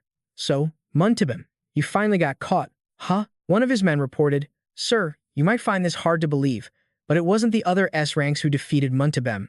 It seems it was all Siu's doing. Just in case, I'll investigate further. Dugon waved his hand dismissively. Don't bother. Dugon mused. That bastard Siu is definitely no ordinary hunter. I never expected he could handle a cataclysm-level executor like that. He gloated inwardly. Muntibim's arrogance knew no bounds, but thanks to that, this whole incident worked in my favor. Dugon smiled and continued. And what about the chaos in the Gyeonggi area? The subordinate replied, since they've lost their leader, absorbing their remaining forces will be no problem at all. Dugon exclaimed, excellent. He calculated silently. Bakshan and Muntibim, the thorns in my side, are both gone. Everything is going according to plan. Just then, a subordinate burst in. Sir, we have a problem. The chaos forces in the Gyeonggi area have been completely wiped out. The news struck him like a bolt of lightning. Dugon asked in disbelief. What? The subordinate continued, listing the areas. Gyeonggi, Gwangju, Suwon, Paju, Bucheon, and Ansan. All Chaos forces in the Gyeonggi region were destroyed by S-rank hunters and the inspection department. He snapped back in suspicion. What kind of nonsense are you spouting? For the entire Gyeonggi area to be turned upside down like that, there's no way those bastards from the inspection department could have found our bases there. The subordinate guessed nervously. Perhaps Muntebam, the one who controlled Gyeonggi, revealed the locations of our bases. Dugan's eyes widened. Doesn't he have a restriction spell on him? It's possible. It was removed. The color drained from Dugan's face. Dugan stubbornly denied it. Impossible. Removing a restriction spell is nearly unheard of. But it's the only explanation. If this is true, then the restriction on Dochon has also been broken. Dochon knew everything I know. That's why I had to get rid of him. Dugan cursed under his breath. Damn it. If the restrictions were broken, then our information could have already been leaked. We weren't controlling those bastards at all. All this time, we were the puppets dancing in their hands. He raged, demanding to know. Which son of a bitch broke the restrictions and played us all for fools? The subordinate quickly fumbled for something. Sir, I have one more thing to report, but perhaps you should see this first. Dugan questioned. What is it? He replied fearfully. A video was just uploaded to Siu's YouTube channel. It looks a lot like the one we posted before. What does it say? Dugan asked with suspicion. The clip immediately started to play. In the opening shot, Siu pointed directly at the camera. You're next. Blazing with fury, Dugan crushed the phone in his hand and roared. The scene shifts to the rooftop of the SH Group building. Here, a calm voice speaks. I offer you my sincerest thanks. This man is none other than the chairman of the SH Group, Han Taesin. Taesin bowed his head slightly in gratitude. Thanks to you, our Cheron is safe. Do you have any requests? Please, don't hesitate to ask. I will provide anything within my power. Faced with this offer, Siu couldn't help but feel awkward. Well, about that. Hana hesitated before asking, is it really okay for us to accept something like this? The four of them exchanged uneasy glances. All we did was scream and pass out. Jogu confessed honestly. Sir, the truth is. The chairman's tone grew serious as he asked, have you ever heard of a hunter named Siu? That same morning, at the Siu family forge, Minjung offered her sincere gratitude. Hunter Siu, thanks to you, the chaos in Gyeonggi and the entire criminal underworld have been completely uprooted. Their influence is still powerful, of course, but you've undoubtedly dealt them a massive blow. Ever since the dawn of chaos in Korea, no one has ever accomplished this. Her voice suddenly softened. I don't know how I can ever thank you enough. Siu quickly waved his hands. No, you don't need to thank me. But Minjung continued. The director of the inspection department, Baek Seong-jae, also asked me to pass on his thanks. Siu froze on the spot, remembering Baek Seong-jae's intimidating presence. Well, I have my own personal reasons for doing it, Siu stammered. Inwardly, he thought, I want nothing to do with that man ever again. Siu believed this was simply the price they paid for ignoring his warnings. All I wanted was to protect Siua and the people around me. Model. Minjung blushed, softly calling out, Hunter Siu. The air between them grew thick with awkwardness. A moment later, Aron appeared with a grim expression. There you are. His subordinate made the introduction. Sir Aron has been looking for you. The old man was too flustered to speak. I don't know how to express my gratitude, so I've come to apologize for my rudeness. The sudden words left Siu completely baffled. I'm sorry, Alan confessed. I was once called a genius. My awakened trait was alchemy, and my gift was achieving what others deemed impossible. I tackled challenges others wouldn't dare to touch. And before I knew it, they were calling me the world's greatest blacksmith. But that wasn't enough for me. I craved a higher peak, a greater horizon, constantly pushing myself to the absolute limit. I ran like a racehorse with no finish line. But then suddenly, I was stopped by a wall known as divinity. I struggled, trying every method I could think of to overcome it, but in the end, it was all useless. I used to think no one could ever surpass me, but the truth is, I couldn't even surpass myself. Looking back, I realized I'd come to hate alchemy. Me, the man who once loved it more than anyone. That is why the sword I forged for Hancher Cheron became my final work. I no longer had the confidence to create anything more magnificent. Then I met you, and I was truly, utterly astonished. At the same time, I felt a sharp pang of jealousy, so I wanted to apologize for the disrespect I showed without even realizing it. If only I had met you sooner. Could things have been different? The old man gave a bitter smile. Perhaps then, I might still love my craft. Now, I've decided to let go of that torment. I'm too old and weak to get back up after falling so hard. If only I had known you. Just a little bit sooner. I'll send the orichalcum as promised when I return to France. I once dreamed of seeing its smelting process with my own eyes. But now, I'm letting it all go. A small smile played on Siu's lips. He said, What you need isn't the alchemy of the gods. Have you ever heard of a man named Confucius? A flash of recognition hit Alan. Confucius? You mean one of the three great sages? Siu continued. Confucius once had the very same thoughts. Even now, it's the same. If I had only started yesterday, would it have been possible? Back then, the average human lifespan was only about 37 years. And at that time, Confucius was already 50. In today's terms, that would be like being over 100 years old. But even with such an aged body, he began a journey to pursue his dream in a world of chaos, a place where the smoke of war never faded. And at the end of that journey, he ascended to the ranks of the world's three great sages. So why can't you achieve your own dream? Alan hesitated. Me? You think I can do it? Siu affirmed with a serious gaze. Of course. It's not too late to start over right now. Nothing in this world is ever too late. He stepped closer, placing a hand on Alan's shoulder. You already know where you need to apply your strengths, don't you? The old man was silent for a long moment. After a while, a smile finally bloomed on his face. You've saved my life twice now, kid. Ready to start again, Siu prompted. Why don't you awaken your senses and try crafting a piece of equipment, just as a sample? In fact, he suggested, why not try making something for Miss Minjung right here? Minjung jumped, startled. Excuse me? For me? Siu smiled. The only reason I was able to save you in time was thanks to Miss Minjung's help. Hearing this, Minjung quickly objected. No, it was all because of Hunter Siu's hard work. That equipment should belong to him. Siu scratched his head, flustered. I was able to focus because you were guarding my home for me. Miss Minjung, it's true that you helped me a great deal. Minjung's face turned beet red. Siu quickly shot Alan a meaningful look. More than anything, she's a skilled agent from the inspector's office. She is more than worthy of using equipment made by Master Alan. The old master agreed without a second thought. I've heard much about the agents of Korea's inspector's office. They are people who have always strived to contribute to the world. All right, I will make it for you.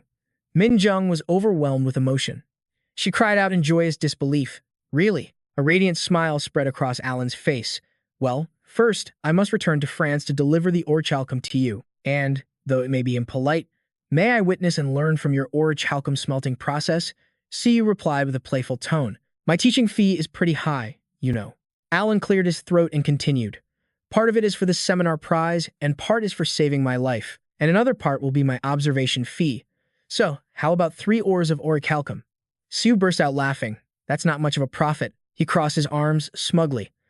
All right, to celebrate your new beginning, I'll give you a special 1-day discount. Hearing that, the old master looked quite pleased. I will be back in 2 weeks, and then I will craft the equipment for this kind young lady. The door clicked shut in an instant. Siu screamed with joy in his mind. 3 whole orichalcum ores. This is insane. With this much, I can make way more than just gauntlets. What kind of gear should I make? Minjung stared blankly and then bowed. Thank you very much. Siu chuckled. Don't mention it. She expressed her sincere gratitude.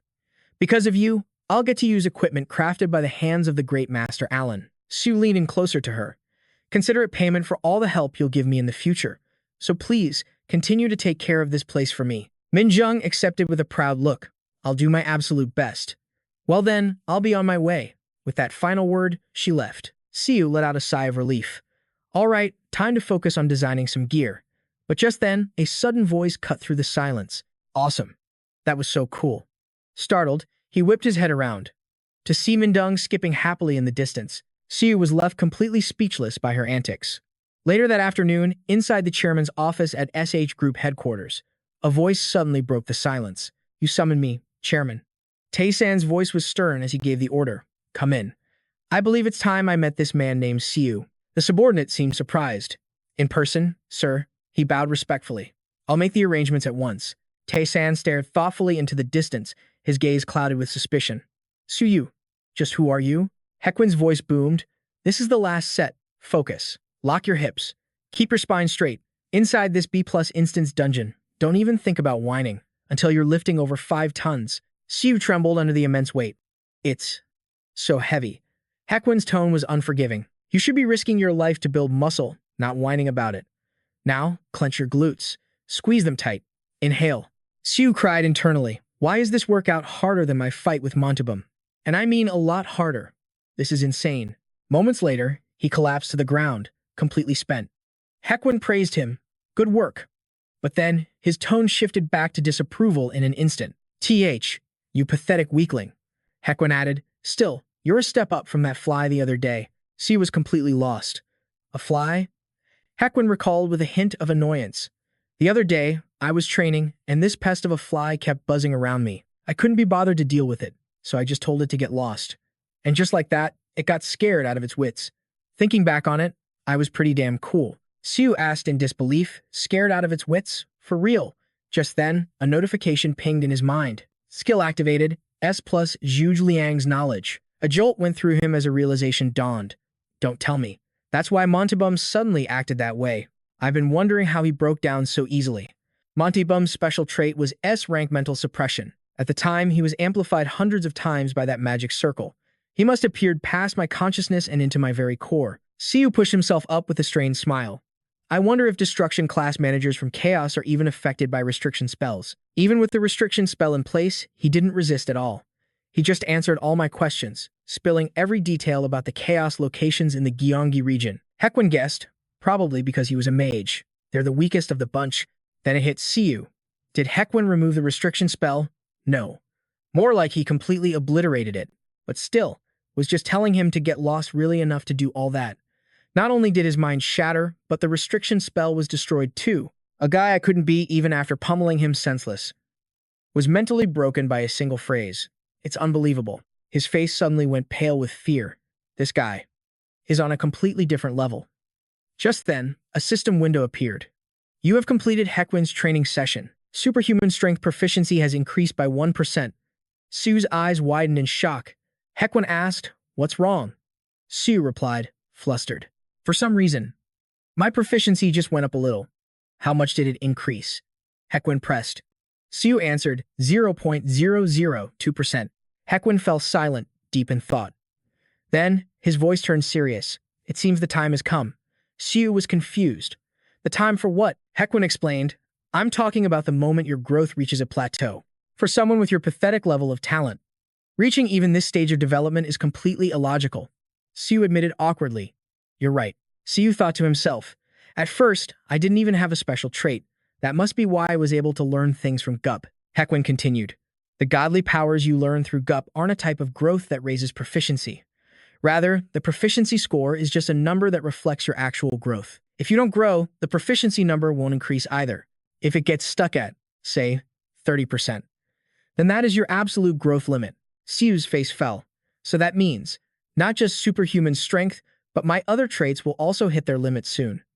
Hequin reassured him with a smile. But don't worry too much. If you refuse to give up and keep pushing forward, you'll break through that limit one day. Siu thought with renewed determination. He's right.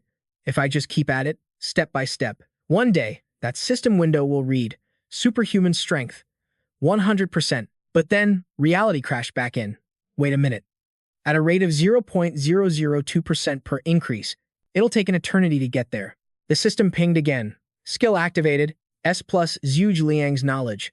Siu stroked his chin, deep in thought. The root of the problem is my complete lack of natural talent. But what if there's another way? If I can raise the proficiency of my S plus divine arts, I could reach that legendary state, a complete transformation into a divine body. I've already been working on it, but lately, the elixirs I've been making aren't having the same effect anymore. I thought I was just building up a tolerance. But maybe my divine arts have also hit my personal growth limit. He sighed, feeling a wave of helplessness. Still, there must be ways to create more potent elixirs. Hua Tuo's divine channel even has tutorials on it. Herbs and poisons are two sides of the same coin. Life in the wild carries venom within it as a means of self-preservation. By truly understanding this philosophy of survival, one can absorb the very life force of nature itself, and the key to that lies in the ruins, pharmacology. Siu hesitated. Still, being told to literally eat poison was a bit much. If it was just ordinary poison, maybe. But this is far from ordinary. He cursed under his breath, mixing pufferfish venom with mercury. What kind of psycho comes up with this stuff? That's basically asking me to go dig my own grave. Backed into a corner, Siu knew he had no other choice but to try it. And yeah, it nearly killed me. He gave a wry smile, figuring he could survive if he just drank a little bit at a time. But that method would take forever. So in the end, the only option left was... Suddenly, Siu remembered Hydra's program. Eat together, die together. The secret meat recipe for my very own head is revealed now to make immortal flesh, an explosion of flavor, thanks to my head. Don't forget to subscribe. This made Hiwin wonder why he'd suddenly mention Hydra, the nine-headed dragon, also known as Hydra. The central head of the serpent possesses the power of immortality. Its heads can regrow countless times, even after being severed. He chuckled. Man, that brings back memories. I heard he makes a living by chopping off his own head and selling it like pork at the market. They say it's actually pretty good. Hewen suggested, maybe we should go try it sometime. Siu was utterly speechless. He sells meat from his own head? Seriously, you'd have to be insane to be a godtuber. Hewen pressed on, but why are you watching Hydra's channel now? Siu explained, I'm thinking I might be able to find a way to gain poison resistance.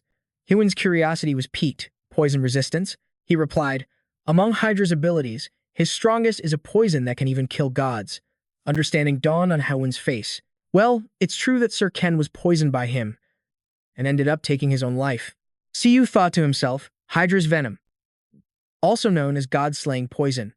The reason it can kill an immortal being is because of the unbearable agony it causes, and it's completely incurable. So after being poisoned, Cheron went to Zeus and gave up his immortality just so he could finally die, and that's why it's called god-slaying poison. It can kill a god, or more accurately, it makes anyone wish for death. Hydra's own bodily fluids are incredibly toxic, but Hydra itself isn't affected by that poison, right? In other words, its poison resistance is even greater than a god's. Because of Hydra's limitless immortality, subscribing to his channel might grant me that same resistance. Hewen nodded in agreement. Honestly, that sounds plausible. He celebrated internally. If I get Hydra's poison resistance, I could chug a dozen S+ rank divine poisons for fun and still walk away without a scratch. Then he froze. However, there's one huge problem. The screen quickly displayed a message. Guh! Subscribe to Hydra's channel. Choose your desired membership tier and enjoy ad-free viewing. Siu's body started to tremble. The subscription fee was 8 billion won. A while later, back in his workshop, Siu was seething with frustration. Even if I sell the 3 Orion ores I'm getting in 2 weeks, it still won't be enough? Forget crafting new gear. How the hell am I supposed to pay 8 billion won every month? Overwhelmed, he let out a helpless sigh. Suddenly, the door creaked open. Siu flinched, whipping his head around. He wondered, who is it? Just then, an unfamiliar voice called out, Are you Siu? Siu's brow furrowed instantly. He recognized the man in stunned disbelief. Chairman Han Tessin, the chairman of the SH Group. Why would the chairman of the SH Group come to a place like this? Siu stared at Tessin, astonished. He spoke awkwardly. What brings you all the way out here, Mr. Chairman? Tessin replied, My apologies for the sudden visit. His words trailed off as he fell into a state of deep thought. Facing Siu, Tessin couldn't help but feel a sense of wonder. It's hard to believe this young man, someone who looks like he just entered the workforce, is the one who rescued Anne and Cheron. But as the saying goes, what you see isn't everything. After all, I've witnessed similar things countless times before. The ones who seem unremarkable often turn out to be the ones who achieve extraordinary things. That's why you can never judge someone by their appearance. After a moment of consideration, he began to speak in a calm voice. I've heard the story. I was told that you saved our Cheron. As her grandfather, I sincerely thank you. Hearing this, Siu let out a short laugh, replying with a slightly forced expression. It was nothing. I didn't do it alone, but I still wish to repay your kindness. Repay me? Siu thought. With what, for example? As if waiting for that very thought, Tessin quickly made his offer. Anything at all. I am prepared to offer you anything, as long as it is within my power. At the same time, the chairman was weighing his options. For hunters who've reached a certain level, money is little more than worthless paper. At least, that was the case for every hunter I've ever met. For powerful individuals like him, what they value most is their own growth, not wealth. And the things they want can't usually be bought with money. Across from him, a playful smirk touched Siu's lips. He said, Well, perhaps. Seeing his hesitation, Do Jun pressed on. Come on, just say it. Meanwhile, he was thinking to himself, curious what this young man would ask for, even if he agreed. Siu accepted his offer, but the atmosphere was still tense. In that case, could we perhaps raise my tutoring fee? The man's eyes shot open in disbelief. He couldn't help but question him. A tutoring fee? Hold on. Are you demanding money from me? Without missing a beat, Siu confirmed it. Yes, around 5 billion. Though, 5 billion a month might be a bit steep, I suppose. How about 4 billion, or maybe 3 billion? He was just testing the waters. Honestly, 2 billion would be acceptable. Tessin was completely thrown off by this. Is he actually trying to negotiate with me? Seeing the man's contemplative silence, Siu quickly lowered his price. 1 billion feels too low. So let's say 1.5 billion. With every word, Siu plunged the man deeper into confusion. Just what kind of person is this man? Meanwhile, Cheron was pushing herself to the absolute limit. Deep within the SH Hunter Association's private training grounds, she gasped for air, her body screaming with fatigue. Yet, her slender fingers refused to release their grip on her weapon. Kang Min-hee watched the entire scene unfold. He couldn't help but voice his concern. "My lady." A deep sense of unease was growing within him. "She's been training non-stop for 20 hours. I have to stop her." But he had always watched over her. Ever since she was just a child, he could see just how deeply that last incident had affected her spirit, whether she was blaming herself for her own weakness or feeling powerless for being unable to change the outcome. As the youngest heir to the mighty SH group, the weight on her shoulders was simply immense. Cheron suddenly lunged forward again, her injured arm trembling uncontrollably. Kang Min-hee cried out in worry. "My lady." Back with Siu, a notification lit up his phone screen. After reading it, he was so stunned he could barely speak. Han Cheron's tutoring fee of 14.4 billion was doubled. So he immediately sent the remaining 10 billion. Taizan's words echoed in Siu's mind. "I see now." But even then, a seed of doubt remained. Can someone really transfer 10 billion? Just like that? Ah, the thought made him mumble to himself. That's the SH group for you. Chairman Hansen, he's the real monster here. Well, thanks to this, I can subscribe to the Hydra channel now. I'm guaranteed to make 20 billion won every month. I can finally afford the 5.1 billion won monthly membership fee. That's right. Oh, crap. Siu was crying on the inside. The thought of losing 1.5 billion won a month was agonizing. In the end, he grudgingly accepted his fate. Subscribing to the channel was no longer an option. It was a necessity. To break through my attributes' limits, I have no other choice. Just then, a new notification flashed on his screen. Hydra channel membership, 1 month for 8 million won. Begin subscription. At the same time, a system message chimed in his ears. You have subscribed to the Hydra channel membership. Acquired trait. Extreme Poison Plus. The new attribute was surprisingly straightforward. Siu's heart pounded with excitement as he saw this. To be honest, I was hoping for something cooler, like Extreme Poison of the Crimson God or something. But a moment later, he realized something felt off. Wait, what exactly changed? I don't feel any different at all. The Hydra's poison is located in its bile and blood. Does that mean my own blood has turned into a deadly toxin? As expected, the quickest way to find out was a direct test. Inside a C+ rank dungeon, the lair of the Dune Hound, Do Jun stammered in terror. Is that Siu? What in the world is he doing? At his question, the man turned around and replied casually, "Oh, this? Just running a little experiment." Siu was letting the demonic hound in front of him have a little taste of his blood. A twisted, maniacal laugh echoed through the dungeon. A horrifying realization escaped Siu's lips. Ooh, so it's this kind of poison. The sight left Do Jun completely dumbfounded. In the end, he could only sigh to himself. I guess I'll never understand what goes on in his head. Oh, right. Hey, Do Jun, where did you put all those herbs you gathered? Ah, I set them aside over here, sir. As soon as he finished speaking, Siu strode over to him, his voice laced with curiosity. Why did you separate these? Hearing the question, Do Jun hurriedly explained, These are useless, sir. The only weakness to my super regeneration is poison, so I've become an expert on poisonous plants. If you eat this one, a potent toxin will melt your organs in less than an hour. Huh, sir. Are you okay? Aren't your insides melting? To Do Jun's absolute horror, Siu was casually munching on the poisonous leaves. He even gave a calm review. Not really. It's just a little bitter. Meanwhile, Siu was celebrating internally. Thank goodness I subscribed to the Hydra channel. Eating that poisonous plant raised my proficiency by 0.02%. It's as if the Hydra's extreme poison is purifying other toxins. The plant's poison is trying to ravage my organs, but the Hydra's extreme poison is neutralizing it instead. In other words, I'm fighting poison with poison. The principle is to use a similar substance to counteract a toxin. To prepare for complete body regeneration, I need to raise my proficiency to boost my poison resistance even more. Back in the real world, Siu spoke nonchalantly. Do Jun, could you ask Miss? Fine, he reluctantly agreed. I'll try. But there's something I've been wanting to ask you. Is it true that you saved Lord Alan and Han Cheron, along with the other S-rank hunters? His question piqued Siu's curiosity. Huh? How did you know that? The moment he asked, he got his answer. How could I not know? The entire media is in a frenzy over that news. Just as I'd expect from the boss. I heard the culprit this time was an S-rank hunter. Even Han Cheron had a tough time. But after hearing the explanation, Siu felt a flicker of doubt and had to ask. Wait a second. Did you just call her sister Han Cheron? Are you younger than her? Without missing a beat, Do Jun shot back. Yep, by 1 year. I'm 20. And she's 21. Siu suddenly lit up. Ah, really? So Cheron is 21?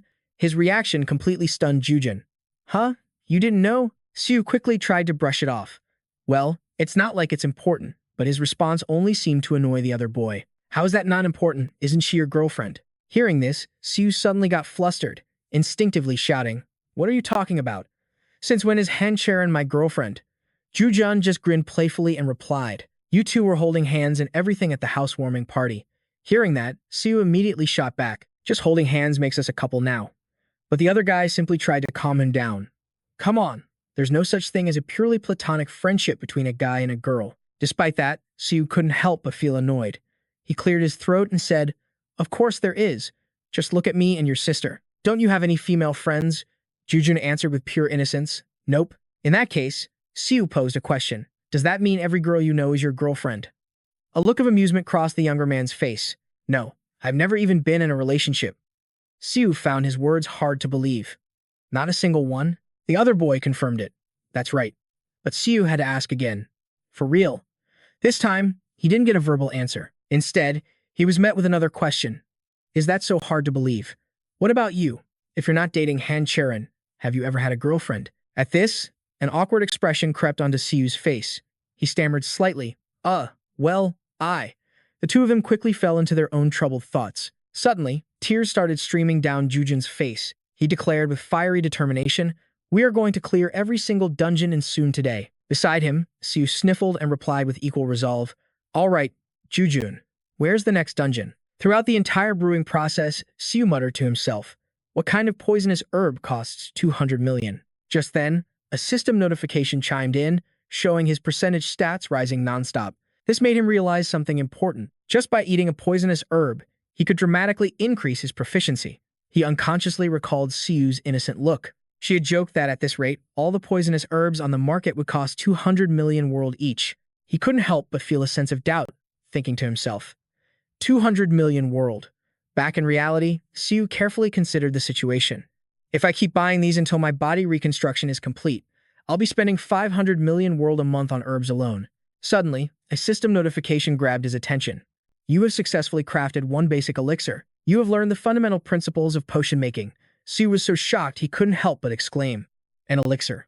I heard this stuff can give even a normal person the power of an S-rank hunter after drinking it. They say crafting poisons is the true path of a divine physician.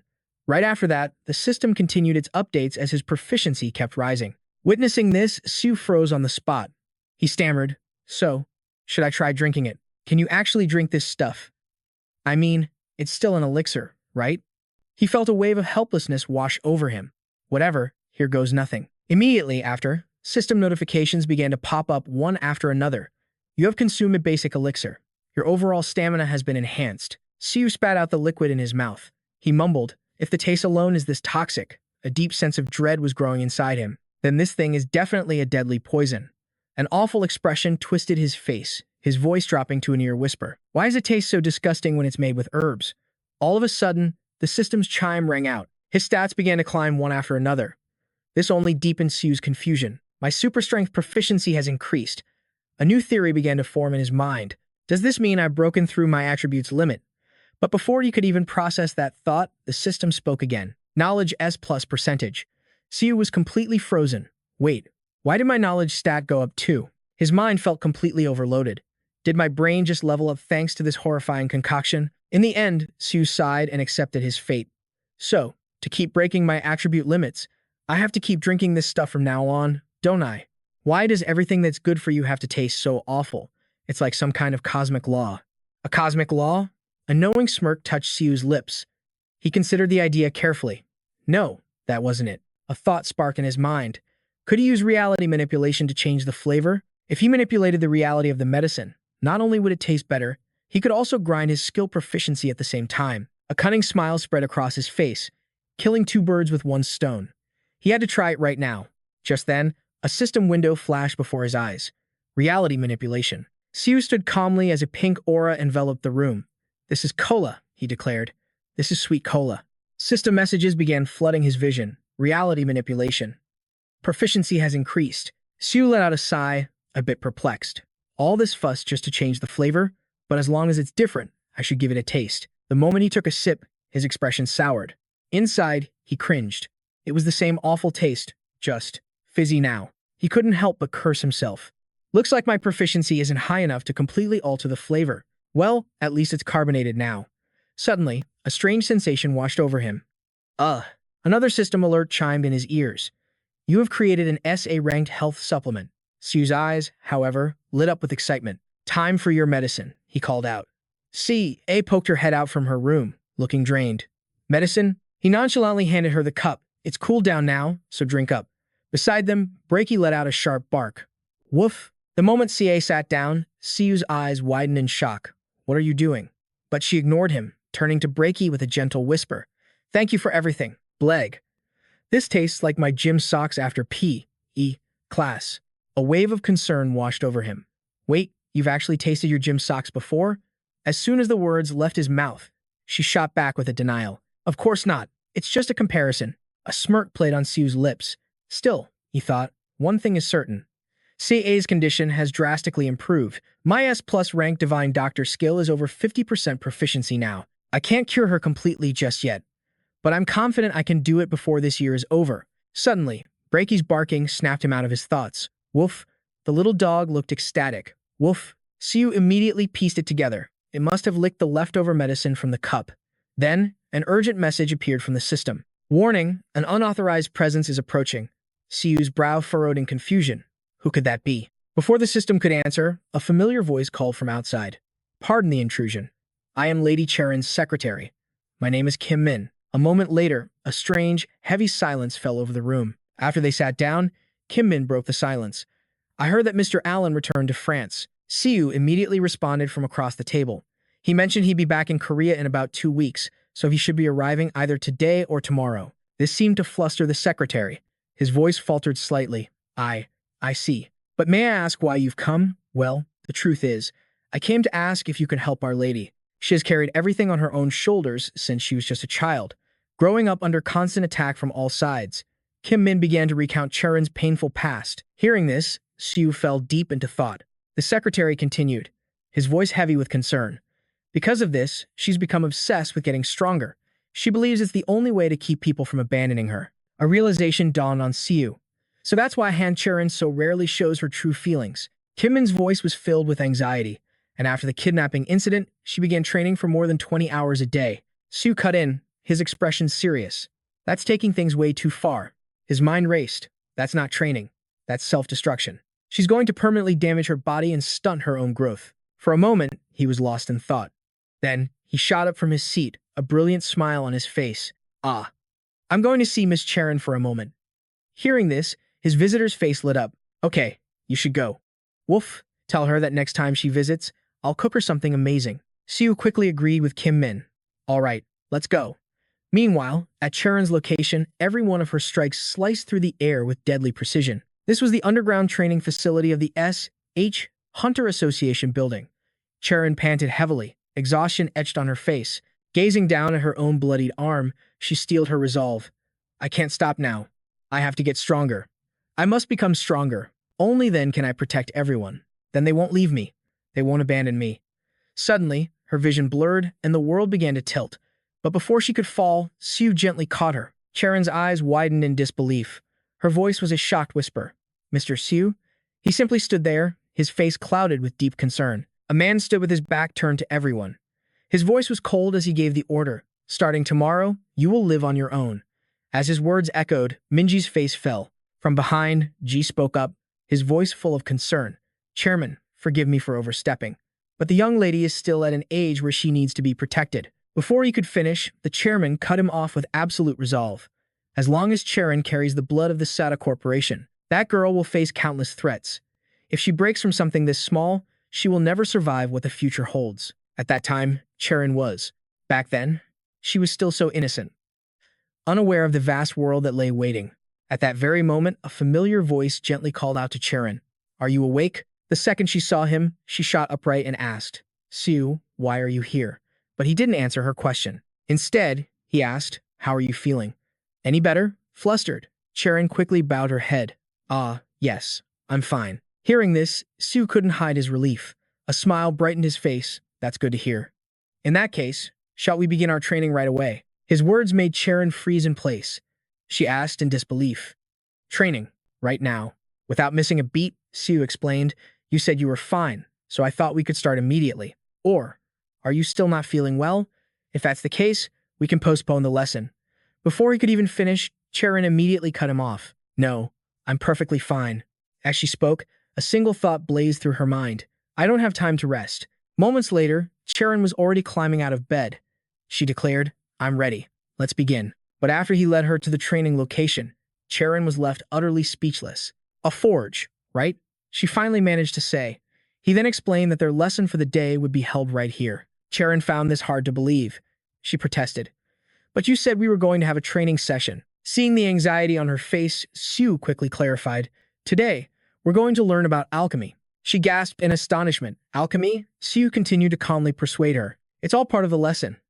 At these words, Cheron's expression brightened as she replied, I understand. And with that, Siu began to walk her through every single detail. First, to create any equipment, you have to melt the metal ore. After heating the metal, you must hammer it evenly to remove the impurities. This process in alchemy is known as forging. Would you like to try? That was all the encouragement she needed. Cheron raised the hammer high in her hands. With a determined voice, she shouted, let's do it. A moment later, her first hammer strike came crashing down on the red-hot iron with fierce resolve. Beads of sweat began to form on her face. After working with intense concentration for a while, Cheron spoke up, flustered. This doesn't seem right. Standing beside her, Siu calmly explained, that's because the heating temperature was incorrect. If you begin forging before the metal is hot enough, it will become strangely warped and completely useless. Now, would you like to try again? His words sent Cheron into a state of deep contemplation. Her next hammer blow was far more resolute. Red-hot sparks flew into the air with every powerful impact. Suddenly, something materialized before her eyes, leaving Cheron completely stunned.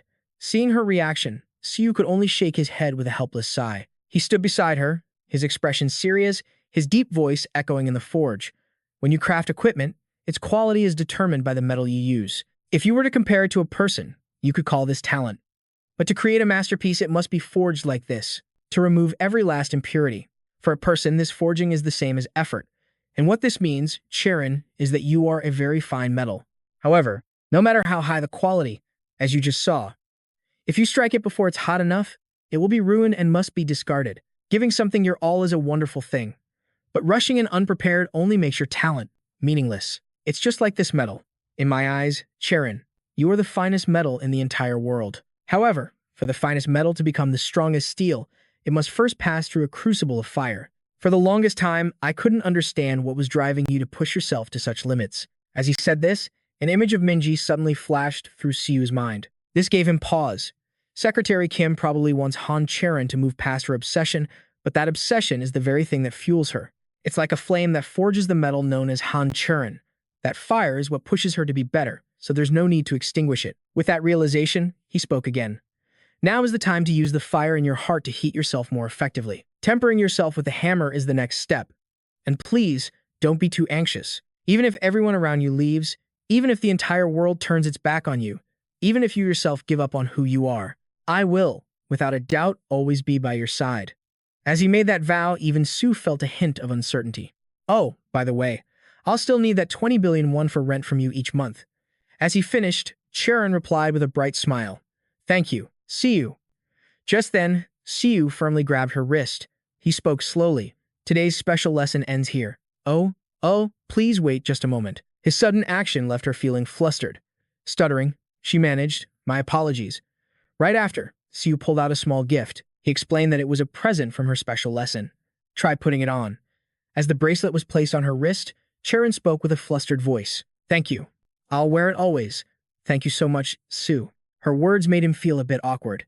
He thought to himself, to be honest, it looks a little plain for a gift, but it's too late to change its appearance now. Suddenly, he called out softly, Miss Cheron, could you give me your hand one more time? Though a bit surprised, she agreed immediately. Yes, here. All of a sudden, a system notification began to chime relentlessly. Reality manipulation of ISIS. The message sparked a realization in Siu. Maybe, it's possible. Just like how I used Buxen's trait to discover a new way to use super speed, and how Muntaber amplified his own trait's power to the max by using an amplification magic circle. If I apply all of these concepts, Just then, the system notification chimed once more. You have successfully engraved the concept of amplification. Cheron couldn't hide her astonishment. She stammered. It feels completely different. Before she could finish her sentence, the system cut in as her proficiency began to rise non-stop. This left Siu stunned. He thought, it actually worked, though I have no idea by how much it's being amplified. Cheron's clear voice rang out again. Siu, I will never forget today's lesson. I think I should head back to the hospital now.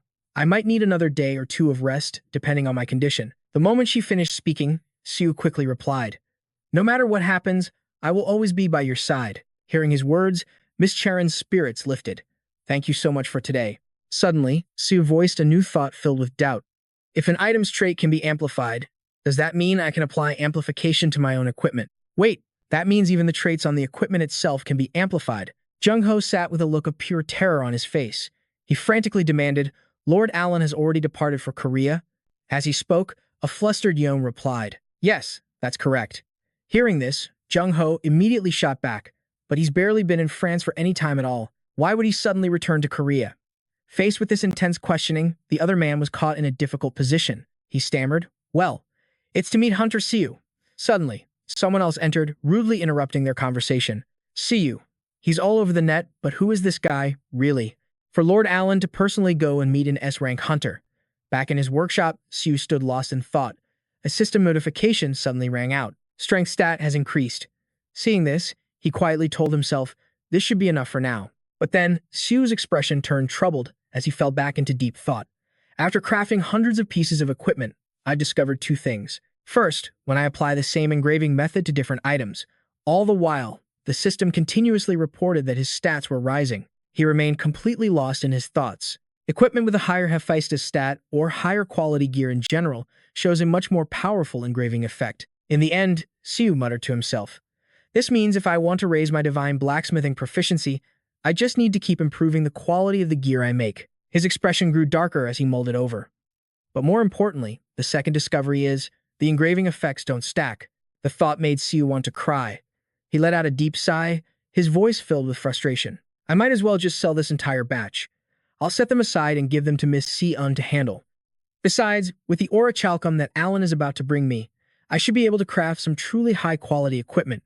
I'll just have to try again then. For now, I guess I'll watch some videos on refining orichalcum.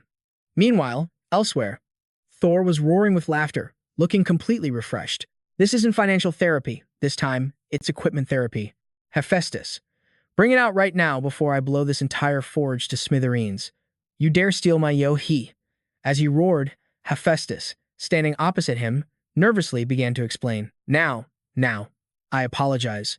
You don't really think I could have taken yo-he that easily, do you? Thor's rage only intensified as he bellowed, what?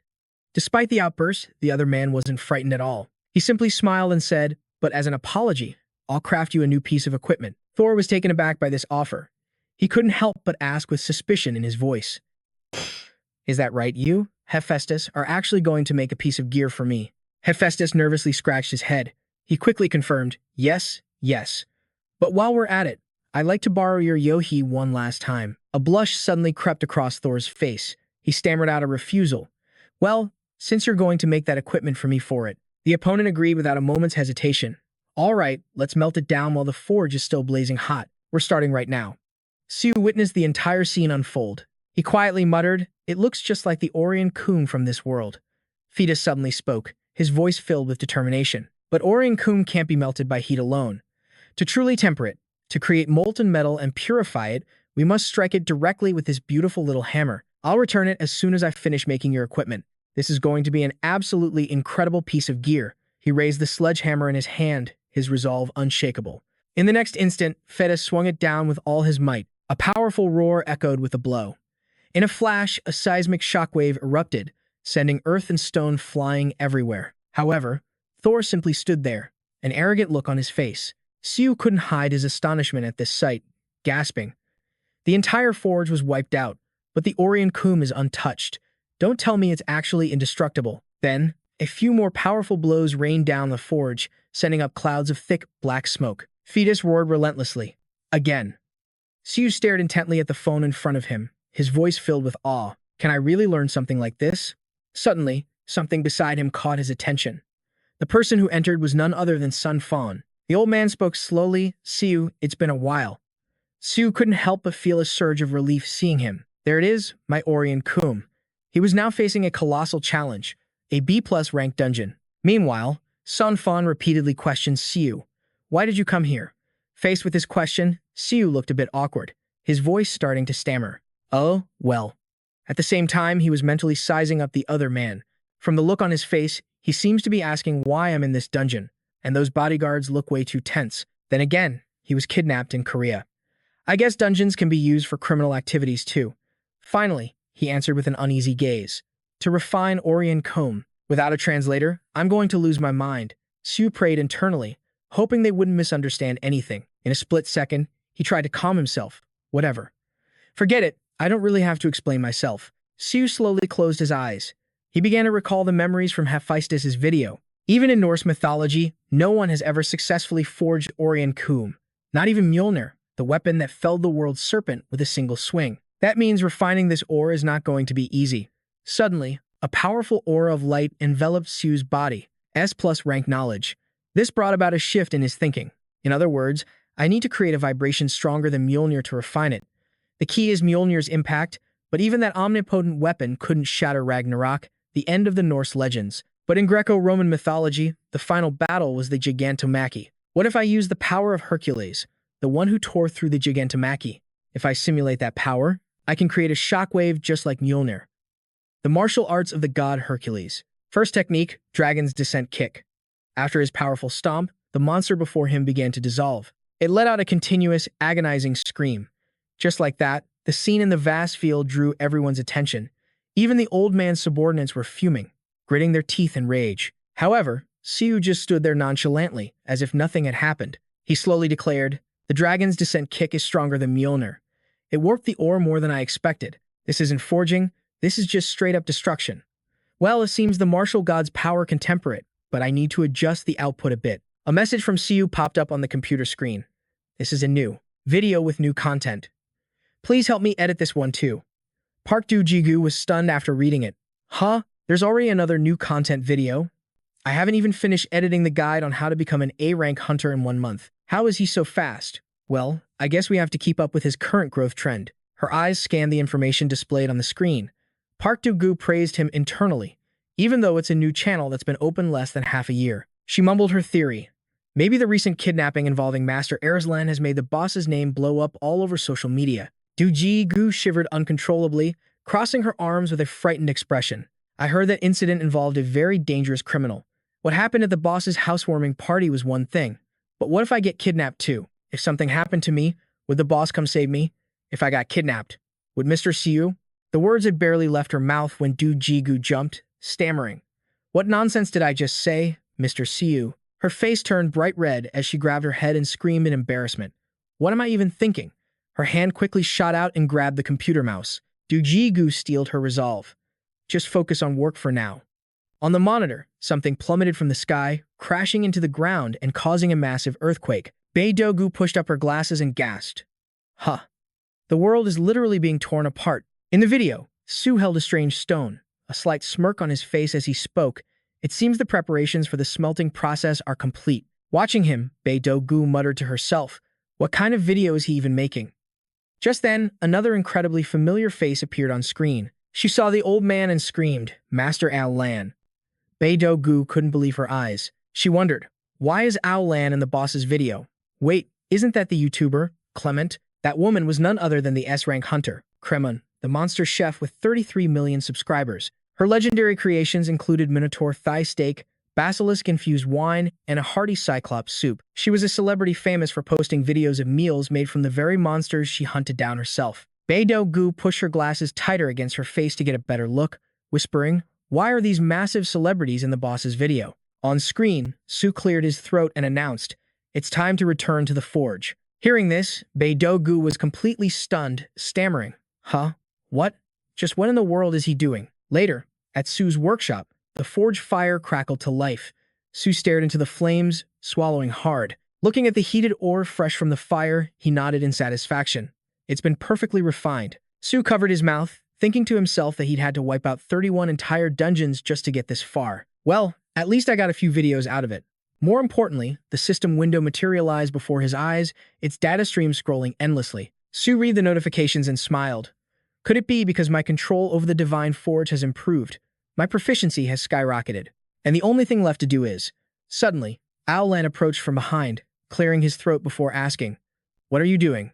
Siu glanced at the old man and replied, "I'm preparing to forge in earnest." He smirked confidently, thinking, "Now, all I have to do is craft an item from orichalcum." An invisible force enveloped Siu's hand.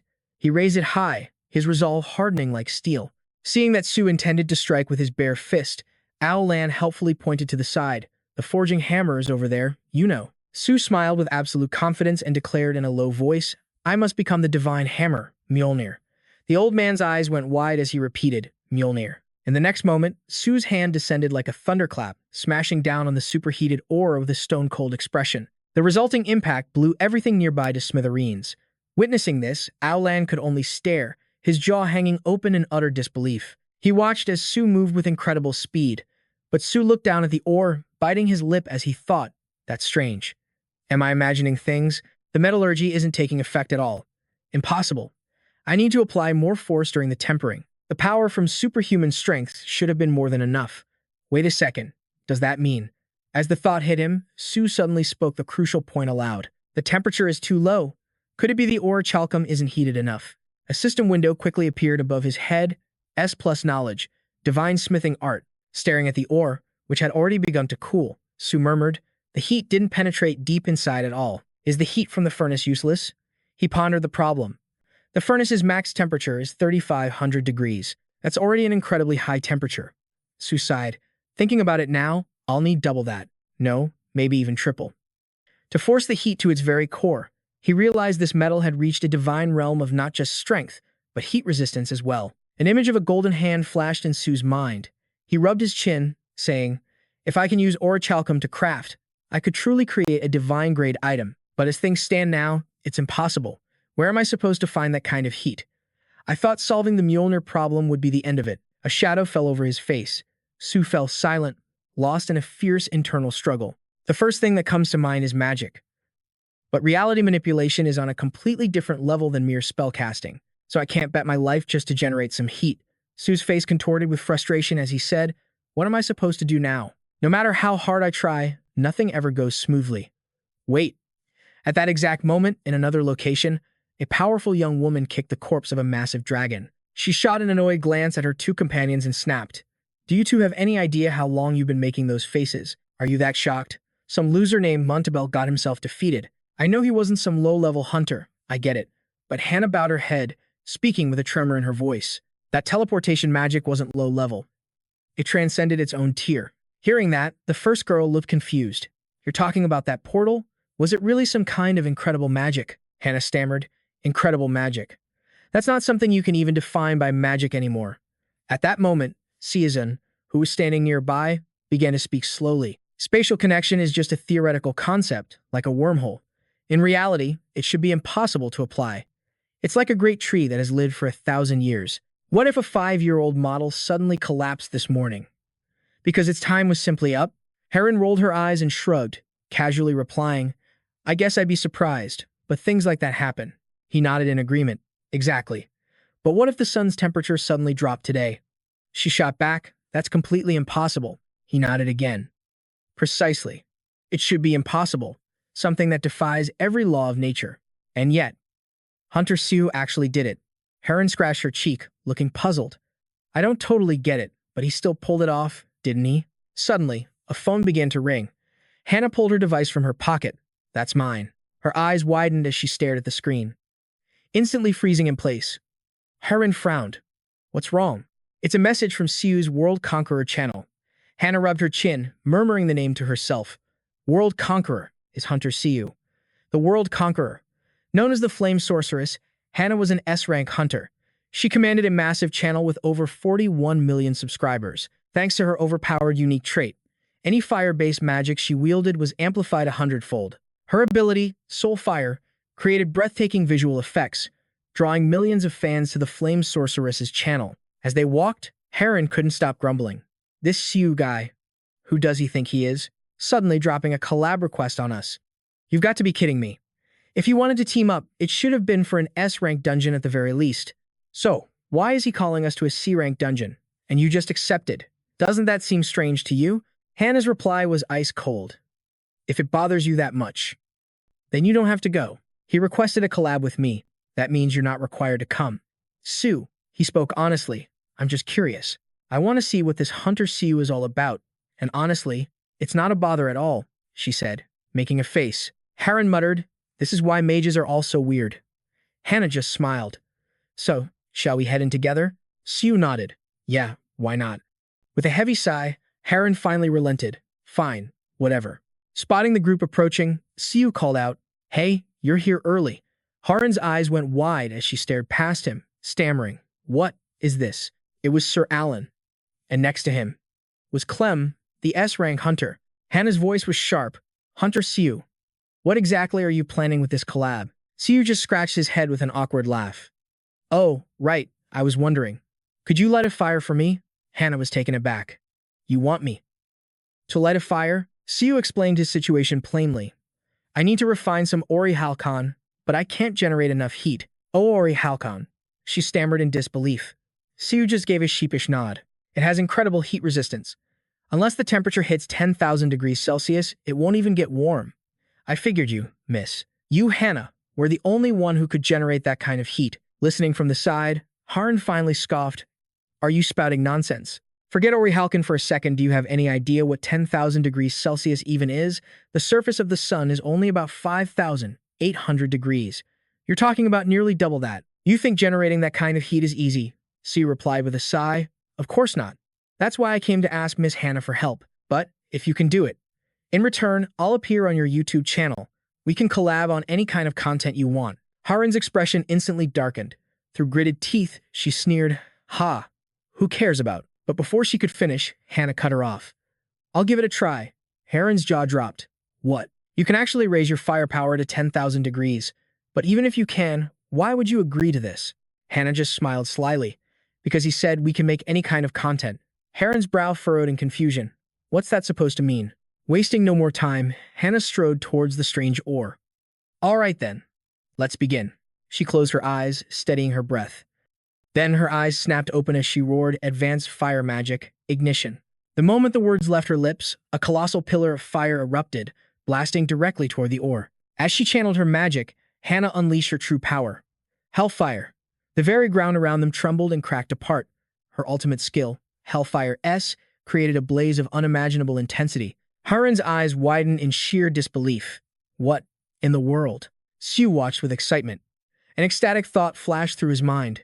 This time, it might actually work. Suddenly, he dashed forward, roaring, Everyone, get back. Siu launched himself into the air, then slammed down with tremendous force, shattering the ground beneath him. It was the first form of the Hek Wei divine martial arts, Dragon's Descent Kick. Gazing at the glowing golden ore before him, Siu was astonished. It worked. All right. Now, if I can just finish the final step. He reared back his arm, slamming his fist down with all his might. Hek Wei divine martial arts, second form. Berserker's fist. Hannah could only watch, completely dumbfounded. Beside him, Alan's jaw hit the floor.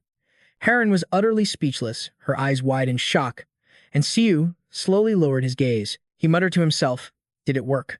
Just then, a system window appeared with a notification. You have successfully crafted a miraculous piece of equipment. A triumphant grin spread across his face. Finally, so it's considered a miraculous piece of equipment. The system then provided more details. All stats have increased dramatically. Equipment crafted using the divine forging technique will gain a special ability. After reading it, Siu rubbed his chin and began to ask a stammering question. A special ability? Come to think of it, all of Hephaestus's creations have unique skills. He slipped the gauntlet on, murmuring to himself, Was my proficiency level just too low before? The real question is, Siu thought, can it handle my full power? He clenched his fist, his brow furrowed in concentration. All right, let's test this. The system labels the gauntlet's power, superhuman strength. Feeling the power surge through him, a grin spread across his face. It didn't shatter. With S+ knowledge, it's not just about resisting destruction, I think. It might be completely indestructible. This must be the gauntlet's unique special ability, an attribute that prevents its destruction under any circumstances. The indestructibility trait. But wait, even with the indestructibility trait, Could it really withstand the insane, godlike power of the martial god, Hao Qi? Siu picked up the matching gauntlet and slid it on. Only one way to find out. He decided to start with a basic punch. The moment the thought crossed his mind, he threw a punch into the empty air. A cataclysmic shockwave erupted from the blow, shattering the very ground around him. Siu's eyes went wide with shock. He thought, it's not just indestructible. The base stats on this thing are completely broken. Watching this unfold, Han and Alan stared in utter disbelief. Siu gave an awkward laugh. Thanks, Han. Now, let's get out of here. Meanwhile, at Dako's apartment, she jolted awake, rubbing her temples. Dako glanced to the side, seeing her two younger siblings still fast asleep. She let out a sigh of relief. Thank goodness. Dako pulled out her chair, ready to get to work. Time to get back to the grind. But the moment she booted up her computer, a new message from Siu popped up. Dako, I have a new video for you to edit. Siu. She gritted her teeth as tears welled up in her eyes. Another one. I'm not even done with the last video he sent me. She grabbed her phone to check the latest notification. Dako's eyes shot open when she saw the alert, a 20 million won deposit. She was so stunned she started to tremble, completely speechless. A monthly payment of 20 million won? Suddenly, filled with a new sense of purpose, she stretched her arms wide and declared, let's give it everything I've got. Back with Siu, a system notification chimed. You have successfully crafted a miraculous item. A satisfied smile crossed Siu's face. It must be because I used orichalcum. Divine alchemy proficiency has increased significantly. Looks like it gives a nice proficiency boost too. Divine alchemy proficiency, 64.77%, plus 5.1%. Gently touching the small bracelet, Siu murmured. Now that I'm using gear made from orichalcum, things won't be so difficult anymore. So what can this orichalcum bracelet do? With my S+ knowledge, I'm not certain, but it seems to improve the flow of mana. Even though I'm using some of Chang Sanfeng's Tai Chi techniques, I still can't properly control my power. Will this even work? Siu recalled what he already knew. The use of magic is divided into 5 distinct stages. First, accumulating mana within the body. Second, circulating that mana. And third, manipulating the flow for greater control. Fourth, amplifying the magic into a more powerful form. And finally, casting that power externally. Tai Chi corresponds to the first stage, accumulation. It allows the user to channel the energy of nature itself. Siu could feel an invisible current of power enveloping his wrist. A confident smirk played on his lips. I still don't know how to cast magic properly. But this bracelet seems to handle the second stage mana circulation all on its own. This thing is incredible. For some reason, he felt his entire body overflowing with power. He estimated his strength had jumped by at least 50%. The special properties you get seem to be random, like a lottery. But I can just add whatever attributes I want. With that thought, his eyes fell upon a line in the system window. The ISIS skill, reality manipulation. He decided to put it to the test. A formidable energy was instantly unleashed. Siu braced himself. Just like the amplification engravings I put on Han Cheron's bracelet, the system window updated with his new stats. His proficiency was still climbing, percentage by percentage. Siu frowned, grinding his teeth. I'll never get used to this insane growth speed, he theorized. Since the bracelet is made of orichalcum, the amplification should be at least 5%. That's right.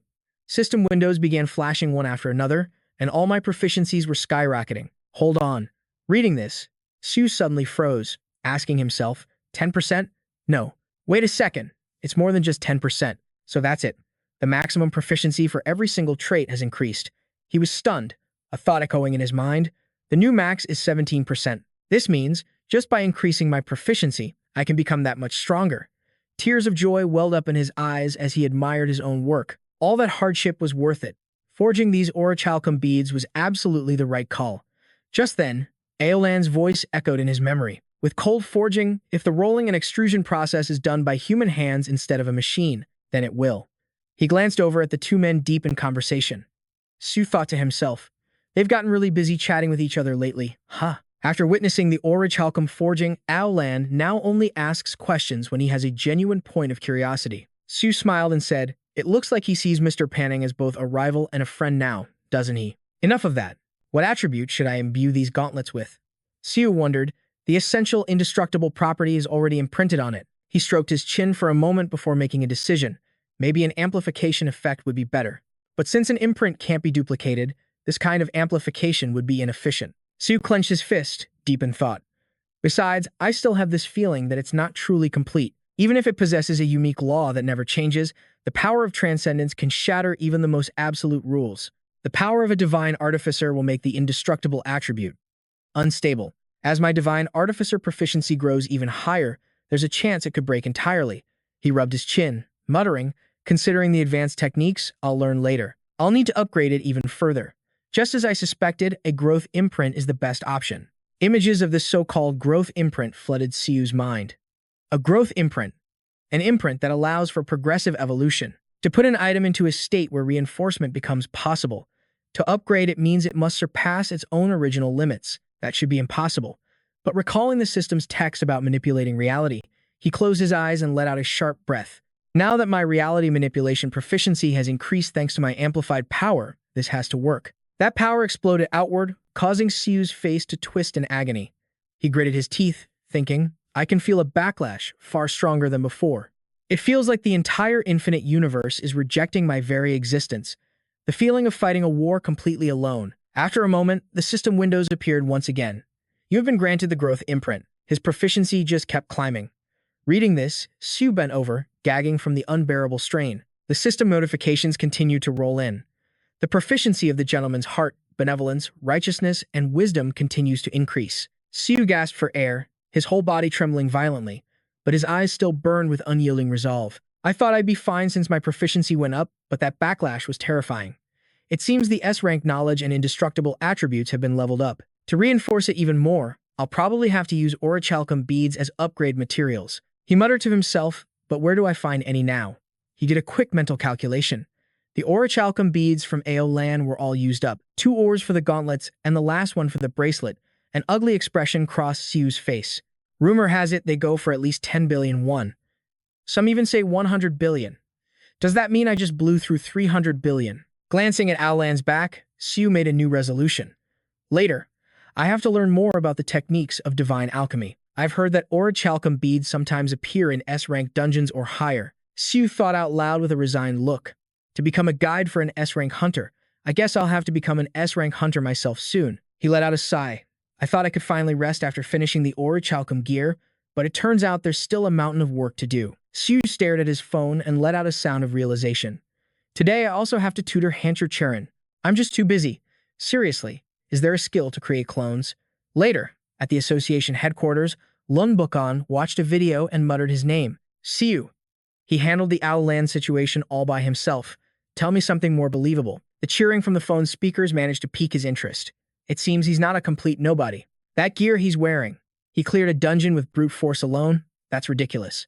Of course not. It seems that equipment hides a special ability. He probably got it as a reward for luckily saving Aolan.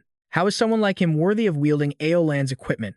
There's nothing more disgusting than seeing someone wear something that doesn't belong to them. A treasure must belong to its rightful owner.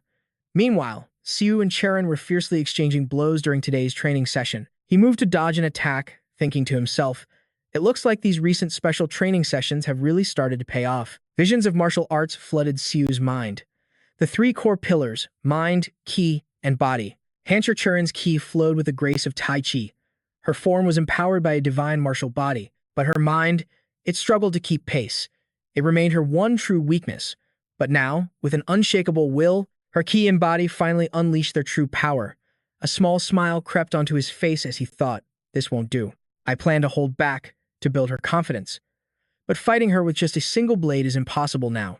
Before him stood Cheron, her sword moving with a decisive power that even he had to admire. She wasn't some weak woman, nor the pampered heir of the SH group.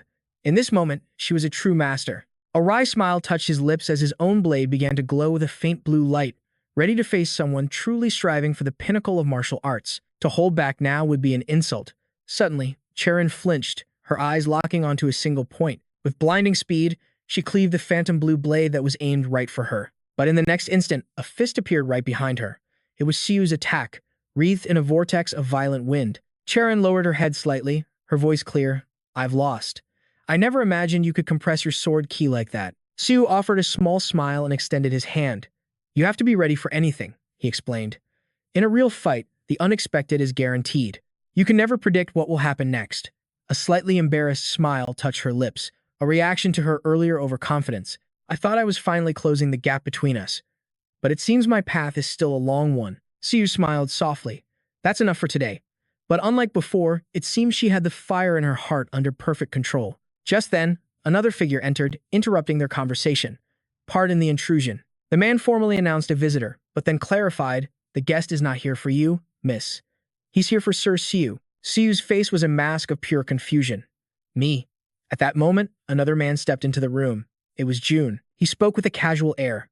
"Your menu, aren't you?" Siu, still bewildered, asked himself. "Have we met before?" Cheron recognized him instantly, whispering, "He's an S-rank hunter." Then it clicked. Siu blurted out the name, Lee Jezun. Jezun shot him a condescending smirk, his expression shifting to one of feigned calm.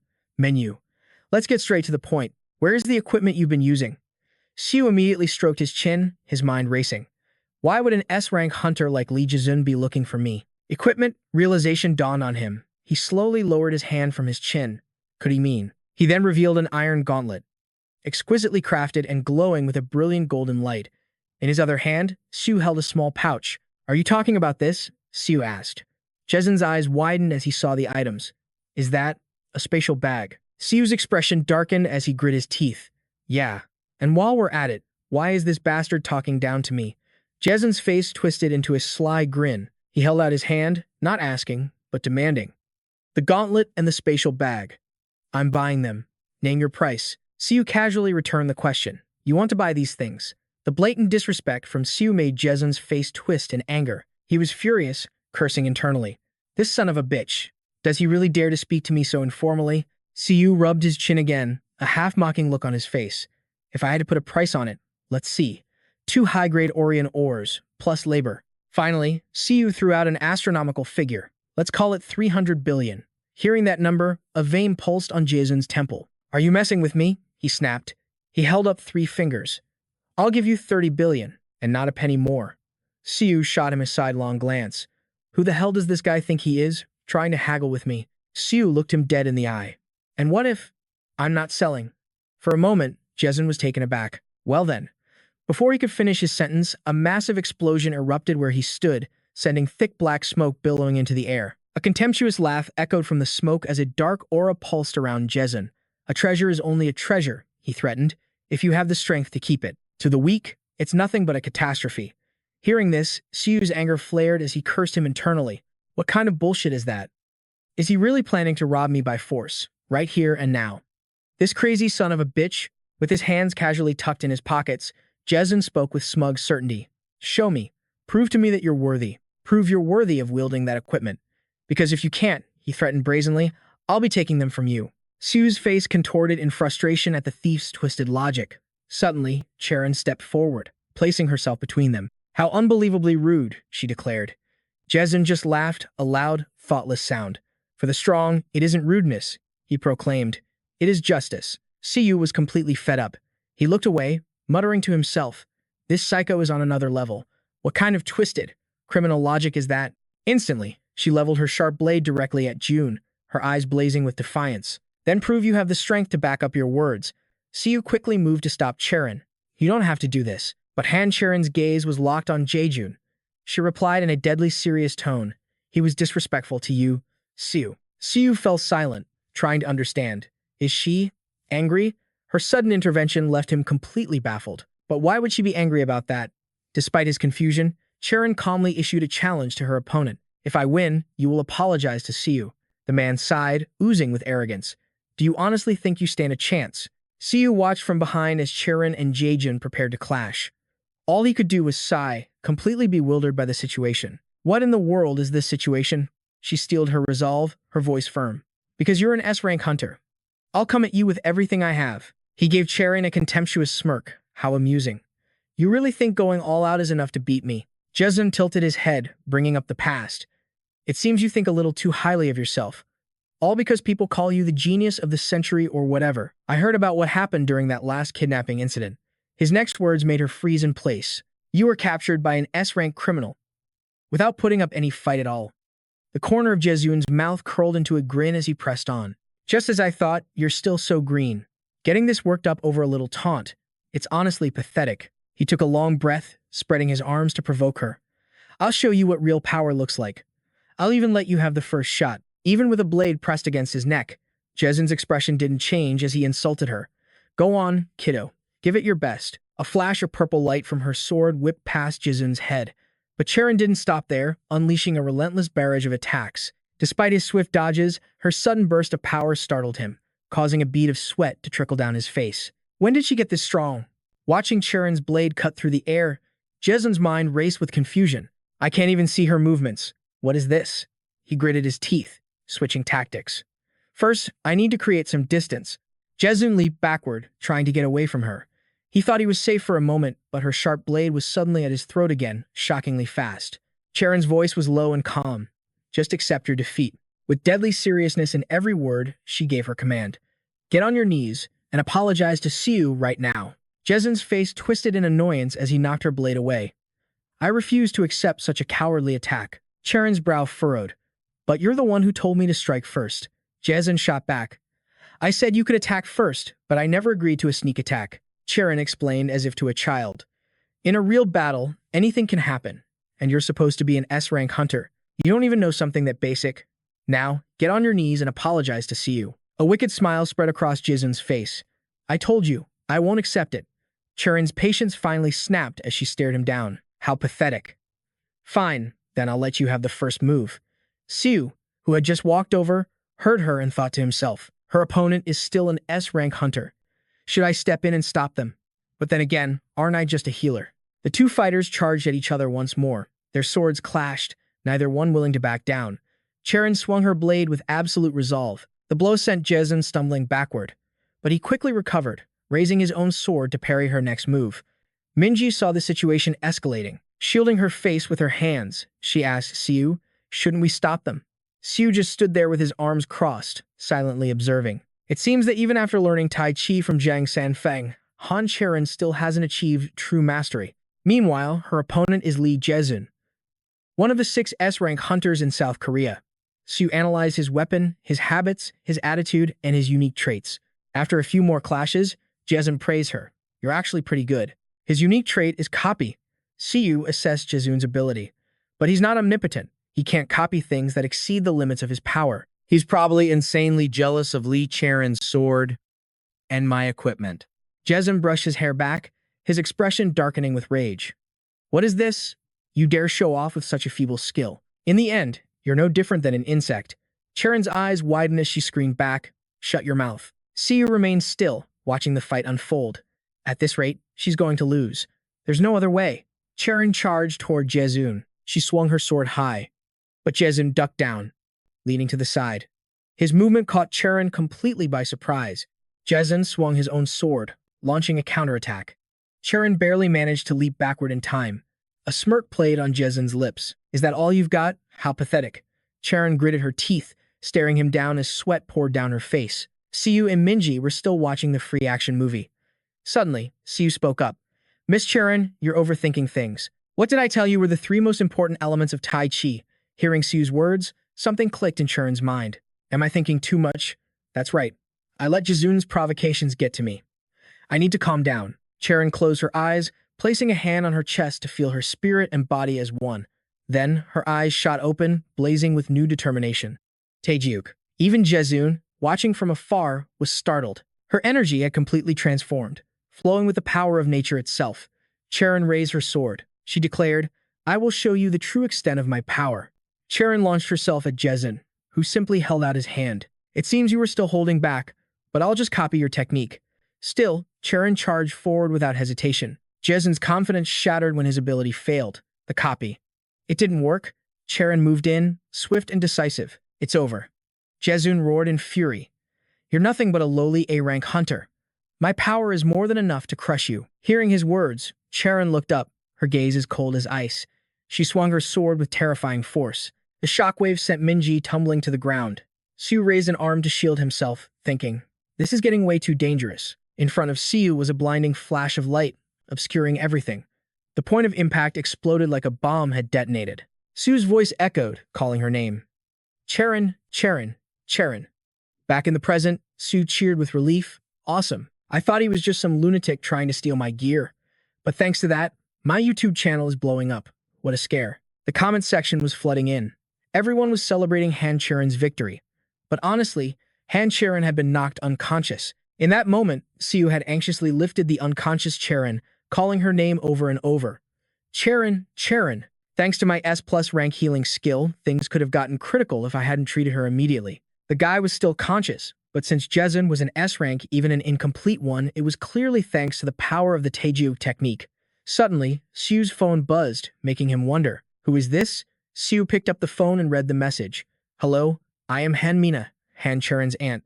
I apologize for contacting you so suddenly. Siu found it strange. Cheron's aunt? Later, at the SH Association headquarters, Cheron's aunt began to speak. This is a very sudden request, but thank you for agreeing to meet. Siu was invited to a table for tea. He scratched his head and laughed. If it's for her, of course I had to make time. Cheron's aunt replied politely, Oh my, you're quite the charmer. The truth is, we want to use that video. The one where S-rank hunter Jezun gets beaten down by an A+ rank hunter to promote the SH group. So, Siu thought to himself, neither Han Cheron nor Han Mina care about the small details. Huh, is that just the Han family style? So you want to use the video of their fight to promote the SH group? Cheron's aunt answered immediately. That's right. You may not be aware, but Cheron is about to sign a major contract with the Mao Tao Corporation. Siu was stunned. Mao Tao? You mean the Chinese hunter company? Her aunt replied, yes. Exactly. If we use this video, it could really help Cheron seal the deal. However, we aren't asking for a handout. There will be compensation. Siu asked, compensation? Her aunt explained, we need a more thorough analysis, but at worst, it should be around 20 billion. Hearing that colossal number, Siu spat out the tea he was drinking. 20 billion. Siu quickly started wiping the table. I am so sorry. Cheron's aunt picked up her phone and said, excuse me for a moment. I have an urgent call. Siu was still in shock, thinking that they were just casually offering 20 billion. Cheron's aunt stood up abruptly, turned to Siu, and said, I'm sorry, but I have to go to the chairman's office right now. Siu sat there, stunned, but still answered politely, yes, that's fine. Have a safe trip. At the chairman's office, the secretary announced, Mr. Chairman, Director Han Mina has arrived. The chairman sat at his desk, his hands clasped under his chin with a grim expression. Send her in. Han Mina burst through the door, her voice booming. Is it true? Mao Tao wants to cancel the contract with Cheron. A man gently reminded her. You are in the presence of the chairman. Watch your tone. It was Han Kwang-guk, the eldest son. This is a board meeting, not a family reunion, said Haman, the second son. Mina, even as the youngest, you should learn to act your age. That was Han Jung-jin, the third son. Mina asked instinctively, what is this? Are all my dear older brothers gathered here? Tae-san, sitting in the center of the room, replied softly, sit down. He smiled. It's just as you've heard. Mao Tao just contacted us to terminate the contract. Hearing this, she was instantly floored. That deal was worth 11 trillion won. They're canceling it overnight? What's the reason? Tae-san tapped his fingers on the desk. They said they can no longer trust the SH Hunter Association. Mina shot back. Then why did they bother signing in the first place? Kwang-guk closed his eyes. They must have had their own reasons. Mina immediately rejected that idea. Reasons? What kind of garbage is that? If this contract raised Cheron's standing in the company, someone who couldn't take her shares would have made a move behind the scenes, right? The tension in the room thickened. Don't make baseless accusations. This contract was crucial for the SH group as well. Do you really think I'd cancel an 11 trillion won deal just to fight my niece over shares? Mina snapped back. Right after you took over SH's construction department, do you know how many losses the company suffered because of someone? He grew irritated. Are you accusing me now? There is no proof that I swapped out any materials. Model, she quickly responded, if you want to fight, then fight me. The rage between the two of them began to swell uncontrollably. Don't you dare bully a child who's still wet behind the ears.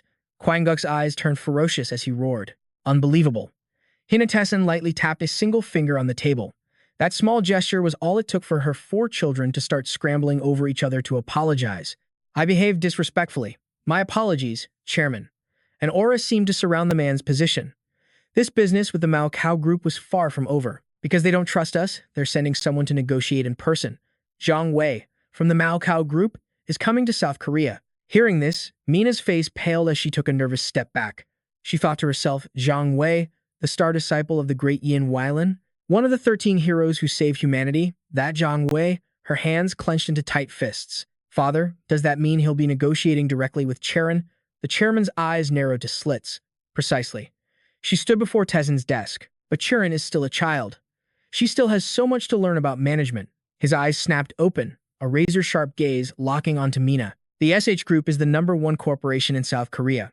The country's entire political and financial world revolves around the SH Group. Leading a conglomerate of that magnitude means facing unimaginable hardships and trials. Cheron is also a member of the SH Group. Remember that, and get back to work. In a different scene, Siu suddenly appeared. He was poised in a ready stance for battle. His eyes were locked forward, filled with unwavering determination. Flashes of blue light streaked past as he built up momentum. Siu moved with blinding speed. He gritted his teeth, pushing himself to the limit. From behind, his arm coiled back, his fist clenched tight. His eyes blazed with power as he launched a devastating punch forward. Hein, watching from a distance, grimaced in utter shock. What the hell? How did his power suddenly skyrocket like that? Siu paused for a moment. Not long after, he raised one leg high into the sky. The scene revealed a clear blue sky, white clouds, and gentle rays of sunlight. You really can't feel the difference? Is that so? I'm not so sure myself.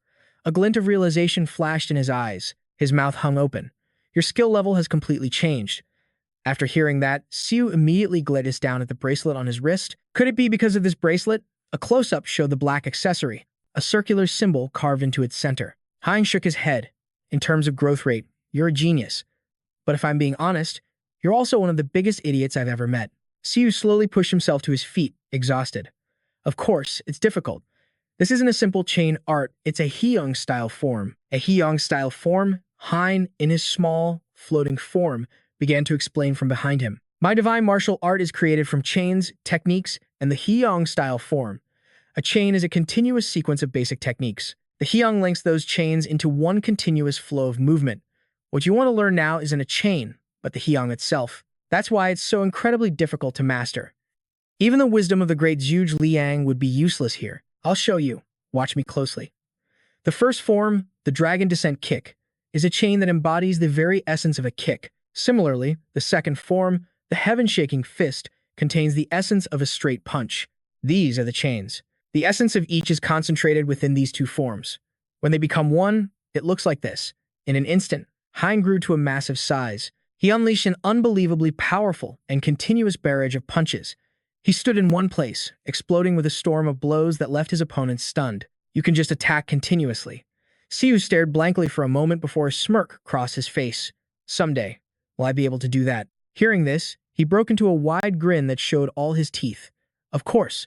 Hein shrank back to his tiny size and held up his single finger to explain. Perhaps in about 12 years. Only then might you be ready to start learning. What? 12 years? But I've been training relentlessly to reconstruct my body. Oh, really? In that case, once your reconstruction is complete, it will only take about 4 years. Siu's expression fell in disappointment.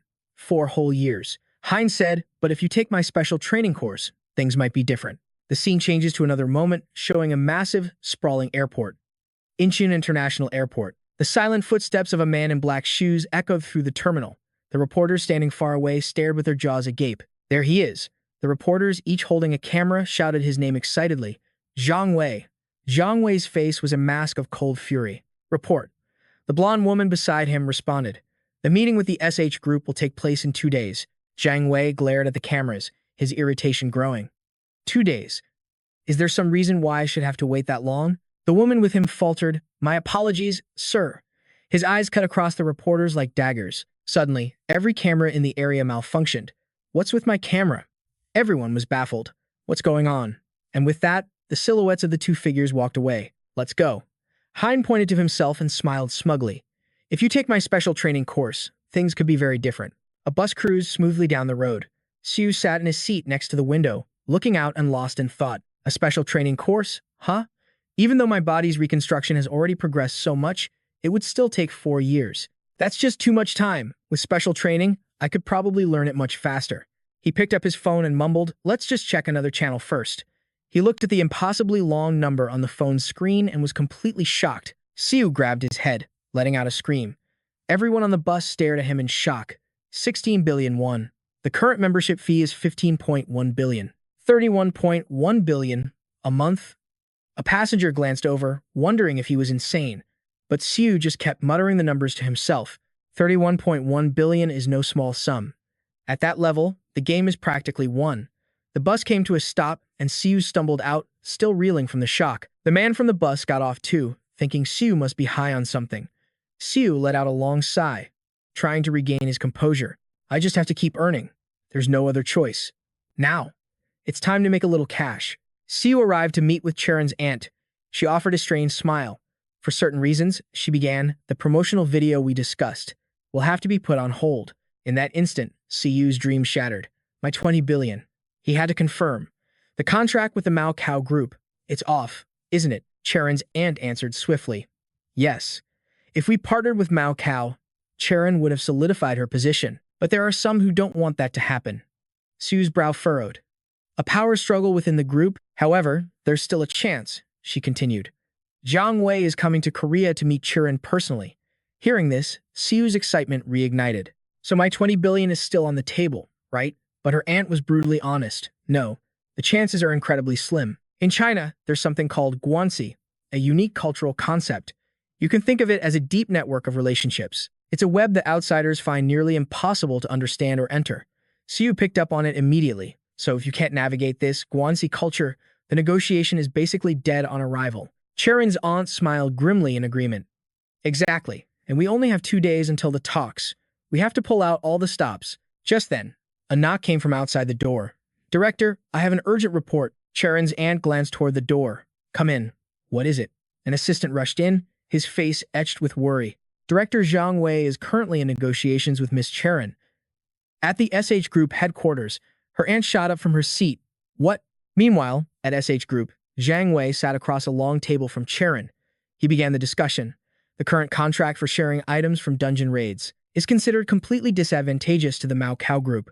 Cheron calmly replied, the clause states 30% of byproducts from our raids. I hardly believe that's a one-sided loss. Jiang Wei frowned, stroking his chin in thought. It's not a simple matter for us to allow a foreign hunter access to Chinese dungeons, and convincing China's Internal Security Bureau is no small feat either. Cheron's expression remained icy. I've heard that China has many dungeons, spiraling beyond control. As a result, dungeon breaks have occurred, causing severe casualties. If we finalize this agreement to share dungeon spoils, we could greatly minimize those losses, which is why I believe persuading your security bureau won't be so difficult. Jiang Wei let out a smirk. And you believe the SH Group has that capability? Cheron turned a monitor toward him. Please, watch this video. It shows me sparring with one of Korea's S-rank hunters, Lizun. As Jiang Wei watched the clip, his initial surprise turned into outright shock. Not bad. This power. How in the world did you acquire this kind of strength? Cheron answered with perfect composure. It is a martial art taught to me by a man named Mensu. Jiang Wei repeated the unfamiliar name, Mensu. At that moment, Cheron's aunt burst through the door. Pardon the intrusion. Who is this Mensu? Jiang Wei demanded. Siu, who had followed her in, froze when he heard his name. He pointed at himself. Me? Is that Chinese? Jiang Wei pressed on, his eyes fixed on Siu. You are Mensu, correct? By now, Siu had taken a seat right next to Cheron. Siu turned to Cheron. What's he saying? Cheron leaned in close to translate. He's asking if your name is Mensu. Siu stammered. Yes. Yes. He turned to her, surprised. Miss Cheron, you speak Chinese? She replied instantly. I do. Siu stared at her with a look of pure admiration. This woman is incredible. Jiang Wei's voice cut through their private exchange. You're the one who taught the Taiji technique to the leader of the SH Hunters Guild. Are you not? Siu answered truthfully. Yes, that's correct. Jiang Wei's questioning intensified. How do you know of, let alone use, the power of our school? Siu was taken aback. His school. A realization hit him. Could Jiang Wei's school be the school of the legendary Zhang Sanfeng? In China, every school has its own unique martial arts, and Jiang Wei is a disciple of the Zhang Sanfeng school. The true masters of the Taiji technique. Jiang Wei's face hardened, his tone becoming an interrogation. Where did you acquire the knowledge and the power to use it? But Siu wasn't intimidated in the slightest. A smirk played on his lips as an idea formed. If this goes my way, I might be able to leverage that guanxi culture after all. Siu explained with perfect calm. It is a secret technique passed down through my family for generations. Jiang Wei looked entirely unconvinced. Your family? The Taiji technique is a secret art of your family? Siu nodded. That's right. Jiang Wei pressed further. Are you claiming to be a descendant of the martial ancestor Meng? Siu raised his single finger, a picture of innocence. Precisely. The Taiji technique that Mr. Jiang Wei knows so well originated from my family line. Listening from the side, Cheron's aunt could only stare in utter confusion. What in the world is he spouting? To challenge the sex of China is to declare war. She quickly raised her hands, trying to de-escalate with a smile. Sir Zhang Wei, I believe there's been a misunderstanding. Enraged, Zhang Wei slammed his hand on the table and shot to his feet, roaring. What did you just say? Are you insulting our sacred clan? Siu thought with utter confidence. I learned from Zhang Sanfeng himself. This is the true Tai Chi. In other words, I am the origin. Siu smirked, asking, how much do you truly know about Tai Chi? Zhang Wei's fury intensified. Are you challenging me? Siu met his fiery gaze and answered, no. I only wish to share my knowledge of the real Tai Chi, the image of a luxurious, modern skyscraper at sunset. I have to witness this with my own eyes. At the SH Hunter Association training grounds, Zhang Wei, trembling with barely controlled rage, held his sword aimed directly at the man. Tai Chi is the exclusive martial art of the Wudang sect. A cold, murderous aura radiated from the man's back. Ever since the great master Zhang Sanfeng founded Wudang, it has been passed down as a timeless ancient power. He thought with a hint of anxiety, but I was taught Tai Chi by Zhang Sanfeng in person. Zhang Wei's eyes narrowed to slits. Even if you are the successor of some legendary elder, the true art has long been lost to our lineage. Siu stood ready, hands covered by armored gauntlets, a sword in one hand. In other words, he's a thief who stole the power of Tai Chi. As he braced for the attack, his hair whipped around him, reflecting a blue light. As a sect master, I cannot ignore this desecration. How did it come to this? The contract negotiations are now completely forgotten. Zhang Wei's eyes were as sharp as blades. I will allow you the first strike. Siu charged forward aggressively. I won't be holding back. Then suddenly, he vanished, leaving the master utterly stunned. He reappeared, attacking with brutal precision, offering no mercy. The master barely parried the blow. This power, it's undoubtedly the true Tai Chi. Siu's lips curved into a smirk. This victory is already decided. The clash of their powers created a devastating shockwave that shook the room. Are they planning to fight with their full strength in midair? Siu just smirked as the master roared in absolute fury. All right, I will show you the true power of Tai Chi. A massive spray of fresh blood erupted. Siu dropped to one knee, his eyes becoming terrifyingly sharp as he wiped his blade. The impact of the blow sent the master flying back, spitting a mouthful of blood. His bodyguards cried out in alarm. He stabbed his sword into the ground, using it to stand. The guard's eyes twitched in disbelief. He suffered an internal injury. Zhang Wei clutched his chest, gasping for breath. What was that? How is this even possible? A blue flame flickered around his opponent. My Tai Chi was completely devoured. Is he standing inside a circle of blue flame that's even purer than my own? The master let out a crazed laugh. Impossible. This can't be real. A guard muttered, this is getting bad. The guards, fearing for their master's life, shouted, we have to stop them. But he exploded, unleashing terrifying power wrapped in a blood-red aura. Both his eyes turned bloodshot.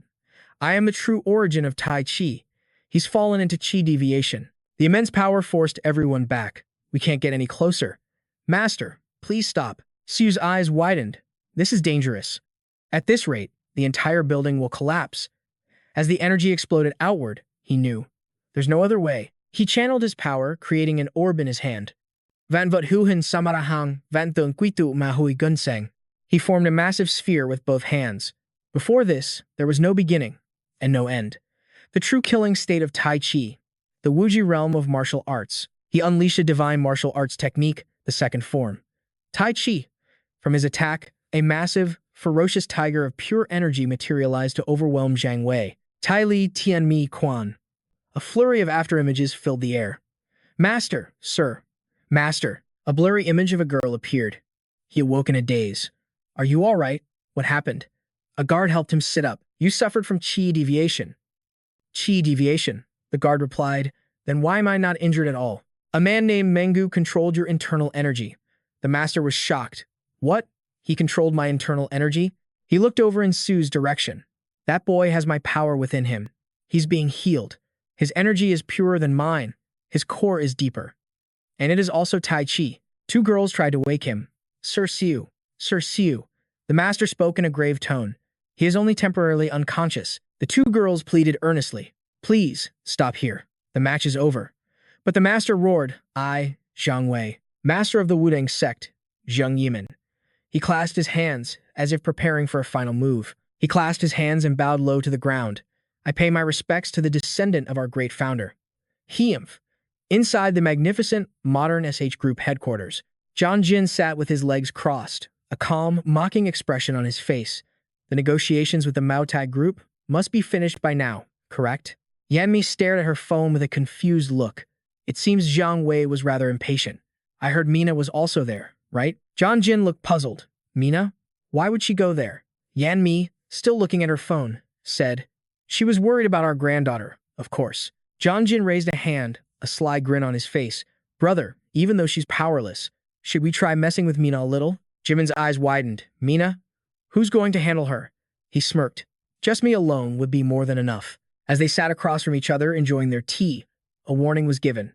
Even if she's the youngest, she's not someone you can just provoke. Be careful it doesn't backfire on you, so leave Mina alone for now. Once we seize Churan's shares, Mina will be completely irrelevant. Jimin leaned in. More importantly, brother.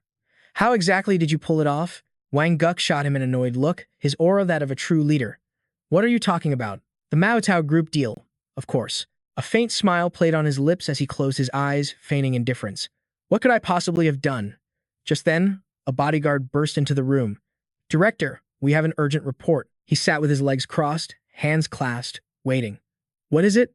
The bodyguard was drenched in a cold sweat, his face a mask of fear and anxiety. The contract between the SH Association and Mao Tao Group has been signed. Zhang Jin and Jimin shot to their feet, their faces pale with shock. What the hell are you talking about? That's impossible.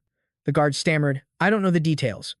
But they said if a descendant of the martial ancestor was present, they would agree to anything. Wang Guk's face contorted with rage, his killing intent palpable. Which martial ancestor? Spit it out. I'm not certain, sir. But the name was Mensu. He lowered his head in silence, a chilling, murderous aura radiating from him at the mere mention of Siu Mensu's name. He gritted his teeth so hard they could have shattered. Mensu. Wang Guk's voice was a low, furious growl. That bastard. Siu Mensu. The next morning at SH Hospital, voices echoed with excitement. The contract with the Mao Tao Group was a massive success.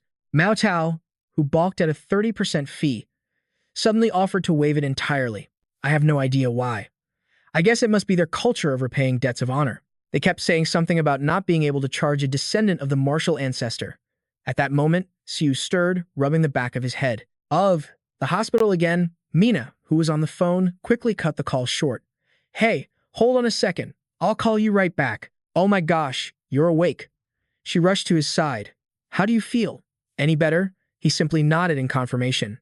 Yeah, I'm fine. But where's Cheron? Mina's face couldn't hide her surprise as she stood up abruptly. Seriously, you just woke up, and the first person you asked for is Cheron. Wow, unbelievable. Right now, Cheron is finalizing the contract with Zhang Wei. Siu frowned, clearly confused. A contract? She quickly filled him in. The SH Hunter Association and Mao Tao Group reached an agreement, and it's a groundbreaking one at that. Pausing for a moment, Mina offered a warm smile. She tucked a strand of hair behind her ear, her eyes twinkling. And it's all thanks to you. Siu sat there, completely dumbfounded. Me? But I didn't do anything. Hearing this, Mina couldn't help but laugh. I'll explain everything when we get back to headquarters. I have to take this work call now, so get ready to leave. They said you could be discharged as soon as you woke up. The corner of his mouth twitched in annoyance. All right. Even though I literally just woke up. Left alone, Siu's mind drifted back to the fight, the divine heavenly fist, and the monstrous heaven-annihilating fist, that final Tai Chi technique. Did I black out from using the annihilation fist? Suddenly, his phone buzzed. Who could it be? The screen lit up with a notification. Heck Queen is video calling you. Accept or decline. Siu hesitated, muttering to himself, why is this guy calling me out of the blue? Is it about that special training? The moment he answered, Heck Queen got straight to the point. I prepared a special training regimen just for you. Don't tell me you've landed yourself in the hospital again. If you had just used your superhuman strength and the divine martial arts, you wouldn't have been beaten to a pulp. Annoyed by the jab, Siu sighed. I didn't get beaten up. This happened because I couldn't control my own power. Heck Queen's eyes widened in disbelief, question marks practically appearing over his head. You can't control your power? Siu pictured the blade and fist techniques in his mind. It happened when I combined Tai Chi with the Annihilation Fist. Heck Queen was completely floored. You combine the Tai Chi of the great master Zhang Sanfeng with the heaven-annihilating fist? How is that even possible? Siu simply repeated Heck Queen's own words back to him. You once told me that the divine martial arts contains the very essence of Tai Chi. You even said you based it on Tai Chi's essence when you created it. Heck Queen immediately corrected him. I said it was based on it, not that I fused them. One's core essence is unique to each being.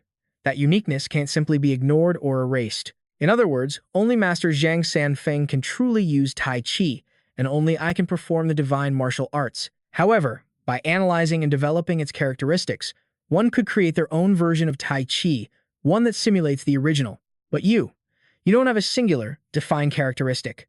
You can absorb multiple, distinct traits directly. And not only can you absorb them, you can actually fuse them together.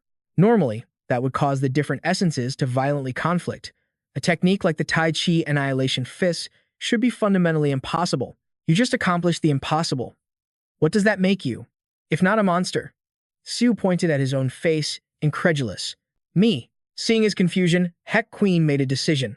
It seems I'll have to completely redesign your special training regimen. Which trait are you currently training? Siu thought for a moment. Hold on. The system window flooded with a list of his masteries. Siu was a little surprised. I've actually gotten pretty strong. Heck Queen stroked his chin, unconvinced. But I see nothing here that can be fused. It would be better if you registered a new channel. The suggestion made Siu flush with embarrassment, but that costs a fortune. Hearing this, Heck Queen proposed another idea. First, I'll need to reorganize your training regimen, but before I do, could you share some ideas for video content? In exchange, I'll negotiate directly with the gods for your training. I will also personally pour all my effort into teaching you. Faced with such a sweet deal, Siu couldn't refuse. All right, you've got it. I'll share some juicy content ideas with you. Heck Queen's cheeks flushed with excitement. Really? What kind of content is it? Siu then leaned in close and whispered. Listen carefully. A few days later, at the SH Corporation headquarters, the door to the conference room swung open. Cheron was the first to speak. You're here. Zhang Wei clasped his hands in a formal greeting. I pay my respects to the descendant of the great martial ancestor. Siu just scratched his head awkwardly. Yeah, super awkward. As he pulled up a chair, Cheron got right to business. Our SH Hunters Association will pay you the difference in the commission. She really doesn't waste any time, does she? Siu thought to himself. Cheron continued, her expression perfectly calm. You can find the details in this contract. She pushed a file across the table. It was the dungeon loot sharing agreement, and she began to explain. Through this agreement, the SH Corporation will transfer 30% of all profits directly to you, Mr. Siu. Siu couldn't believe what he was hearing. 30%? He froze, his eyes wide as saucers. By the time the number registered, his jaw had practically hit the floor. Siu had to repeat it, just to be sure. A full 30%? But why? Cheron simply smiled, as if the answer was obvious, because this contract was only successful thanks to you. Hunter Zhang Wei stated that since the descendant of the martial ancestor is with us, they cannot accept any payment. Therefore, we've agreed to transfer the full amount to you. Every year, you'll receive approximately 540 billion. The number echoed in his mind. 540 billion. Siu was completely stunned, his mind going blank, before it completely exploded. He screamed, 540 billion won. You've got to be kidding me, right? Cheron's calm demeanor never wavered. No, it is all stipulated in the contract. That is the portion the SH Corporation will be providing. They also mentioned they prepared something else for you personally. A moment later, 2 shimmering stones were brought forward. Orichalcum, Zhang Wei explained with a respectful bow. These belong to my master. I brought them here to deliver to Lord Aurelian in Korea. But then, I met the descendant of the martial ancestor. The very person who saved my life. It's not much, but please, accept this gift. Siu couldn't hide the glimmer of excitement in his eyes. 540 billion a year. And now Orichalcum on top of it. With this, I could do anything. Suddenly, Heck Queen appeared and knelt solemnly. So this is where you were. Master, I, Heck Queen, shall repeat my vow. From this day forward, I am your loyal servant and slave. Master, about that trending content you gave me, the Aphrodite and Persephone scandal. The views and subscriptions have absolutely exploded. It became a massive hit. And thanks to that, I finally discovered my own wife was having an affair. Siu broke out in a cold sweat. Wait, what did I do? There's nothing more sensational than an affair and a love triangle. Heck Queen cut him off and continued eagerly. Because of this, both Hephaestus and Hades have prepared a small gift for you. Siu was taken aback. Gifts. From Hephaestus and Hades? A thought crossed his mind. Don't tell me it's another one of those subscription packages, like the Sphinxes. Heck Queen's response was a bit evasive. Well, yes. However, I have both good news and bad news. Resting his chin in his hand, Siu asked, good news and bad news, huh? Let's hear the bad news first. Heck Queen's face darkened as he gave a mysterious smile. Lord Hades has bestowed the cornucopia as a gift, but I am unable to bring it to your location. I cannot reach you." Siu, who was mid-bite, froze with wide eyes. The cornucopia. His hands began to tremble. Isn't that the item that can create food, gold, or literally anything you want? The thought made him scream right in Heck Queen's face. The cornucopia. A startled Heck Queen jumped back. Yes, that's correct. Even that plate of food you're eating. You'll never have to cook again. You can just pull it right out. Siu's eyes were fixed on Heck Queen, his mind racing. With that thing, forget 20 billion. I could create infinite wealth. The very idea sent shivers down his spine. Then bring it to me right now. Heck Queen repeated helplessly. As I said, Master, I cannot reach your current location. I cannot get there. Siu's brow furrowed in annoyance. Why not? Why can't you come here? Other gods visit my house all the time. I just met that guy with the sunburned head. Who was he? And Becky is literally living with me. Heck Queen hesitated, struggling to find the words. Well, the thing is, it seems there might be a way, but I don't know what it is. However, I will do my best to find it. Siu let it go with a heavy sigh. Fine. So what's the good news? Heck Queen's demeanor brightened instantly. Hephaestus said he will share the secret art of creating the cornucopia. Siu was hit with another shockwave, his eyes going wide. What? But I'm still just learning Hephaestus's divine alchemy. It's not like I'm some kind of divine ATM.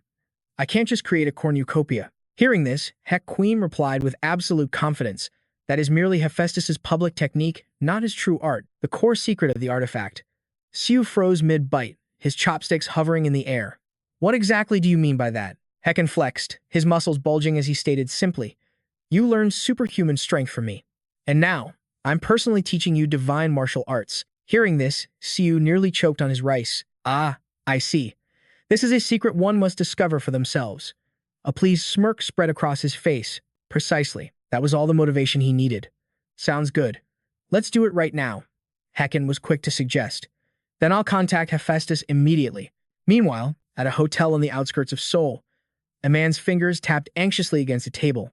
The entire Chaos faction in the Gongji district has been completely wiped out. This man was none other than Ozugan, a silver-class executor of Chaos. His thoughts turned to Siu, his anger flaring. It's all because of that bastard. Ozugan then questioned the man before him. What about Bak Songjae? The man replied curtly, still no movement from his side. Ozugan's voice dropped to a low growl. He still hasn't made a move. A leader of the evil sect. The death of Jobium Gun. And the mysterious removal of the restriction circle. He knows everything. Bak Songjae is aware of it all and is carefully plotting his next move. We're running out of time. We must make our move. Now, are you certain that Zhang Wei is also connected to Siu? You're absolutely sure? The man's confirmation was absolute. Yes. The moment the word was spoken, Ozugan slammed his fist on the table. His pupils constricted, his voice filled with a destructive rage. Siu, that damn brat keeps interfering with my plans. We cannot allow him to live in peace. Just then, a knock echoed from the door. Ozugan's tone softened as he called out, Who is it? A voice replied from the other side, I have an urgent report. The young man frowned and offered, I'll go check. He walked over and opened the door, revealing a buzz-cut man who rushed inside. Branch manager, sir. Director Han Kwang-guk of the SH Group wishes to speak with you. A sly grin crept across Ozugan's face. Director Han Kwang-guk, you say. Switching scenes, Siu was preparing to head out. He was planning his next steps carefully. Before Hecken gets back to me, I should probably swing by Hephaestus's workshop. Man, that was fast. Adonis? Adonis? Why is he calling me? Did something happen? Could this be about that video? Anxious, he quickly accepted the call. The voice on the other end spoke. Excuse me, are you Siu? Siu's heart skipped a beat. Wait, what the hell? How can a person be this beautiful? Ignoring Siu's stunned expression, Adonis continued. It's incredible. Even though you're human, we're able to connect like this. Siu slapped his own cheeks to snap out of it. Holy crap, he's handsome. Get a grip. In the face of such transcendent beauty, all boundaries of gender became meaningless. He's a man. Adonis is a man. Just then, a system window appeared. You have successfully resisted a powerful charm effect, maintaining your composure. Siu narrowed his eyes, deep in thought, just looking at his face. Feels like my shoulders are about to break from the pressure. I can totally see why the gods would fight over him. With that thought, Siu stammered out a question. Was there something you needed from me? Adonis seemed a bit flustered, scratching his cheek as he replied, well, it's nothing too special. Then, His expression turned serious as he bowed his head. First and foremost, I wanted to thank you. Siu. I've heard everything from Hecken. Siu was completely dumbfounded. What? Adonis added. He told me that you saved me. He couldn't help but blush when mentioning the goddesses Persephone and Aphrodite. Siu quickly waved his hands in denial. No, no. I just stood by his side and gave some pointers. It was all thanks to the god Hecken. Passers-by started whispering as they saw him talking to himself. Why is that guy muttering to the air? He must be high on something. Adonis still seemed a bit shy. I've always known the truth. I tried to escape them many times, but I was powerless. If I had tried to run, who knows how those two goddesses would have retaliated. Faced with this gender-defying beauty, Siu blushed and complimented him. You're seriously gorgeous. Adonis continued, I honestly don't know how I can ever thank you enough. What can I possibly do to repay you? I just can't figure it out. A young boy passing by noticed the scene. Mommy, that man's face looks really weird. The mother quickly shushed him. Hush, you shouldn't say things like that. Adonis then confessed, I don't have any skills, and I don't possess any assets. Siu encouraged him. Why would you say you have nothing? Your looks alone are more than enough. If you started a GTube channel, you'd blow up in no time. Adonis was stunned. A GTube channel? He quickly protested, but I don't know how to do anything. Siu suggested. You could make beauty content, or it doesn't even have to be that. Content related to acting would work great too. That otherworldly beauty of yours is your greatest talent. A flustered Adonis tried to refuse. But I'm not good at acting. Siu pushed on. Then just learn. If you don't have the skill, you practice. Adonis asked again, do you really think I can do it? Siu replied with a voice full of confidence. Of course you can, Lord Adonis. As they boarded a bus together, Siu started a new conversation. By the way, I wanted to ask if you know of any way to cross over into my dimension. Adonis replied, no, I've never heard of such a method. Siu sighed. I guess I expected you wouldn't know either. Huh? He let out a long sigh. There has to be a way, right? But Adonis placed a hand on his chest, his eyes filled with a new determination. Find it. I will find a way to reach your dimension. Siu. Adonis's words struck Siu's heart like an arrow, leaving him stunned. Siu clutched his face and screamed, oh my god, he's so freaking handsome. The other passengers on the bus stared at him with disgust. One person thought, is that guy high? A murmur went through the crowd. That dude's so ugly. Has he lost his mind? Is he some kind of pervert? Only then did Siu belatedly realize what was happening. Wait a second. Am I the only one who can see GodTube? I'm so screwed. He let out a sigh. This is beyond humiliating. He couldn't stop cringing. Seeing GodTube by himself felt just like screaming, I'm the hottest person alive, on a crowded bus. Such a classic villain's backstory. But with a face like that, one post on GodTube would have every goddess flocking to him. And from those whispers, unexpected truths were bound to surface. It would finally explain why Cleopatra looked like she already knew something. Could Adonis be the one to uncover that secret? Just then, the phone in his hand buzzed to life. Siu muttered to himself, ugh, who could it be now? The screen lit up, incoming video call from the god Hephaestus. Siu felt a little cautious. I thought I wasn't visiting his forge until later. If he just walked around talking to his phone, people would think he was insane. He decided to duck into a nearby coffee shop. Might as well take a quick break. The shop was quiet, filled with the gentle hum of the espresso machine. Siu found a seat and answered the call. Lord Hephaestus, hello. A voice boomed from the screen. So, you're the mortal queen Hebe won't shut up about, huh? That would be me, Siu replied. He froze for a second, thinking, man, this guy is ugly. Or did meeting Adonis just completely ruin my standards? Hephaestus pulled Hebe into the frame. I heard all about it from the queen. Thanks to you, my wife's little affair is finally over. His tone turned serious. I truly owe you one. A thought struck Siu. Oh, by the way, you and Hebe are both Zeus's children, right? Hephaestus explained they were as close as true siblings. He was still beaming with joy. After this little incident, my wife won't dare step out of line again. To repay my debt, I want to teach you my secrets. You're studying my smithing techniques, aren't you? Siu answered hesitantly, you could put it that way. Hephaestus's brow furrowed in suspicion. That sounds a bit far-fetched. Can I see some of the gear you've crafted? Siu began digging through his bag. Of course. Hephaestus's eyes widened as if he recognized something. Seeing him pull out impossibly large items from the small pouch, Hephaestus was stunned. A spatial inventory? What in the world is that? Does transdimensional equipment like this actually exist? Impossible. This gear is far beyond the limits of divine smithing. Siu was just as surprised. What? This old thing? But Hephaestus kept rambling, his mind racing. What could this possibly mean? Orichalcum gauntlets. A mere mortal forged with orichalcum? Siu was impressed. You can tell just by looking at them. A look of pure shock spread across Hephaestus's face. You've actually created an ego weapon. How in the heavens did you manage to craft something like this? What's your secret? Please, you have to teach me. Siu had no choice but to explain. This wasn't created through your school of smithing, Lord Hephaestus. It was forged using the divine power of the goddess Isis. Hephaestus stroked his beard, deep in thought. The power of Isis, you say? Does this mean my own craft still has room to evolve? When one power clashes with another, an even greater power is born. I have seen with my own eyes a piece of equipment that surpasses my own masterpieces. Then I shall pass on to you everything I know. My transcendent smithing. Siu repeated, confused. Transcendent smithing? Hephaestus declared proudly. My secret art is more than just crafting technology or magic. When the two merge as one, it creates a new form of magi technology. That's why it appears to be magic. But in reality, it's something else entirely. It's just as the old saying goes, any sufficiently advanced technology is indistinguishable from magic. The true essence of my craft is the ability to bend and exploit the very laws of this world. You need not only divine smithing, but also a deep knowledge of the world's principles. But you've gone far beyond simply understanding them. You can rewrite them. Siu was stunned. I can. With Isis reality manipulation, you're only missing one key ingredient, Hephaestus declared. And that's Muskel. With the conversation over, Siu finally ended the call. The next day, at the SH Group headquarters, Mina offered her praise. You did an excellent job, Cheron. But Cheron humbly shook her head. Not at all. I really didn't do anything.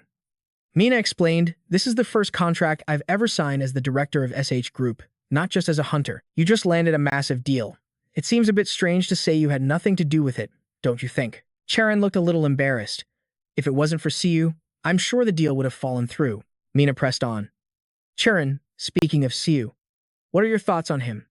At the question, Cheron's face instantly flushed bright red. Yes, she answered honestly. I think he's a good person. Mina couldn't help but repeat the words. A good person. Is that all? Cheron pressed. What else am I supposed to think? Mina then launched into a fantasy, describing how she'd be thinking of Siu all day, her heart pounding every time she saw him. When he's not around, she misses him. And when he's right there, she can't look away. Thoughts like these consumed her. Cheron had to admit it. It's true. I think about Siu constantly. Mina sounded surprised. You do? Cheron answered without hesitation. Yes. Every single day, I imagine myself training and fighting him. Mina was left speechless, thinking, this girl is hopeless. She's probably never dated, so she has no idea what's happening to her. She decided to offer some advice. Listen, Cheron, they say there are plenty of fish in the sea, but finding a decent man like him is a rare catch. All right, I'll teach you the secret. How to lock a man down and make him yours. Forever. Cheron was curious. How do I do that? Mina smirked. Make him take responsibility. Cheron repeated, completely lost. Take. Responsibility? Mina's smile widened. Exactly. Make him take responsibility for you. Make him take responsibility for me. Just then, her phone vibrated. She glanced at the screen, wondering who it could be. It was a text from Siu. Miss Cheron, can you meet me at the forge for a moment? Mina leaned in. Who is it? After reading the text, Cheron shot to her feet. I have to go now. I'll see you later.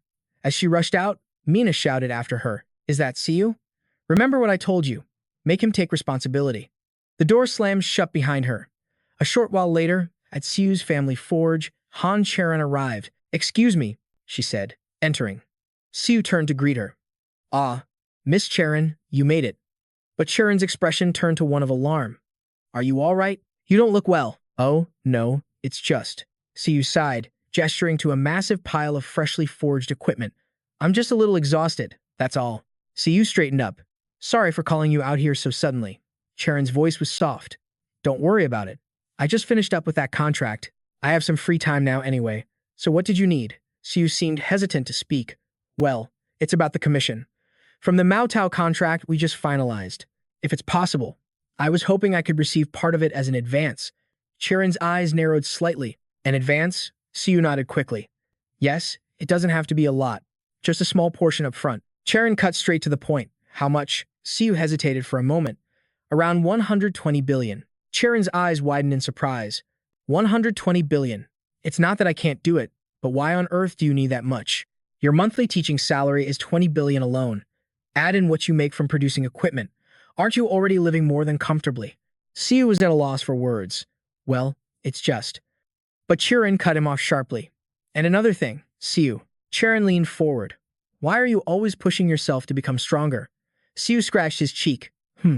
That's a tough question. He couldn't just tell her it was for the GT membership fee. How am I supposed to explain this? He thought, panicking internally. He needed to buy some time. He turned to her with a dazzling smile. For now, just come with me. They soon arrived at Siu's apartment complex. He gestured for her to follow him inside. Say, I'm home. Cheron followed him in. Pardon the intrusion. Say was on the couch, cuddling with Break.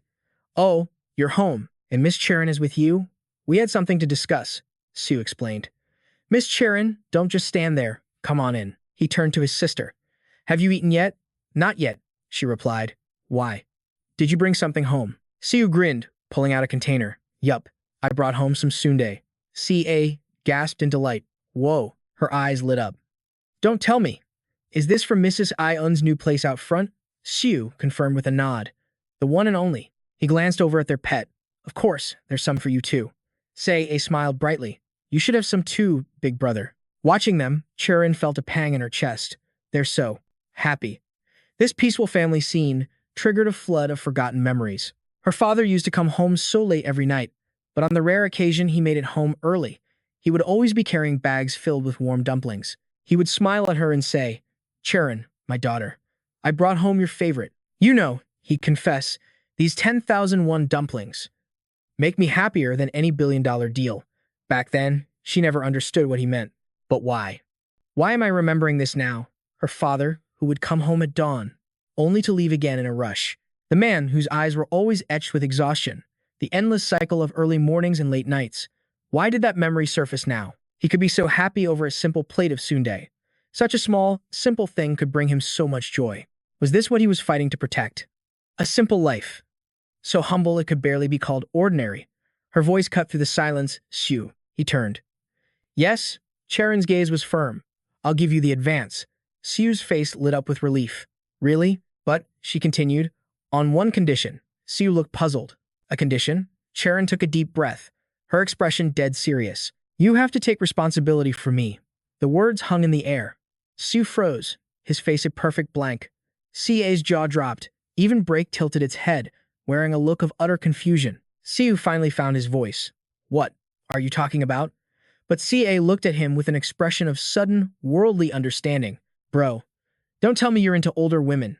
Siu's brow furrowed in confusion. I have no idea what you're imagining right now, but his voice trailed off, the atmosphere shifting in an instant. If such a path truly exists, I will find it. The next day, at the SH Group headquarters, Kwang-guk held a newspaper, muttering, Mew. Suddenly, a voice called from the doorway. He has arrived. Kwang-guk ordered, let him in. The massive doors immediately swung open. Zhang Wei stepped inside and spoke first. You wanted to see me about something. Kwang-guk put on a concerned facade. You must be tired from your long journey. Please, have a seat. I heard you sign a contract with the SH Hunters Association, he began. Have you already forgotten the promise you made to me? Zhang Wei admitted his fault directly. I apologize for that. But I couldn't let this become a burden for the descendant of our great founder. Furthermore, it wouldn't have been the right thing to do. Kwang-guk's expression soured. Even so, you gave me your word. Zhang Wei made a straightforward offer. As an apology, Mao Tao will take the lesser end of this deal. It will bring enormous profits to the SH Group. At that moment, Kwang-guk slammed his hand down, his voice roaring with fury. You know damn well I don't care about the SH Group's profits. After his outburst, he fell silent. Cancel the contract. Zhang Wei was stunned. Cancel it now? No matter how you look at it, that's impossible. Kwang-guk stated with pure arrogance. In Korea, nothing is impossible. Evidence has surfaced that Mao Tao's major business deals were secured through bribery and corruption. Zhang Wei used his personal connections to manipulate the transaction. Therefore, the contract's fairness has been severely compromised. As a result, the project is now facing cancellation. Tomorrow morning, this news will be on the front page of every paper. Zhang Wei's brow furrowed. He was the one who saved me from the brink of death. He challenged. Do you know the difference between you and him? Do you? You make enemies of everyone. But he accepts them all and turns them into his allies. Zhang Wei suddenly called out Han Kwang-guk's full name, his voice filled with righteous anger. Just now, you have made an enemy of me. The tension in the air was so thick that even Kwang-guk became wary. The next time we meet, Zhang Wei threatened, it will not end so peacefully. He then slammed the door and left, causing Kwang-guk to curse under his breath. Ah, damn it. Just then, someone else rushed into the room. His secretary asked frantically, "Director, are you all right?" We heard a loud noise. Kwang-guk quickly regained his composure. It was nothing. More importantly, what's the situation with chaos? We still haven't received a response, the secretary replied. Kwang-guk instructed, "Tell them we no longer want to just talk. We want to be allies." The scene shifts to Siu, who was marveling at the crazy things Cheron's aunt had said. "So that's why she told me to take responsibility." An image of Churan's serious face flashed in his mind. "Please, take responsibility for me." The memory sent a shiver down his spine, nearly giving him a heart attack. Suddenly, his phone buzzed with a notification. Siu glanced at the message. Shen Cho. Really sent 120 billion. How was she so fast? I thought it would take at least a week. Just how rich is she? At that moment, another notification appeared. Hekwin is calling you. Hekwin's image appeared on the screen. He said excitedly, "I've finished the special training program." Siu was surprised. "You compiled all of this yourself?" Hekwin gave him a playful wink. "Of course. First, I researched new channels to subscribe to and gathered them all up." Siu's heart sank. The money that just arrived was about to vanish. "What are they?" he asked. "In the end, there were only 2 channels worth subscribing to," Hekwin explained. "The first one is the channel of the god Thor." Siu's face went blank. "Thor? From Norse mythology?" Hekwin confirmed. "That's right. The idea of merging with the power of thunder immediately got Siu excited. With which skill?" Hekwin declared smugly. "By combining Hekwin's super speed with the power of lightning. It means you can reach the speed of thunder itself." Siu was skeptical. "Is that really possible?" Even Hekwin wasn't entirely sure. "Maybe." "So what's the second one?" Siu asked. Hekwin replied, "The second is the channel of Dragon God A. I believe it will perfectly synergize with your Dragon's Descent kick skill." Siu was amazed. "That's insane. Can I subscribe right now?" Hekwin urged him on. "Can you? If you can, you should do it immediately." His phone quickly displayed a notification. Subscription to Thor's channel successful. Siu was speechless. 480 billion had just evaporated in 2 seconds. That night, the lights were still on at the SH Group headquarters. Kwang-guk was strolling leisurely through the lobby, heading back to his office. But the moment he stepped inside, he found someone already sitting there, waiting for him. The stranger spoke. "You're Han Kwang-guk, the eldest son of the SH Group's chairman, correct?" Kwang-guk was on high alert. "Who are you?" The intruder spoke again. "I heard you wanted to join forces with us. What is your reason?" Kwang-guk slicked his hair back. "And what reason is that?" The figure flashed a provocative smile. "Let's discuss the details of our work together." Do Jun held out his brand new card. "Boss, look. I finally became an A-rank hunter." Siu wasn't surprised in the slightest. "Hey, you made it," Do Run said with excitement. "You're in the top 0.1% now." Suho looked impressed. "An A-ranker? Whoa, perfect. I was actually planning to enter an A-rank dungeon today." Do Run's face dropped. "An A-rank dungeon? Damn. I've got a bad feeling about this." A moment later, a pair of giant feet appeared before them, belonging to a horde of ferocious ogres. Do Run's face went pale as he trembled. "Bro, this is a nest of A+ rank ogres. Usually, only major guilds dare to come in here. And they bring teams of 30. I still want to live for a few more decades, you know." Suho was unfazed. "Aren't you exaggerating? It's not as hard as you think. Besides, these ogres are strong, making them perfect for training." Do Run was speechless. "Training?" Watching Suho charge at the ogres, he screamed. "Even if you had 100 lives, you shouldn't have come to a place like this." An ogre took the chance to swing its club down on Suho, but he leaped high into the air, easily dodging the massive blow. Grasping furious lightning in his hand, he unleashed his first skill. Thor's Thunder God Domain. Suho said, "Let's see just how powerful this trait really is." Bolts of lightning crackled, gathering terrifying power that was waiting to be unleashed. That bolt of lightning crashed directly onto the ogre's head, sending it tumbling to the ground. Do Run, filming the whole thing, was utterly stunned. What the hell was that? Another ogre suddenly roared, launching itself at Suho as if to avenge its fallen comrade. A smirk played on Suho's lips. He was strangely calm, standing perfectly still as the ogre charged straight for him. He shot forward, appearing right in front of the ogre. He could feel his body become as light as air while channeling the power of lightning. Suho threw a powerful punch infused with the might of thunder, sending the ogre flying into the distance. Do Run was scared out of his mind. "Oh my god, he's slaughtering A-rank ogres as if they were mere goblins. What is happening right now?" The ogres seemed to be provoked, their eyes glowing a bloodthirsty red. Suho remained as relaxed as ever. There are still a few left. All right, this time I'll use my second trait, the dragon god's demonic soul. Kim Do-run stuttered. What kind of insane skill is that? The ogres roared in fury as Suho began to activate his technique, Thunder God. Instantly, streaks of lightning formed a massive web, electrocuting the entire ogre horde. Witnessing this spectacle, Kim Do-run couldn't help but sigh. I thought this time would be different. After becoming an A-rank hunter, I thought I could finally stand on the same level as him. Even Suho himself looked impressed. This power is truly magnificent, Kim Do-run thought. But he's still in a league far beyond my own. Suho turned his head and said to Heck Queen, "This is just the power before I even merge them, right? Thor's thunder god domain and the dragon god's demonic soul. This is insane." Heck Queen also seemed pleased. It surpassed even my wildest imagination. Suho praised him sincerely. That was an excellent suggestion. Heck Queen gloated. Right? Of course, I'm on a different level. Suho added, but I'll still need a lot of practice to master it. He pointed to the system window, where his stats were rising like crazy. I can't maintain so many traits at once. The registration fee is draining my wallet dry, Heck Queen proposed. Then I shall compress all the power of the gods you've learned so far into one. I call it Ultimate Super Compression. Suho was a bit speechless. Ultimate Super Compression. You mean practical super compression? Heck Queen replied bluntly. Exactly. Suho was furious. If something like that existed, you should have told me sooner. Heck Queen crossed his arms nonchalantly. Who would have guessed you could merge two separate traits? But you managed to do it, didn't you? The world-ending colossal fist. A skill beyond imagination. Suho marveled. So this is what practical super compression is? Huh. Heck Queen explained. In short, yes. But to put it simply, you must compress all of your power in order to fight. The next day, at the inspectorate headquarters, Park Tae-min knocked lightly on the door.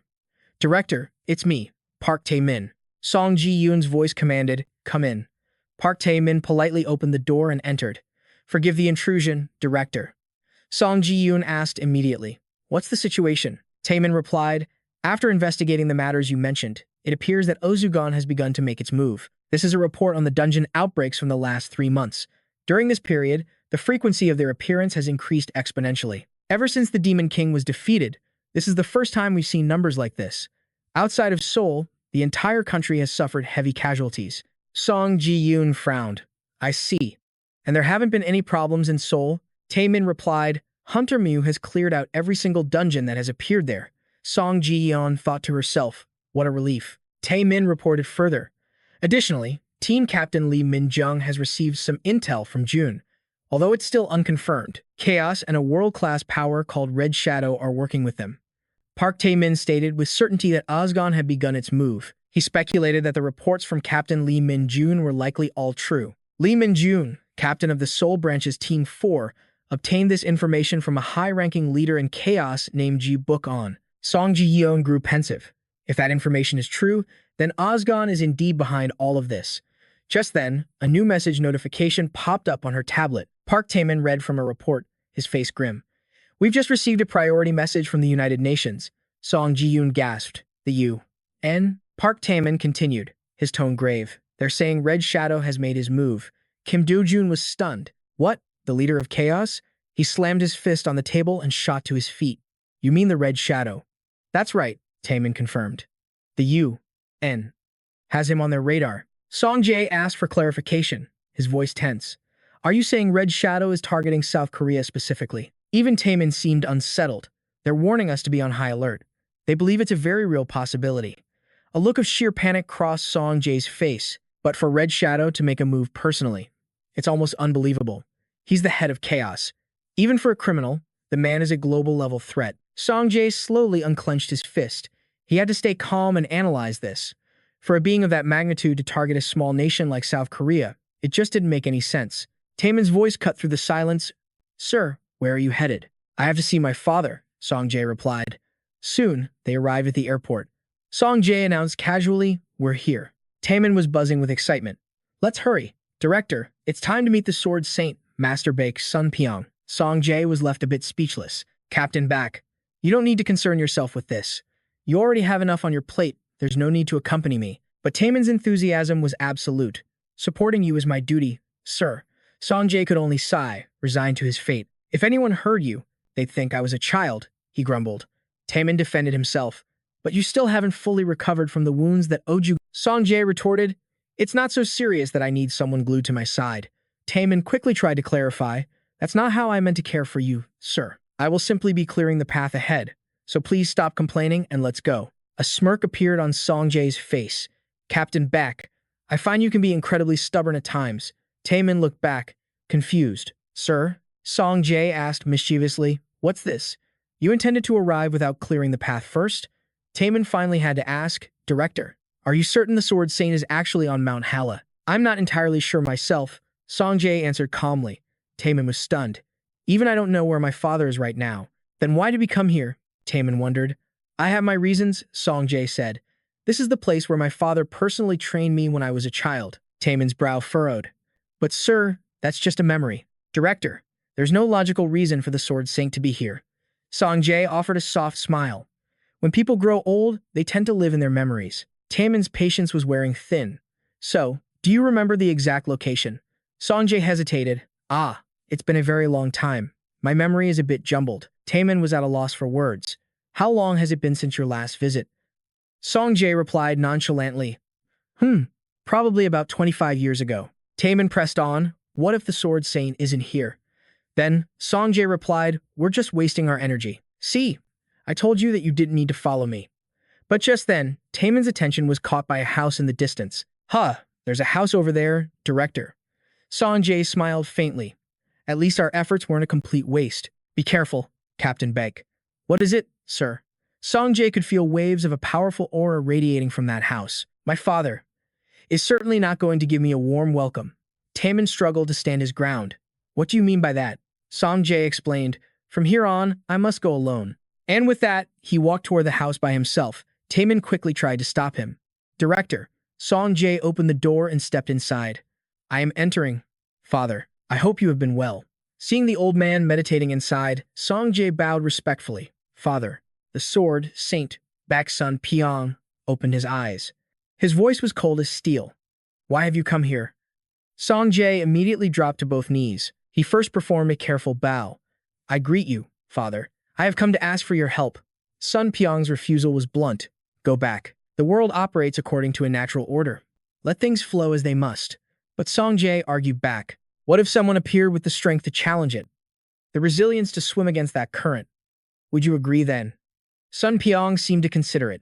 "It appears someone has managed to move you." "Have you ever seen the world change because of a single person?" Song Jae replied. "Yes.